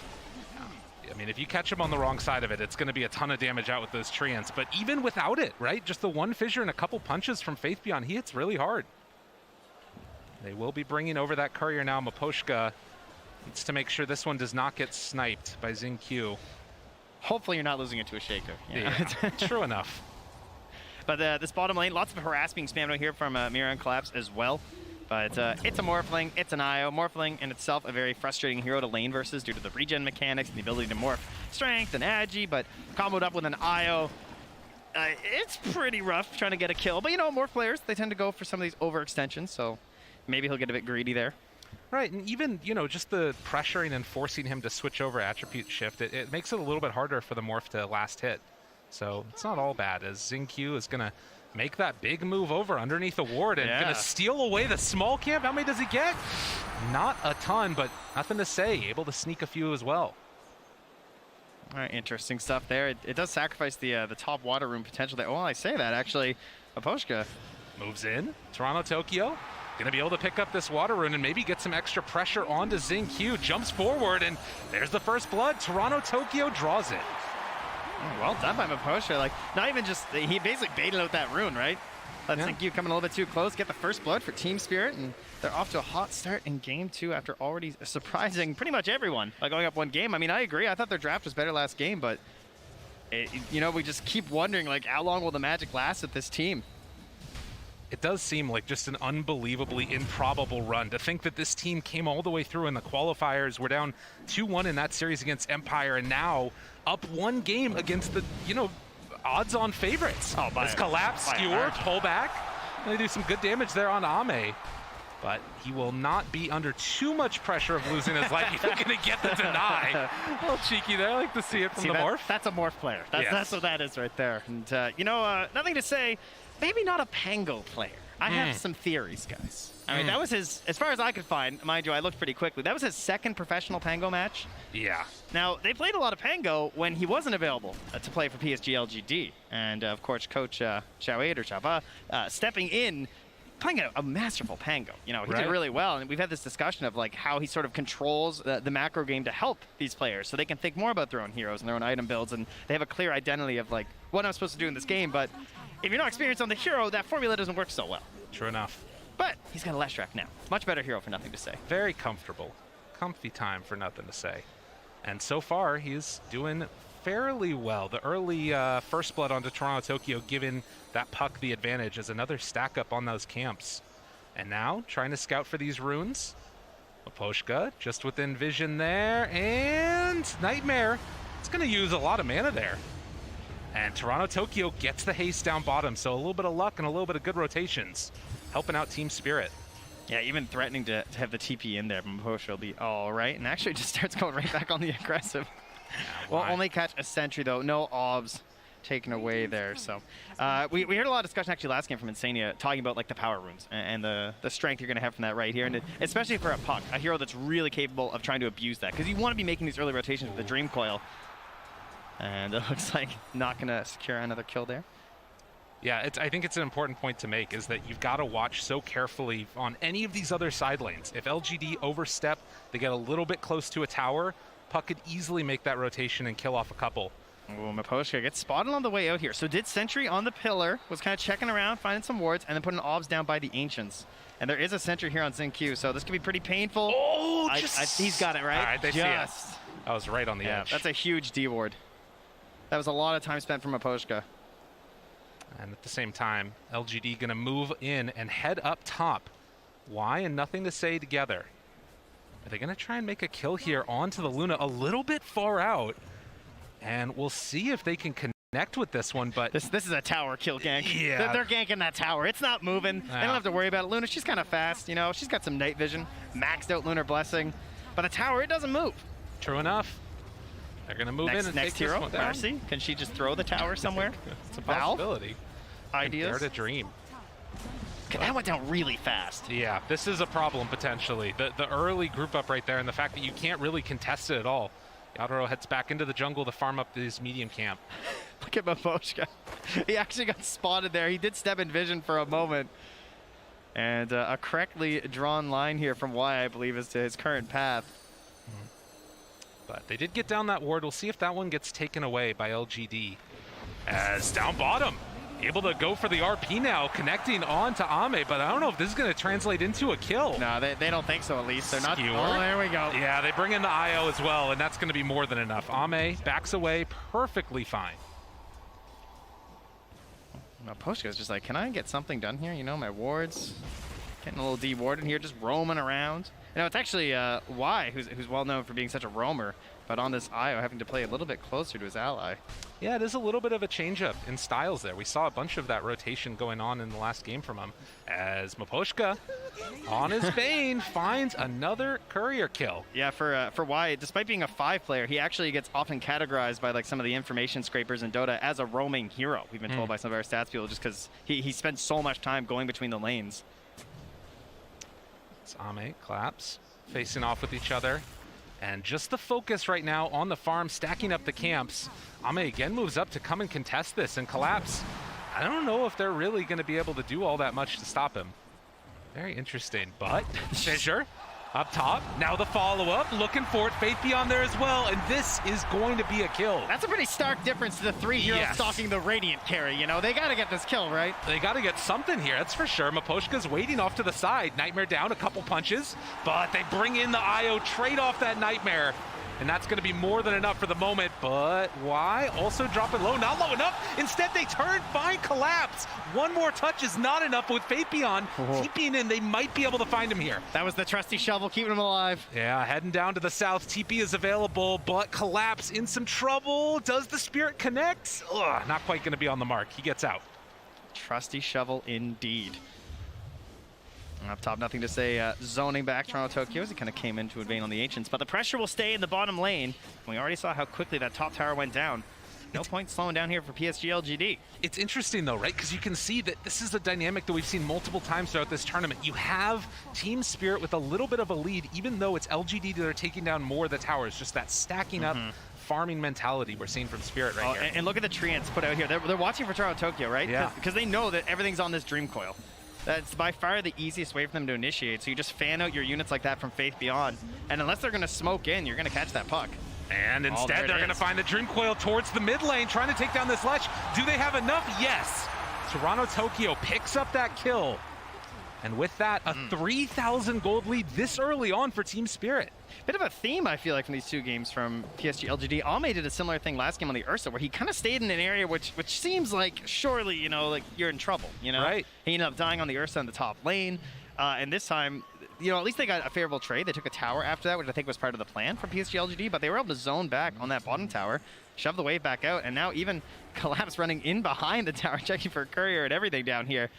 They're not willing to just, like, you know, give you the, like, take the kill and then just give you the tower. They're able to defend after as well. All right. Okay, but now that pressure is coming mid. Mira, they're going to get onto the Brambles. Thought about that RP, but calls it off afterwards. And again, nothing to say in the mid lane, starting to push down this tier 1 tower with Xingqiu in tow. And why? They'll get it. It's so interesting to me, right? Because you think about traditionally what people think of these styles of play, and Team Spirit definitely going the more farming route in this one. You saw there for a second the last hits that Yatoro has. 135 compared to the 69 of Ame. Yeah.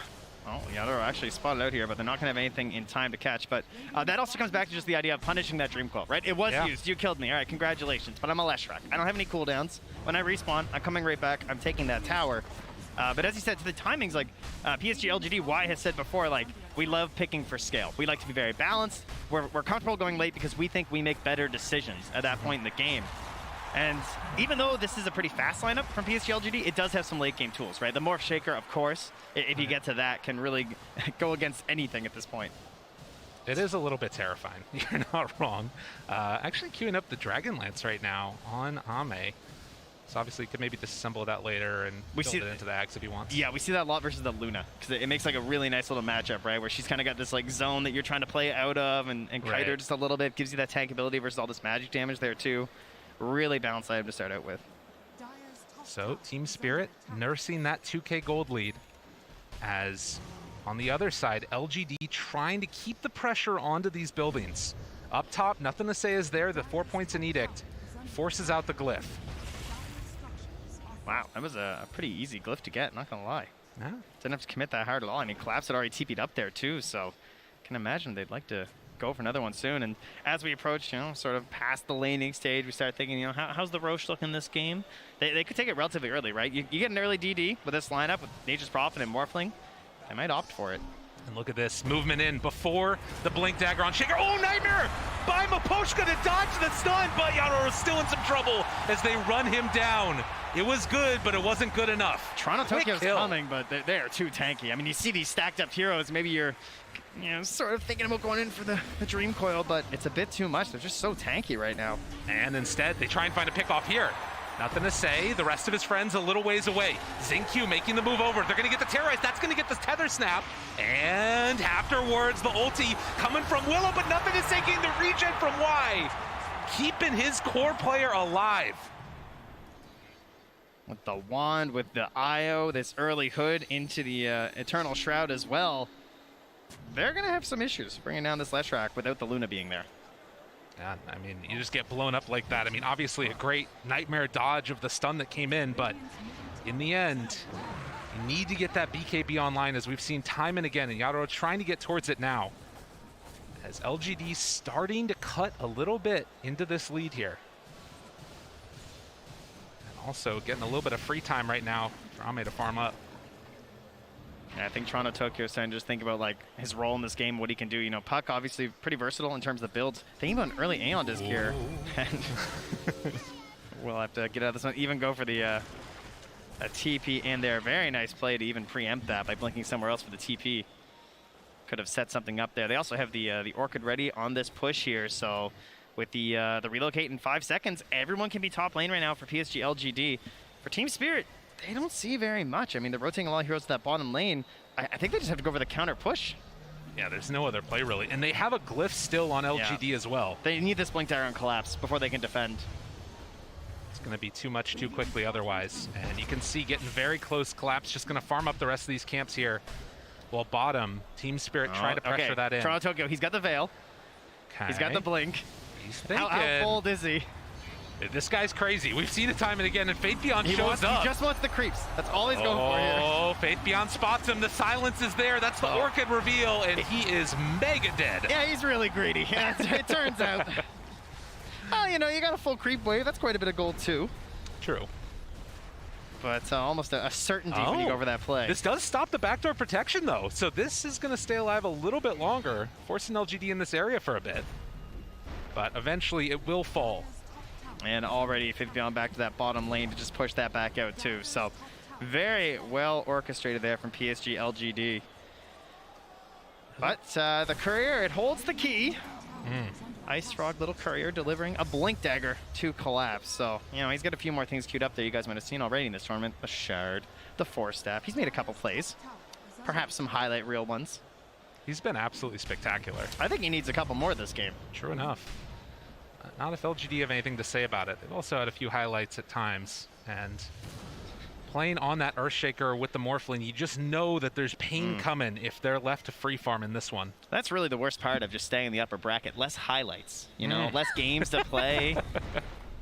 True enough, yeah. Especially when you crush your opponent so hard, and then finally being challenged now by Team Spirit. They're up one game again. Cinderella story that hasn't died yet. And seeing if it can continue on here in this game number 2. The BKB is done. Taking a look at a few of these other items around the map. Collapse has that blink done. Xingqiu getting closer to his, has it completed as well now. So all of the big fighting items online. That's a bit frightening. It feels so good because, like, obviously as the offlaner, you got to get these like earlier items. Got Bracer, got a mech, and then you get your blink dagger. When you're playing as a support, you just got that one thing you're striving for, and it's kind of unfortunate when they match up like that because, like, now it feels like your offlaner can actually play, but Xingqiu, like, this is an excellent counter initiation to have right now. With the way that their lineup's kind of set up, like, he can just lurk for so long. He can just wait on the side, and what kind of vision is going to catch him, right? Maybe an orb. Maybe you can take a fight at night like this and have the advantageous vision. Oh, but the skewer back immediately onto nothing to say, but he's going to live through that. Nice jump out there. Xingqiu saving the day even under that ward. I mean, they have relocate, they have Fisher. Yeah, they were super ready. That is a tough one, but at least the relocate gets burnt, right? Yeah. So that is something for them, but immediately into the Roche. Oh, and LGD gonna make a bit of a sneaky play here. Did Team Spirit know that this is going on? Where's your DD, guys? They're gonna have to push. I mean, this is down to about half HP now Team Spirit, it's really well covered by the vision of LGD as well, but they're going to smoke up now. Can they get there in time? Aegis, it's super low now. They pull back onto Zinkyu, going to try and take him down first. And they will get that kill, but it comes at the cost of the Aegis on Ame. No leaving it in the pit this time for any other teams. No. IG, everybody knows. At the very least, you do get yourselves a kill from that, but surely still happy, you know, Zinkyu. That's basically an exchange. Sometimes you trade a Roche for a tower. Sometimes someone on your team just needs to go and kind of feed to block out the smoke. And in this case, that was just a small feed to help things out here. So another game where like the kills have also stayed pretty low. True. From game 1 and game 2. Feels like teams are being very picky about their engagements. So much on the line. It's incredibly tense for these teams. And again, you start to wonder how much the pressure is going to be affecting these plays. We'll have to keep our eyes out for it for sure. But Ame with the Aegis, another 4 minutes with this. And I believe this is going to be the Manta coming out pretty soon for him as well. Can start to play with a little bit more freedom here, potentially. And currently they already have amazing vision in the top lane. You can see this ward just been staying on the high ground here. About a quarter of its duration left. Nothing to say. Feels confident enough to be up there. They already control the outpost since they took that tier 2 so early. Team Spirit, again, just forced to try and hold on and try and build everything up into Yatoro this game. Does, of course, have this buffed up carry mentality that we've been working towards in this main bracket event for pretty much every team. You're going to have the empowered Luna. But, you know, it's not the wolf fight, it's not the tiny. So Yatoro got to do some heavy lifting here. Potentially, they have a Nightmare and then the walk away. They actually relocate into this one. There's relocate, there's Nature's Prophet. You know, it's very scary. If you don't have that really quick burst, you don't really want to take it right now for Team Spirit. But they forced out some rotations at the very least. They got to try and hold this tower, I think, or else this really wasn't worth it. No IO save this time, though. That's the danger of the relocate. Nothing to say outside of vision. They don't see him. Now they do. The pullback going to be able to get that skewer. The vision not quick enough. And nothing to say, goes down, now looking for more.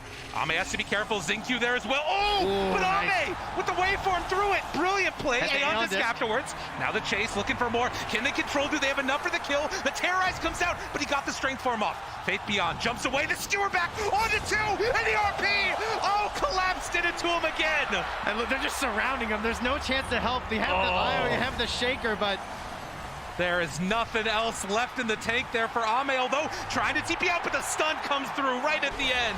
And LGD, another triple kill for Yatoro.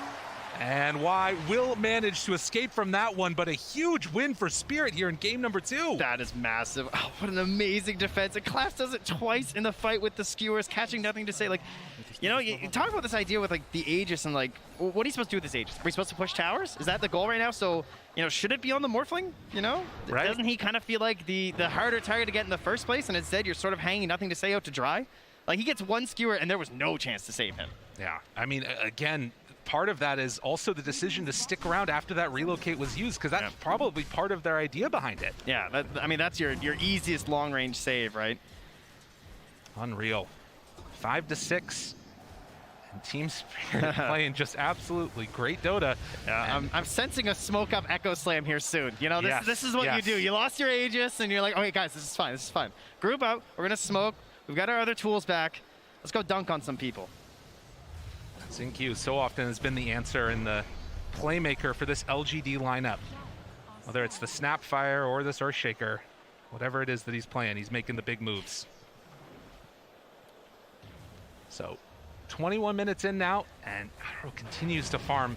I mean, this is the thing that's really scary, right? Like, how many times have we seen these Lunas just get completely out of control and then just walk high ground with an Aegis?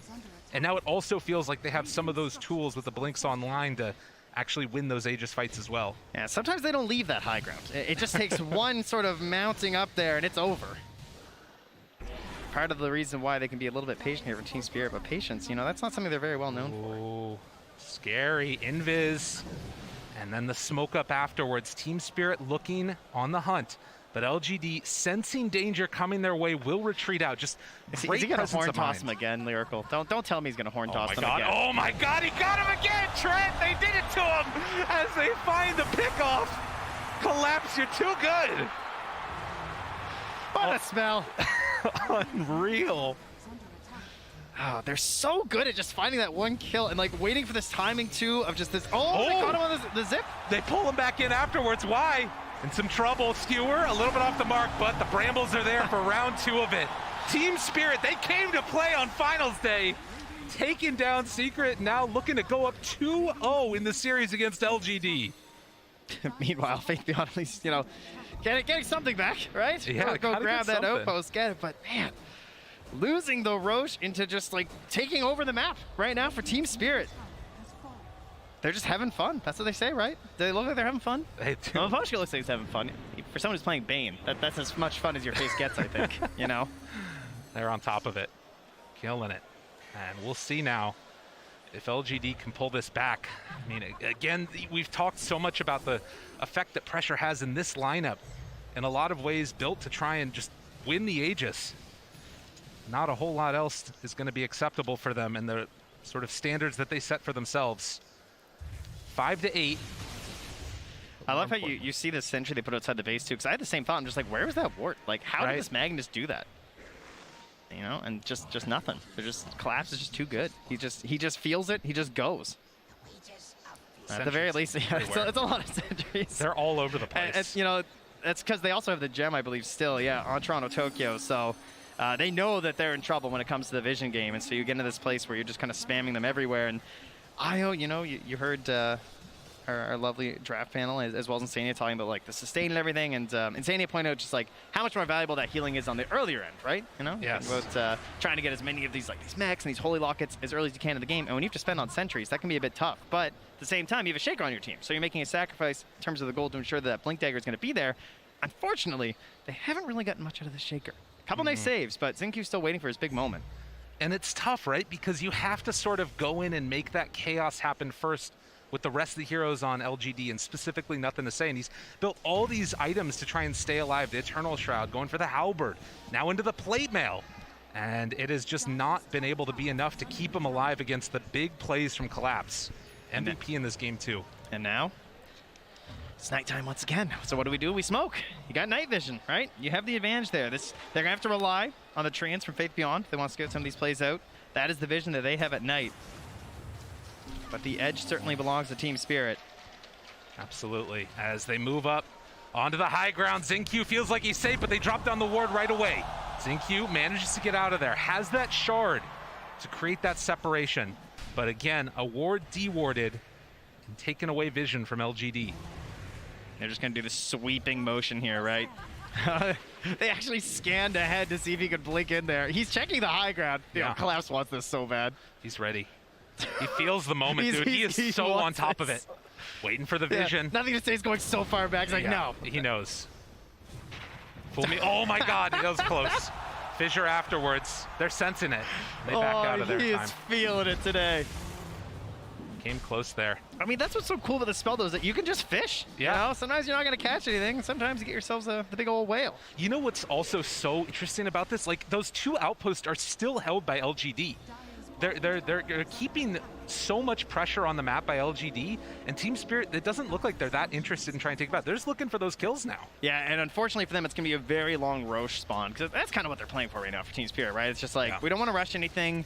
We just need one more good fight. We're going to clear up this entire base with our Luna, and we want the Roche for that. So they're going to be trying to control around the pit. Someone's going to sit in there. They're going to wait. They're going to be very disappointed for 2 minutes and 20 seconds. There you go. And that's just time for PSG LGD. So what can we stall for here is the question. Shiva's coming out relatively soon for Nothing to Say, but the Aghanim's, that's what we're stalling for. So whenever you get in trouble as a Morphling, you look to say, how good is Manag's game is it? And it's like, oh yeah, right, we picked Morph Shaker. So we do have that going. That's going to be the big window that they're looking for. Only 2 points in Enchant Totem right now for that Shaker. But can still be devastating with all the lockdown that you get.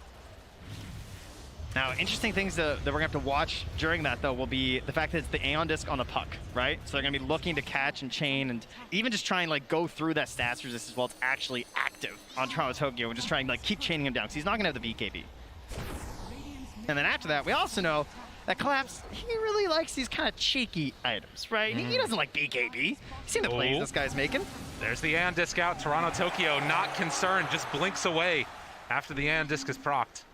And also getting that D-ward again. So the question will be, when they come high ground, will you find this big Morph Shaker play? Are you going to catch these heroes without the immunity that they need to survive what is obviously a pretty terrifying duo of heroes? Faith Beyond shows for a second, collapse, looks for an opening, sees him there. There's an opening, the horn toss, the pullback with Skewer, and immediately gets the kill. Nothing is free, not even pushing out a wave. That's the kind of punish that you need. I mean, they felt pretty free on this map, right? Because they are moving around as a single unit for Team Spirit, right? And that's why we're spotting some of these heroes, just like Faith Beyond's randomly in a spot, pushing on a wave, nothing to say. That's why they were able to control the outposts for so much longer than you might expect, considering the situation that Team Spirit was in. But the punishes are free, and so they will go back once more for a disappointing look inside the Roche pit, and then wait another 30 seconds, and then they'll go back and do it again. But look at this. They have that Aghanim Scepter done on the Morphling now. Puck also just finishing an Aghanim Scepter and has an Arcane Rune bottled. They're like sending in Y first. Just these slow movements in. Ready to tether back off. Sentry. It's going to catch both. They have vision right away. They know they're there. Collapse. Oh, he doesn't go for it. We've seen them go into these trees so many times. Collapse. I would not be surprised. He's thinking about it. Xingqiu is back there. Oh, they're just baiting out. Yeah, they're waiting on it. And Faith Beyond, in the meantime, farming on the other side. The Radiant, they scanned that pit there to no success. They're going to send in the Treants, though. So, PSG LGD, they're in the know. They've got the Morphling with the Aghanims, with the Shaker, and a team that really wants the Roche. They have a plan. This could be LGD's comeback here. Can they make it happen, though? And how long can you sort of like control and force the focus of Team Spirit to be here, and what are you gaining on the rest of the map? I mean, again, they're fanning out a bit here, and you have the global teleportation up in 10 seconds for Faith Beyond. Yeah, you have Ame just farming the Dire Ancients right now, so... Are they going to give up this There go the Roche? Treants. I mean, they know they're in there right now. I highly doubt they just give this up for free. I don't know, is it still inside here? They're moving over now. Faith Beyond getting some Treants out. Starting to move into position. They're going to lay down these brambles. They're actually doing this so slow that maybe PSG are just kind of fine with this. Are they really going to give up Roche for this, though? I think they just can't get into the position, right? I mean, they don't have the best vision around the area. They actually see absolutely nothing right now. So, I mean, they know they're in there. They've sent in the Treants. But again, how do you get that initiation when, you're so reliant on... You'd rather just fight on the high ground at this point. All right, well... LGD give that one up. We'll see if that comes back to haunt them later, as Mira is going to push out this lane up top. Faith Beyond very close, and they're going to have to deal with their lanes, because this is one thing that's definitely beneficial for LGD is their split push potential. Faith Beyond, BKB with that Orchid. Xingqiu shows up. Yadoro up on the high ground, nothing to say there as well. They have great vision on Team Spirit, and now showing in the lane. They're thinking about going, they pull him back in, and he is done. Can they go for any more now? They have full control onto the Luna, but Luna just walks away. Living yet again. Yeah, I don't know. I don't know if he's thinking about, like, is there a buyback play there? Because that's a pretty bold sentry to place down. On just like that, Team Spirit with Aegis in hand. Faith Beyond could maybe go for a play there, but Toronto Tokyo not showing himself, has the boots of travel to join with the rest of the team. Right? They had the ward near the base. They actually saw that Ame was moving over here. Oh, man. This would be such a huge pickup if they can get him. The spider legs. Walking in. They get him with the horn toss. Chasing down for more. Ame's done. Team Spirit, everywhere they go, people die. It's the ward game. Just spots them heading over there. That ward near the base. Lets them know. They chase it down. And now they go up. Will they leave is the real question. There is a glyph available for the Radiant. True enough. They walk up high ground, and Yadoro going to start beating away, laying claim to this area. In the meantime, Faith Beyond's going to try and push up that top side, but they catch him right away with the glyph. Collapse, pulls him back in, breaks the coil. Team Spirit, they're just playing too clean today. LGD need more. They don't have buyback on this Morphling. They can't get 2 racks at the very least on the side of Spirit, but I mean, do you need 2 racks? I don't know. That's a good question. Well, maybe Faith Beyond is actually starting to take this one down. Now the jump in. There's the BKB. Faith Beyond still has that Orchid available, but the turn off to the side. Oh, great Orchid to interrupt, and that will be enough to get him out. That was really well done with the BKB TV. It's like there's one answer, right? Yeah.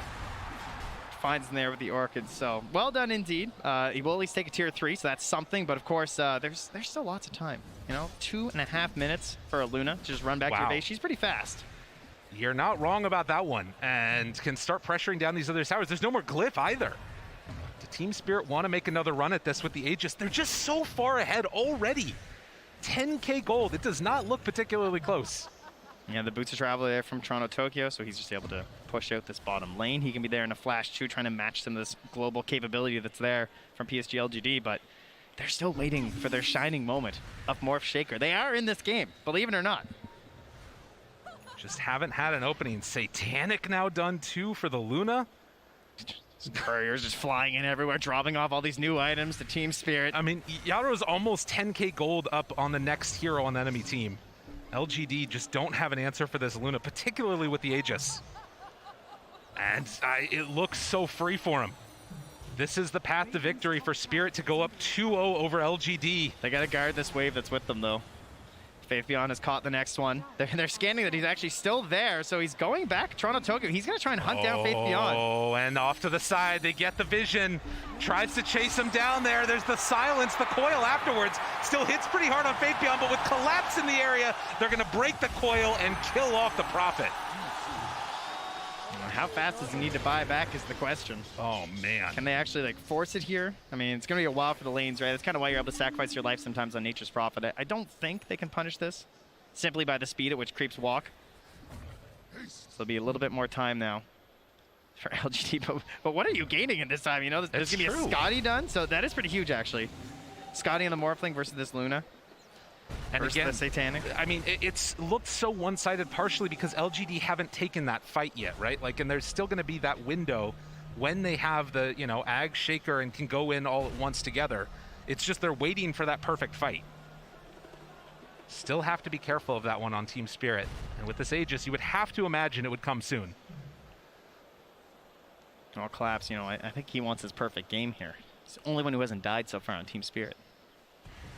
Absolutely carrying out of that off lane. No kills, too. So giving, you know? Such a charitable off laner. That's the way it's supposed to be. Absolutely. Ooh, also that Aether Lens for the extra range. So much range on absolutely everything in this game for him. But they're going to get set up again. Morphling sending in the courier. This one might get scouted here, and... Oh, it's on the way out. Nice. With the Lucid Beam. Yeah, using the Lucid Beam and well the shard. Played. That was that the Scotty? Oh, yeah, God, it was. killing that Scotty. Almost 3 minutes of no Scotty, but you know, it's okay. You know, LGD, they don't actually see enemy heroes. They just see enemy creep waves. Right? That's the goal right now. Okay. The creeps are the true enemy. So that's why Faithbeyond, you know, he's not up top where the heroes are. He's down bottom where the creeps are. Just keep pushing them out. Keep them away from your base. Try and extend this as long as possible and then force Team Spirit into a bad position. And, you know, in the last couple of minutes, they've caught up in terms of net worth. You know, you look at this Morph, he just keeps climbing. Will it be enough, though? They can make the most of this, dodge fights, and then possibly get another fight around that next Aegis. That might be their window with the BKB on Ame. I think what's very impressive from Team Spirit is how long they have just kept this single like ball rolling around together, and they're not panicking. Because a lot of teams, it gets to this point where like it feels like you've been roaming around for so long, and like now the Aegis is gone, so people said like they fan out a bit and they farm, right? Yeah. Morph Shaker will punish that with relocate, you know, with a Nature's Prophet. They will find you. They will kill you if you try and go out on your own. But with all the lanes pushed out now, Team Spirit, without that Aegis, still going to walk up and hit this a couple of times. You have 3,200 HP on Yaro as well as the Butterfly done. And they have this ward on the high ground that LGD don't know about. Collapse. They have collapse. So often, he's been the one to make those big plays. They're continuing to push in the bottom lane. LGD hoping for an overreaction from Team Spirit. As they walk up, start to hit these racks, but likewise, bottom lane is being pushed in. They've morphed in as well, actually. He's fully committed to the Shaker. Terrorize afterwards, caught with the fear and the horn toss to pull back. They got nothing to say. He's so far away. They don't have a way to get to him. He is going to die here as they get the Fiend's grip off and the eventual right click down to death. Oh, Toronto Tokyo in the back. Chase. He caught one on the way Gets out, too. one! Onto ZQ, he's in trouble now as well. They find themselves another pickoff potentially here. ZQ, nothing else left in the tank, falls down. That's a nice play. Very heads up there from Toronto Tokyo, just not letting him just get away with offering up the sacrifice of the Leshrac. You know, not just the goat. We're gonna take what is Shaker? Cow? There you go. We'll take that too. Right. Yeah. They're keeping these lanes pushed out. And this is the only thing. We've seen a couple of teams, you think back to that Quincy Crew game, they were able to keep the lanes shoved in constantly and eventually win with an all-in push. And that might have to be what we see from LGD as well. Maybe a relocate play with Morphling or something like that. No. Do not say that. I won't allow it. You won't allow it. Not here. Not some DD relocate Morphling. There's a chance. There's potentially a way. You got to be careful of your team spirit. With this global potential that they have on LGD, anything could happen. The last outer tower. Now gone. PSG LGD. Safety on AC done. And Team Spirit starting to sense Roche going to be back up. 10 seconds. And with that, it could be the window to close this game out for Team Spirit. All right, refresher or eggs? What are we getting? I'm down for either. As it will respawn right now. Get the eggs. Interesting. Smoke up though. LGD. Is this finally the fight that they feel comfortable with? They have been sitting on this Ag Shaker for so long. Or Ag's Morphling rather, with the Shaker. BKB now done to boot. Yeah, that's a good point though. Maybe they get ZinQ and eggs here. Yeah, that would be kind of nice. You can see Team Spirit not comfortable just hitting away in the Roche pit. Nothing to say, walks in.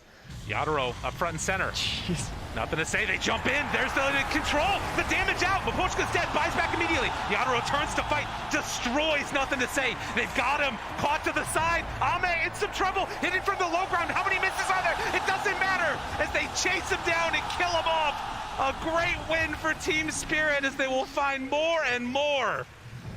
Unbelievable. Oh, the chase continues. Yadaro just chases him down, and Echo afterwards trying to buy a little bit of space. Nothing to say, but Kill collapse, trying to take him down, but no, it won't happen. On the side, Toronto Tokyo will fall with a big stun afterwards. Yadaro moving in. He's big, he's bad, he's Luna, trying to kill him off. The fear, the pullback, collapse, he's got him. ZinQ looking dead as well as they turn and hit. Another one bites the dust, but they buy back now on ZinQ. Faith Beyond getting absolutely shredded. Yadaro is too big. As they catch him in again, the pushback, they got him caught and gonna maybe find the kill. Nothing to say, down low, dead. Another huge win, Team Spirit. They won't be denied. The Hortos catches onto ZinQ, and Yadaro just slaughter. The way they play these fights, they're so in sync with one another. GG is called. They call it a Cinderella story. Well, if the shoe fits, wear it. Unreal. Good. And we got a crowd up there. Talent, very excited for this young team's present. They have been absolutely dominant in this one. 2-0. It's not just the fact that they won 2 games, it's the way they won these games. The patience exhibited here is not something of a young team of like, oh, we crushed the lanes and we're totally owning this game. They were patient. Yes. They knew their timing. They watched for the only way for PSG LGD to get back in this game, and they just blocked it out. Unbelievable showing here from this team. The patience, the calm, cool collectedness, and now 1 game away from being able to raise that Aegis. Unreal. Very socially distanced crowd. You love to see it from them as well. As we get ready to go into this game number 3, but the man behind it all, Mapochka right there, captain, and keeping everybody with a cool head. Yeah, well, the man behind PSG LGD. What are the options now? I don't know. You know, you came in, you were the favorites. Everyone expected you to be the ones up 2-0 at this point, you know, for Team Spirit to be digging deep. He's got to come up with these plans. He's been challenged now twice.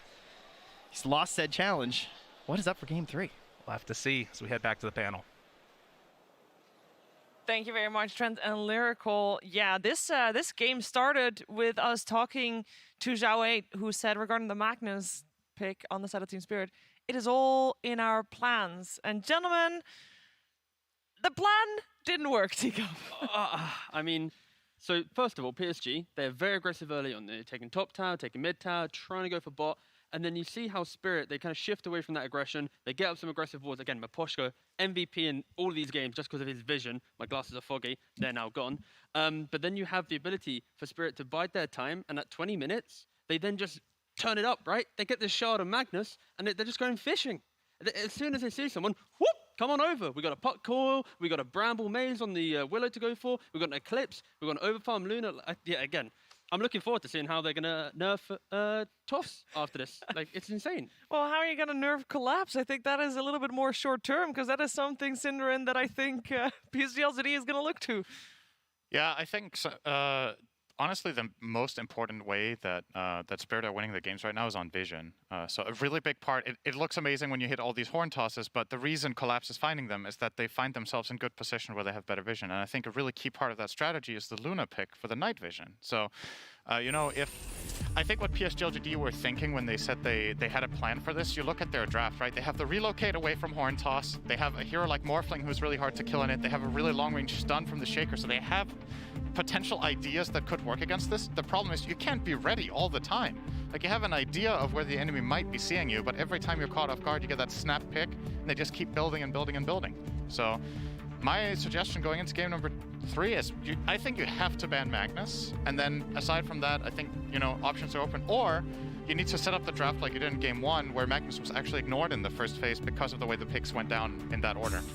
Yeah, let's talk about the start of this game, Tsunami, because it felt a little bit like a repeat of the start of game 1. Especially because it was another IO draft. Granted, it was a much more different approach to IO, but the dynamic was still quite similar. And I think the cheap initiation, both literally and figuratively, has been very, very popular over the past 6 months. We saw, like, Beastmaster's Aghanim Scepter being like, I don't need to commit to a fight. I can just toss axes from miles away. Ember Spirit has emerged to be the most popular of the spirits as of the past few months, just because if I get a slight chains, great. Otherwise, I don't really need to go in. And now we're seeing the prevalence of Horn Toss, where it's like, I'll fish for a skewer.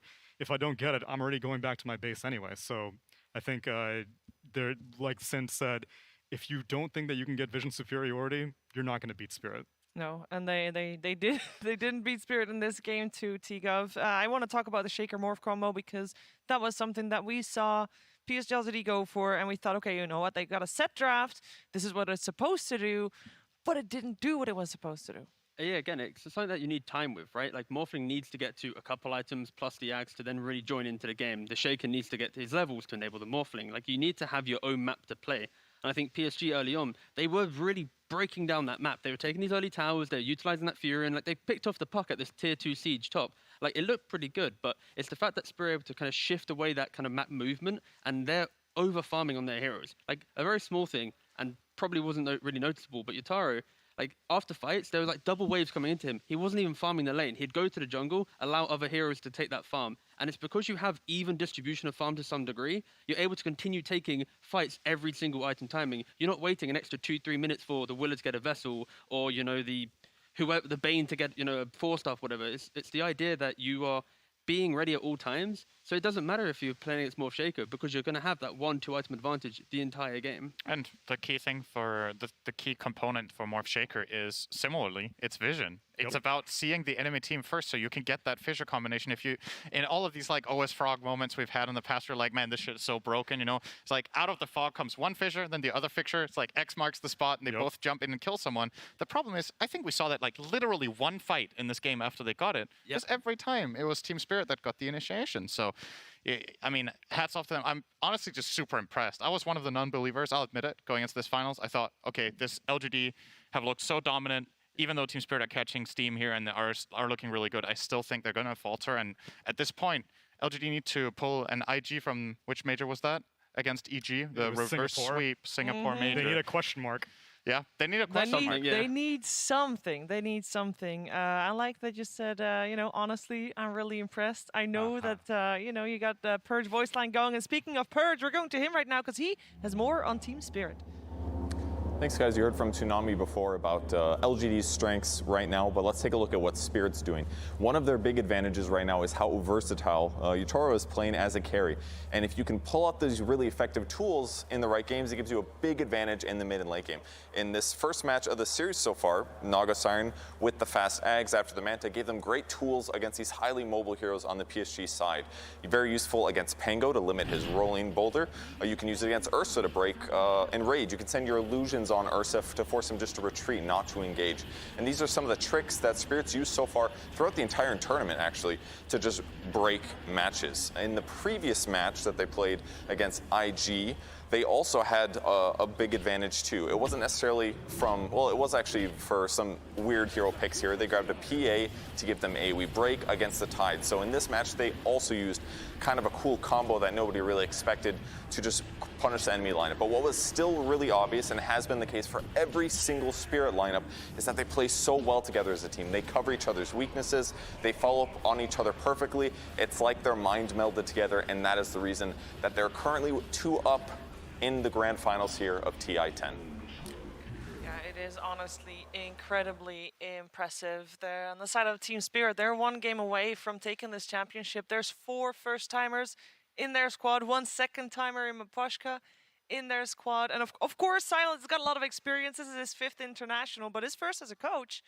So there's that as well. And this team is just on the verge of winning. And I want to talk about that because mind games, a big thing in the TI finals. And we talk about the mind games regarding the money. I think the amount of pressure that PSG LGD is under, last TI that is won by a Chinese squad was TI6. And before that, it was all like 1 TI for the side of China, 1 TI, not China, etc., etc., etc. But until TI6, and since then, there's not been a Chinese teams winning it. And there's so much pressure coming on these players, on their backs, because they were supposed to be the champions, Tsunami. A consistent theme of all of the exit interviews that we've seen from the Chinese teams is a great deal of national pride. Yes. They don't feel like they themselves are like, oh, we lost, we'll come back stronger next time. They're like, I have failed to represent our region in terms of Dota superiority, because even if they don't make it to grand finals, they have let another region beat them, and they have somehow created more competition now for LGD. Whereas Team Spirit, on the other hand, every single interview I've seen from them, they're just like, yo, I'm just happy to be here. Yeah, I don't know what game we're playing. I just play a game of Dota that we happen to be on the States, Synerin, that we happen to be playing for extra $13 million. By the way, they don't care, or they don't seem to care. Yeah, it's not getting in their head. I do think it's a pretty key point as well, because as much praise as we're giving Spirit here, and they deserve all of it, I also don't think LGD have fully showed up today. I think some of their moves, they're a little bit hesitant, they're a little less hungry. It seems like there are some nerves, and it's kind of unbelievable when you think about it, because the rest of the tournament, they have looked unstoppable. They've had games where they were super far down, they make the right moves, they win. And perhaps it's always easier to look weak against a team that's playing out of their minds, but it's like there's always a little bit of both, right? So I think for me going into the next game for LGD, Xiaowei actually plays the most important role in the next game, even though he's not even playing, because the team needs to get into the right mind space. They need to get the belief that they can win, and then I think the adjustment they need is that draft. I like the IO suggestion. Try something else, right? It bombed out 2 games now. You're playing against a team that clearly knows what to do about it, so you can still come back. But what are your first phase bans, though? Are you still going to do Mag Mars?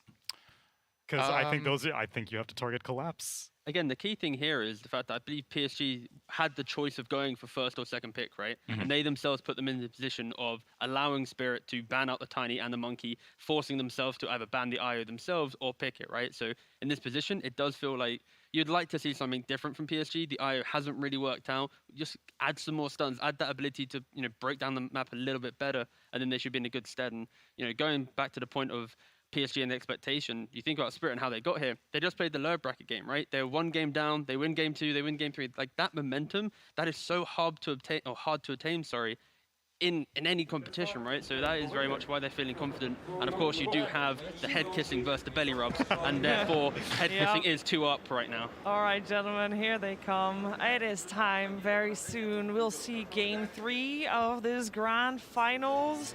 And this 3rd game could potentially be the last. Right now, Team Spirit is up 2-0, and it has only happened once before that a team was able to 3-0 their opponent in a grand finals. PSG LGD, we know they have it in them to force out that game 4, but we need them to believe in themselves and in their draft as well. We know also that they can do it.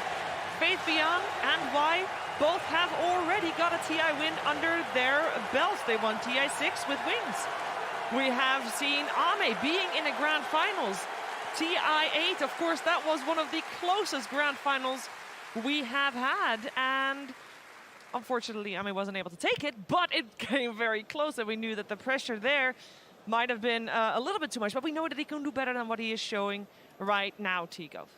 Yeah, it's just so difficult, right? Like when you're 2-0 down, this is really where you need to kind of just come together. And even if, like you say, one person hasn't been standing up or the team hasn't been performing to their best potential, they just need to rally around what they've been doing well to get to this point, right? Like they're in the grand finals, they've clearly been doing something right. So this is where you just need to kind of break that off, reset, go again, treat it like it's the first game in the series. That is so hard to do. It sounds so easy when we say it.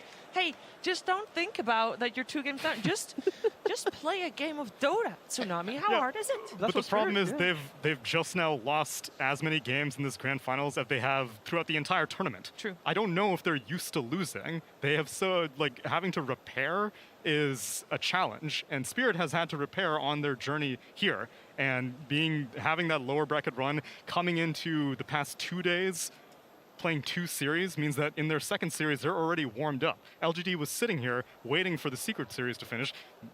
They have not had to be on the back foot and be like, oh my gosh, okay, we gotta change our dynamic. I have no doubts that Xiaoba Xiao8 would be able to deal with that, but it needs to come now or you're gonna lose. Isn't it kind of crazy to think about that no matter what the score is in this grand finals, LGD has a better win rate at this tournament than Spirit? Yeah, like, that's true. by far. Like, it's not even close. No, it's not. Even if they 3-0, their win rate is still way worse. So that's what finals are about. Like, it's the final game. Have you got it when it matters the most so far? Spirit definitely do. Yeah, for me, I'm just super excited to see the draft because I think this third game is very telling about the mentality. When you're kind of broken like this, when you're down 0-2, there's like 2 approaches to take. There's the crazy approach where you just throw everything out the window, you do something completely different. And there's the one where you're like stubborn to the, like almost to the limit, right? Where you're like, no, we can still win with this damn IO. We're going to try it a 3rd time in a row, and we're going to adjust some of the bans. So I'm really curious. And I honestly, depending on your perspective on it, I think I can see both approaches as a sign of strength and a sign of weakness. Sure. So it's kind of hard to just say out of the first 2, but I really, really, really want to see what they're thinking right now. But do you want to be the team that potentially loses 3-0 in the grand finals to the underdog, just going IO every single time, not really changing it up? I think that's something you kind of have to nod in your head, right? Yeah. You're gonna have to shut that out. I mean, as repetitive as it sounds, you gotta treat this game as a fresh game, a standalone game, not having the pressure of $13 extra million on your head, not having the pressure of an entire region on your head, and not having the pressure of Coach Xiao8 on your head, and everything that comes with winning the international. And you just gotta play a game of Dota, play a pub. And you know what? Nothing to say. He's been playing so many pubs. He is the world ranked 1 player. I feel like we haven't really seen him step up that much yet, Tsunami. Is that because of his heroes that he's been playing today? I think partly the heroes that he's playing, but also the heroes that his team is playing. I think that he hasn't been given the correct draft to let him pop off on a thing like Ember Spirit that we were talking about. Give him some cheap initiation that he can get in and out. Give Spirit a taste of their own medicine, because so far, every time you're running an IO strat, it's more on the shoulders of Ame to finish the game off, and that has not been happening for the first 2 games. So to beat Team Spirit, you gotta pick a Spirit, Tigo. Maybe so. I actually hate spirits. Don't forget that. But no, you like to break a spirit, though. I do like to break a spirit. But yeah, Team Spirit, you know, their second pick, right? So in both the previous 2 games. So in the draft order, that simply means that they get to pick the core after seeing 4 heroes and the mid after seeing all 5 of PSG 2 times in a row. So we mentioned the idea of the impact of Ame, the impact of Nothing to Say. It is a product of the Lesh was a sacrificial type pick in the draft. You know, this Pangolier was kind of thrown out there, you know, not a comfort from Nothing to Say. So I would really love to see either they shift around their first pick drafting style to enable the players a bit more, or take that second pick one time and just give it a go where they actually get to go, okay, this is our best core in the game, this is our best read on the game, and give it a go. Because right now, Spirit is utilizing that 18 and 24 very well. Yeah, let's see what's gonna happen. It is time for Game 3 of this Grand Finals. Team Spirit versus PSG LGD. Grand Finals, Game 3. Welcome again to the draft panel of the Grand Finals for Game 3 between Team Spirit and Team LGD. And honestly, no questions this time, because I really want to see exactly how they've adapted their bans to Team Spirit's lineup.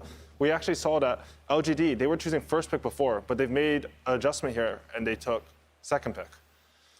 Yeah, it means that now this is all about Team Spirit. Team Spirit is in the driving seat more than ever. They are forcing LGD to, they're making them second guess themselves. They're making the 15-1 group stage team, the upper bracket dominant team, they're making them completely question everything that brought them so far. And that is crazy. So now Team Spirit is leading the charge. LGD is switching things up, maybe trying to put the players back in their comfort zone. We were sitting there watching their body language with Johan, like in this pre-stage kind of area. You know, Chao 8, arms crossed, them looking at their feet, not looking at each other, not sharing, you know, energy. This is what you need when you're back against the wall. You need to be there for each other. You need to bring the momentum back. You have to create it somehow, because obviously the Dota is not bringing it. And on the other side, you have Silent talking to them, and they're all looking at it, kind of drinking whatever word he's giving them, and they're uniting, you know, feeling, you know, bringing the uprising energy. It's two completely different teams right now from what we could see body language-wise. I wonder if this change-up will make them feel slightly better, because now it's a new page, new book. Chao 8 is going to go back to a second pick. Maybe that will give them some type of confidence boost or belief in now what they're going to do. I do think that they need to play harder, play better. Team Spirit is showing up today, and LGD, they need to bring their A game every game. And we see, like, even though they lost last game, even though they're down 2-0, I think this might actually be a good sign for LGD. Yes. They're still confident, even against what Collapse showed on the Magnus.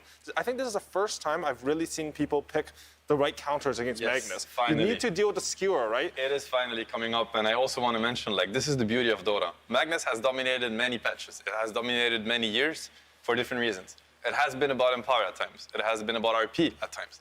This Magnus is about skewer. It's about repositioning a hero in a way where the fight is so unfair for one team. Yep. But this skewer play is stoppable. It's stoppable by Rubik Lift, probably one of the best tools in the game. Yule Scepter, you know, Lion Hack, like Force Staff. There are ways to stop this skewer from happening. This Magnus doesn't buy BKB early in the game. He's playing with Force Staff, either lens, like, and you have to stop it. And I love the confidence from LGD in a way. You know, maybe Chao 8, maybe somebody in that booth is telling them, hey, I know this Magnus looks strong, it looks unbeatable, it is beatable. Stop the skewer play. Now you end up with a Magnus stuck in the fight, cooldown skewer. He's just gonna die. No RP, the whole team fight goes away. And then the fight is absolutely terrible. Great way from LGD to counter it. It is abusable, and they're going for it. I love it. That is confidence. Yeah, I think LGD, whatever it is gonna take for them to really find themselves and play like LGD, they need to find it now. They don't have any more chances. You don't have another game to lose. This is going to be a good route, but I am still very worried for them and worried for what's going to go through their heads if they get into this game and it starts going south at any point. You want to win TI, you have to be the best. You have to be the greatest team of the season, or you know, at that point. And the greatest team has to be able to play Dota to their fullest, even down 0-2. And if they can't do that, then then it was Spirit's win. So now is a cornerstone. This is definitely where the finals is going to be decided one way or another, or either it's going to be decided now or we're going to get another round of great Dota, which I'm hoping for. Like, I want to see 5 games, but definitely if LGD is going to break, it's going to be now. Yeah, I mean, what a run though. I got to give Spirit a lot of credit and Collapse a lot of credit for what we've seen so far. It's been insane, the stuff that they're doing, the stuff that they're pulling out. If you were to go replay analysis, Spirit before today, you could pick up something, but this is still a different team than yesterday. They are better, they are more confident, they're more free, and they are picking whatever they feel like picking and doing whatever they feel like doing. They're blossoming. It's beautiful to see. It's beautiful I think we've to see. seen that the entire lower bracket run. I mean, they're a team like, oh, maybe it can beat this team. I mean, unfortunately, they eliminated you guys, but throughout every series, I think, as you said, like, they're bringing out better and better Dota, and all this momentum, like, it's come crashing into LGD. Like, they were by far, I think, the favorites of this tournament, but now they're down 0-2. I want to mention this Undying pick.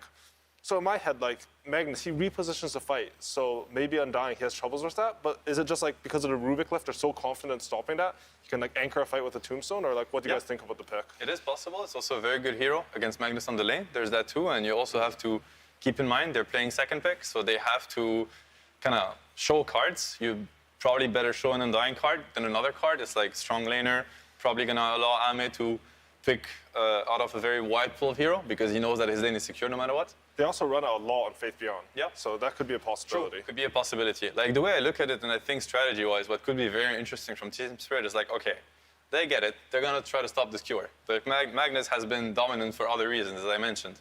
Maybe you can play an Empower strategy where, you can play like you can build up on top of this Magnus, get a hero to, the Mag Jugger, for instance. It's not as much about this Q than other things. You get this Jugger to a very strong moment. The Magnus can play without blinks. We've seen Magnus win games without Blink Dagger. You just build on top of, he goes mech into Blink. He can decide to go mech into Greaves this game.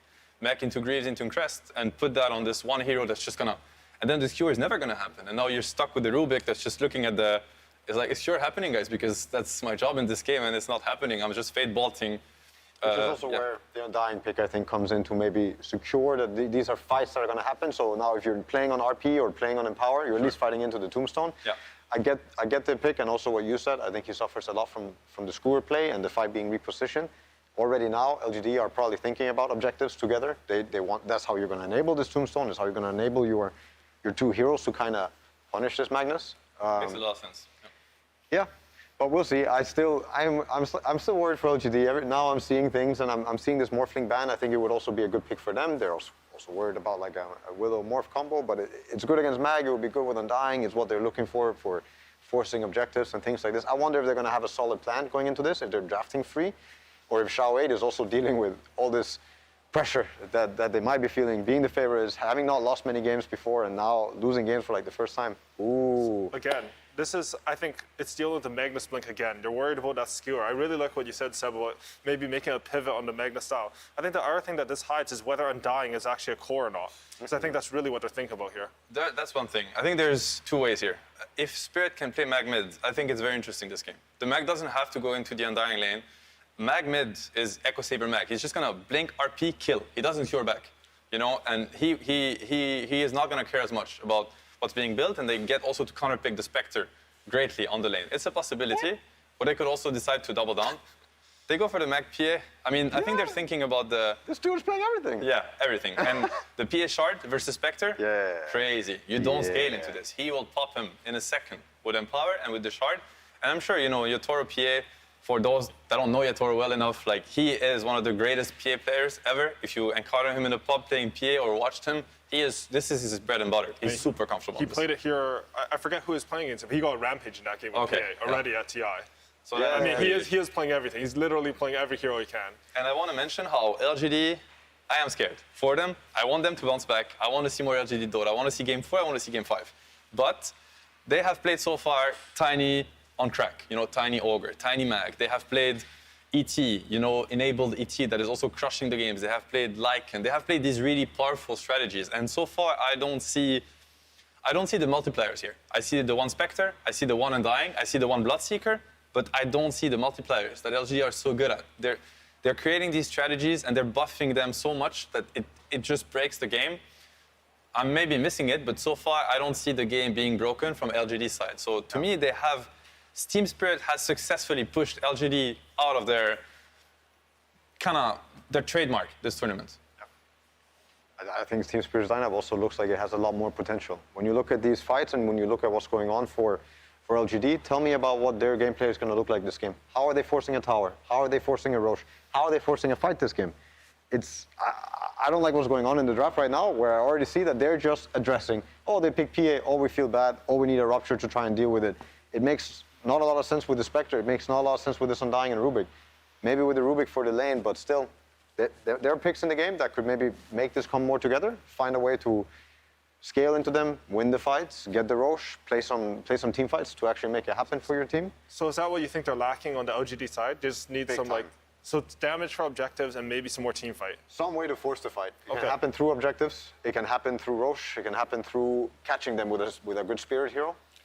As for the last game, I'm going to try to make a case for LGD, for the LGD fans or the ones that are hopeful to see a game 4.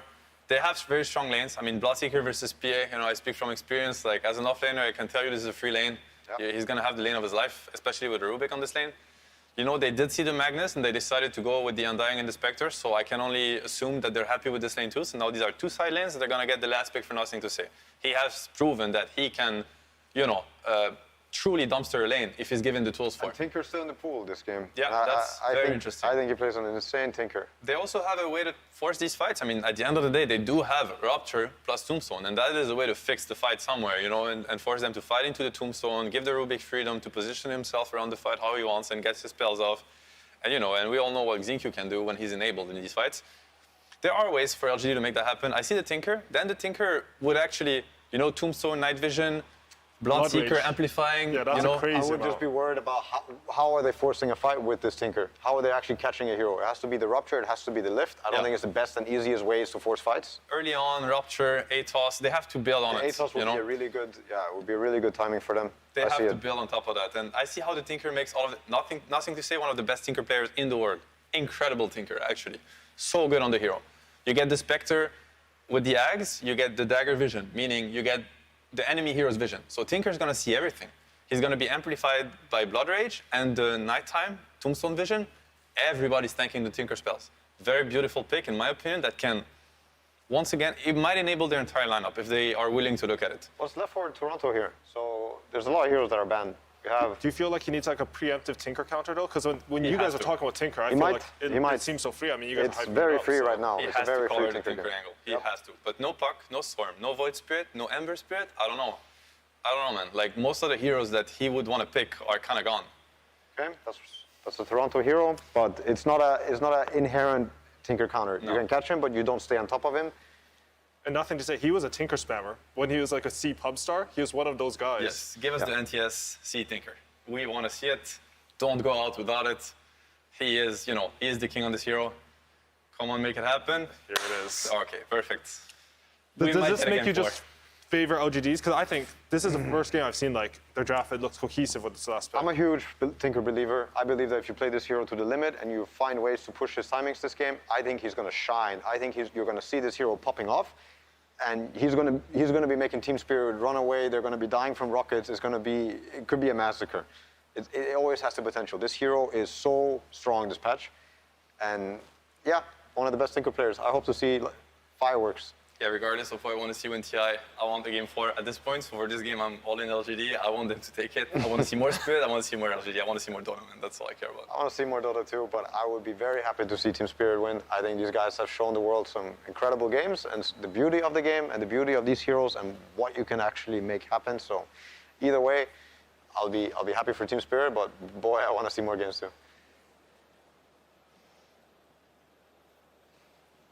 Excited. Pep talk. You see it. And the draft is finished, and we're going to head straight over to Casters with Insania and OD Pixel. Thank you very much, Yowie. Welcome back, ladies and gentlemen, to Game 3 now of the Grand Finals. PSG LGD against Team Spirit. Team Spirit up at the moment, 2-0. One game away from potentially taking that championship spot. Insania, we heard from the panel there during the draft. They were they predicted it perfectly, this Tinker pick, and they were excited to see it. Could this be what allows PSG LGD to maybe turn the tides and get the momentum back under their grasps in this series? I mean, I absolutely think so. Out of all the drafts that we've seen from them, this feels the most LGD. I felt like in the last game, they didn't really have a way to fight. I feel like LGD's like proven we're one of the best teams at fighting you. And I feel like in the last 2 games, they just didn't have a chance to do it. So I really like this draft from them, and I think they have a way to, you know, battle out against Spirit. But at the same time, I see a way for Spirit to deal with a Tinker. I don't think it's an uncountered Tinker. I just think of the way Yatoro plays. I could easily see him, you know, get on top of the Tinker and pick him off in a fight, come in from the sides with Meld, and, you know, read the movement correctly. Because one of the themes for me about Team Spirit victories has been vision. And vision is the best way to deal with Tinker. This hero abuses vision better than most heroes. So I think the vision war that's going to happen between Spirit and LGD is going to be really interesting. Already going to see both teams head-to-head it. Nice sort of catch from either of them, White. And try and hide in the pit. Already the rocket's starting to come out for nothing to say. As Team Spirit, they will back up in either side, able to get the grab that they wanted to potentially get that first blood. But let's see, as you say, definite potential here for PSG LGD and their lineup. But as we've seen so far, 2 games in which Team Spirit have looked to be completely in their comfort zone. and it does seem the pressure, it's certainly more so there for PSG LGD in this series. Yeah, I absolutely think so. And I agree with something No-Tail said, where like if this game starts looking bad, if the early game doesn't really go their way, I could easily see some potential crumbling coming out from LGD. But I feel like they have the makings of a good draft. You know, when I look at it objectively, if this was like a first game of the series, I haven't seen either of these two teams play, I would have favored LGD's draft. I like what they're coming into this game with. They're setting up strong lanes, and they have Tinker to like kind of provide the damage for later team fights. One thing, though, to me that sort of stands out looking at the lineup of PSG LGD, whilst they've definitely got a lot of heroes to create that vision, set up for the Tinker to go crazy in the team fight, sort of similar to, I believe, the Game 1 draft, there's not a lot of stuns. Yep, you're right about that. And I think the idea here for them is that you're not really going to be committing into fights. You're not jumping a hero and then just trying to stun him and lock him down and chase him down. You're rather trying to burst somebody really quick and then resetting out. So the idea of using Rupture and then dropping Tombstone is going to be their key way of team fighting. And then you're going to use Rubik primarily for counter initiation. So when somebody comes into your backline, or when somebody chases down the Bloodseeker, that's when you'll see the Rubik coming with lift. That's when he's going to come in with a clutch tornado or something along those lines. Let's see how these lanes end up panning out here in the early game. Yatoro on his PA, as we said. This time a hero that he has already pulled out on the main stage. I love this from Yatoro. If we take a look at the bottom lane, he's so good at doing this. As soon as you see Xingqiu run for this block on the small camp, he doesn't care if he misses a creep or two. Just immediately runs over, make sure they get that pressure. Xingqiu's immediately forced to TP out. So that's mana. That's a Fade Bolt that he's not going to be able to use on them. Plus he doesn't have a TP. So just really nice gameplay from Yatoro, helping out his position 5 player win these trades. Even stepping up there, trying to get connection onto Xingqiu, but smartly keeping his distance. We'll have to watch out when the level 2s are hit. I mean, this lane in general, when you see the Bloodseeker Rubik, do you feel that that is a lane that the PA can struggle against, or is it not too bad? I think it's the kind of lane where they can kill the Rubik. Oh, and here we go. This might be first blood. They're going to try. They get into Thunderstrikes there. Miposhka. First blood for him down in this lane. The trades favoring them here between the supports. Yeah, so if you think about how the lane is structured, Bloodseeker Rubik, they want to slowly like harass you out of the lane. And if you think about Disruptor PA, it's a similar story.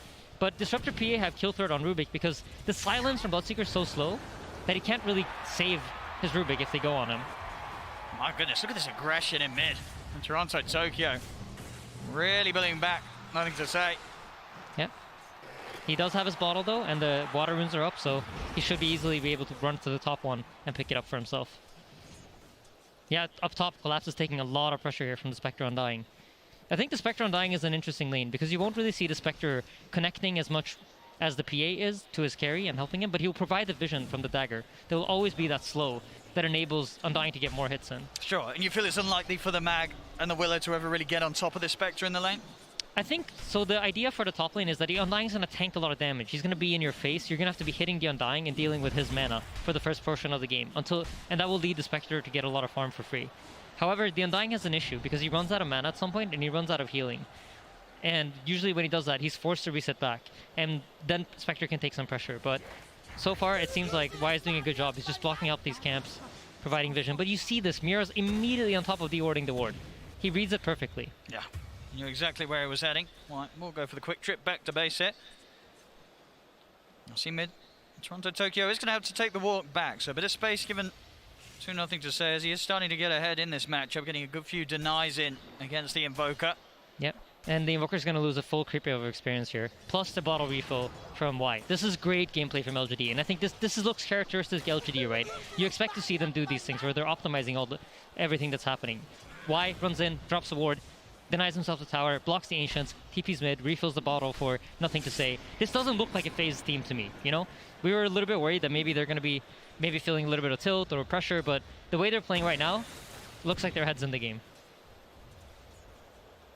A solid start on the lane so far.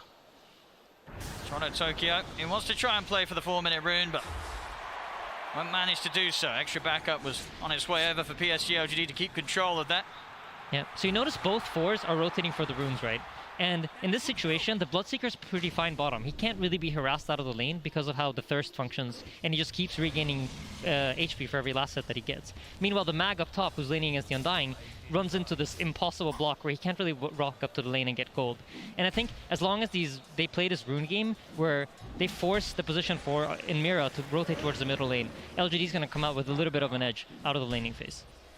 Oh, the core's definitely looking comfortable so far. Yeah. Nassim and Poshka rotating over mid, setting up vision. There's so much vision around this middle lane for the Dire side. They don't want this Tinker to go down. Yeah, almost impossible to close in on Nothing to Say with this sort of setup from the team. It's going to ensure that he does get this good start. Yeah, absolutely. And if you take a look at the CS, you notice the Invoker's really falling behind. The Tinker almost has as many denies as the Invoker has last hit. So, like No-Tail and Seb mentioned, right, this is one of the best Tinker players in the entire world, and he's living up to that praise that he received on the panel. But would you imagine that, even though it did get through as the last pick, do you think it was something that Team Spirit would have had in mind? They knew that this was going to be, there was potential of this coming up as the last pick for PSG LGD. If I'm being honest, I don't feel like they really addressed the Tinker in their draft. I think this Invoker was more like this is what we're going to go with, as Poshka's in trouble. They're going to try and chase him down. He does get the kinetic field off. Yutoro tries to turn towards Fabian, but the backup's there from White. He's trying to commit Yutoro, but can he get the kill in time? With stick charges, Yutoro's going to try and run him down, but Fabian is out to the side. Yutoro's not got the further vision. He is going to be able to jump out of the blood right, though. Over to the creep wave. The zombie gives vision. See if they can chase him under the tower. They can't. Oh, they can! Oh, they get him! The zombie vision. They still manage to see him there as Jinkyu reaches in with a hard-hitting Fade Bolt. Actually, I do believe that was a Thirst vision. And now Poshka. I mean, this is going to be potentially another one. Can they get him as well? There's no man on the Rubik, but he has boots. I mean, Jinkyu, he wants to dive in for this. He is taking quite a few tower hits here. Toronto Tokyo will TP over. Jinkyu, he'll get punished for this dive. See if Toronto Tokyo can find anything more here. Why still in the tower? No TP, no mana. So they do dive in to get an extra kill on the Disruptor Poshka, but they lose 2 heroes for it. Toronto Tokyo, pretty nice kills for him as well, considering the slower start he was having in comparison to Nothing to Say in the mid. So being able to make that move and pick up 2 kills on the Invoker, that's going to get his early game back on track. Yeah, absolutely. But we touched on this in the VP versus Team Spirit draft, how it's very important that you get earn charges on the Invoker, right? This is what enables the Invoker to play his game and be faster on the map. Unfortunately, he has not yet bought his earn, so despite getting these 2 kills, he doesn't fulfill the objective of getting to earn charges in the early game. So while it is good for them, it also has its drawbacks, and this is in large part due to how well Nothing to Say played his lane out. There's been a lot less focus now around top as Collapse happily farming here in the lane against Arme, getting just as much as the Spectre. And that's got to be, after Game 2's performance, probably something to fear if you're PSG LGD. Collapse, I believe, ending 2-0 and 20 in Game 2 on his Mac.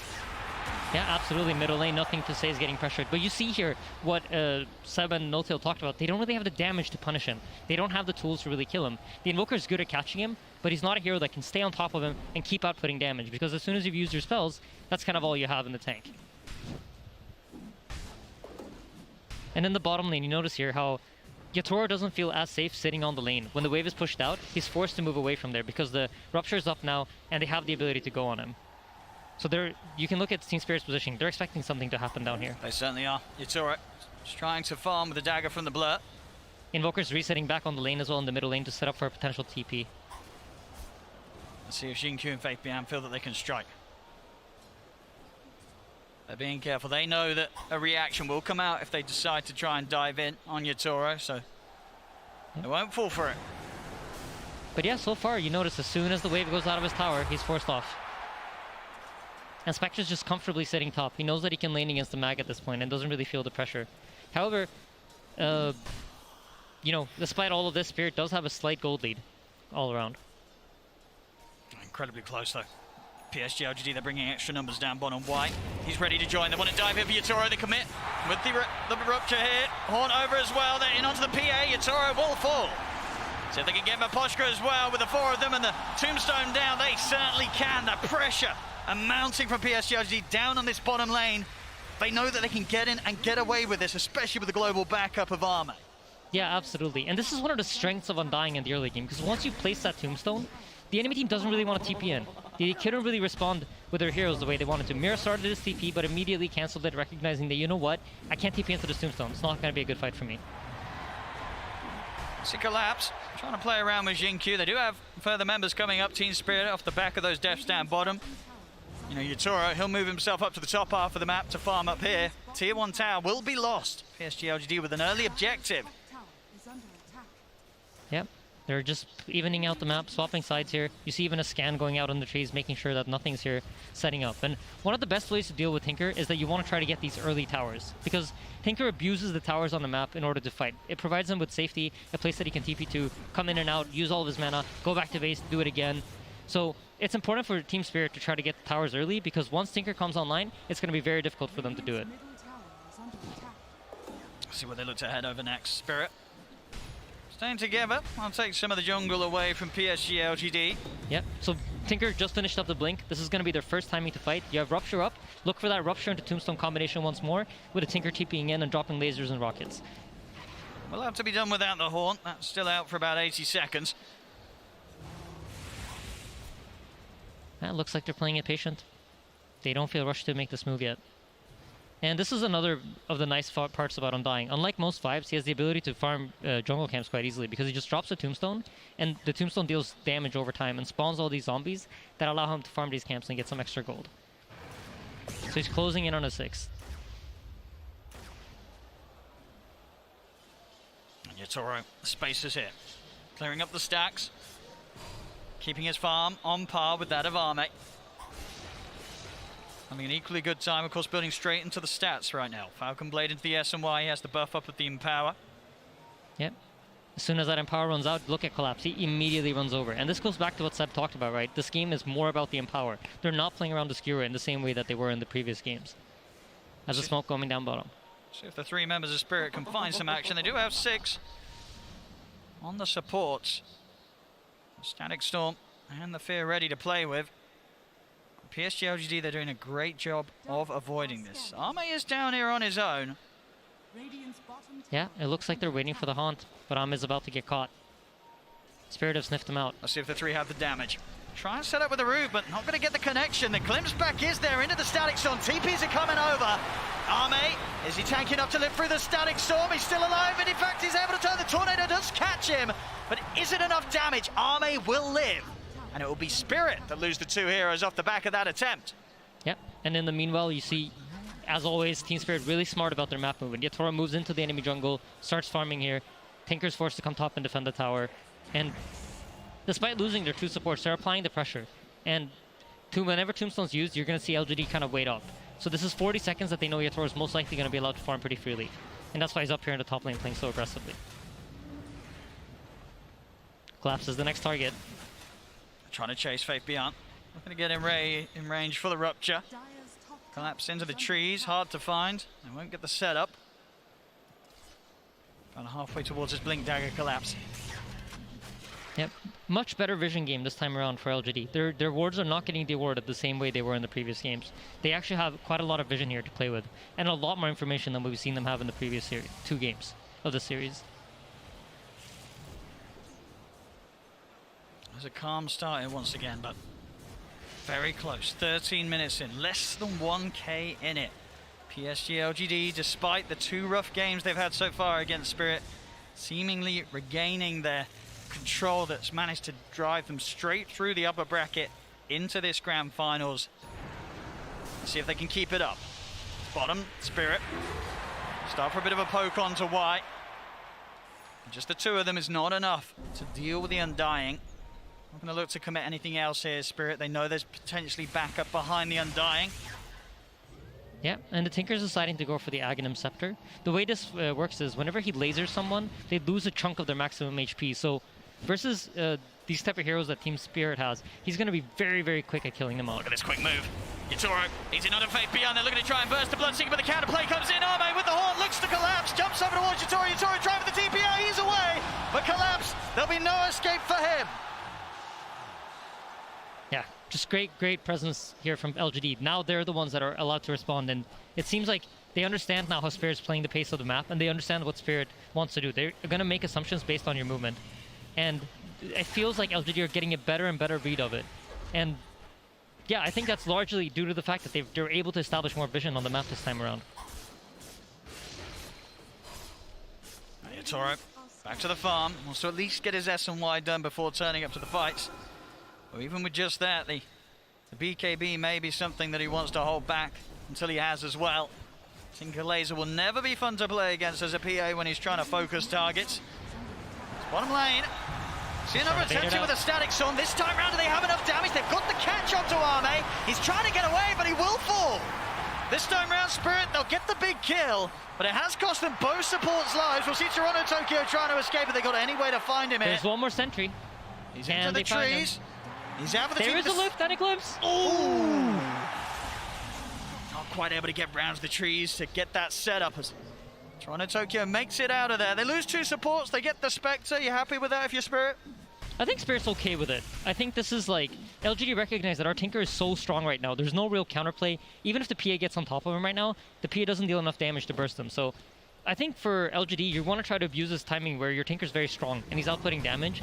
And Ahmed dying once or twice here or there while he doesn't have Haunt isn't the worst for them as long as they get some sort of response in return. Back to the farming and 800 or so, the axe to be done on Arme. They are on track to hit a very good timing. And we've seen already the responses from PSG LGD each and every time Spirit try and make a move have been top tier. But now the move that Spirit can make, it's going to be much more deadly. Collapse, the Blink Dagger on its way over to be in his hands. We saw what he was achieving last game when he was jumping all over the place. Let's see if he can pull it off again and start to literally tear PSG LGD apart with his abilities to just grab them and throw them around the battlefield. Yeah, absolutely. But this game is much more challenging than the previous ones. There's going to be rockets flying at you. There's going to be tombstone zombies. You have many things that are going to get in your face, as well as the Bloodseeker Bloodright. So he's going to have to both navigate these spells and make sure that he doesn't get caught before that. Plus, on top of that, there's a Haunt, right, to provide all this vision for LGD. So I feel like the way the game is shaping up, it's falling a lot into Yatoro's hands. And he's proven that he can do it. Yes. But his farm and the way he plays his teamfight out is going to be very key in order for them to be able to stand a chance against LGD. No, absolutely.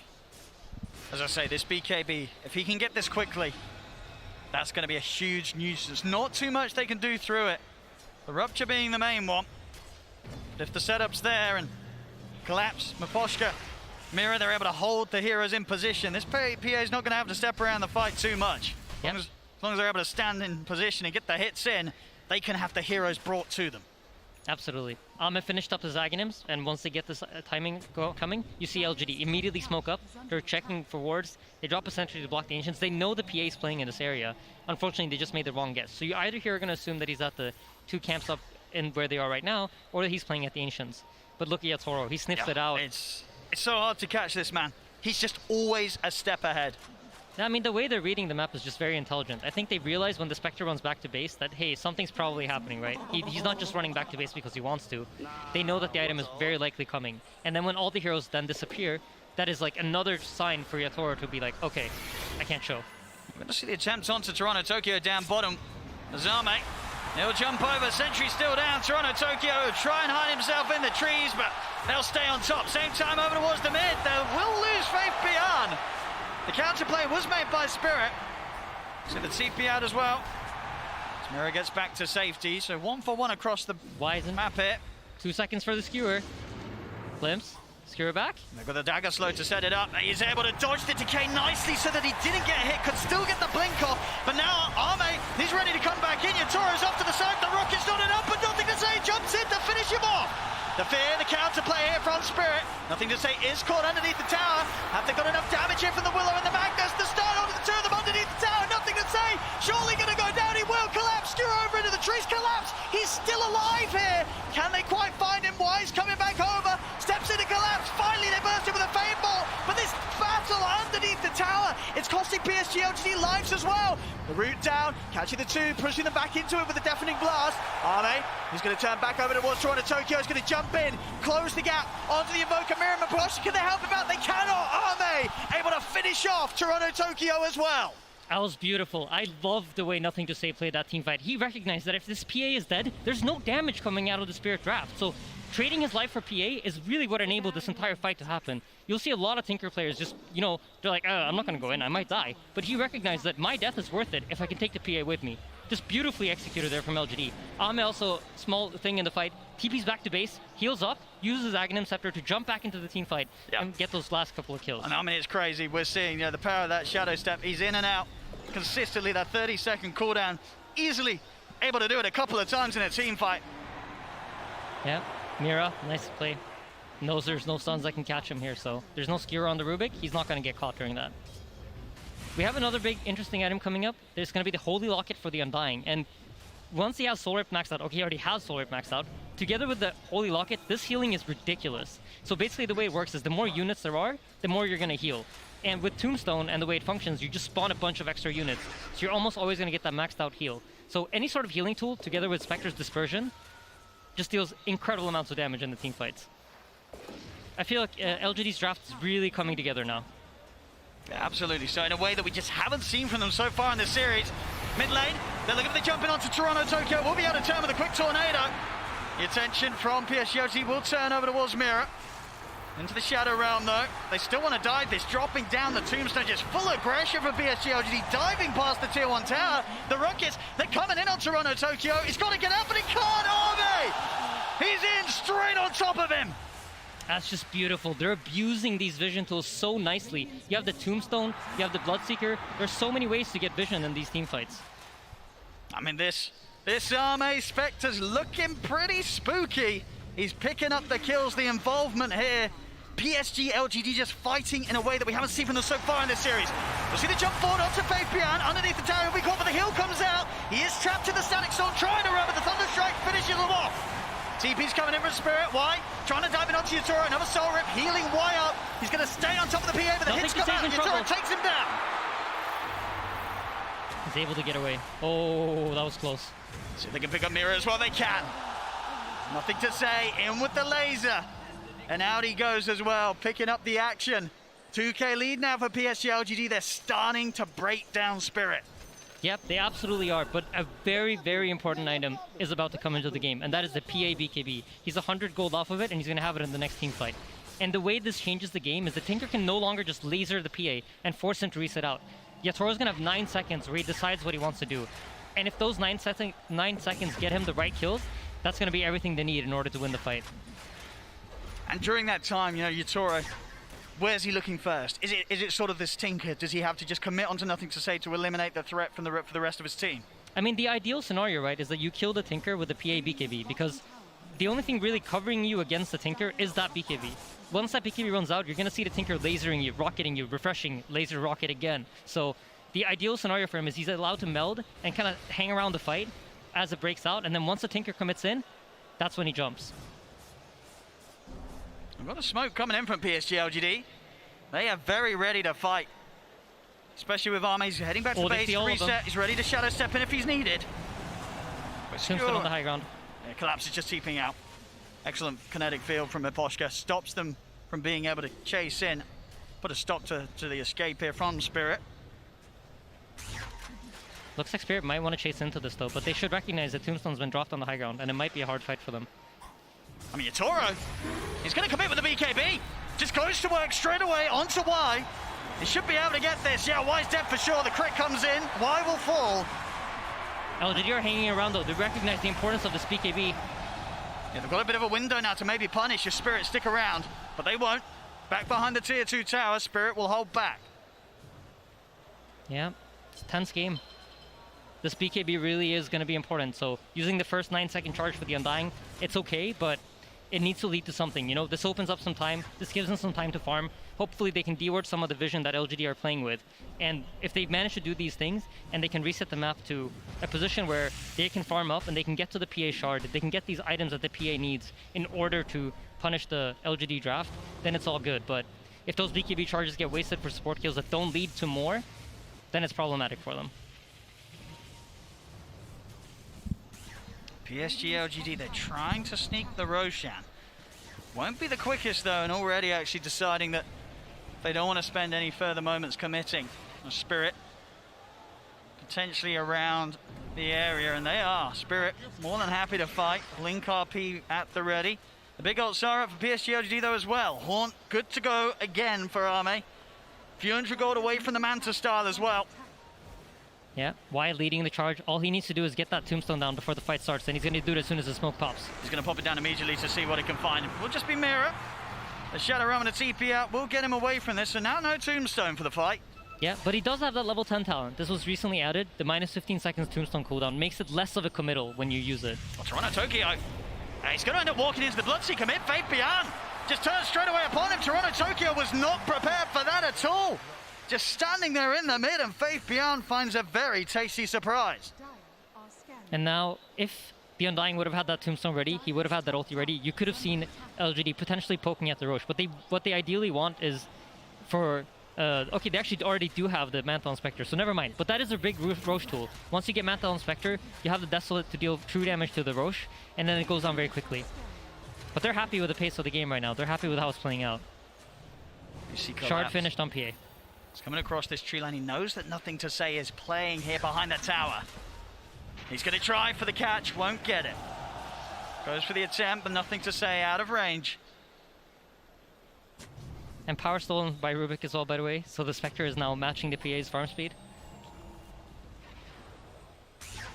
About 2k in it at the moment between Arme and Yatoro. But definitely having that ability on their side as well will help him close the gap.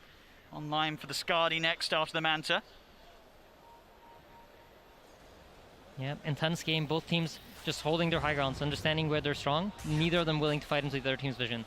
If you look at how Y is positioned, he's standing right outside of that ward until he's ready to run in. Do they want to fight this Spirit? On the low ground, Tombstone dropped. As soon as it's out, Team Spirit, they'll retreat. Yeah, I think this is a very intelligent thing that LGD have recognized in this game. They've been dominated in vision for 2 games straight, and they feel like, you know what, maybe they're better at warding than me. How do I solve it?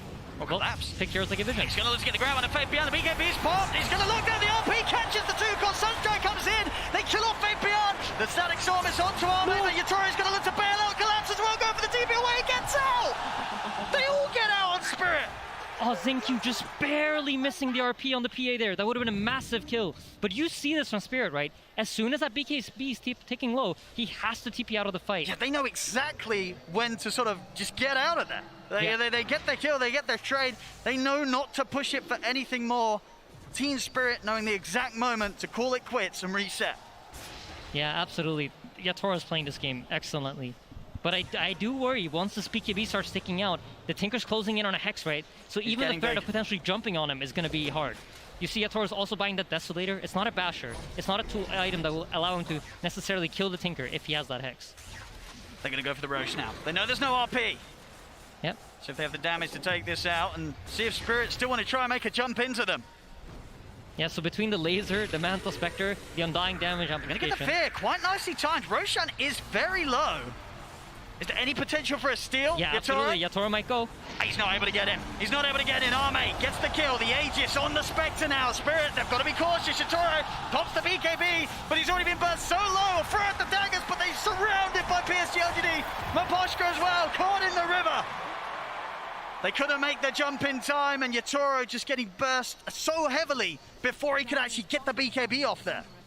Yep, excellent gameplay from LGD right now. They're banging on all cylinders. They are. We did not see anything close to this in the first 2 games. PSG LGD finding their confidence, their fire, as they're hitting back hard here in this 3rd game. Yeah, absolutely. I just feel like the way that they've approached Vision this game is just so smart. I think this is what they were missing in the first 2 games. These tools that provide them with Vision, and the adaptation to recognize that is amazing. And just Arme jumping around the map. Collapse this time round. The damage too overbearing from Arme and his illusions. All right, so for the side of Spirit here, I think it's getting increasingly difficult. You're starting to feel the pressure of the Tinker. You recognize that, you know what, there's that Hex, there's that Aghanims, and once my BKB's out, I'm not really sure how to fight into these heroes. And we haven't really seen Toronto Tokyo in this game. He hasn't really had a game, so this Tinker pick from PSG LGD, it's played out beautifully. It's definitely turning into a game where when you look at the farm on the cores, a lot is on Yatoro's shoulders, whereas on the side of PSG LGD, the wealth very evenly split between Nothing to Say and Arme, both of these cores, and just in combination with one another. Spectre, Tinker, nobody wants to play against an incredibly fun one of those. In mid lane as well, Jin-Q, he's in, using the RP to catch Yatoro, completely off guard. He wasn't ready for that at all. We'll now see them try and turn towards Faith Beyond, but the Soul Reveal comes out. The Meteor crashing down on the Bloodseeker. They find him in return. Mirror Dusted in position here. Wyatt trying to look towards him, but the field holds back the Undying. Mirror gets away. But a quick move there from Jin-Q. Yeah, there's still the Haunt ready, though, if they want to look for more. See, jump over towards Toronto Tokyo. He's out of mana, he's out of luck. Arme continuing to be an absolute beast this game. And the teamfights are just so hard for Spirit, and especially if Yatoro isn't there to play the fights for them. They really need him. What a beautiful initiation from the Rubik there with the RP. You know, whiffed the one earlier up top, but gets the more important one here mid. I mean, they're down 8k at the moment. How on earth do they just approach any sort of team fights now at this stage with the Spectre just jumping into their faces? And as you say, the vision, the counter abilities from PSG to just disrupt any sort of move or jump that Spirit are trying to make themselves. It seems that this time round, Spirit, they're the ones in the impossible position. Yeah, I think they're off balance, right? They've probably played this entire tournament playing off of vision advantage, having information advantage. And in this game, they don't. They have one Tinker ward in an area where they can't really punish Tinker. That's far up top. They're not really going to bring their heroes to that side of the map. And then in the bottom area, the only ward that they have to fight around is also an area that you won't really see LGD approaching. We'll see this move mid. Atos into the Rupture. Toronto Tokyo in trouble. They'll put the BKB. We'll see Arme heading on top of him. We'll get glimpse back. And we'll get the space for Toronto Tokyo to stand his ground. The Rupture to wear off. Looking for setup on the side. They get the catch onto Wyatt. Yatoro, he'll commit. Jumps in. Does get caught up on it. Hates though. He's thrown. Jumps in. BKB off in time though. Yatoro. He'll survive. Over towards Faith Bian he goes. He won't chase further. The Sunstrike just off the mark. Faith Bian will live, but so will Yatoro. That time getting so close once again to being burst. The life still coming in big. Did just grab that Paladin sword before that last play. Almost certainly saving his life there with a big burst heals through the crits. Yeah, absolutely. I was like, where did that healing come from? I did not see that coming. So yeah, that does make a lot of sense. And dude, he gets that second hex off. That's a one team fight. Yeah, that's scary. It's really coming down to, you know, those micro decisions that you make in these team fights. He thought he could get the burst damage out in time. Seemed like the wrong choice this time around. I mean, 32 minutes in, PSG LGD still an incredibly comfortable position. Look at the map control as well. They've only lost one tower so far in this 32 minutes. Very impressive control and just sort of forcing Spirit to almost play a different game than they would have wanted to. It was clear that Spirit came into this wanting to deal with PSG LGD the same way they had done in the first two of this series. It's not worked this time. Spirit, we're going to have to see something different from them. But something that we have seen before in previous series, but not something they've necessarily brought out today. Yeah, and if you click on Yatoro, you're going to notice that he's feeling the pressure of the Tinker. That's a refresher queued up. All right. And if you think about how PA works, that's really mainly for the BKB. He feels like he needs that extra duration of Black King Bar in order to be survivable in these fights and win the game. It's a really, if it works out, this will be a genius item. I'm really interested to see how it plays. Focus around the mid lane here for Spirit. Try and oh, what a play by Y. He put his courier on the hill to scout out the ward. Collapse is going to still get the jump on him, but immediately the telekinesis comes out for Jin-Q. Catching Collapse in the combo.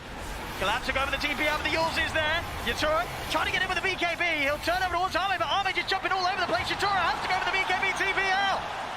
Collapse goes down. Yatoro will be able to save himself. PSG LGD, they're looking to see if they can chase for more. Faith Bian trying to run down Toronto Tokyo. But the Invoker, just as speedy as himself, will manage to break away. What an unbelievable play by Y, though. He just put his courier on this hill, waiting for that ward to come out, recognizing that if they smoke, middle lane's where they're going to go. I know they're going for more. They're ready to try and get the jump in onto Yatoro, but Yatoro blinking straight over to the safety of Mirror on the high ground. Means they won't get a further catch in. PSG LGD, they'll now look to back off. Still 30 seconds without Collapse. Yep, the pressure is on. We see Nothing to Say buying that Aeon Disc. He was queuing up the BKB, recognizing though, the problem for me is not really the magic damage. It's potentially getting locked down by the PA and getting bursted. So Aeon Disc will solve that problem for him. and their items are just gearing them up to not die. You see also, same thing for Ame. He knows that PA doesn't really want to buy an MKB. It's not an item you traditionally see on the PA. It forces PA to deviate from his standard item build. So buying that butterfly here is going to force the PA to play his game. And now the PA is suddenly reacting to the Spectre's item instead of the other way around. Because what do you do in this situation now, Yatoro? What is the call with his next item? It's a hard decision, right? Yeah. And this is what LGD are doing so well. They're forcing you into a position where you might make a mistake. Maybe he buys the wrong item. Maybe he now decides to go for the MKB, but then his BKB is too short to fight. Or you're just making this problematic for Team Spirit. You want to make it as hard as possible for Yatoro to do what's right. He's even thinking about the Ags as well. A lot of options here for Yatoro. Yeah, a difficult choice. I don't know what the right one is. We'll see if he does either. A very tough place to play from. Yep. Down 13k. Both nothing to say, and Ame's power just continuing to grow. And we've talked about this a lot, but you know, Roshan's about to spawn. Heroes start moving over to the top side, secure that area. Y already has the ward down. Notices there are no heroes there. That means we know where Spirit are. An immediate smoke over. Collapse. Ooh. He's out with a blink. Same can't be said for Miposhka though. The Disruptor will die. Mira and Yatoro, this is a bit of a spooky place to be. Yeah, they'll have a poke and an immediate TP out. They're not messing around. They know how quick PSG LGD is going to be with these responses. It's Collapse, he's on a cliff. Nothing to say, he's quite happy to join him. Not really quite sure what was going on there. Maybe he was attempting to de-ward while he saw the hero's bottom and saw the TPs on the tier 1 bot tower. But Roshan has spawned. Click on Y, he has everything ready. Tombstone ready, ulti ready. This Rosh is going to go down extremely quickly as soon as Ame connects over. I mean, in 50 seconds without Collapse, it's unlikely they're going to be able to do anything without him alive. Is there any world that they buy back to contest this, or do you just let this go? I feel like based on the way they're positioned, it might be hard to get there in time. Yeah. So the buyback option probably is not there. It seems like Yatoro now has seen this Tinker buying Dayon Disc, so what does he do? He buys the appropriate item to response. He's going to go for the Nullifier. All right. So many choices, and Yatoro, he's got to make the right one. I think Team Spirit have recognized that as long as this Tinker's alive, there's no way that we're going to win the long fight. And we're going to constantly be forced to TP out as soon as Yatoro's BKB ends. And for our Team Spirit, I think the way that you need to fight here is you need to set it up in a way where you initiate, force the Tinker to show himself, and then have Yatoro go in. And at the same time, flip side for Team Spirit, for PSG LGD, you know that your 4-man is stronger. If both Yatoro and the Tinker stay out of the fight, you have the advantage. So just don't show nothing to say too early in a team fight. Allow your team to play the game 4v4, and then come in and beat the PA as soon as he commits.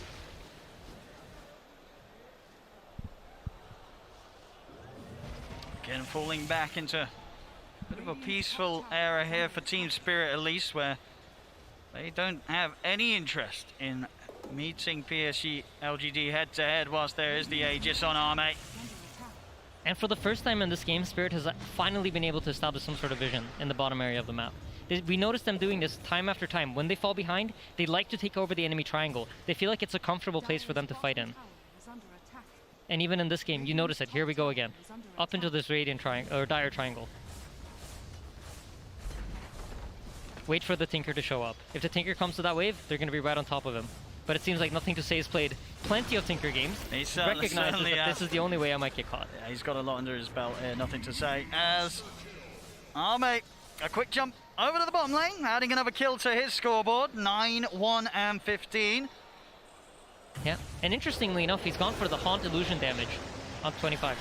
And we'll see here. An attempt of a play, Yatoro is going to get caught out by the bash. And he's got to get out of it, Yatoro. He'll go for the BKB TP out. The disarmament is there under the Spectre, so no chance of a bash. As Yatoro will get out the same, not to be said for Toronto Tokyo, though, as Nothing to Say has his number. I mean, Nothing to Say has really turned it up this game. I mean, I'm really impressed with his Tinker decision-making. It's just very, very intelligent. Has not gotten caught a single time farming lanes, I think. And the way he teamfights is just beautiful. He knows what to wait for. He knows who to look for. This is a completely different PSG LGD. It really compared to the first two games. It really, really is. It's looking fantastic. This is the power that we've seen from PSG LGD in the series before, in this run in the upper bracket. And it's coming out just where it's needed the most. They were knocked down hard in the first two games, and I think a lot of people were definitely going to be interested to see if they could somehow regain that control. It's not an easy place to be in, as you said. For them, the pressure incredibly high in this. They will not accept anything less than first place. Yeah, absolutely. We have another fight brewing. This is the only side of the map that Spirit has wards on. So Spirit are not willing to take this team fight into LGD. I'm really curious what fight they're going to look for. This is the one, I think. Can't go on Ame though. The Aegis protects him. 2 minutes still with that safety on the Spectre.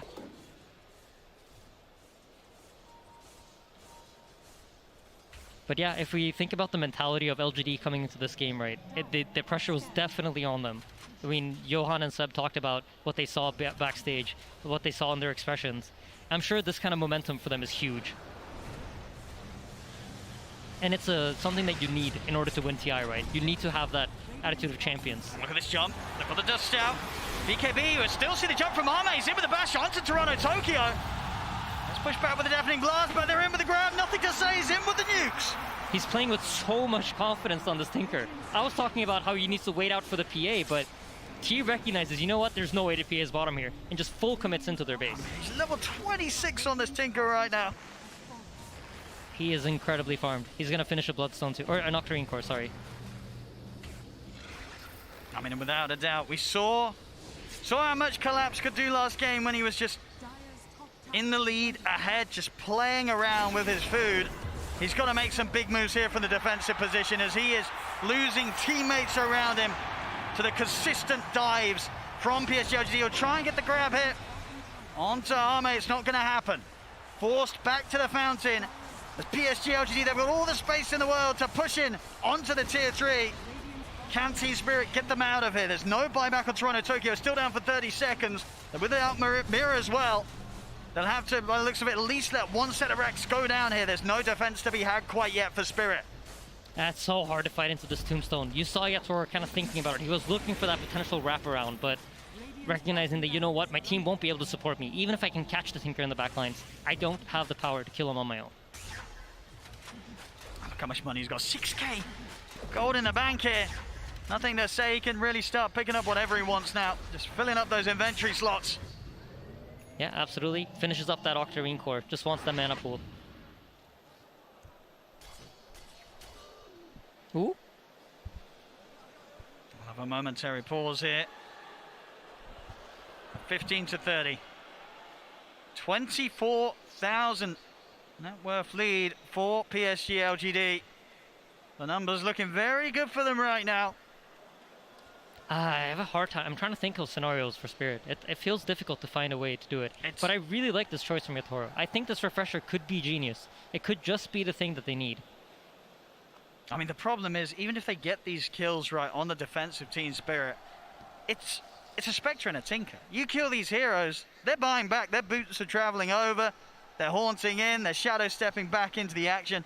Killing them once is not going to be enough. PSG LGD will use the opportunity to get in and destroy you, even if they lose a core at the start. Yeah, absolutely. I mean, you're totally right about that, Owen. And that is why they are so far ahead, right? They have all these options. They have all of these tools. But if anything could potentially catch them off guard, I mean, PA refresher, when have you seen that? I think once that BKB runs out, expect Nothing to Say to blink in to be ready to hex. And if he gets that refresher off, if Nothing to Say didn't click on a PA, that could mean his death. I mean, it would be quite something if this build does have the impact possible. But will it be enough? It seems like a pretty big ask here when they're as down as much as they are in this game 3. Let me tell you, as a player in this position, these kind of pauses, it's the worst thing that could possibly happen. It throws you off your momentum. Well, for who? The team that's ahead or behind? I mean, I'd say for both. Yeah. I think it's really sad for both sides. I wouldn't say it's like, oh, Spirit's getting an advantage. But when you are playing like the pressure, you're playing with the way LGD are, your mind is so zoned in into thinking, what are they doing now? Where are they moving next? How far could they have potentially gotten in the time that it's gone from me last seeing them on the map? And all of these small micro senses that you have where, like, let's say Yatoro shows on the top lane, and then 15 seconds passes, you know where Yatoro approximately could be because you know how fast the hero moves. Everything like that, it's thrown off by this kind of pause. And that's why usually, if you think about it, after pauses in pro games, you see somebody getting picked off or somebody making the wrong judgment call. And it's because this like micro senses that you're used to playing off of gets thrown off. Especially in a game such high stakes here as the grand finals. the International 10. Spirit, as you can see, up 2-0 right now in this best of 5. But as this game 3 goes, looks like PSG LGD will be able to stop the potential of a 3-0 clean sweep here for Spirit. I just really hope there's no initiation in the next 30 seconds after this pause, because that would really suck for both sides. Here we go. We're ready to get the action back on its way, ladies and gentlemen. I can feel my heart pounding with that unpause there. You know how the players are feeling. Yeah, absolutely. Yeah, looks like hopefully there's no initiation here, so we survived the pause. Pretty far away from one another. Yatoro, just a recipe away from the refresher, so certainly want to get that done. Ideally, maybe hit the 25 if he can before the next fight is forced. Which talent do you take, though? The coup de grace is great. You get more damage. But the tripling stifling dagger might just catch out a support and one-shot it while you're not paying attention. I feel like the coup de grace might be it, because you got to kill some. I mean, one of your items is a refresher. You're not maxed out on the damage. Yep, you're making absolutely sure right. that the crits are hitting harder. Could be pretty essential here for Yatoro. But then again, the triple is nice if you know like mega creeps are going to be coming in. If you feel like you're losing some lanes of barracks, so you need to push back out. So I'm also thinking for the team fight, right? How we know that Yatoro has to wait out. He can't fully commit straight at the start, because then he'll be forced to waste his BKB. And maybe they do have, of course, the Empower. You know, Yeah. the triple stifling daggers with the Empower on them. That's pretty nasty. Quick fingers from Toronto Tokyo, but he's caught. Yeah, they've got to catch it. BKB, and he'll try and walk away. See if he's able to make it out. He's been ruptured. He's going for the TP out, but the BKB comes to an end. And so does his escape. He'll try and hold them back with a tornado, but there's nothing more to hold them back with. Yatoro, he's going to be the new focus. Static Storm from Aposka down into the trees to try and stop the chase. Fabian coming in with the BKB, but Yatoro will manage to make it out. Aposka as well in the trees, hidden out as he TPs. Yeah, beautiful reset there from Team Spirit. I actually thought they were going to have way more casualties, but quick fingers from Yatoro, blinking on top of Mboshka. Great team play there with the Static Storm to cancel. Tinker potentially chasing for more kills. So yeah, he has taken the chance here, hamming up the damage.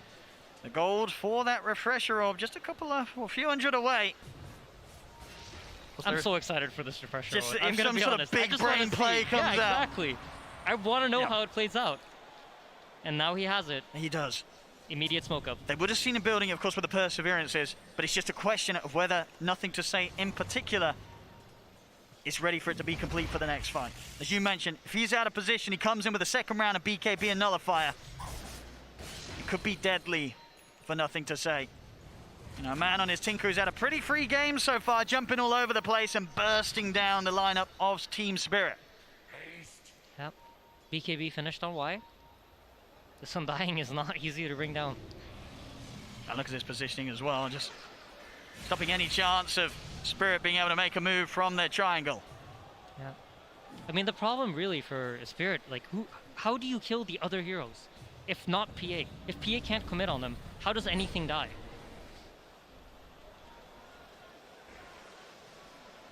Of course, PSG LGD there. Going to be feeling very comfortable. Nothing to Say in Arme, more than happy to farm up sort of their 6th item. Looking for the Orchid into the Bloodthorn here for Arme. Nothing to Say. He's getting close to having the comfort of the overwhelming blink, maybe even holding on for his buyback as well. Yatoro? He's caught. He has been caught here. He needs help and he needs it now. The BKB comes out. He has been ruptured though. Not much that he can do. And Arme, he's in with the illusion, surrounds him. No way for Yatoro to get out. And of course he did spend up on that refresher, so 100 seconds, no buyback on the PA. Yep, LGD firing back strong. What a catch from Faith Beyond. And man, I feel like it just all ties back to the vision. This game, PSG LGD had vision. They were playing on even terms for most of the game. And oh, Collapse, he tries to make the move, but the counter's there. Zinq with an instant lift. Holds him in his tracks. As it's another core out of the game. Collapse and Yatoro, no way of returning for this defense. Skewer back on Mira. They get the grab. Mira also to be blown up outside of the base. 3 dead on Spirit. PSG LGD, they're up to the racks. That's gotta be so satisfying for Zinq. Oh yeah. Collapse with that mag, just constantly skewering them back. and now finally he gets to do it himself. Yeah, Collapse giving Jin-Q the respect as well there, with the words of Purge in the tip.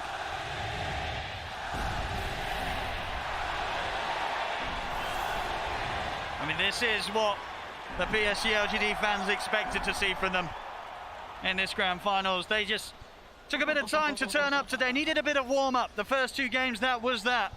But this game 3, full power here, even just into the base. Arme just killing off poor old Maposhka. And LGD are playing with such confidence. But at the same time, patience. Whenever they need to slow down, you know, they're doing it. Oh, the immediate roche spawn. Nice. They're very happy about this, I'm sure. And nothing to be done about this from Spirit whatsoever. So fall straight into the hands of PSG LGD. As we'll see, poor old Maposhka has tried his best to defend against the creeps, and then suddenly an Arme appears on top of him and disappears as quickly as he appears. But the job is done. Maposhka taken out. No place is safe right now from this Spectre. Yep, and the Rubik gets the Aghanim's scepter. This is probably one of my favorite Aghanims in the game. It's always a great feeling when you have it as Rubik. So one of the cool things about this that I don't think we've ever talked about is when you spell steal, and most teams aren't aware that you have an Ags, they kind of think, all right, Rubik used it. You hear the boing sound, and then you're, okay, I can use my spells however I want. But with the Ags, that throws it off. That just makes it easier for you to get those big steals that you want to get. So highly doubt Team Spirit to be ready for this, but to be fair, they've had a lot of time to sit in the base. Usually what you do during this time is you're starting to discuss everything. What is it that LGD can do? How do they approach this fight?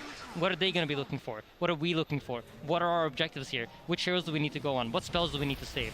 All these things should be discussed for Spirit, and they should have a structured fight in mind here, because you can predict what's going to happen. I mean, 40,000 gold down right now, Spirit. PSG LGD. It looks like a pretty smooth sailing here to the victory. Is there really anything the Spirit can pull off whilst this far behind?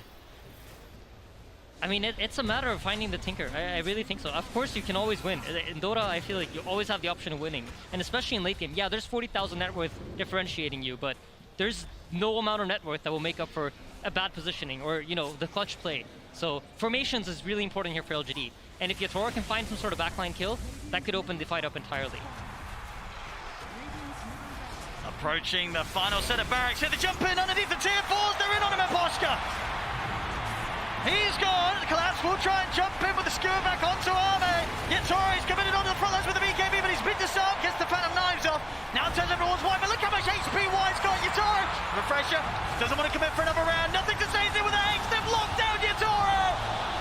Yatora to fall, buyback at the ready.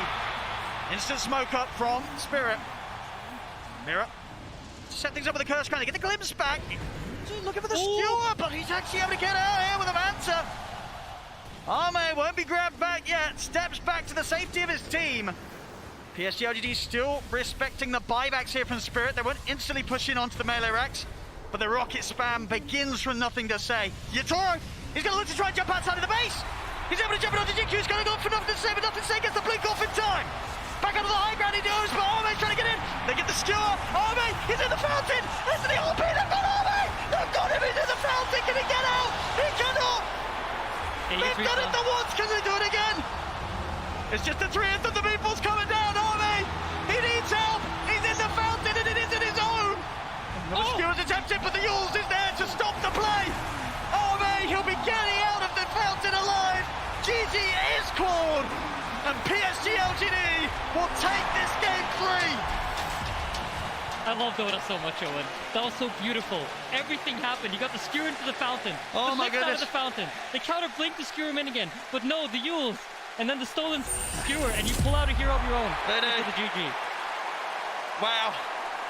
I mean, they fought right up until the end here in this game 3, Spirit, but they were too far behind. PSG LGD. I mean, this is them looking phenomenal and completely in the comfort zone.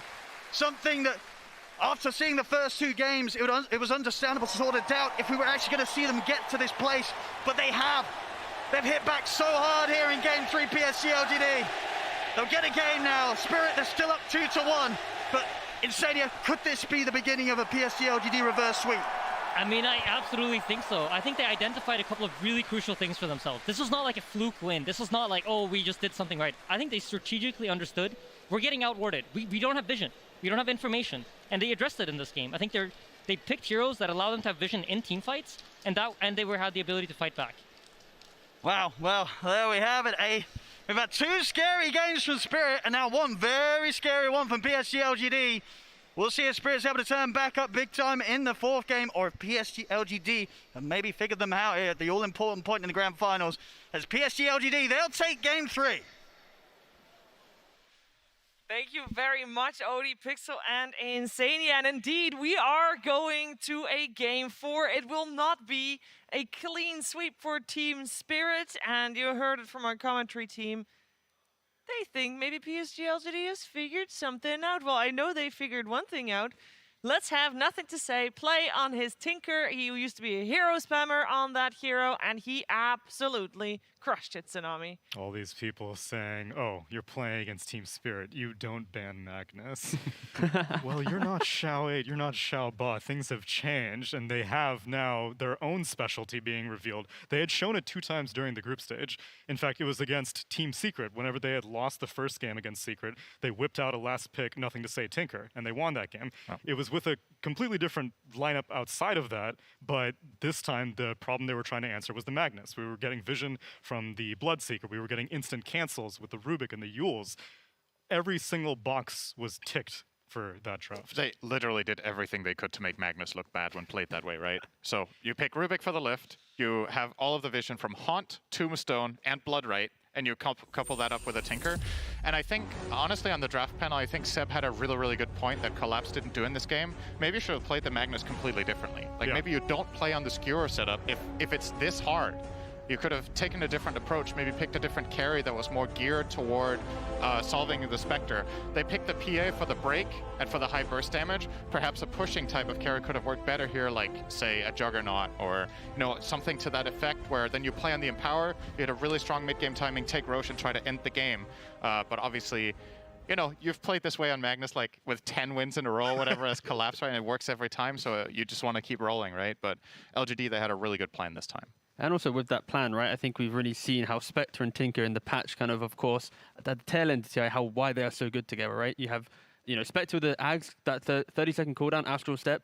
Before, you're always playing on Haunt. You're a big cooldown, guys, got to wait it off. But no, now it's just every time you see a hero, you're instantly jumping. If a support shows underneath a ward, if like an Undying just walking around and find someone, bam, Spectre's there. And of course, Tinker as well, equally can match that. And is tanky enough to also get into the middle of these fights. So yeah, PSG, they now have the confidence that we needed to see them have to be able to bounce back in this series. And you see, like, both the cores, right? On the screen here, you have Nothing to Say, 14-1-13.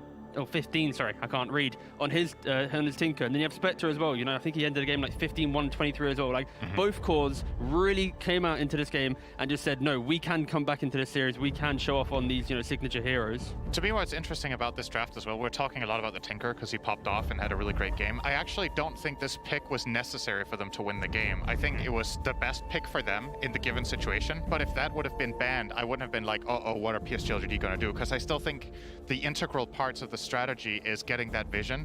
Tinker obviously plays amazing around it, so it's an awesome pick. But if that isn't there in the pool, maybe you can get another mid hero that takes advantage of it, like any of the spirits, like Storm Ember. I think a lot of them were banned though. They were, yeah. But there would have been, there's always something left, right, that can play with some sort of tempo there. So obviously it was an insane game for him on that Tinker. Love to see it.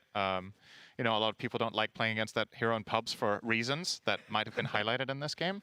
But to me, that's important, right? Because if you're going into this game and you're like, okay, they won because of this Tinker pick, then next time it's going to be banned, right? What are you going to do? And what was the last ban of Spirit that game? I'm trying to remember. The last ban of Spirit that game was a Void Spirit. Void Spirit, right. Yeah. So they were looking the Spirit direction. I think PSG LGD themselves banned both Storm and Ember as their last 2. So that kind of forced the hand there for Team Spirit to get rid of the last one. Also, what was encouraging to me is that this also didn't seem like an anti-Magnus draft. It seemed that the first 2 picks, I got the Rubik, I got the Undying. I think we can start to play it by ear now, and then depending on what Spirit started selecting after that, then they were like, oh, okay, maybe, you know, we'll put a Spectre on top of this. So I wouldn't even be surprised if they let Magnus go again, or if they maybe even first phase pick it this time on LGD.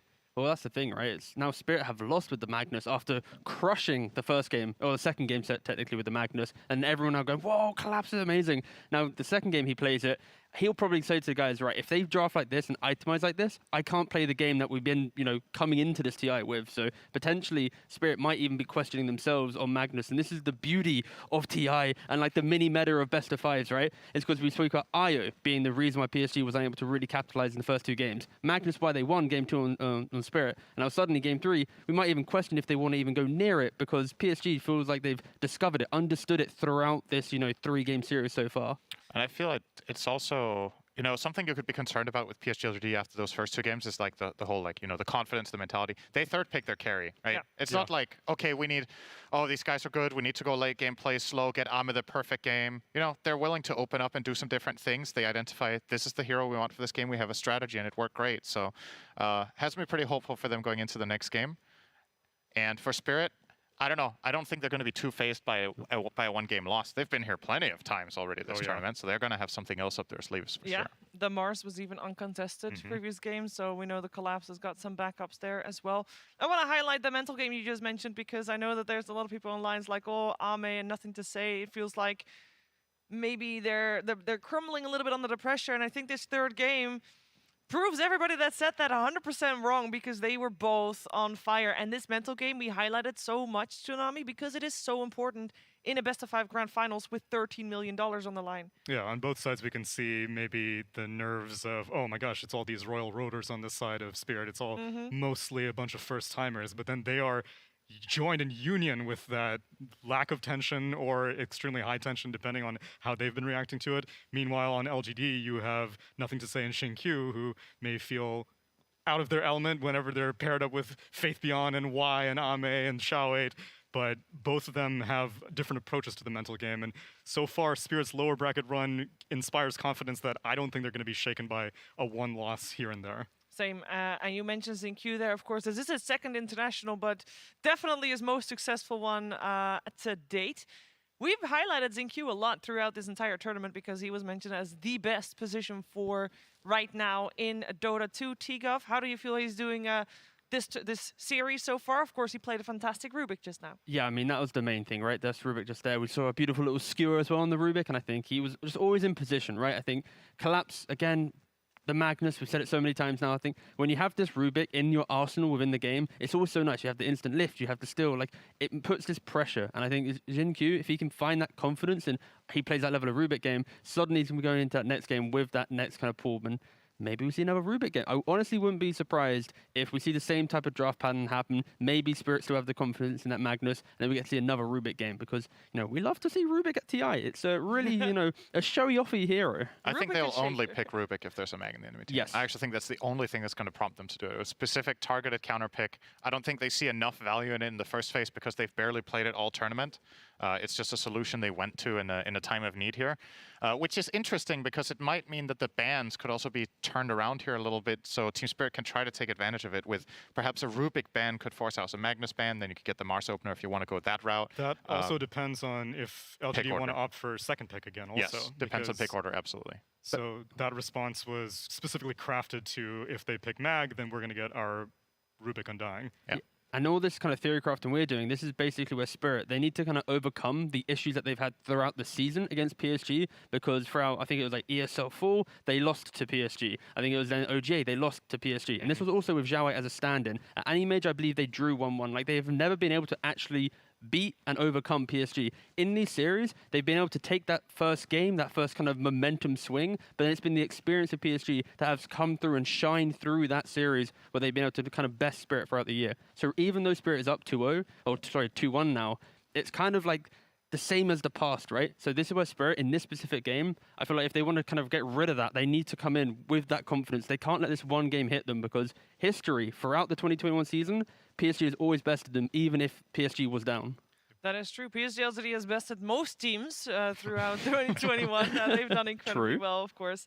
You could also say that, yeah, they've done well and they are the end boss, but that also means that in terms of improvement, they didn't have as much need to improve compared to Team Spirit, who is seen tremendous growth throughout the entire season, Tsunami. That was even mentioned in Slax's interview with Miposhka previously. He was just like, well, you guys got pretty rocked on day number 1 of group stage, and he was just like, yeah, but we were playing some hard opponents, and progressively, the thing is that most of the time whenever I see development from a team, it comes from the draft. Here it just seems like pure gameplay oriented. They're still playing things that are very comfortable for them, namely collapse in specifics, but in general, this team gives me a lot of encouragement for the Eastern European region. And it is an interesting point about the group stage. This is something we've been discussing throughout the years. What is the good way to start off a group stage? Would you rather play the really tough opponents first or last? And if you play them first, maybe you can learn a lot from those games and then improve throughout the group against easier opponents.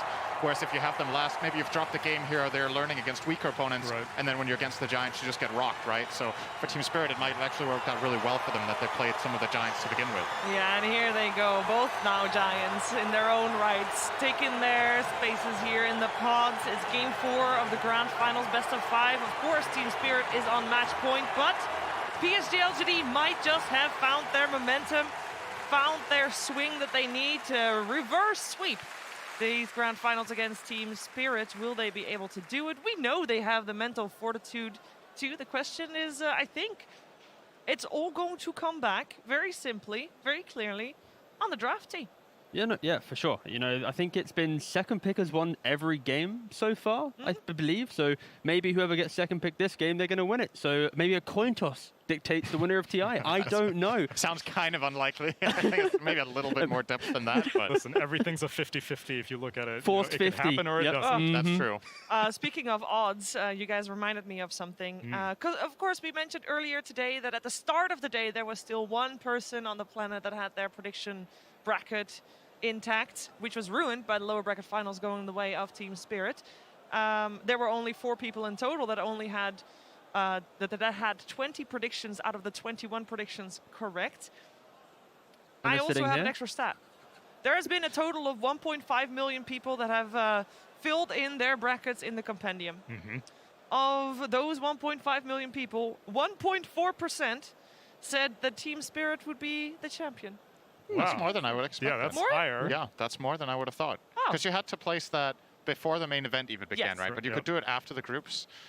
Team Spirit, I would have said, what were they? They were 4th in their group, and they looked definitely a step below some of the other teams. But you know, sometimes you got to believe in that miracle run, right? And we're here, and obviously, I think it's also a little bit of like the human. Like, just the emotion, you know, you want to, if I'm right, it'll be so cool, you know? So some people just go for those 1.4% people love a good story. Exactly. It's not the brain speaking, I would say, in a lot of these guesses, but, you know, maybe they identified something in the groups. They were like, you know what? I genuinely believe that Spirit can do it. And those people could very well end up being right now. Yeah, or maybe they heard from a lot of players out there how the scrims were going, because apparently Team Spirit quite good in those, and definitely managed to hold their own against the majority of the teams. Yeah, but that's like the beauty of Team Spirit, right? I feel like when you look at their roster and actually really dive deep, other than Miposhka, it's like 2019, 2020. That's when these professional careers actually started, right? I think 3 of the 4 players was on Yellow Submarine, which was kind of like the hidden like trial team for Team Spirit, where like the current manager, I think his name's Corbin, he was the guy that was like kind of sifting through the ranks, like trying to find, I think they had like 80 players in the end trial for this team. They finally kind of crafted this down into this roster, and they eventually brought in Miroslav later. But it's the fact that they went through this kind of trial period, brought in all fresh faces, then brought in Poshka to captain it, and it's got to this position. Like, that alone is an insane story, and I think that is inspirational. The fact that you don't have to be a 10-year veteran to be able to compete at the highest level. You can, like, in a year's time, or 2 years' time, of course, they put so much time to play the game, but you get the idea, right? Like, it's the fact that they can, if they put their minds to it, you can achieve anything, and Team Spirit being in the grand final in itself is an inspirational story. Absolutely. Also, just the organization itself, of course, has been in Dota since only 2015. So, I mean, that's still 6 years, but compared to PSG LGD, is relatively new, of course. But this team, this is the first time this organization has had a horse in the race at TI Tsunami. Yeah, and it's always encouraging that even during the COVID times of 2020, many organizations were no longer able to support because they were like, we don't really have the infrastructure in this era of online Dota. But Team Spirit stuck through it, and it was a difficult region to do it also. Eastern Europe was dropping organizations left and right, and building off of T's topic also of having so many tryouts, having so many players, it's also very encouraging to see how much of a unit and how friendly all these players are, because in contrast to VP was a group of 5 players who had wanted to play together with each other for a very long time. They were friends before the game started, before the team started. This one seems like quite the opposite, and it's a wonderful thing to see. Yeah, it's a unity story for sure. It's an example for, I think, a lot of people watching from home right now. It's like, wait a second, these guys have only been playing for 2 years. That means that they, in 2 years' time, have a chance of being on that main stage. But for now, it is all Team Spirit and PSG LGD, and they're ready for Game 4. Team Spirit versus PSG LGD. Grand Finals, Game 4. Hello everyone, welcome back to the draft panel of the TI10 Grand Finals, again with Seb and Nota and myself. And I want to ask you guys, how important do you think that victory was for LGD? Like, how is it going to affect their mental game? It's massive for them, of course. They have no more room to fail, whereas Team Spirit, they might get a super challenge coming their way if they don't close it out now. They're going to have to go into a Game 5, same position. You have no more losses to take. So for LGD, they need to get as much confidence and as much freedom so that they can be themselves again, or like their full potential. Mega important victory, of course. If you lose, you're out. But mentally, they need to take something from this. I think we saw a little bit of a better body language, if I want to go that far, and say that they do look like they feel better. Now we see the switch up, and we were talking about it before the draft started, right? Yep. LGD broke Team Spirit Magnus, and I think they broke it in a very convincing way. And now the question was, so the second pick won all 3 games, and both teams kind of realized second pick works better. So far, this can still change. Team Spirit got the choice, which is a very big deal. It's probably not going to decide the outcome of the game, but it gives them definitely an upper hand. And now with this first pick, LGD, they had to choose, do we want a mag? Or do we want to give them mag and play against it? And then if you do that, mainly the Rubik was the big counter, right? And Team Spirit, they actually decide to not go for the Rubik versus the mag. They end up going for the Wyvern, which so far has been one of the best answers to Tiny. Nevertheless, though, in this opener, Tiny is banned, and they go for the Wyvern anyway. So, yeah, I think it's going to be quite interesting to see how they cope with this Magnus, because I don't think the Wyvern quite does it. Is there a reason you think they banned Dark Willow over the Wyvern? Because in the previous 2 games, I think LGD had been banning Wyvern. I mean, Seb, you even mentioned to me, you thought maybe the Wyvern ban was a mistake. Yeah. But in my head, if you're going for Magnus first pick, Wyvern seems like a better ban than Willow.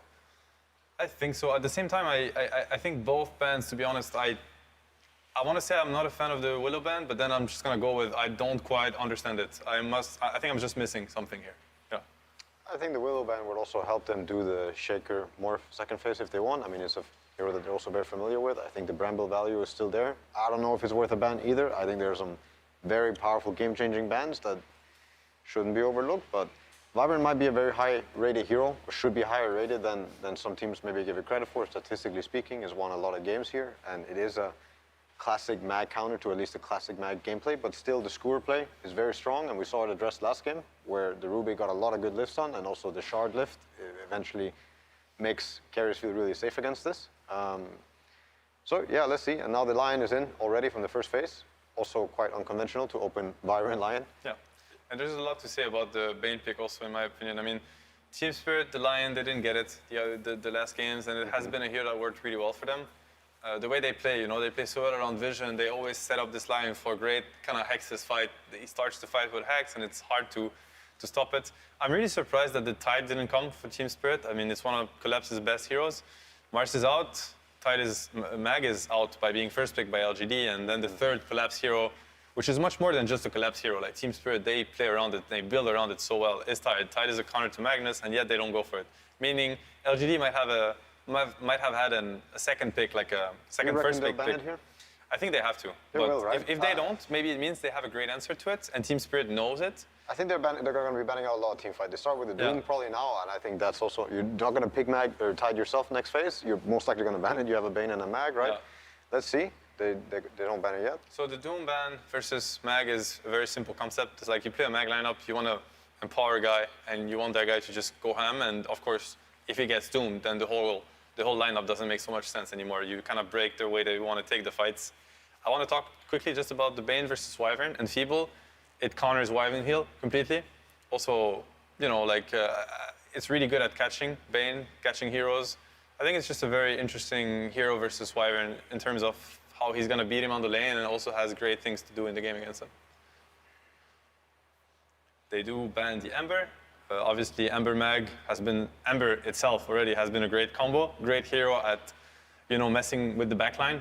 Lion and Wyvern, they don't want to be messed with. If the supports are allowed to cast their spells, especially in the hands of such talented players as Miposhka and Mira, like, they will win the fight for them. Yeah, So I was expecting to see 3 sort of backline jump bans coming out from Team Spirit. I mean, I feel like Lion Wyvern, it's a bit vulnerable, so you have to like protect your supports with bans.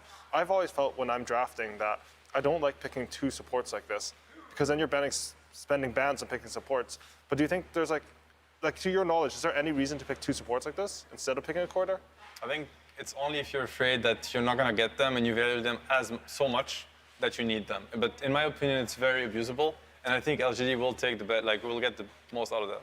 Interesting to note is ET has not been removed, right? Yeah. I think the Lion was also a potential answer to a Mag ET, and they're also rushing it because it's most likely going to get banned next phase. I'm still very surprised that the Tide has not been banned. Yeah. I'm pretty sure Collapse is going to ask for this hero this game. They must have an answer, LGD, right? I think if they don't ban it, they for sure know it's coming, or they could be coming. They must be ready for it. That's how I view it.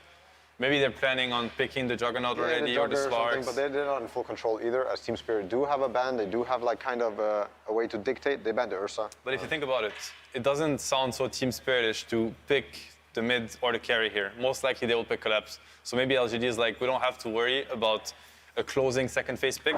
You're right. Yeah. And that anyway they're gonna show it to us here. That's thinking far ahead, which I'm sure they are. Like this double support opener is vulnerable, very vulnerable in that sense. Is that you're now you still have to reveal, and they're able to get 2 really strong picks. Never mind, they actually go for it. And that also is a statement from Team Spirit in which they maybe thought that the Spectre was the bigger problem last game versus the Rubik. You know, these were the answers. And this is exactly what I think should be done. This is precisely what should be done in a Mag versus Spectre game and in a Mag versus Rubik game. This Magnus does not want to RP anybody. He doesn't care about getting his blink cancelled. He doesn't care about getting blink at all. He does not want to skewer anybody. This Magnus is going to empower Luna. He's going to build aura items. They're going to plant the tombstone. Luna's going to hit the buildings. And that is going to be the fight. And heroes like Spectre actually are probably the worst out of all the carry pool to deal with that.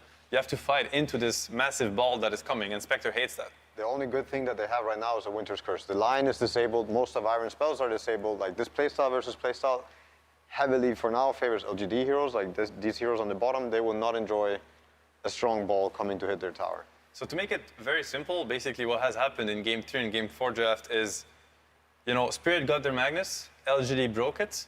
Spirit had to find another way to abuse the Magnus hero. And LGD now are showing how do you turn. They beat Magnus with Spectre, and they also showed them you can beat Spectre with Magnus if you understand what's happening. And I think this draft is what's happening in a nutshell.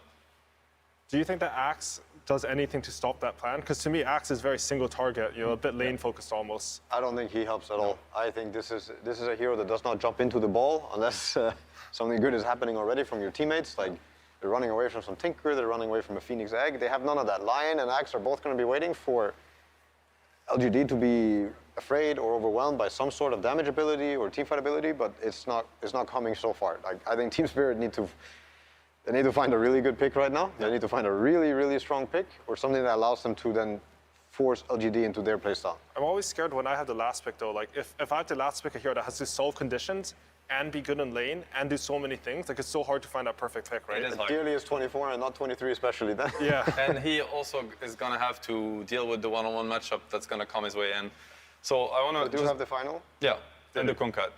You see this ball. Perfect. Like, how do you fight into this? Honestly, it is so hard for heroes to fight into this, and they have literally 0 damage. The Spectre Axe is very low damage. This this axe is very low damage. They have the no support's way. only on one finger. That's all the damage they have. It's going to be very difficult. And I want to also mention the Undying versus Spectre. What he does is you plant the Tombstone, and now there's a zombie on every Illu, so there's no Desolate damage, meaning Spectre damage drops dramatically.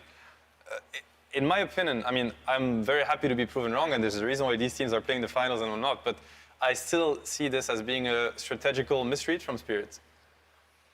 Okay, that changes Dota. So they're going for the lane snowball here, right? You want to get the TA timing, snowball off that. You have single target, Spectre, you can take control of the map, you get a lot of pickoffs. I can see that as a possible answer, but it's looking scary for me. They need to play the TA game right now. The TA is a very fast hero. He can go into Roche early, he can snowball and get openings on the map with Deso Blink. I don't know if he's going to go Aghanims this game so that they can actually do more on the map, but they cannot run into this ball and just click their spells. This is not going to work for Team Spirit. Yeah, this is not a Spectre versus Magnus game anymore. Like, this is a TA game. They have to win on the back of it. And if they don't, then most likely the game's going to look quite grim for them. Or they go really late. The Spectre manages to create a lot of chaos, or the TA manages to create a lot of chaos, and Spectre will get bigger and become kind of like a team fight impact. And then maybe you're going to see Axe and Spectre and all these heroes actually come out and shine. But a lot of weight on TA's shoulders. Yeah, LGD has really done a great job with this draft, in my opinion. I think the momentum right now has completely shifted. But yet again, Team Spirit, incredibly talented players, great laning team, great vision, great execution in team fights. They can pull this off. They definitely can. Keep an eye on those traps. And we're getting into Game 4 now, but before that, we'll have an interview with Sumi and LGD's coach, Xiaowei. Hello, everybody, and I am here with PSG LGD's coach, Xiaoba. It seems that you and the team have managed to put a stop to the momentum of Team Spirit. How did you manage to keep the team calm and reset for this game? 你们把他们的势头止住了，你们是如何保持冷静，然后重组的呢？我就跟他们说不要怕呀，输了一起扛呀，然后也没什么好怕的，因为就发挥好自己的，如果就万一就输了也没啥，就明年再干回来。I told them, don't be afraid. If we lose, we tank it together. And I've also told them that if we lose, we still have next year. Don't be afraid. I love that confidence and that team, just that team synergy. The analysts think that you have managed to figure out Team Spirit's strategy. Do you think you have them figured out?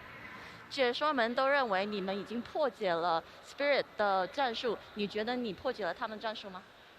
我觉得前两把主要是一个是对面的战术我们比较不适应嘛，然后我们自己准备的东西有点打他们不太适合，所以我们打完两把以后做出了调整，我觉得我们应该能拿冠军。I think for the first two games, what we prepared doesn't really work against their style.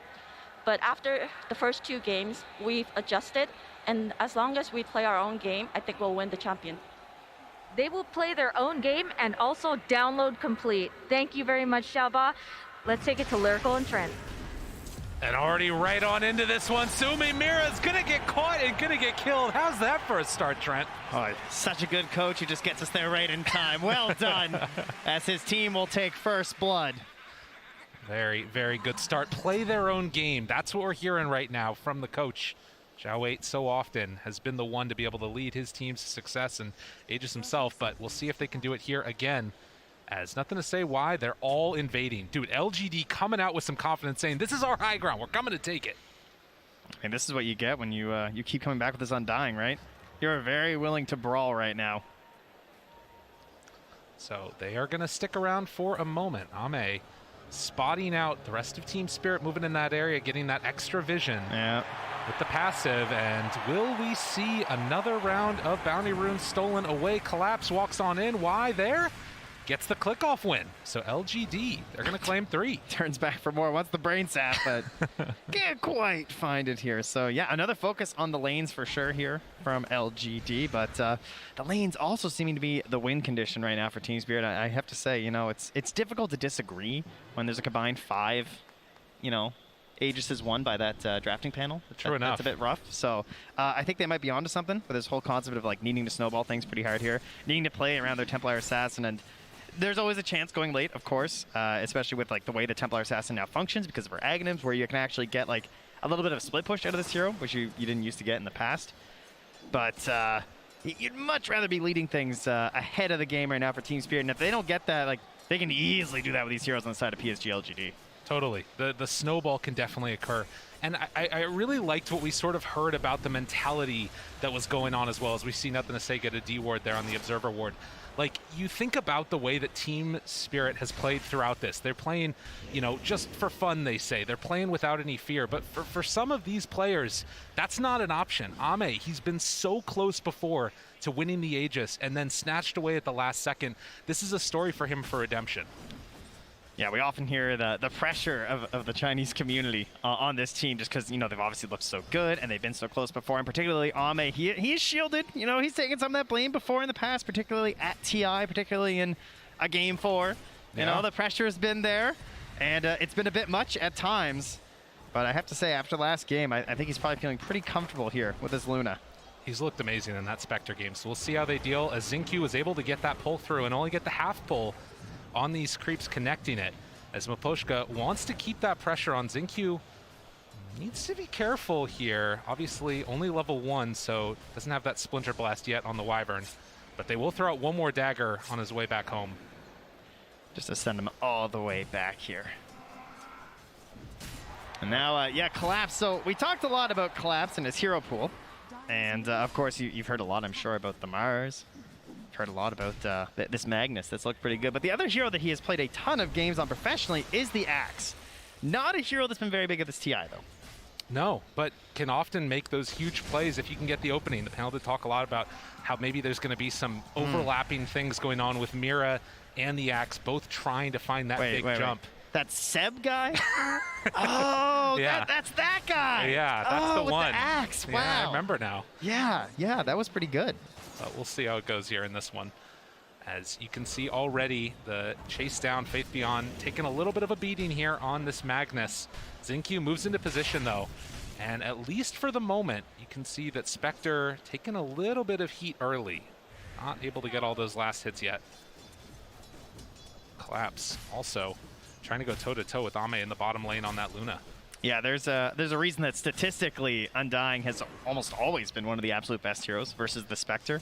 Whenever you're just talking about like just raw data in terms of games played, and that's because like you get some pressure in lane sometimes if you get this sort of a matchup. That's always nice, right? Spectre likes to be left alone. But more importantly, when you get into the mid game with the Tombstone drop down, you actually get all these zombies popping up, right? And it really ruins the team fight for the Spectre, especially when you're trying to deal some damage there with the Desolate.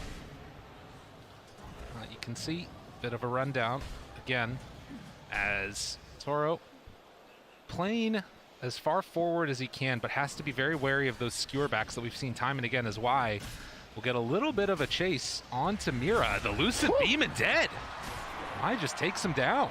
Collapse just can't do anything. She's like, No. I'm sorry, you know, I'm just going for some creeps here. Does have 20 last hits compared to the 9 of Ame, so, you know, I mean, that's a sacrifice that you're willing to make. He's hitting pretty hard. Already the Ring of Health done. Obviously came there with that Quelling Blade and a lot of armor. Collapse having a good one on the Axe in the laning stage. This is what they need. Well, that is actually a really interesting one too, right? Actually going for this this Vanguard. Because, you know, a lot of heroes, they're going for the Helm. They're building into something else based off of the Helm, the Iron Will. But Collapse able to go for this cheaper Vanguard. But for Axe, that's an item that can actually accelerate your farm quite a bit with the Ancients. Why? Get chased a little bit there, but will back out afterwards. And you can see at least now the very slight lead that we're seeing into the favor of LGD. Nothing really to write home about. Both the mids doing fine. We haven't really seen either that many stacks on the Ancients. None done up yet, as some good damage there out on the Bane. Gonna chase down. Lucid Beam, will it be enough? I don't think so. Why? Oh, maybe it will.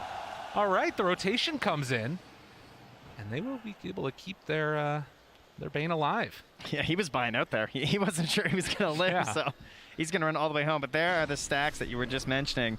A double done there by Miposhka in the dire jungle. So something for this Templar Assassin to fall back to. They want to stack her up nice and early. When you're trying to play around this Templar Assassin, you can stack your Ancients, you can stack all of your neutrals across the map, and she can cleave through them very, very quickly.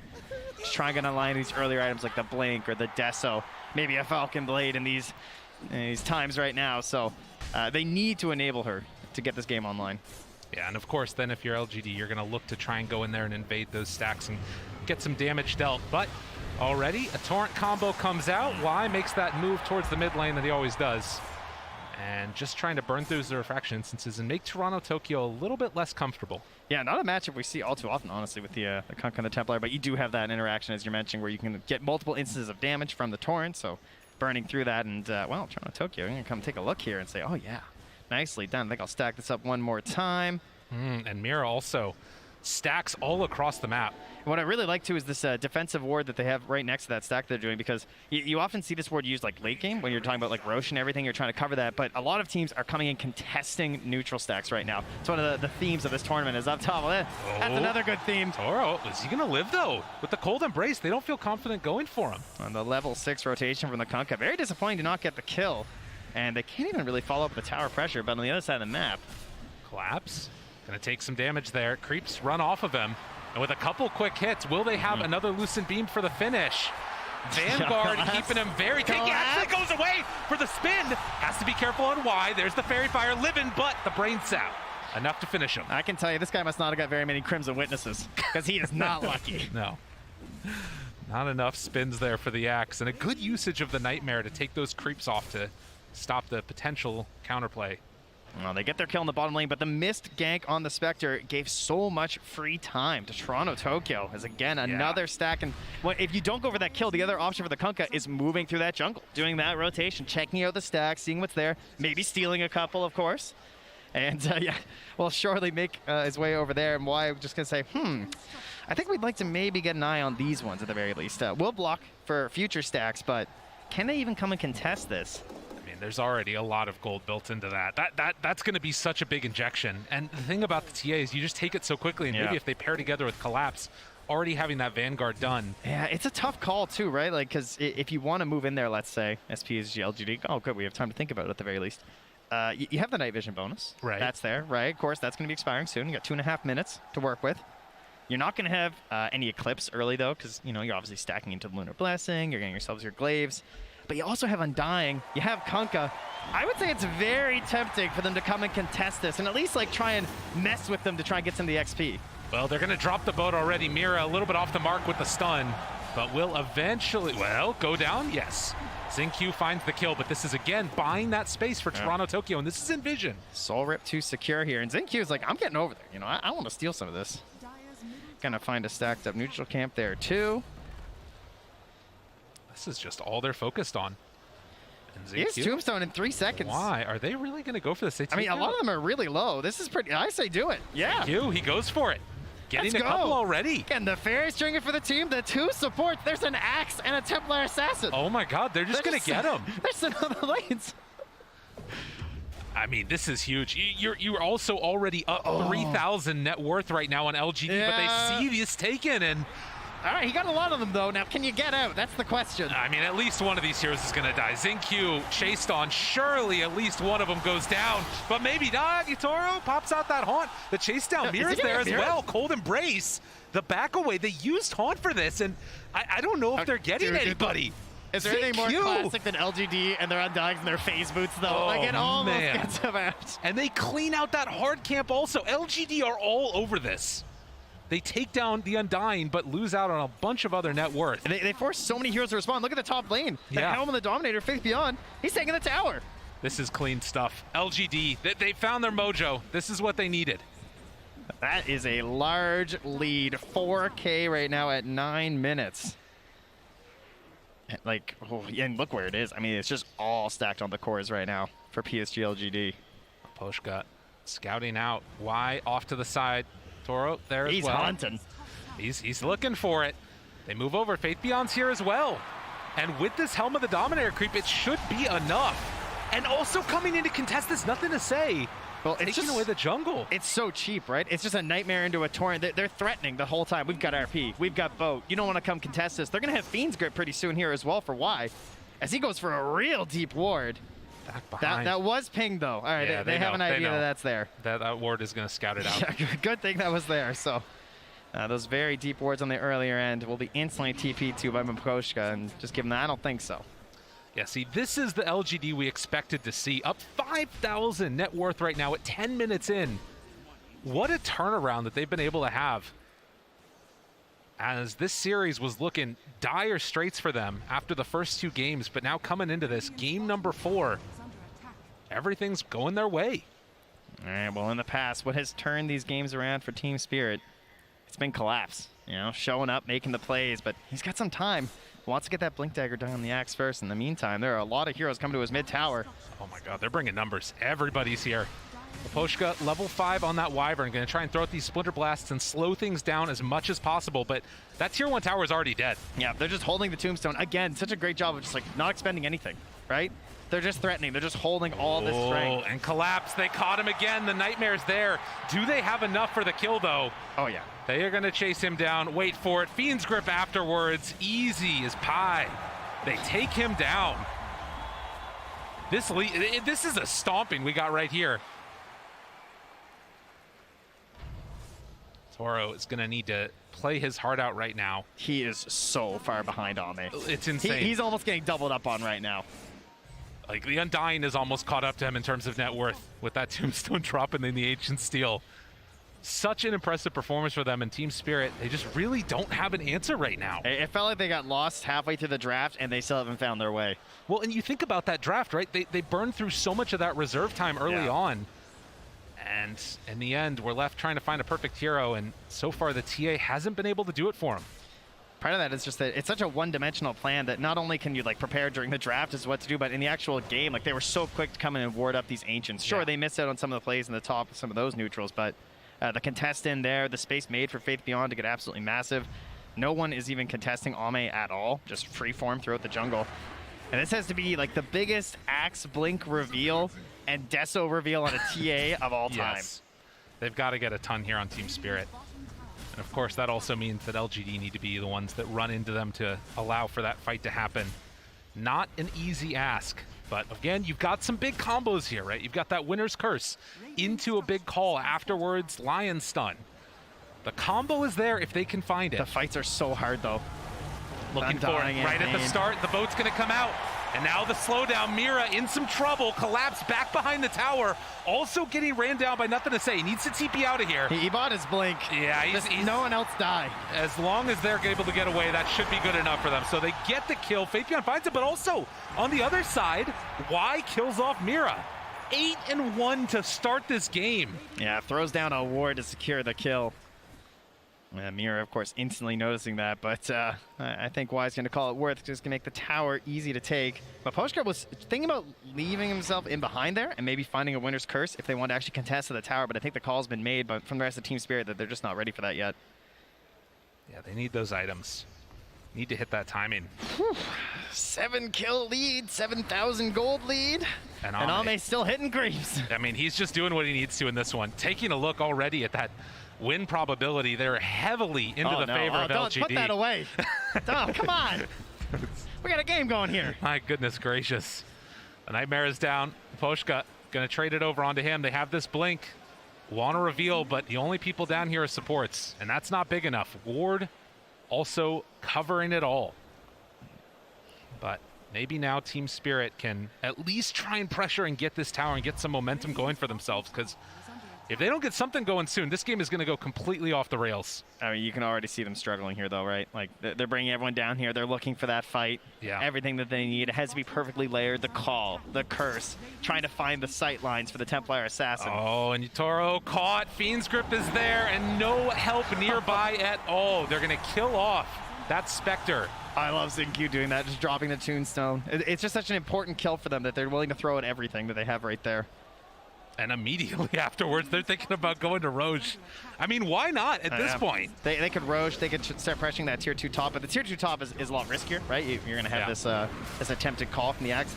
I will say they actually don't have great vision right now onto that high ground, so theoretically, if there was something there from Team Spirit, maybe they'd have a chance, but perhaps they just have the really good read that they are all in the bottom lane right now, waiting for them to come to that bottom tower. And it's taken so fast. So Roche going to be claimed. And again, Team Spirit needing to find an answer as LGD want to try and close this one out. Put themselves in a dominant position. And already Y is going to head up here, try and get down a deep ward. We'll see if that one bears any fruit, as LGD will retreat back, get their next set of items, and then be ready to go. Very reminiscent of Game 2. Now, mind you, it happened a lot later in the game, but essentially we got to the point where Team Spirit were the ones just running around with this Luna and looking like, you know, what are you going to do as LGD? You have to wait for this perfect moment to find your fight. Team Spirit now find themselves in that situation. And one thing that they obviously recognized when they played that Luna strat was just stay together. Don't let the pickoffs happen. Can they find a pickoff right here? No. Look how safe Nothing to Say is playing there with the X. Xingqiu might be the one that gets found. The jump forward call, it's off the mark. And instead, he just heads off to the side. There's the route. Collapse has to back out of here. I mean, there's more people coming nearby. Toronto gets skewered back. He's caught alone. Can they kill him off? RP, but the winner's curse is trying to turn this. Boat afterwards finishes off that TA, but it's not enough. It's not nearly enough. And if they're not careful, they might lose more.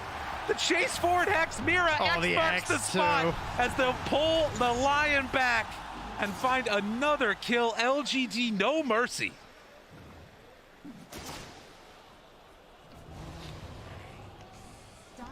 It's looking rough. It is looking rough for Team Spirit. Is that a Spirit Breaker in that draft? Yeah, I don't know. What this is? Because something happened. They turned up on PSG LGD.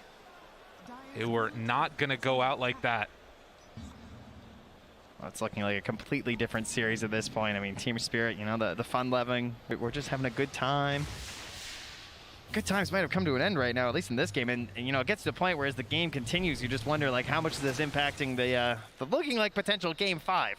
Potentially. I mean, again, you never count this out. We've seen teams come back for more than this against LGD to win a TI.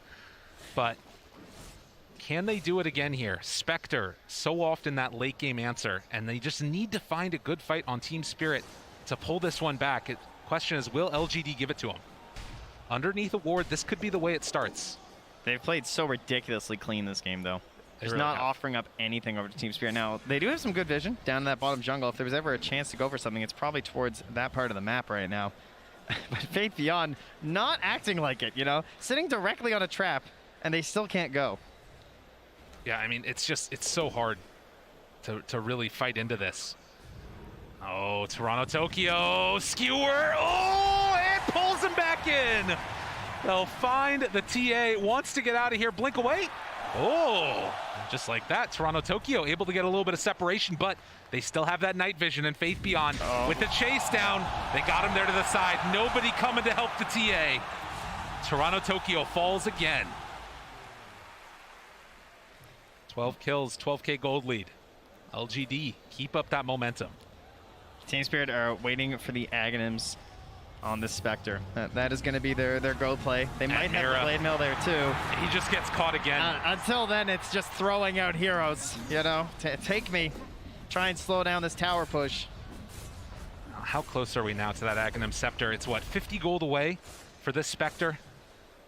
Again, I mean, it's been a fantastic item, but as you heard Seb and No-Tail say, the damage is lacking. Oh, man. And they needed that early lead to actually provide some damage. They needed the items on Team Spirit. They don't have the items. Right. Well, and it's such a good answer here, right? With that Undying being able to sit right up front there with the Tombstone, and then Luna can hit the tower, because the way that Team Spirit win the fight is like when chaos happens and you get a giant curse or something, and they're just not being presented that opportunity. Although, if there is one hero that's very good at breaking formations, it is Spectre, right? The Haunt comes out, there's question marks everywhere, you're not sure where the real one is, and then it's providing vision to the rest of Team Spirit, and then you find the jump. And Axe, a hero that, with the Blade Mail, can turn some of your advantage into a disadvantage. Looking for something here. It's just a shadow step to start. Now the call. Afterwards, they have Hunt starting to bring Ame down a little bit low. Aegis 30 seconds left, and now they're leaving him alone for the moment. Turning on to the other supports. Collapse going to TP out, but it's not going to happen. Collapse will go down, and that fight doesn't work. Toronto pulled back in. Refraction gone. And now the chase down happens yet again. Mira hoping to salvage this, but it's not going to happen. One by one. All of Spirit go by the wayside. And that was going into a fight with 30 seconds left on the Aegis too. Oh. So just like, even if you get some of those kills, the reset potential there from LGD. But Team Spirit, you know, they felt the situation that they had to find some sort of fight maybe outside their base. It's not a good one though. And they used the winner's curse in that last fight. Yeah. That is really painful. Maybe if there was an opportunity right here, but jump in! The Tumbler's toy, are you kidding me? Faith Beyond able to make the play happen. And now focusing down the barracks at 20 minutes, 17-1. I mean, Collapse is smoked up here, but I don't even know if there's a play. Obviously, you have to wait till the Templar Assassin's back. They're hoping for something, anything at this point. They just got mana for Shadow Step. There's a chance, there's a hope, but will it actually come to fruition? I am not sure. Team Spirit just do not have an answer at all. They pop drums, jump them, collapse. Oh my goodness. They just have to give it up. There's no other answer. There's still a tier 1 down bottom at the very least, but I mean, at this point, LGD can turn on the tier 4s maybe. I love how this team plays Undying. The 5, the 4. Like, not a lot of teams really bring this hero out, but you know, you get this movement speed, so you can get the ulti off the Flesh Golem, you're just getting the debuff down, having the drums to like benefit this early sieging ability that they have, as well as the Solar Crest too. So, you know, so many teams looking for these saving heroes and empowering heroes on like the one big carry, and Undying just looking like a perfect answer when you also have the Spectre in the game. And I just think, again, like, what a redemption arc this has been for Ame to be able to pull this back on that Spectre in Game 3 and now in Game 4 on the Luna, playing incredibly clean Dota, constantly 4-0-7. Yeah. Does not want to repeat history here. Oh God, did I caster curse them? Oh no, oh no. Surely. Surely it's it won't happen. 21k lead at 21 minutes. I don't think you have that much power. I don't think anybody does. We'll see though. Hold on, let me check Kyle's Twitter. Just make sure. Mira gets the Hex off, but they caught Collapse. Mira's going to try and TP out of here. Does manage to escape, but the axe is down. Toronto Tokyo, oh, cancels TP? Okay. I mean, where are you going to go? I mean, I guess that, yeah. There's, you know, they got some towers go through. You're not going to do anything. Might as well try and catch the next wave. That's true. Fair enough. Because now where do you go is a bit of a question. I'll give you that. Might just be dead if you're not careful. Tokyo, got to be careful there. Stand perfect. Oh, I know this one from my pubs. Yeah. Got to keep the GPM up, you know? Mean lane, they got him. Toro forced to jump away from this one, but nothing to say. Still got him in the sights. Able to throw out that Earth Spike, but they're hunting for more. Faithion's coming. Oh, good blink away by Mira, and Toro able to get the TP out, but Mira, the one that's going to pay for the sins, will end up falling there to Xingqiu, and now they're heading up again. Faithion has had this troll for so long. I feel like he wants to end the game with it, you know, like reward it for its servitude. Well, this might just be the time. I mean, Get Ame is up there. Out. Send them in. Roche is capable of respawning, but they're looking to just try and end this right now.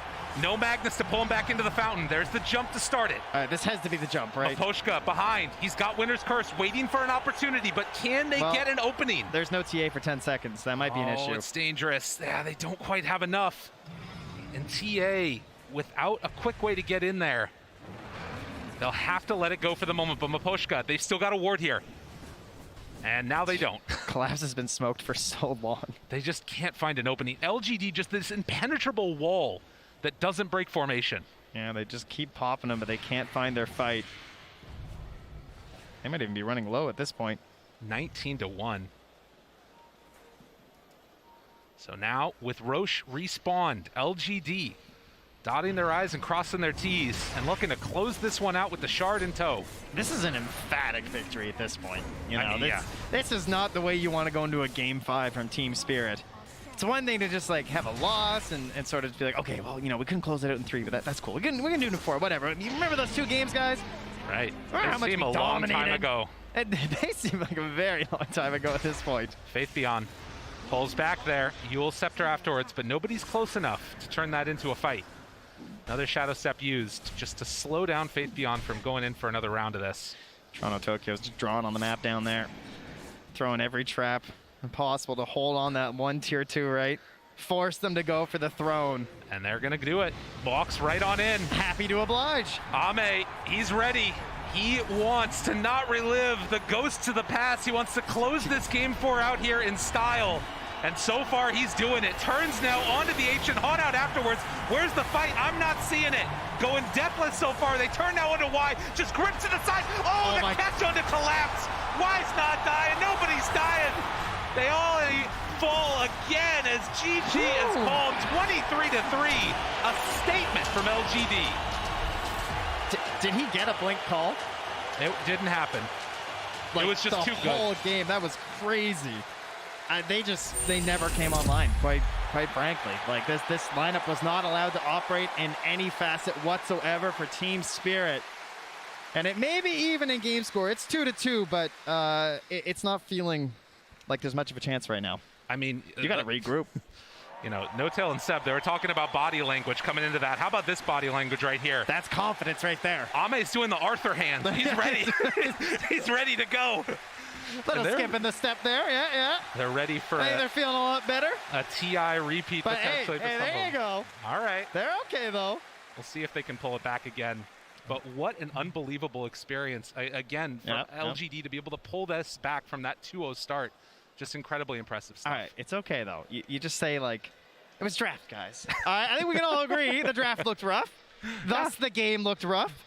So you go forward, you shift things up, and Team Spirit will hopefully give us more of a challenge for LGD in Game 5. Optimistic as always. We'll see if it ends up playing out. But for now, let's head back to the panel.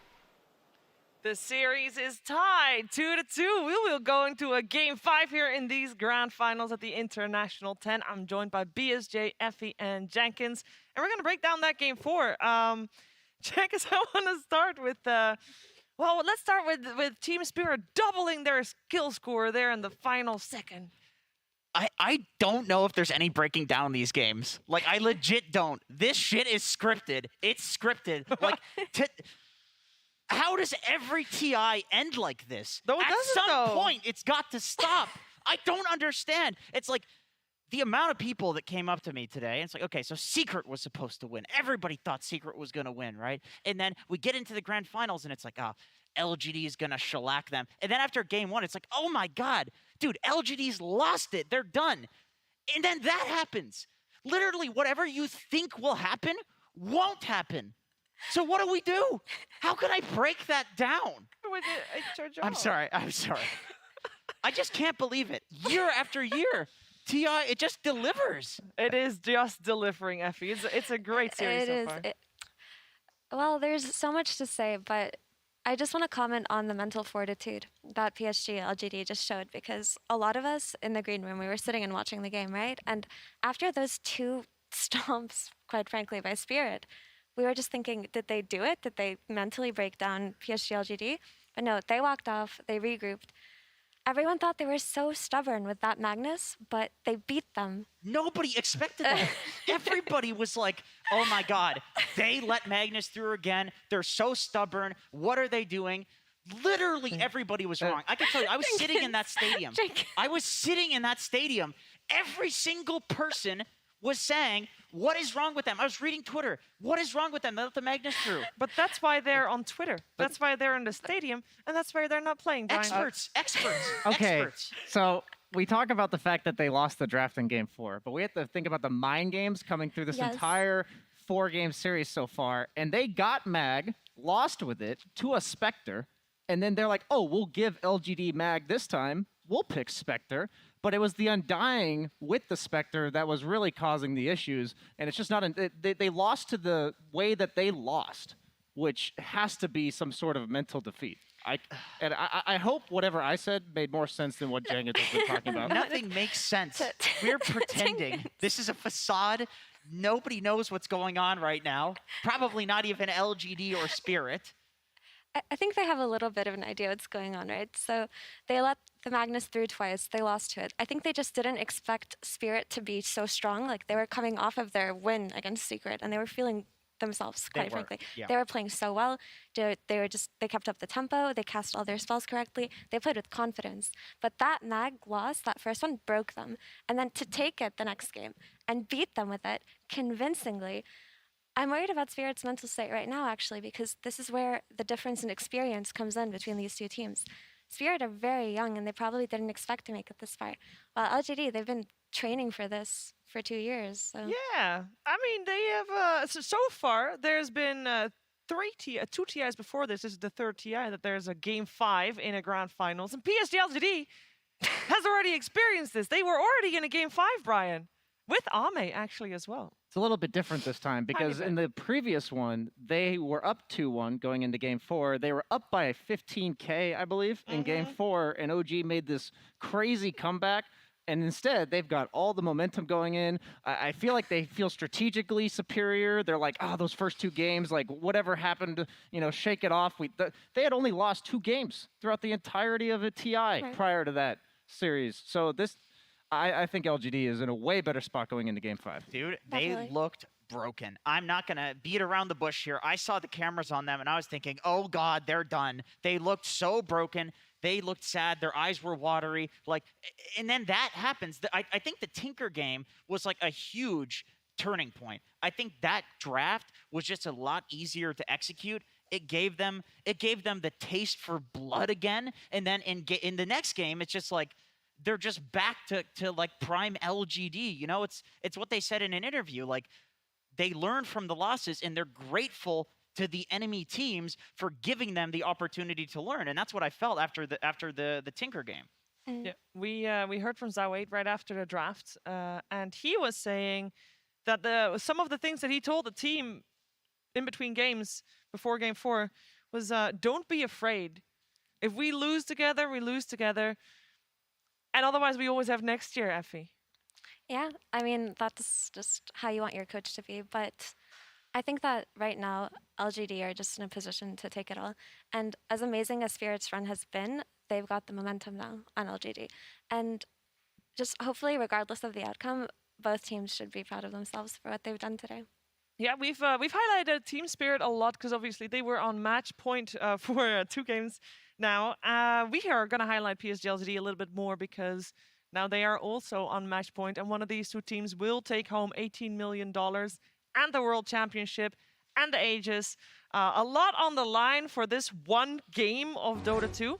So far, we only have 5 players in the world that have a 2-time TI championship to their names. If PSG LGD were to win this Game 5, we'll have 7 in total because Faith Beyond and Y were on the winning roster of Wings in TI6. And they will also have a 100% win rate at TI because they have only played that TI6, Brian. Isn't that crazy? Yeah, they're doing the OG, but instead of taking like 6 months off, they take 4 years off and just come back and win another TI. But, you know, we talk about the money. I'm a little bit of a math nerd myself. We're looking at $13 million between the 2 teams, between first and second. Yes. If it's like an average 40-minute game, that's about $300K a minute that they're playing the game of Dota. If you average 10 CS a minute, that seems pretty reasonable. That means every time you hit a creep, that's $30,000 if you win this game. That's such a carry. That is such a carry way of breaking it down. Okay, just imagine that. From the 30K. perspective. 30K. For every death, it's $300,000 for every death you feed. There's the offlane perspective. It's more like $1 million. You're not gonna. sorry. Actually, for you, you'd probably die that many times. Never mind. He's right. No, there is a lot of pressure indeed with the money on the line, with the prestige on the line as well, and on the flip side of perhaps having a 2-time champ, Nothing to Say has not been at a single TI yet. This is his first one, and he has a potential to become the next Royal Roader. The last Royal Roader we had was Thompson at TI8. Before that, it was GH at TI7. And before that, it was the full Wings lineup. But it is pretty crazy because all those names we hear time and time again, we talk about Thompson, GH. They're some of the best players in their roles, still are.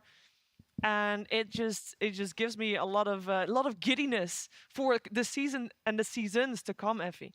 And just speaking of Nothing to Say, he rose to prominence and kind of made himself known through Tinker. He was just a pub star who spammed Tinker, much to everyone's annoyance. And the hero that kept them in the TI Grand Finals was Tinker. Turning point. Yep. It's just everything goes back full circle. Every TI has some kind of magical story. And it's just incredible that we can see this level of Dota come out consistently from new players every year, it feels like. It's very reminiscent of Thompson, like Pugna. I got a breaking thought. it out in the last series. All right. Oh, no. I believe that if you can turn around a best of 5 like this, if you do this when every CS is worth $30,000 goddamn dollars, then you should receive an honorary PhD in psychology from like Harvard or wherever.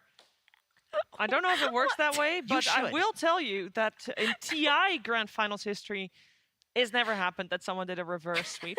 This year alone, we did see the reverse sweep with EG versus IG in the Grand Finals of the Singapore Major. Of course, it all started with that question mark. They should get master's degrees. This is PhD. I mean, it is being able to recover from that level of pressure and stress that is on that final game. But I also think that it is, with a Game 5, Effie, it's very simple for Team Spirit to also probably reset because they have also been in this situation before? I think every team is able to reset in a way, but we don't actually know what goes on behind the scenes in their, I don't know, in their little powwow, I guess, after the game goes on. But what we know right now is PSG, LGD beat them when they were playing their hero and then took their hero and beat them with it. And now they've got the 2-game win momentum. And they also have first choice, right, for the next game. So it's looking a lot harder for Spirit than it is for PSG, LGD this game. It is.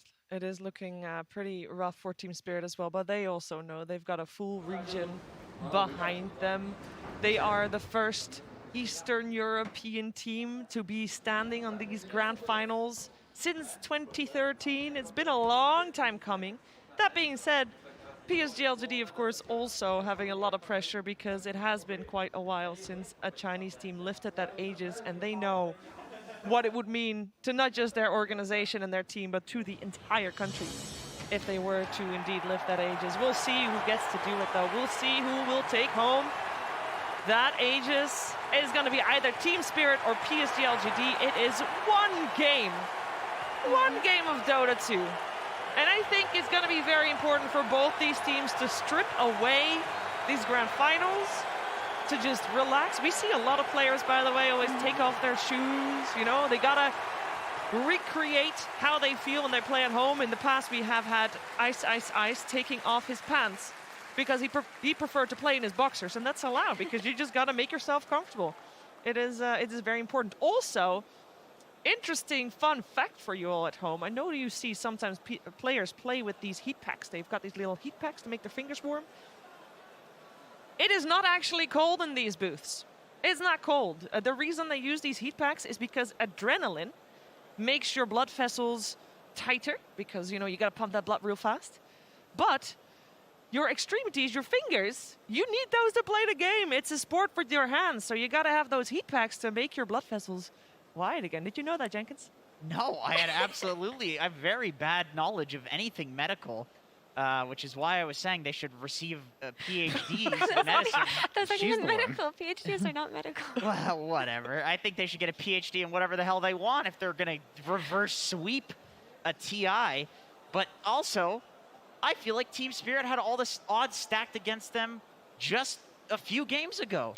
And they're in the same position. So what the hell do we know? They've been in several Game 3s, and we've watched them improve throughout the entire season. You've had the one team that's just consistently at the top, and the other one that's been rising from 4th place in Season 1 of DPC, where they didn't even qualify for the major. And it's all here. Qualifier team, bro. Yeah. I'm so glad that you brought that up, BSJ, because even if you look at their DPC performance, they've just been slowly getting better. They've just been this team lurking in the shadows. They're at the Animator. They impressed. They beat Liquid in their tiebreakers, right? They did so well in groups, better than anyone else expected. And in the DPC Season 2, they almost beat VP. It was such a close game. And when we come here, everyone's whispering about how Spirit have been so strong in scrims, but people kind of just let this team grow into something big without us even knowing. It's just been awesome to watch. An actual dark horse, not just a team where you don't want to feel bad by being like they're going to get eliminated. They're an actual dark horse We team. can call them a dark dragon because they do have the dragon logo that is like black and white, so they're actually like dark dragon, right? They've earned it at this point. They really did. Also, want to remind people of the words that Collapse had said right before their tournament. He was prompted with the question upper bracket, lower bracket, and he without hesitation said lower bracket. So he likes to be with the back against the wall, Brian. It makes him perform better. Just give him a new hero. You know, give a new hero to Yatoro. I give Collapse, the Mag, the Tide. I don't care what's happened up until this point. Pull out your TI8 OG. Pick exactly what your players want to play. I don't think strategy is going to matter nearly as much as we maybe give it credit for when this much is on the line. Agreed. Pick your best heroes, and that's how they beat Secret today. They just pulled up. The draft was looking grim until they pulled out the last pick Storm for Toronto Tokyo, and they absolutely destroyed with it. So just go for comfort, play like you're at home, and see what happens. So you want Silent and Xiaowei to just go in those booths and have, guys, Game 5 of this TI10 Grand Finals, everything's on the line. What do you want to play? Is it that simple? Maybe. It could be that simple. We are going to find out what is going to happen in this 5th and deciding and final game of TI10. Let's go. Team Spirit versus PSG LGD Grand Finals Game 5. Hello everyone, welcome to the final draft panel of TI10 because this is game 5. One game to decide the entire tournament between these two teams. This is literally the best game Dota has to offer. It is. This is the best moment of the tournament. What do you guys hope to see from both teams coming in? You want to go? I mean, first and foremost, the best game of Dota possible, I think. That is what I want to see. I want to see both teams getting their comfort zone. I want to see both teams getting solid drafts and being able to fight full force and, you know, show the world and show themselves and us, like everybody, what they have to offer. That's what I want to see. I mean, this is one of life's true magical miracle moments. This is people working their lives, years and hours and so much. They did ban Tiny, sorry. They did not ban Tiny. Yeah, oh wow. They actually decide, okay, but Mag is also in. So this is something that we know that LGD, they chose first pick. Yeah.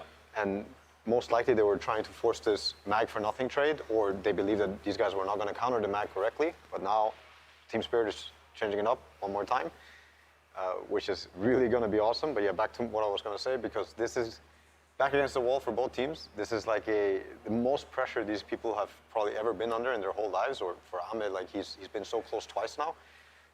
I hope to see both teams just fully let go of everything that holds them back, become a team, become the best humans you can, become like the best teammates that you can become, and play the best you can. This is your day. This is your moment. This is for you to show the world what you can do in Dota.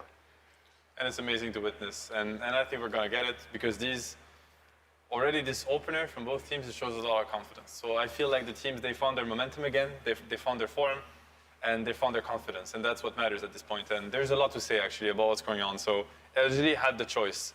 And they ended up, so second pick has won. Like game 1, 2, and 3, they were about second pick. LGD was forced back against the wall into a first pick scenario in the game 4 that we just witnessed. They took the mag, and they showed how they can make it work, and they can also counter it. This would show us game 3.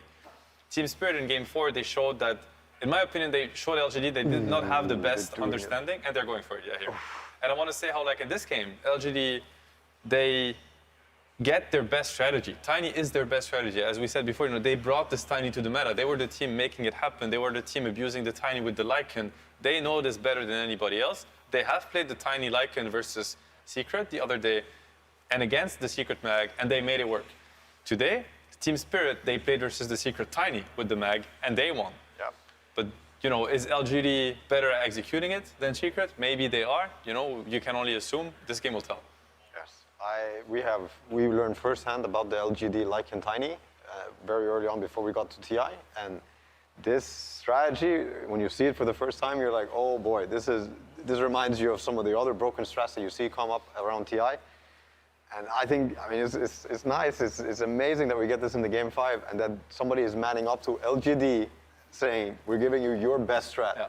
And we're going to beat you. And this is the team that theory crafted it. You know, they are the inventors of Tiny and Tiny Lycan. It's scary to go up against it, and I like the Team Spirit confidence. They're getting the Collapse Magnus.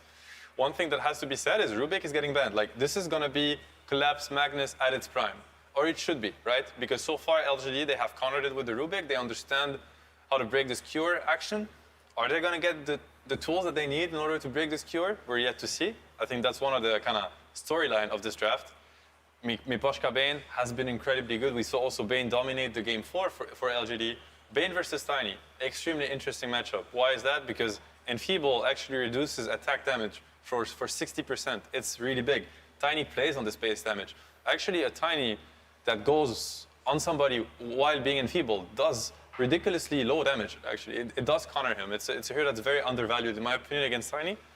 Of course, Bane into Lycan, it can be a little bit scary, but yet again, this is all about, this strategy, this Tiny strategy, is all about getting this Tiny to kind of a critical mass that nothing can deal with. I do think that he will eventually get some plays, or if we're going to see it, and we're going to see it executed really well, you're also going to see the Lycan vision being used, and Lycan versus Bane, Lycan versus Mag, it's a lot about the vision. Ideally, LGD, they get to start the fight, either through the Tiny Shadow Blade or Bling, or something else, you know. Tinker fits well in these kind of drafts, because you have the Lycan to enable you, and if you have a good lane, you can also have a stable game, and now your scaling is unreal. this is something that I think Team Spirit should keep in mind. They should keep in mind these Tinkers. They should keep in mind their best heroes, and also for them, what are we going to do against this Tiny now? Are we trying to push him out of his comfort zone, play on early timings before he gets bitten and 20-minute shard and all those things? Or are we actually going to try to pick this Nyx, Ursa? I saw Ursa ban. Are they going to pick a hero like Faceless Void with the mag to try and take these fights later on against this monster? Which style do you think is a better counter to the Tiny Lycan? Because this combos ran rampant during TI. I'm in the tiny boat. I am very much in the tiny boat. It's too much. No, this is an Angel Arena hero. This is not a Dota hero. You have to beat it before it hits its timings. Nothing beats it. Like, at least that's our read, is like, you will not scale into this. It's not going to happen. Especially against LGD, they understand the timings. They're going to push it at the perfect time. They will not lose. They're not going to waste a single second in this game. As soon as they have the upper hand, they will push it, they will end the game. You have to beat it before, and you can. This Tiny doesn't. Like, he mechanically cannot play quicker than the 20 minutes. It's just a Dota mechanic. He cannot buy the shard before minute 20. I would argue there's a Shadow Blade timing that changes a little bit, because he actually can defend this tower, surprise you, get solo kills. But other than that, like, you still want to abuse him, because with this naked Shadow Blade or with something else like that, like one slow, one spell, you're at risk of dying and getting dragged into a bad fight. Okay. They're just going for it. They're picking all three of the cores in a row. I'm not so sure it's a core. I mean, it might be. It might very well be. You think it's a support Kunkka, maybe? I'm not sure. I think it's very scary to pick the Kunkka like that. They maybe have a read where... I think it's a stabilizing thing for them. I think they're actually so confident that this hero is not losing mid and is going to stabilize the mid game and the early game through his both fights. That would be my read on it. I mean, I see it. It is, indeed, probably the best hero to stabilize the game for the Tiny Lycan, because the holes of Tiny Lycan is, it's the first pick Tiny, it's the first phase Lycan. Like, these heroes are gonna be, they should be punished on lanes. They should be punished in the game. You're just announcing, hey, this is a Tiny Lycan game. You know, so of course, the Team Spirit is gonna try to abuse that. So these heroes are gonna have to, somebody's gonna have to make space for them. You know, you wanna consider that they're not gonna have the perfect Tiny Lycan game, or the opposing team kinda messed up the draft. So Kunkka is here to help them stabilize. You know, Kunkka's a great laner. The bolt is good in every game in the early fights and whatnot. So this could explain why they feel like we need to get our hands on this Kunkka, especially because the hero that they might pick later is going to get counterpicked anyway. Didn't they only pick Yatoro's hero in the last 2 games that they lost early? Now they're again going back to picking his very late. Yeah, and it makes sense with what a hero pool he's displayed on the main stage. I'm just wondering what he's going to be playing now with all these bans that are coming out for him. Like, the heroes that I think, if they ban the Faceless Void now, I wonder what he's going to look at with this mag versus this Tiny. So with these 8 heroes picked, which side do you favor going into these final picks? I'm on the Tiny boat. Yeah. Just a Tiny boat? Tiny Lycan boat. If you want to break this Tiny, you have to abuse the fact that he comes online late. I mean, everything is relative, but he comes online post minute 20. Yeah. Same for the Lycan. He should have a bad lane. He's buying Ags, so all the gold that he builds towards these Ags is useless. Lycan with 3k gold or just with the blade and the staff of with it, like, it does nothing. When the Axe comes and the shard comes, this is when the power spike is crazy. But before that, these are 2 heroes that are actually really bad at fighting. They're really bad at, at stunning, at catching. They don't do much. So, and I think you have to use that opening. But so far, I think the Spirit heroes, I don't know if they truly do that. And if you think about it from that perspective, I feel like Kunkka and Skyrath, you're trying to run at them, hit that strong timing, but they have the potential to burst anyone. And you have some Bane save, some Winter Wyvern save, but it might not be enough for Skyrath. And I also think the Skyrath was a preemptive pick for Toronto to Tokyo. Or if he wasn't going to play Invoker, which was not banned, then the Skyrath Silence is always good against the Spirits. And I think they picked this knowing what's coming, knowing what this Dota game is already kind of shaping out to be. So I think it was also a good pick to, now you see this Ember, you see this Vyron, and you actually see the Skyrath value that's going to happen in these early fights. Could happen. To me, I feel like there's a hole though in LGD's draft in the sense that you pick Lycan into Mag Wyvern, and you pick Tiny into Mag Wyvern, and Mag Wyvern, they have really good plays against that. And when they played against Secrets, they did play the same lineup. They played Tiny Lycan into Mag Wyvern, and they had a Puck and a Phoenix, which are heroes that excel at messing with the backline. They stop the Bane and the Wyvern and the Mag from pressing the spell how they want to. I see a hole in the sense that Kunkka and Skyrath, they don't do that. This Wyvern is going to have free fights. Same for the Mag, same for the Bane, and that worries me a lot. For LGD, I think the fights are going to be much harder, and we saw Secret today, and I think the hole in their draft was they had a Shadow Demon and the Lina with the Mag, with the Tiny and the Lycan, and these heroes don't really complement. They don't counter what counters the Tiny Lycan.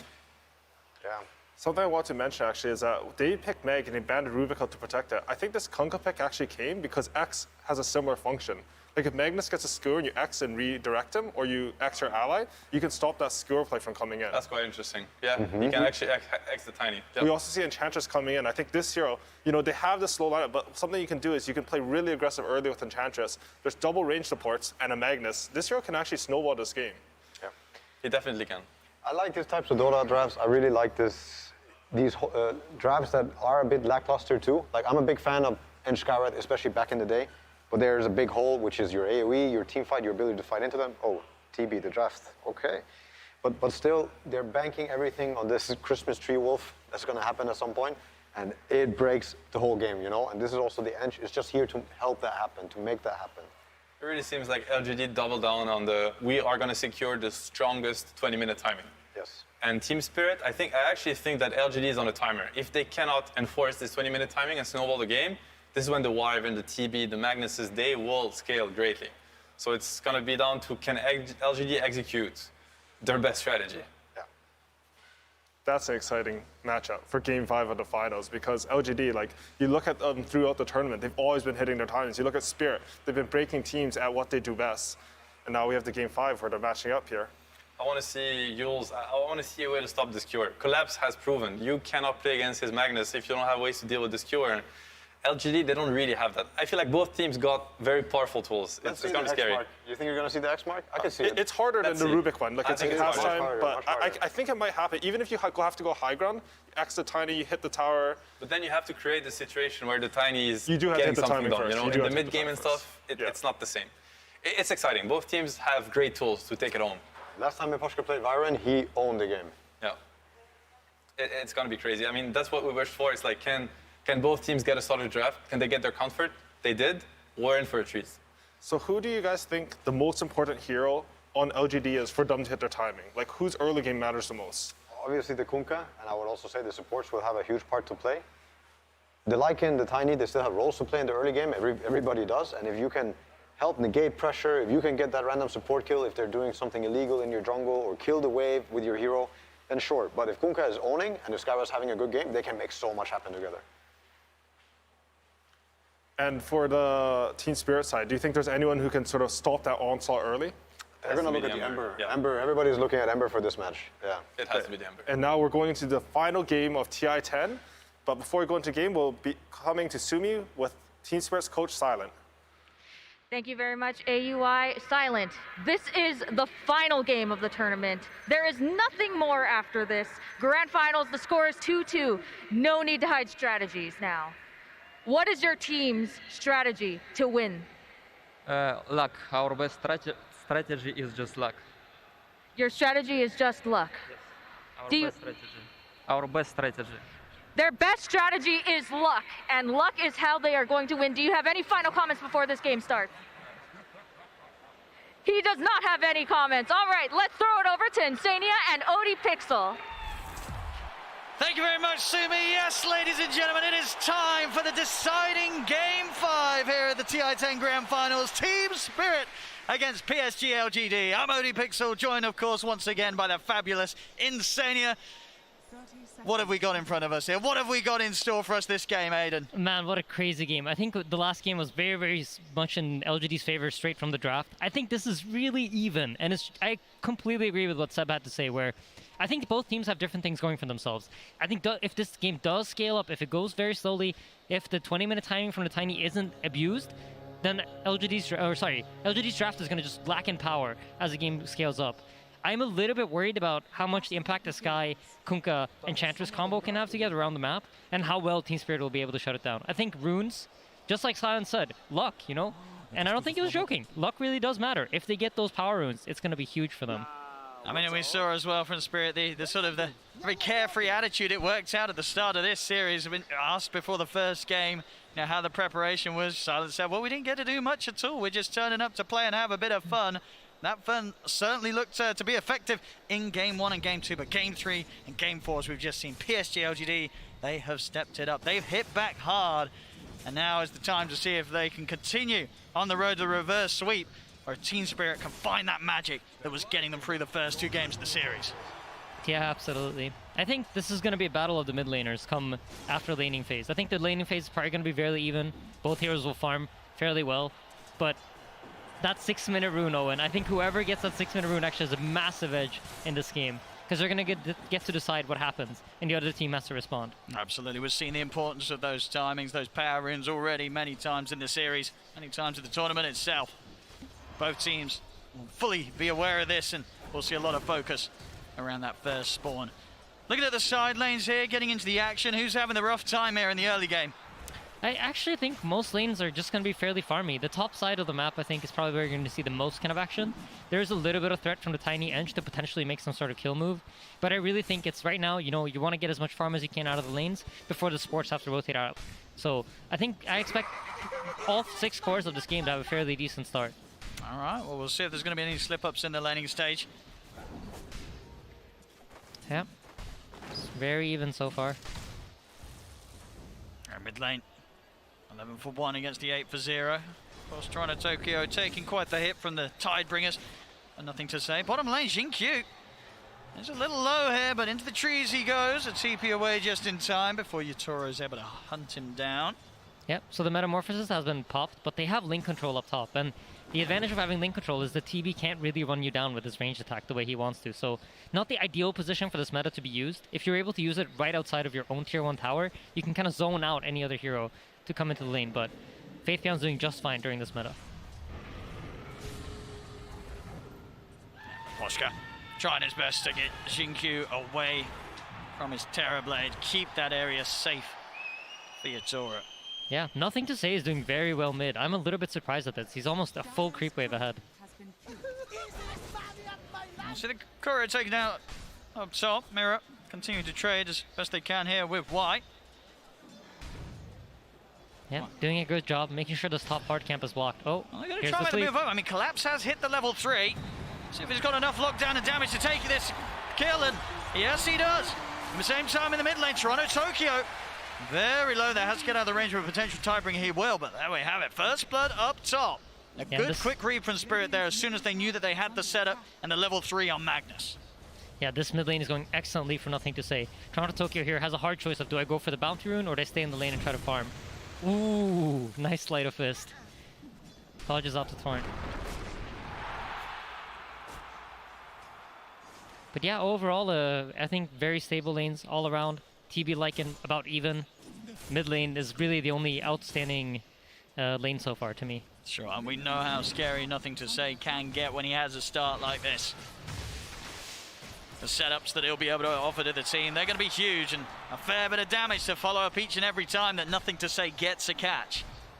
Yeah, and LGD really on top of refilling the bottle, right? You see Tokyo's not quite getting the same support mid, and that's because their heroes are forced to stay in their lanes right now. They can't really move their pieces on the map. And already winning the lane, getting that free bottle refill, he's going to be able to steal the small camp away from Ember. This is huge. Nothing to Say is off to a great start in this Game 5 of the Grand Final. And it's very hard for Tokyo to do too much about it. Of course, Kunku early on. Some HP, he's not going to be too scared of being burnt down by the Ember at the early levels. Yep, and up top you see, like, this is generally how the early game is developing in this Grand Final, where the Tiny gets the 1v1 lane against the Mag because there's no real kill threat. Neither side can really pressure each other too much, and the two supports are kind of battling it out in the jungle. But here we go, Collapse is really far up into the lane. This could be a lot of pressure. See Mirror. Back at his side though, in case Arme and White Yep. find the connection. I feel like the one small edge PSG LGD has had in this Grand Final is they're able to keep their safe lane really close to their tower constantly. They're not losing lane control on their safe lane. And it's allowing for them to have very good creep equilibrium, and that then in return makes Collapse forced to play much safer. Oh, see Mirror not quite able to close the gap on the courier. Has left Collapse Collapse rather on his own. Nice little circle around the tree line will keep Collapse away from the two of them. He's actually a player that very often manages to get these jukes where he kind of takes a route that people don't expect him to and gets out of these tricky situations. Wonder if he can get out now though. Wise on top of him. Yeah, he has a time. slow. There's a fair bit of damage. Does still have the skewer for a follow-up impetus, or the combo of Arme can close in on him. Yep. Faith Beyond getting initiated on bottom. Flies used, meta's used, but immediate TP out. Again, great presence of mind. You can tell why these players are in the grand finals. They're not giving anything away for free. It's not like neither team's attempting to make moves. It's just both teams are really on top of it. As mid. See the setup here with the combo. Nice dodge. Flies off to the side here, Toronto Tokyo. In fact, over in the triangle, they are able to catch out. Or in fact, well, he did deny the bounty ring, but it will cost him his life coming over for that one there, as Team Spirit were prepared for that move. Yeah, and Toronto Tokyo picks up the illusion rune there. So a little bit of miscoordination there. I think if you time that Ancient Seal a bit better, generally speaking, you know, you're going to use the X into Torrent. If you get the silence after the Torrent goes off, then the potential to get the boat in is there. And I think if they did the combo that way, they might have gotten the kill. But of course, the fear of Ember potentially dodging the Torrent with a slight forced them to use it too early. Yeah, now they've sort of shown their hand mid. It's going to be hard for them to make that play again. Top lane, the Nightmare set up onto Arme. Collapse. It's got enough damage. Doesn't look like quite. The Shockwave will miss. Still trying to chase down Arme, but the Shockwave and Skewer already expended. There's no further threat here against the Tiny. Arme is going to be fine. That's good pressure though. They force them off of the lane. They finally have managed to get lane control up top, and immediately when they get it, they have the opportunity to pressure the Tiny. So force them off the wave, force them to go into the jungle, and he doesn't have any sustain, right? So he's going to have to spend gold on getting to extra region. They're going for him early on here with the three of them surrounding the Terrorblade. Yatoro is trapped in the trees. The moves from the supports of PSG LGD start to come in. See the counterplay attempted. Set up with the Nightmare, but a TP's already coming over for nothing to say. He'll be ready to fight if Team Spirit push any further, and they won't. They'll respect the potential of a backup coming in for Arme. They step away to not be caught out by the combo of the Kunkka. Yep, Battle of the Power Rune now resumes. It's about 30 seconds left, so both teams probably talking about which supports can we bring to the runes, who can be there in time to help out. One haste, one DD, it can change the flow of the game entirely.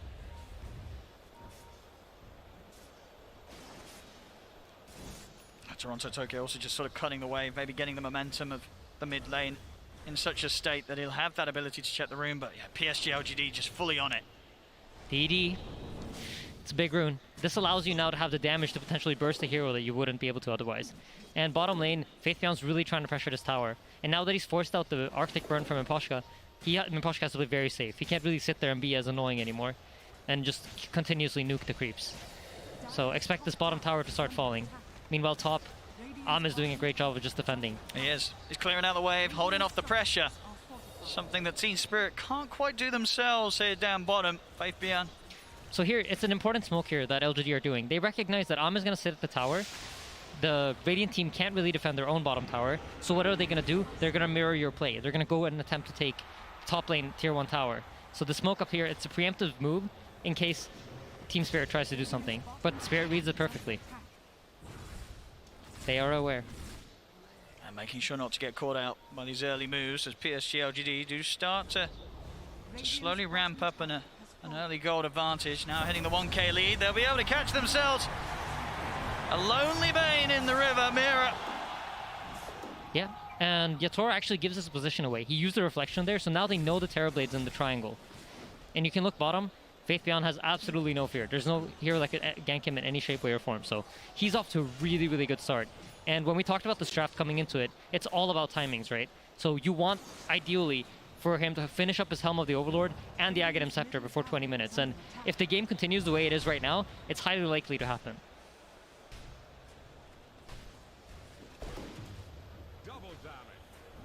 I'm in Spirit. I do want to try and put the pressure up top. Try and push Arme out of this top area of the map. See in the mid lane. Trying for the catch, but again, Toronto Tokyo fully prepared. Yep. It's well out of the way.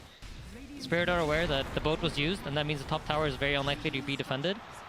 It's hard for them to get on top of Arme. Again, playing smart with the Avalanche, putting a stop to the combo, and now time's been bought for PSG LGD to come around. Yatoro immediately out with the TP. Doesn't want to be around here anymore. Mira will get found in the trees, though. Another death here on the Bane as PSG LGD continue to fight back against Spirit's attempts to get something done whilst the pushes are coming in elsewhere from PSG LGD there. Definitely getting a little bit more done in this first 10 minutes. Yep, they absolutely are. And Purge Creep here on the Lycan. This allows you to take away the level 4 Flame Guard from the Ember, which is his major fighting tool right now in the early game. So that gets purged, immediately has to back off. This tower's gone. And look at this timing here, 10 minutes, a second tier 1 tower. Playing it fast, PSG, LGD. Yeah, LGD have the entire map to play with right now. They're controlling the entire... It's basically wherever they want to go, wherever they want to kill, is an option for them. And Team Spirit, they just have to try to play this map split game where they're dragging the PSG LGD heroes around and trying to get Yatoro to farm safely behind everybody else. We're not going to see with the space that Collapse has got. He's going to have a good timing here on the Blink Dagger. I mean, how proactive do you expect to see them be here with this Blink pickup? Is it an immediate smoke and an attempt for a kill? I think very likely they're going to try to make some counter move where like they try to set up a play where they expect LGD to do something and they know where their heroes are going to be, and then they're set up ready to take that fight.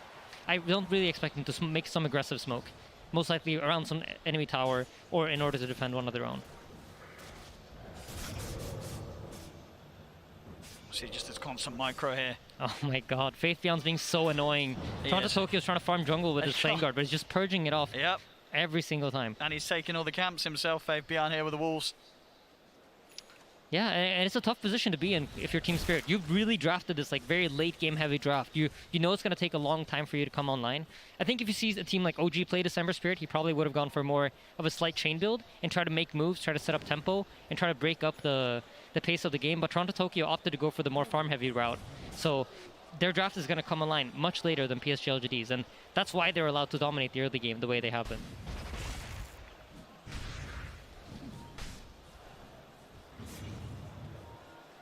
Nothing to say. He wants to set up in the mid. Arcane Rune in the bottle. Full armlet. On top of the phase. Very tanky Kunkka this early on, and a lot of damage to dish out. Yep. And if we take a look at the vision game, which we've been talking about so much during this series, because it's just so important, you notice you have the scouting wolves from Faith Beyond. So there's extra 2 wards, basically, that are running around the map and providing vision for LGD. And then on top of that, the Team Spirit wards are so defensively placed. They're right outside of their own towers, protecting their triangle and protecting their tier 2 bottom tower. So it's not really giving them any information about what's going on in the game. They don't really see any heroes on these wards, whilst LGD feel very comfortable moving around the map. So vision superiority definitely in favor of LGD. They understand what's going on in the game right now much better than Team Spirit does. Team Spirit's playing exclusively off of game sense. You can see the confidence from PSG LGD because of that vision control. Smoke ups, they swing through the triangle here of Team Spirit. See if Spirit gets caught out on the top. They don't. Yatoro.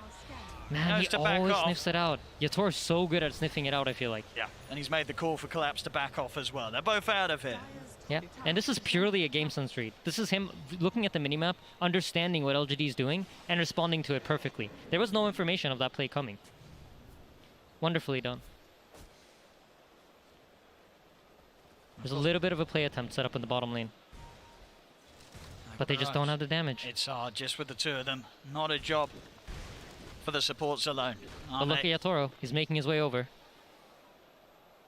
Maybe indeed with the Terrorblade and the Metamorphosis they could get the damage done if they get a grip onto Arme. He is tanky though, 2.4, 2400 HP. He's got the Echo Saber, the Treads. See if they can do it. Nightmare setup, instantly TPs are coming in. See if they can do the damage quick enough. Yatoro focusing down with the Metamorphosis and the Illusions. They'll be able to take it. They kill off Arme. Mystic Flare's coming in, but Yatoro is able to sidestep it. PSG LGD, can they get a grab in return? Nothing to say. Trying to charge in. See Mirror head into the trees, trying to distract them from the rest of them, but here comes the micro from White. Nice. He's able to lock down Maposhka here with a setup from the Centaur, drag back into the combo. He'll try his best to break the combo. Nothing to say here with the curse thrown out Maposhka, but he will still end up going down. Still though, Spirit, they'll take that. They got in, they're able to take Arme off the map. Yatoro is able to continue to farm here with the benefit of Collapse and the Empower. Yep, you're absolutely right. But they did use both the Lycan Form and the Boat. And if we think about how LGD wants to play this game, it's important for them to have their cooldowns to get big kills or get big moments. Whilst Team Spirit are happy every time nothing's happening in the game, they feel like they're getting ahead. They feel like they're progressing their game. And that's exactly what's going on now, right? They know there's no Lycan Form, there's no Boat, there's no team fight that's going to happen in the next 2 minutes. And they're very happy about that. Yeah, we're seeing as well Toronto Tokyo able to silently play his game here. He's been getting a lot of space. See already with this time with the first time pick up the Yules. He's already rather hard for PSG LGD to catch. He's got the Javelin on his way towards the Maelstrom. So his game, his farm's certainly going to be picking up pretty soon here. See if PSG LGD are able to find any more action to keep this league going. Arme in the neighborhood, ready to brawl in the jungle of Spirit if Spirit give it to them. But so far in this game 5, Spirit, they've returned to sort of that fantastic ability to read the moves and just avoid any sort of engagement that is not preferable for them to be involved in. Yeah, and I think when you're playing some sort of like Enchantress Skywrath type draft, you want to be getting kills right now. You want to be punishing them. And if you take a look at the graphs, it's been about a 2 to 3k lead for most of the game. They're not really progressing on LGD's side. Yes, they're ahead, but they're not getting more ahead. And with their style of draft, you want to be getting more ahead as the game progresses. So it's looking like that 20-minute timing really is going to be everything for them. Absolutely, especially now with the Shadow Blade done on Arme. I mean, he is ready to be an incredible killer at this stage, of course. The power of the Tiny, ready to rock and roll. Yep, I think the two supports from Team Spirit are going to be really, really important for this upcoming team fight, because if Bane is able to get a grip on the Tiny for long enough for TB to take good positioning and output damage, that might just be enough for them to win the game. If this Tiny goes down, PSG LGD's draft has nothing. It's all about Ame. This time around, Mira and Miposhka having collapsed by their side. Ame, he's just got himself Xingqiu behind him. Setting up with the Shadow Blade in preparation to clear out the wave. We'll see if Spirit hang around to try and hunt him down. Yeah, Miposhka with the read. He does have a sentry. Oof. Looked like he might have ran up with that wave if Ahmed had just been slightly more patient. So if we take a look at items, you see the Winter Wyvern's building the Blink. He understands one good curse, you know? It's all about getting the one good spell off. So having the positioning, staying back, and then blinking at the right moment, that's going to be what he's going for. And they're giving him space, right? They're letting Miposhka sit down here to try to finish up the Blink. They understand how important this is. No, absolutely. It's going to be huge, these curses, against a lineup where you're running these 3 melee cores that want to be charging in at you. Absolutely possibilities for a huge turnaround Winter's Curse to come out in these team fights. Yeah, there definitely is. And if you look at Yatoro, he's building up for that Eye of Skadi. He wants to be tanky enough to tank the damage and then potentially get a Sunder off. That's going to be the game for him. If he's able to stand his ground with Skadi and the Tiny initiates on anything but him, he might just be able to be tanky enough to stay alive. The one person who's really not getting any farm in this game right now is Collapse. He's kind of understood that, you know what, I'm just going to get my shard and I'm going to be happy with that. If I can have it by 20 minutes, that's everything I need. We've seen before from Collapse how much he can get done with limited resources. This man's Magnus, certainly something to be feared. Something that got tripped up in the game, of course, where Xingqiu had the Rubik to deal with it.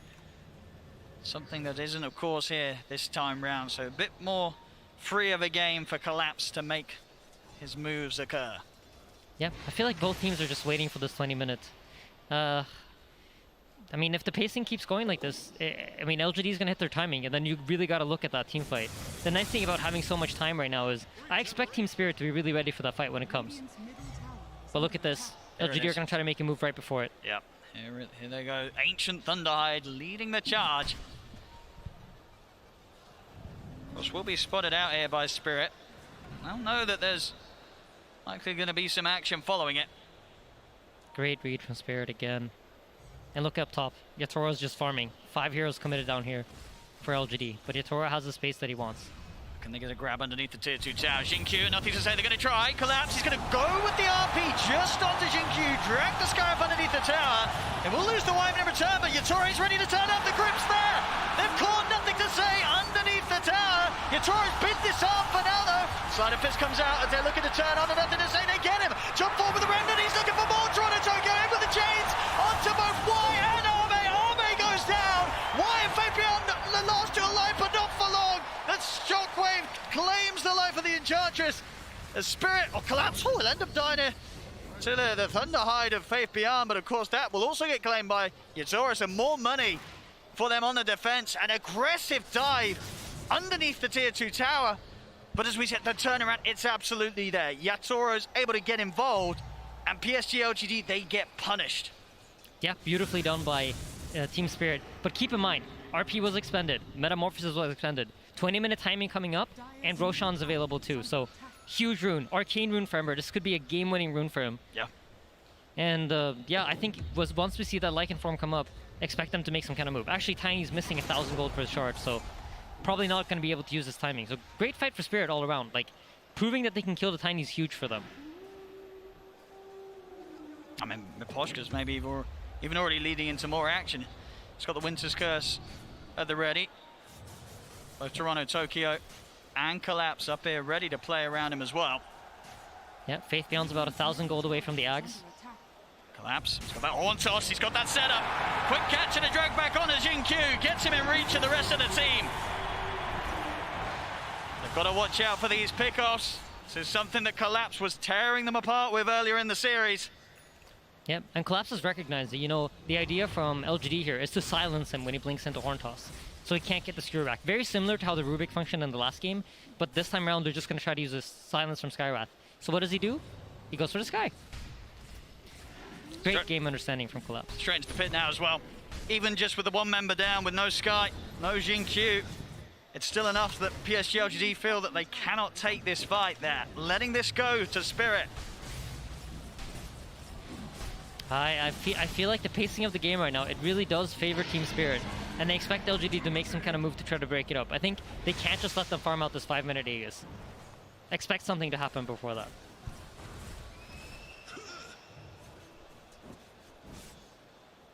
Oh, it's such a calm before the storm kind of moment, I feel like. You see Toronto Tokyo is just slowly farming up his items. I mean, this Ember Spirit's been a beast this event, and he's only 1,000 gold off of his own Aghanims.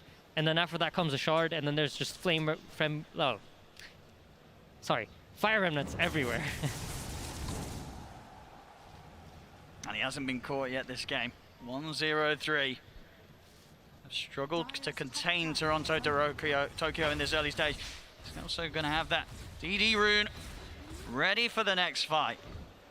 Level 18, he's going to hurt. Some of these heroes on the back line, they're not going to stand much of a chance at all. Jin-Q and Y, they better be pretty scared of Toronto Tokyo making the jump in on them. Yeah, the positioning of the supports, it's really, I think, the story of this game, because both front lines are so tanky. I don't really think they're going to go down without the assistance of the supports from both sides. So Miposhka and Mira going up against Y and Jin-Q. They both have very, very tough positions to be in. You're going to have Ember remnanting into your backline, chasing the Skywrath, chasing the Enchantress. And at the same time, if Tiny gets on top of you, you're just dead. If he gets eyes on you, you're gone. And here's that timing. So they've got the Ags ready on Faith Beyond. Ready to make the move here. As you say, they don't want to be held back by the idea that Yatoro's got an Aegis. They want to fight regardless into it. Yeah, they understand. If we wait too long, then Yatoro's going to be too strong. And here we go. Here we go, Arme. Oh, they see him. Set up for success here. Looking towards Yatoro. And Poshka, Toronto Tokyo and Collapse setting up across the cliffside as Y will be the first to get poked upon. See how Team Spirit want to tackle this. There's a DD on looking for Toronto options. Tokyo. Collapse, he's in, instantly caught out by the Ancient Seal, so no skewer to follow. Y. Chains, back up. Is there anything they can do to save their Enchantress? I mean, does Y need saving at all? He's going to need to, as the Nightmare holds him back. Yeah, Wolf Form both used on Lycan as well as Tiny. So this means full reset. Now, Team Spirit are in control of the pace. They get to decide what happens in this game. Yeah, they could push Aegis, Metamorphosis, ready for use here. Tier 2s could be on the table for Team Spirit. Looking for some kind of pickoff. They know LGD can't fight back if they get on top of their heroes right now. They've got their eyes on mid. Yatoro starting to rack up the gold again after the Skadi. 2,800. He's got that butterfly queued up. Knows that they're not going to be wanting to pick up any sort of true strike anytime soon here on the heroes of PSG LGD. The evasion would be huge. I wonder if it's enough, though. I like the idea of the Satanic more. Yeah, he's going for the Satanic. I really like this, because if he can survive the Tiny combo, if he can get through it, you can purge off the silence from the Skywrath, you can get one hit off and then Sunder. Yeah, the Dispel's beautiful. I mean, if you're a Team Spirit fan, you're very happy with the pacing of this game. You saw LGD being unable to use their first timing of the game to really do anything. So if this keeps happening like 2-3 more times, then you're in the late game. And boy, are Team Spirit geared up to take that late game. Ready with the setup top. Back Toronto Tokyo, Invis rune. Ready to go. See if he can get a surprise jump onto PSG LGD. Y. It's the closest right now. It's just the two supports playing up here, really. Putting themselves in the most dangerous position whilst the cores are able to farm on the safer side of the map. I think Team Spirit are going to look for some sort of smoke for this bottom triangle ward. This is a ward that they usually fight around when they have it, so Let's see what they do. It looks like they're moving over. Gem on Miposhka. They understand the importance of the vision this game. And there's no Tombstone this time, right? They don't have that kind of teamfight vision tool on Team Spirit as they did, or sorry, on LGD as they did in the previous 2 games. Now they're relying on the wolves. So having the gem secures you that there's no wolves on top of you. They don't see where you're moving. They don't know what's going on. So great item pickup by Miposhka, understanding the importance of it.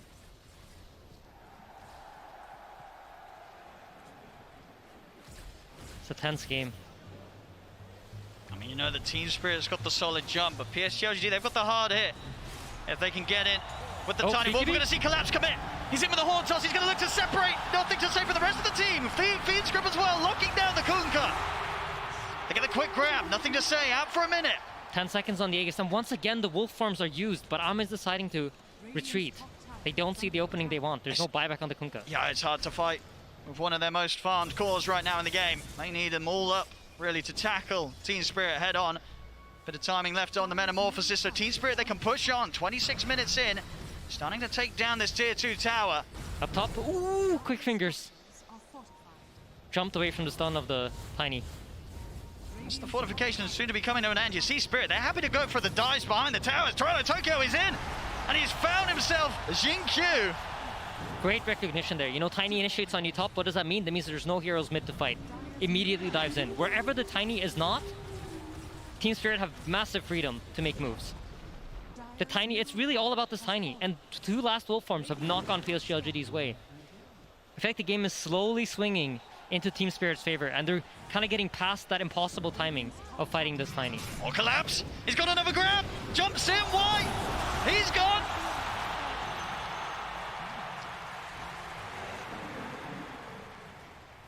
Yeah, if you're PSG LGD right now, you really got to try to find a way to catch Team Spirit off guard. But they have the gem. They're setting up their vision smartly. They're playing around where they can see the dire heroes.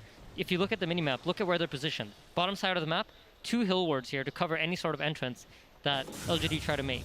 So they're always aware of what's going on. Very smart positioning on the map here. Team Spirit recognize that as long as we just delay the game, we don't feed, we don't give away anything for free, we're in a good position. Yatoro will carry us. It's all right. In position now to maybe push down a threat in another tier 2 tower. We'll see the setup, looking for Toronto Tokyo, but again, he senses something's up and they don't get that catch.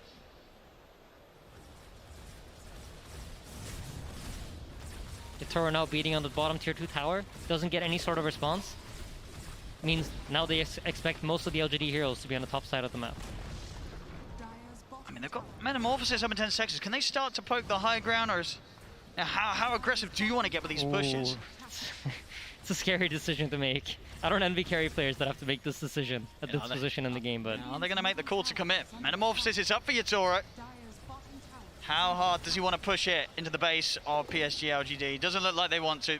I think the idea here is to try to force the LGD heroes back into the base so that they then can play around their own wards and then potentially move over to the top side, remove any sort of vision that LGD has, and then get map control that way. And you know, with these illusions pushing safely, you're forced to respond. He looks for the jumper Collapse. He's not able to get the grab back on Nothing to Say. So Nothing to Say. Beacon is up a mirror, holding him for the logo of the Phoenix gets cancelled by the Avalanche. The Winter's Curse coming to a quick end as PSG LGD now charging on the base. Boko's crashing down onto mirror. Ancient Seal for now onto Yatoro. He's looking to back up and reset inside the base. Toronto Tokyo. He's diving in past the tier 3s. He's able to take out Nothing to Say. Looking at Remnant over to the side. He's got his eyes over towards Y. Or maybe even more actually. He's holding on to that, not jumping back quite yet. As they've killed off 2. And with 2 dead, they may just have the room here to push up to the high ground. Yatoro, he's stepping up.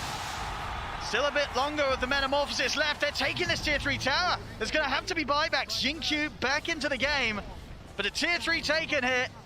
Some damage being done to the Rex as well. No Kunkka for 40 seconds. Yeah, and no wolf fight. Collapse. He finds a grab. Jumps in. Drags back on the Skyraf maze. Jin-Q, he's gone for 70. Another man down on PSG LGD. Spirit, they'll keep the push going. And you've got to be careful, you know, Collapse is looking for another one. There it is, he's in, drag back on Y. He just can't stop finding them, Collapse. Every single time, pick off after pick off. You can't stand anywhere near Spirit. No, you absolutely can't. And Yatoro's recognizing, you know, I don't have meta. I'm not I don't have my strongest spell, but neither do they. And he's just pushing it here. I think they're going to keep going for this buildings. They do not seem afraid. There's so much confidence right now in how they're playing. They get the buyback. He's been X-marked, but he has 3,000 HP. He's so tanky. Sunder, Satanic at the ready if he ever feels threatened. But look at this. LGD are coming in from behind. They recognize that they can't go on the front line. They need to catch the backline heroes. They're going to try and go for the easy kill first, or at least the easier, maybe. But no, it's not. TP out there, but to stop it. Arme's in with the combo. They catch the Bane. They need more, though. Nothing to say in the team. Doesn't look like they're going to get it. Meposhka's off into the trees. They won't be able to find him to stop that escape. Team Spirit, they take a Rex, they take a tier 3 in the mid lane. They only end up losing a Bane, pushing them up now to an 8k lead against PSG LGD. Yep, and once again, both the wolf forms are expended. So you know what that means? Roshan's available. Metamorphosis is ready in 10 seconds. Team Spirit are going to eye it up. It's going to get even harder to deal with Yatoro now. He's got the full Silver Edge done, so the ability to sort of duck in and out of the fights. He is going to be a right nightmare to deal with. We see Arme's farm not too far behind, but you definitely feel that at the moment, with the timings that they've hit, Spirit as a unit are so much harder to deal with than it is for them to take down PSG LGD. Yeah, absolutely, and it's reflected in the way that Alma is playing, but he's about to get caught here at the top lane. There's Collapse, in with the Horn Toss, dropping the RP. The BKB was out in time, he's into the Invis, but the physical, is it going to be enough here from this Terrorblade? Yatoro is focusing down Arme. Arme's trying to run, but he can't get away from him. Arme out for 80. They're ready to chase for more. Collapse, steering in to close the distance onto Xingqiu. They've caught the Skyer. Set up there as well with the curse. They're ready to close up onto Fabian as well. They're going for a third kill here. Skewer from Collapse. Back into the claws of Spirit. Team Spirit has lasted through the hardest part of the game. Now, everything is theirs. They just need to play this calmly. Don't overextend. Recognize that as long as we play around our own timings, this game is firmly in our grip. I mean, there's 3 dead. There's no buyback. It's only nothing to say. And why left here for the defense? As Team Spirit, they're onto the tier 4s. They've got a fortification, but there's still those long seconds before they get their 2 cores back in the game. PSG LGD. They're gonna have to try to do something. I don't think they have enough time to wait for Tiny to respawn. See how carefully Team Spirit play it. Goes back. There's still 20 seconds, no Arme. They can push. They can push this Spirit. They don't need it back. 20 seconds without Arme. They're going to look for more grabs before they close it up. Jump ball for Collapse. Xingqiu goes down. Nothing to say as well. HX point, nothing to say, has a buyback. 8 seconds until Arme with the Ancient. They're looking to close it up. They're they can taste the championship. They can taste the money, but the backdoor protection kicks in. The backdoor protection is in. It's not over yet. It's not over yet. PSG LGD, they'll start now to force Spirit back out the base. Meposhka will get himself out with a blink. They just need to reset Spirit. They're trying to get out. Faith Beyond's on top of Mira, though. So they've got the curse, holding back the Lycan. Why? Being a bit of a nuisance off to the side. Gets the impetus onto Mira, but why? It's chased down by Collapse, you saw it, they've got him. Toronto Tokyo, low on mana. James holds it back, but now with the BKB armor. He has buyback, though. Straight back in with the Remnant. Gets instantly caught out with the Torrent. Well, the silence as well. Jump forward, Collapse, BKB, Stewart back, into the clutches of Yatoro. Yatoro, they're going to be able to lock him down with the RP. Where's the detection? Where's the detection? No detection. They need to see him. They don't get to see him. Arme, he's going to live. He's going to turn towards Mira. He's still very low here. And then a slight change. They get him. They finish him off. Oh, nothing to say. What a TP. What a TP. He's out. He's alive. So, no buyback on Toronto Tokyo, no buyback on Faith Beyond, boy. No buyback on Ame. Oh my goodness. There is a Roshan. There is. Oh, I thought that was going to be it, Owen. I mean, it was so close. But the backdoor protection kicks in. PSG LGD are able to pull together a defense. They lose their tier 4s. But the Ancient still stands. Yep, Satanic used Sunder as well. You can feel the nerves. I can feel it. It's just so much on the line. Just one Sentry Ward could have won them the game there, but support's unfortunately not able to get into range. Let's see what they can do around this pit. They're still down 16k PSG LGD, but they've got all their ults up. Can they make any sort of steal? They've already managed to set up here onto the Kunkka. They're going to go straight to it. Yatoro coming in with the BKB. The Curse holds back Arme on the side. Nothing to say. He's going to go down. Out for 110. Yatoro's ready to step over to his next target. He's looking over towards Arme. Collapse. Popping the BKB. Miposhka keeping himself alive with a cold embrace. Spirit, they'll turn over towards Armin, but Armin's still got the BKB to go. He's killed off another support. He's looking at Toronto Tokyo. Toronto Tokyo by some of the yours. He's got another Remnant. Slight miss into the Remnant up to the high ground. He's away. Both teams again, sneaking around under the cover of these silver edges, watching one another. Metamorphosis is out, but so is the two wolf forms. So both teams taking it safe right now. But look at why. He's stuck on the cliff. Why? Dude, look at how carefully they're playing it. They're scared to walk up here and try to kill him. Watch, like, oh, they got him. There we go. They'll take him off the cliff. But look at Roche! Oh, Armin's killing Roche! Oh, no, he can't do it, surely. Blink out and collapse. He's got his eyes on him, but still nothing to say or why for 50 seconds. Armin's alone. He's gone in alone. That was a risky move. He's got the back of a Xingqiu. But Spirit, they're going to chase on. Slight chase. Armor is gone. 2 minutes, no Tiny. Ancient exposed. Spirit, they'll make the walk over towards the Ancient. They're not waiting for the creeps. They're ready to close it this time. Only 2 left. Can they stop a PSG LGD? I don't think they can. Xingqiu's got it. It's over. GG. It's over. GG. They've got it. They have done it. Team Spirit. They come into the grand finals. 2 games straight up. They take them away from PSG LGD. Game 3 and Game 4. PSG LGD, they hit back.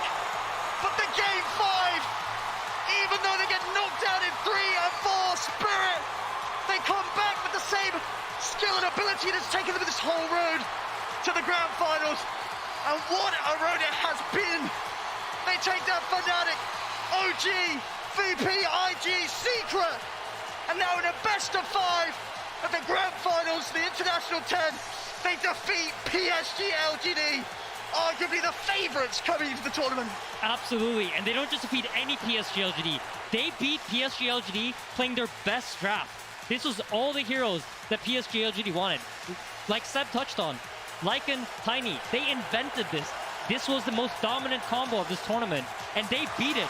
They figured out how to beat it, and they beat the best team at playing it. I mean, it's insane as well. 4 of them, their first TI. That's crazy. Yatoro, Toronto, Tokyo, Collapse, Spirit, the first time they've been on the TI main stage. Miposhka, he's been it before, but only top 8 this time, leading the boys to the championship title and taking home $18 million in Zania. It's unbelievable. I know before this tournament, I was streaming and people would ask me like, where do you think Team Spirit are going to place? And I honestly said, on a good day, if everything goes their way, maybe top 6. I never saw this coming, not in a million years. What an unbelievable performance. What a story, what a road, what a dream here that they've achieved. The Spirit, they'll claim the Aegis. Ladies and gentlemen, your International 10 champions, Team Spirit.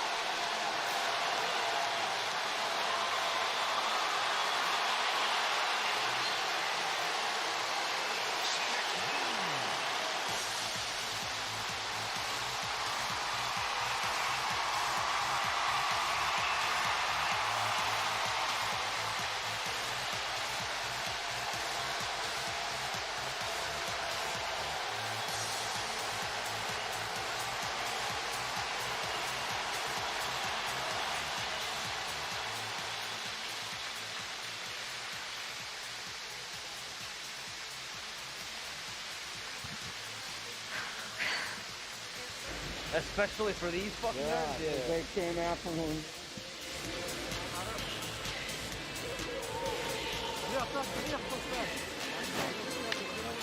Miposhka. Hello? Hello, Miposhka. Congratulations on winning the International 10. I must ask, you are the captain of a team who has with 4 players who have never played at a TI. How did your team come together and become so strong? It's all because of our manager Corbin. He made this team. He invited me and already a good start. They're about to take some pictures. But I don't know. It's just because we did a lot of work, hard work. Also, we had a bootcamp before that international, and that was the hardest bootcamp I ever had. So. Actually, I don't know. It just happens. It just happens. He said the manager. He said the boot camp. He said the team. It just happens. Now, you and your teammates are you're so young, and this is only the beginning. What is next for you? I have no idea, actually. I don't even know what to say. So I have no idea. Maybe we're gonna think about this later, but right now I don't really know what we're gonna do. Maybe when someone will broke. I forgot what. All right, you are going to come back next year and defend your title, right? I wanted to say maybe someone gonna leave from Dota. I'm not really thinking. No, I'm not really sure that it's not gonna happen. Because. Such a big price, and do you really need to play Dota now after this? So I have no idea who gonna what. I hope you understand me. Oh, absolutely. There is so much going on right now. You just won a huge tournament, the biggest tournament. So to not know is totally fine. Look at your teammates. They are celebrating right now. Do you have anything that you want to say to your fans? As I already said, sometimes thanks for your support, every fan who supported us till the tournament. So, a lot of people wrote me a lot of messages that good luck guys, good luck, we believe in you. And thank you for everything, thank you all. All right, go ahead and celebrate with your team. Once again, everyone, I present to you Team Spirit, your champions of the International 10.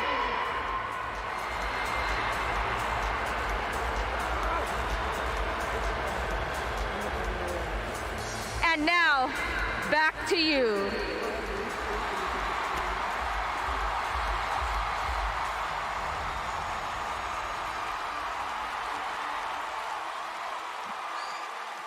What a fantastic performance from Team Spirit. They pull through here in this best of 5. They take game 5. That was their 8th game of Dota 2 they played today, by the way, and they crushed it.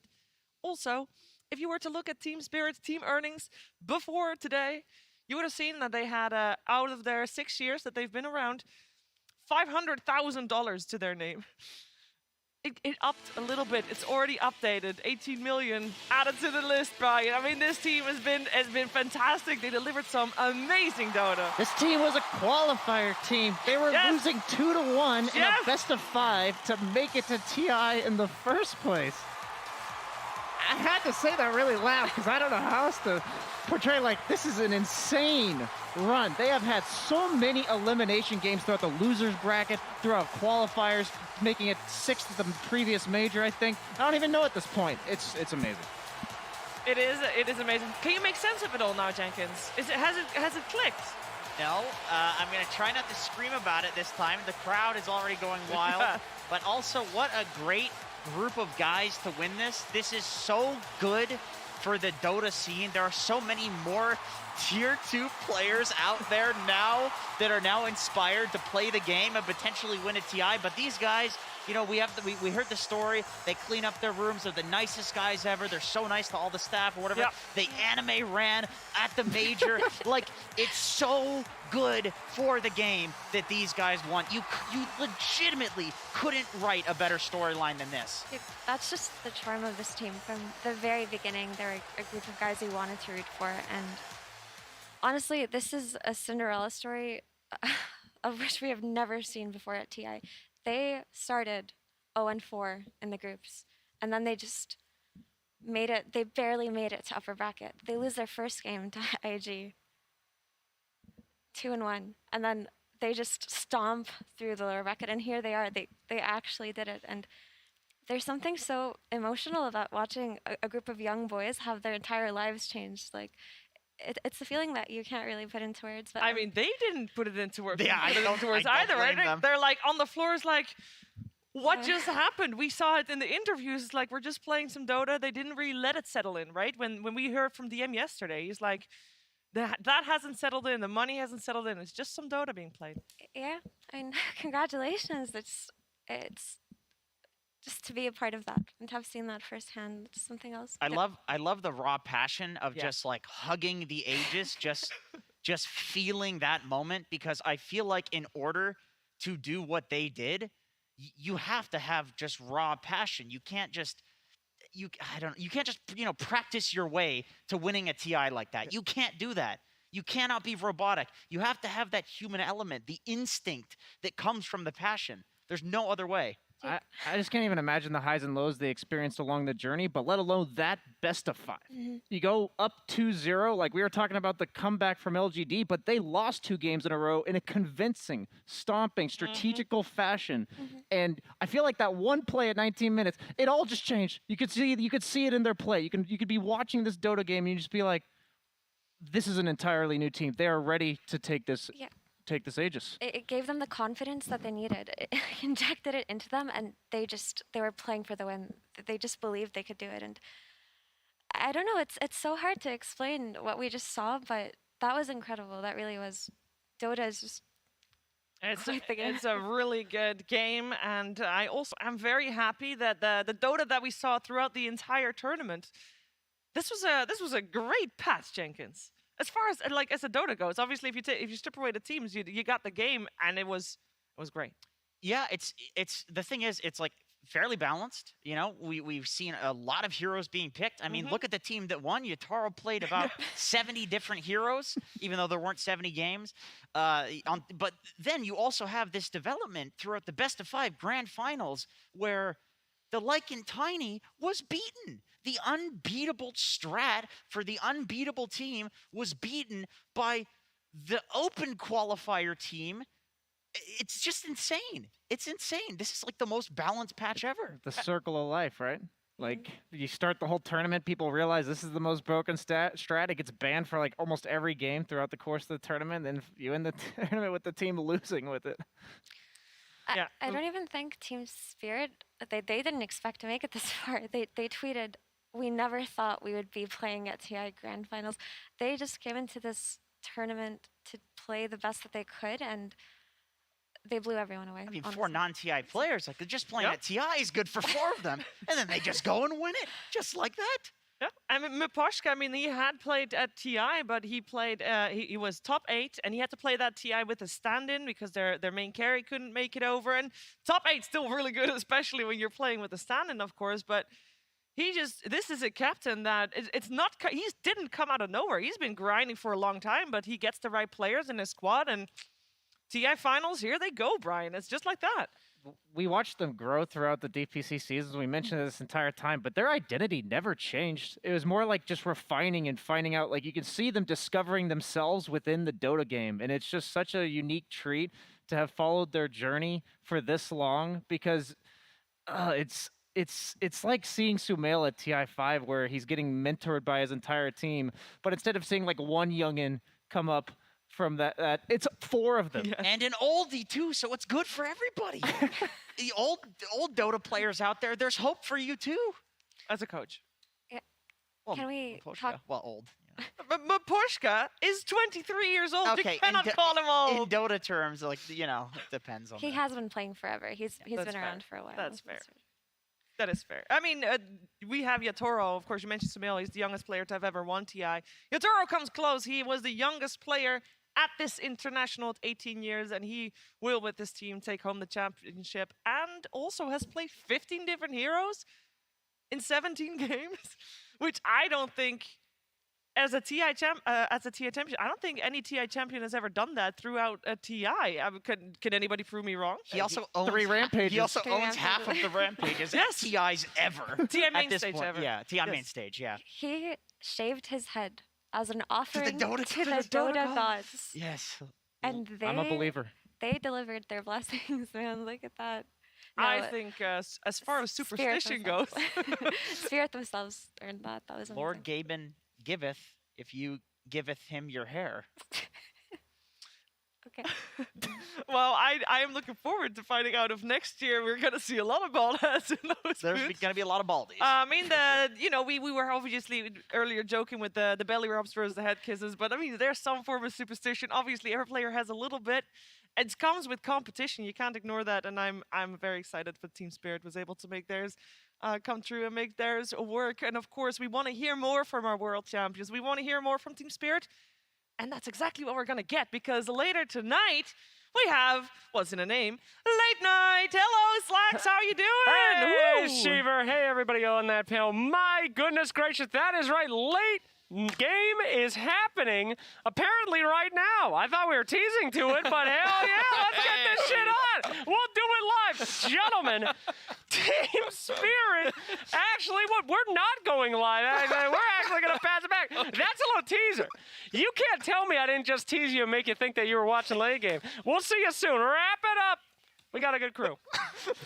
Thank you very much, Jake. Yes, so we were just checking in with Jake, see how he's doing. He's obviously, of course, still waiting for those champions to join him as well, but that should be a great show. Late game, of course, will start when we wrap up, and that's exactly what we're going to do now. So I'm going to ask for the final words from all of you, because it's been over 2 years in the making, this International 10, but it has come to a close. We got our world champion in Team Spirit. Brian, what's your thoughts? I also just want to give a shout out to LGD. I feel like fair. there was a ton of pressure on them, and Ame especially, losing a second Game 5 in the TI Grand Finals. They played amazing throughout the entire tournament. They were the most convincing team I had seen in a really long time, and it means even more that Team Spirit was able to best them at their best in Game 5. I just gotta feel bad for them. They worked incredibly hard this entire season, more so than any other team, I would say, just because the sheer amount of pubs that they've played in the last month outnumber any other team. And that's just the nature of this game. It's heartbreaking and it's painful, and it's gut-wrenching even, but it brings out all our best and all our worst emotions. And I know my closing thoughts are, even though the world changed a little bit, Dota didn't, you know? And we all shared this experience together all over the world, and it was wonderful, really. Yeah, Dota is just the best game. It really is. I know it's so generic, but I legitimately have been looking for other games to give me the high. Never does. I came from other games that are kind of cultures, communities, more than they are games, where it kind of becomes your entire life. And I'm okay with that, and I think everybody's okay with that. And there just isn't anything. There's just nothing. And I have theories. I think it's because Dota is so community-driven. We've all contributed to the game. We've all built it. And I think that leads to the balance. But man, every year with TIs like that, it just goes to show how good the game is. It's just a representation of how good the game is and how balanced it is, that every goddamn year we get some TI that's insanely hype and insanely balanced. Yeah, and do we ever have the favorites going into TI actually winning TI? No, very rarely. PSG LTD has been playing with this bullseye on their backs, and it shows. That's, of course, making it a little easier for Team Spirit, because they knew who they were facing. They had actually faced PSG LTD quite a few times as well, and unfortunately for PSG LTD, that is the end of the road, facing second place. It's still really good. You're still second place. Yeah, still really good, but the players and all their fans will probably not accept that as being really good until a little bit later down the road. It takes a little time to sink in, I would imagine. A lot to process for sure. A lot to process for Team Spirit and their fans as well, because TI1 was the only TI ever taken home by the Eastern European region, by Navi, of course. And since then, they've come close at TI2 and TI3, but then since then, nothing. TI6, or rather top 6 at some other TIs with the Virtus Pro squad. But Team Spirit here, they take it home, and we're going to find out if they have fully accepted yet that they have this victory in the bag. Like, nobody can take that away from them anymore. That Aegis is theirs. So we are gonna say goodbye here from the desk as we prepare for late game. Thank you so much for tuning in. It's been an absolute blast. Late game will be there with your champions, Team Spirit. Congratulations once again.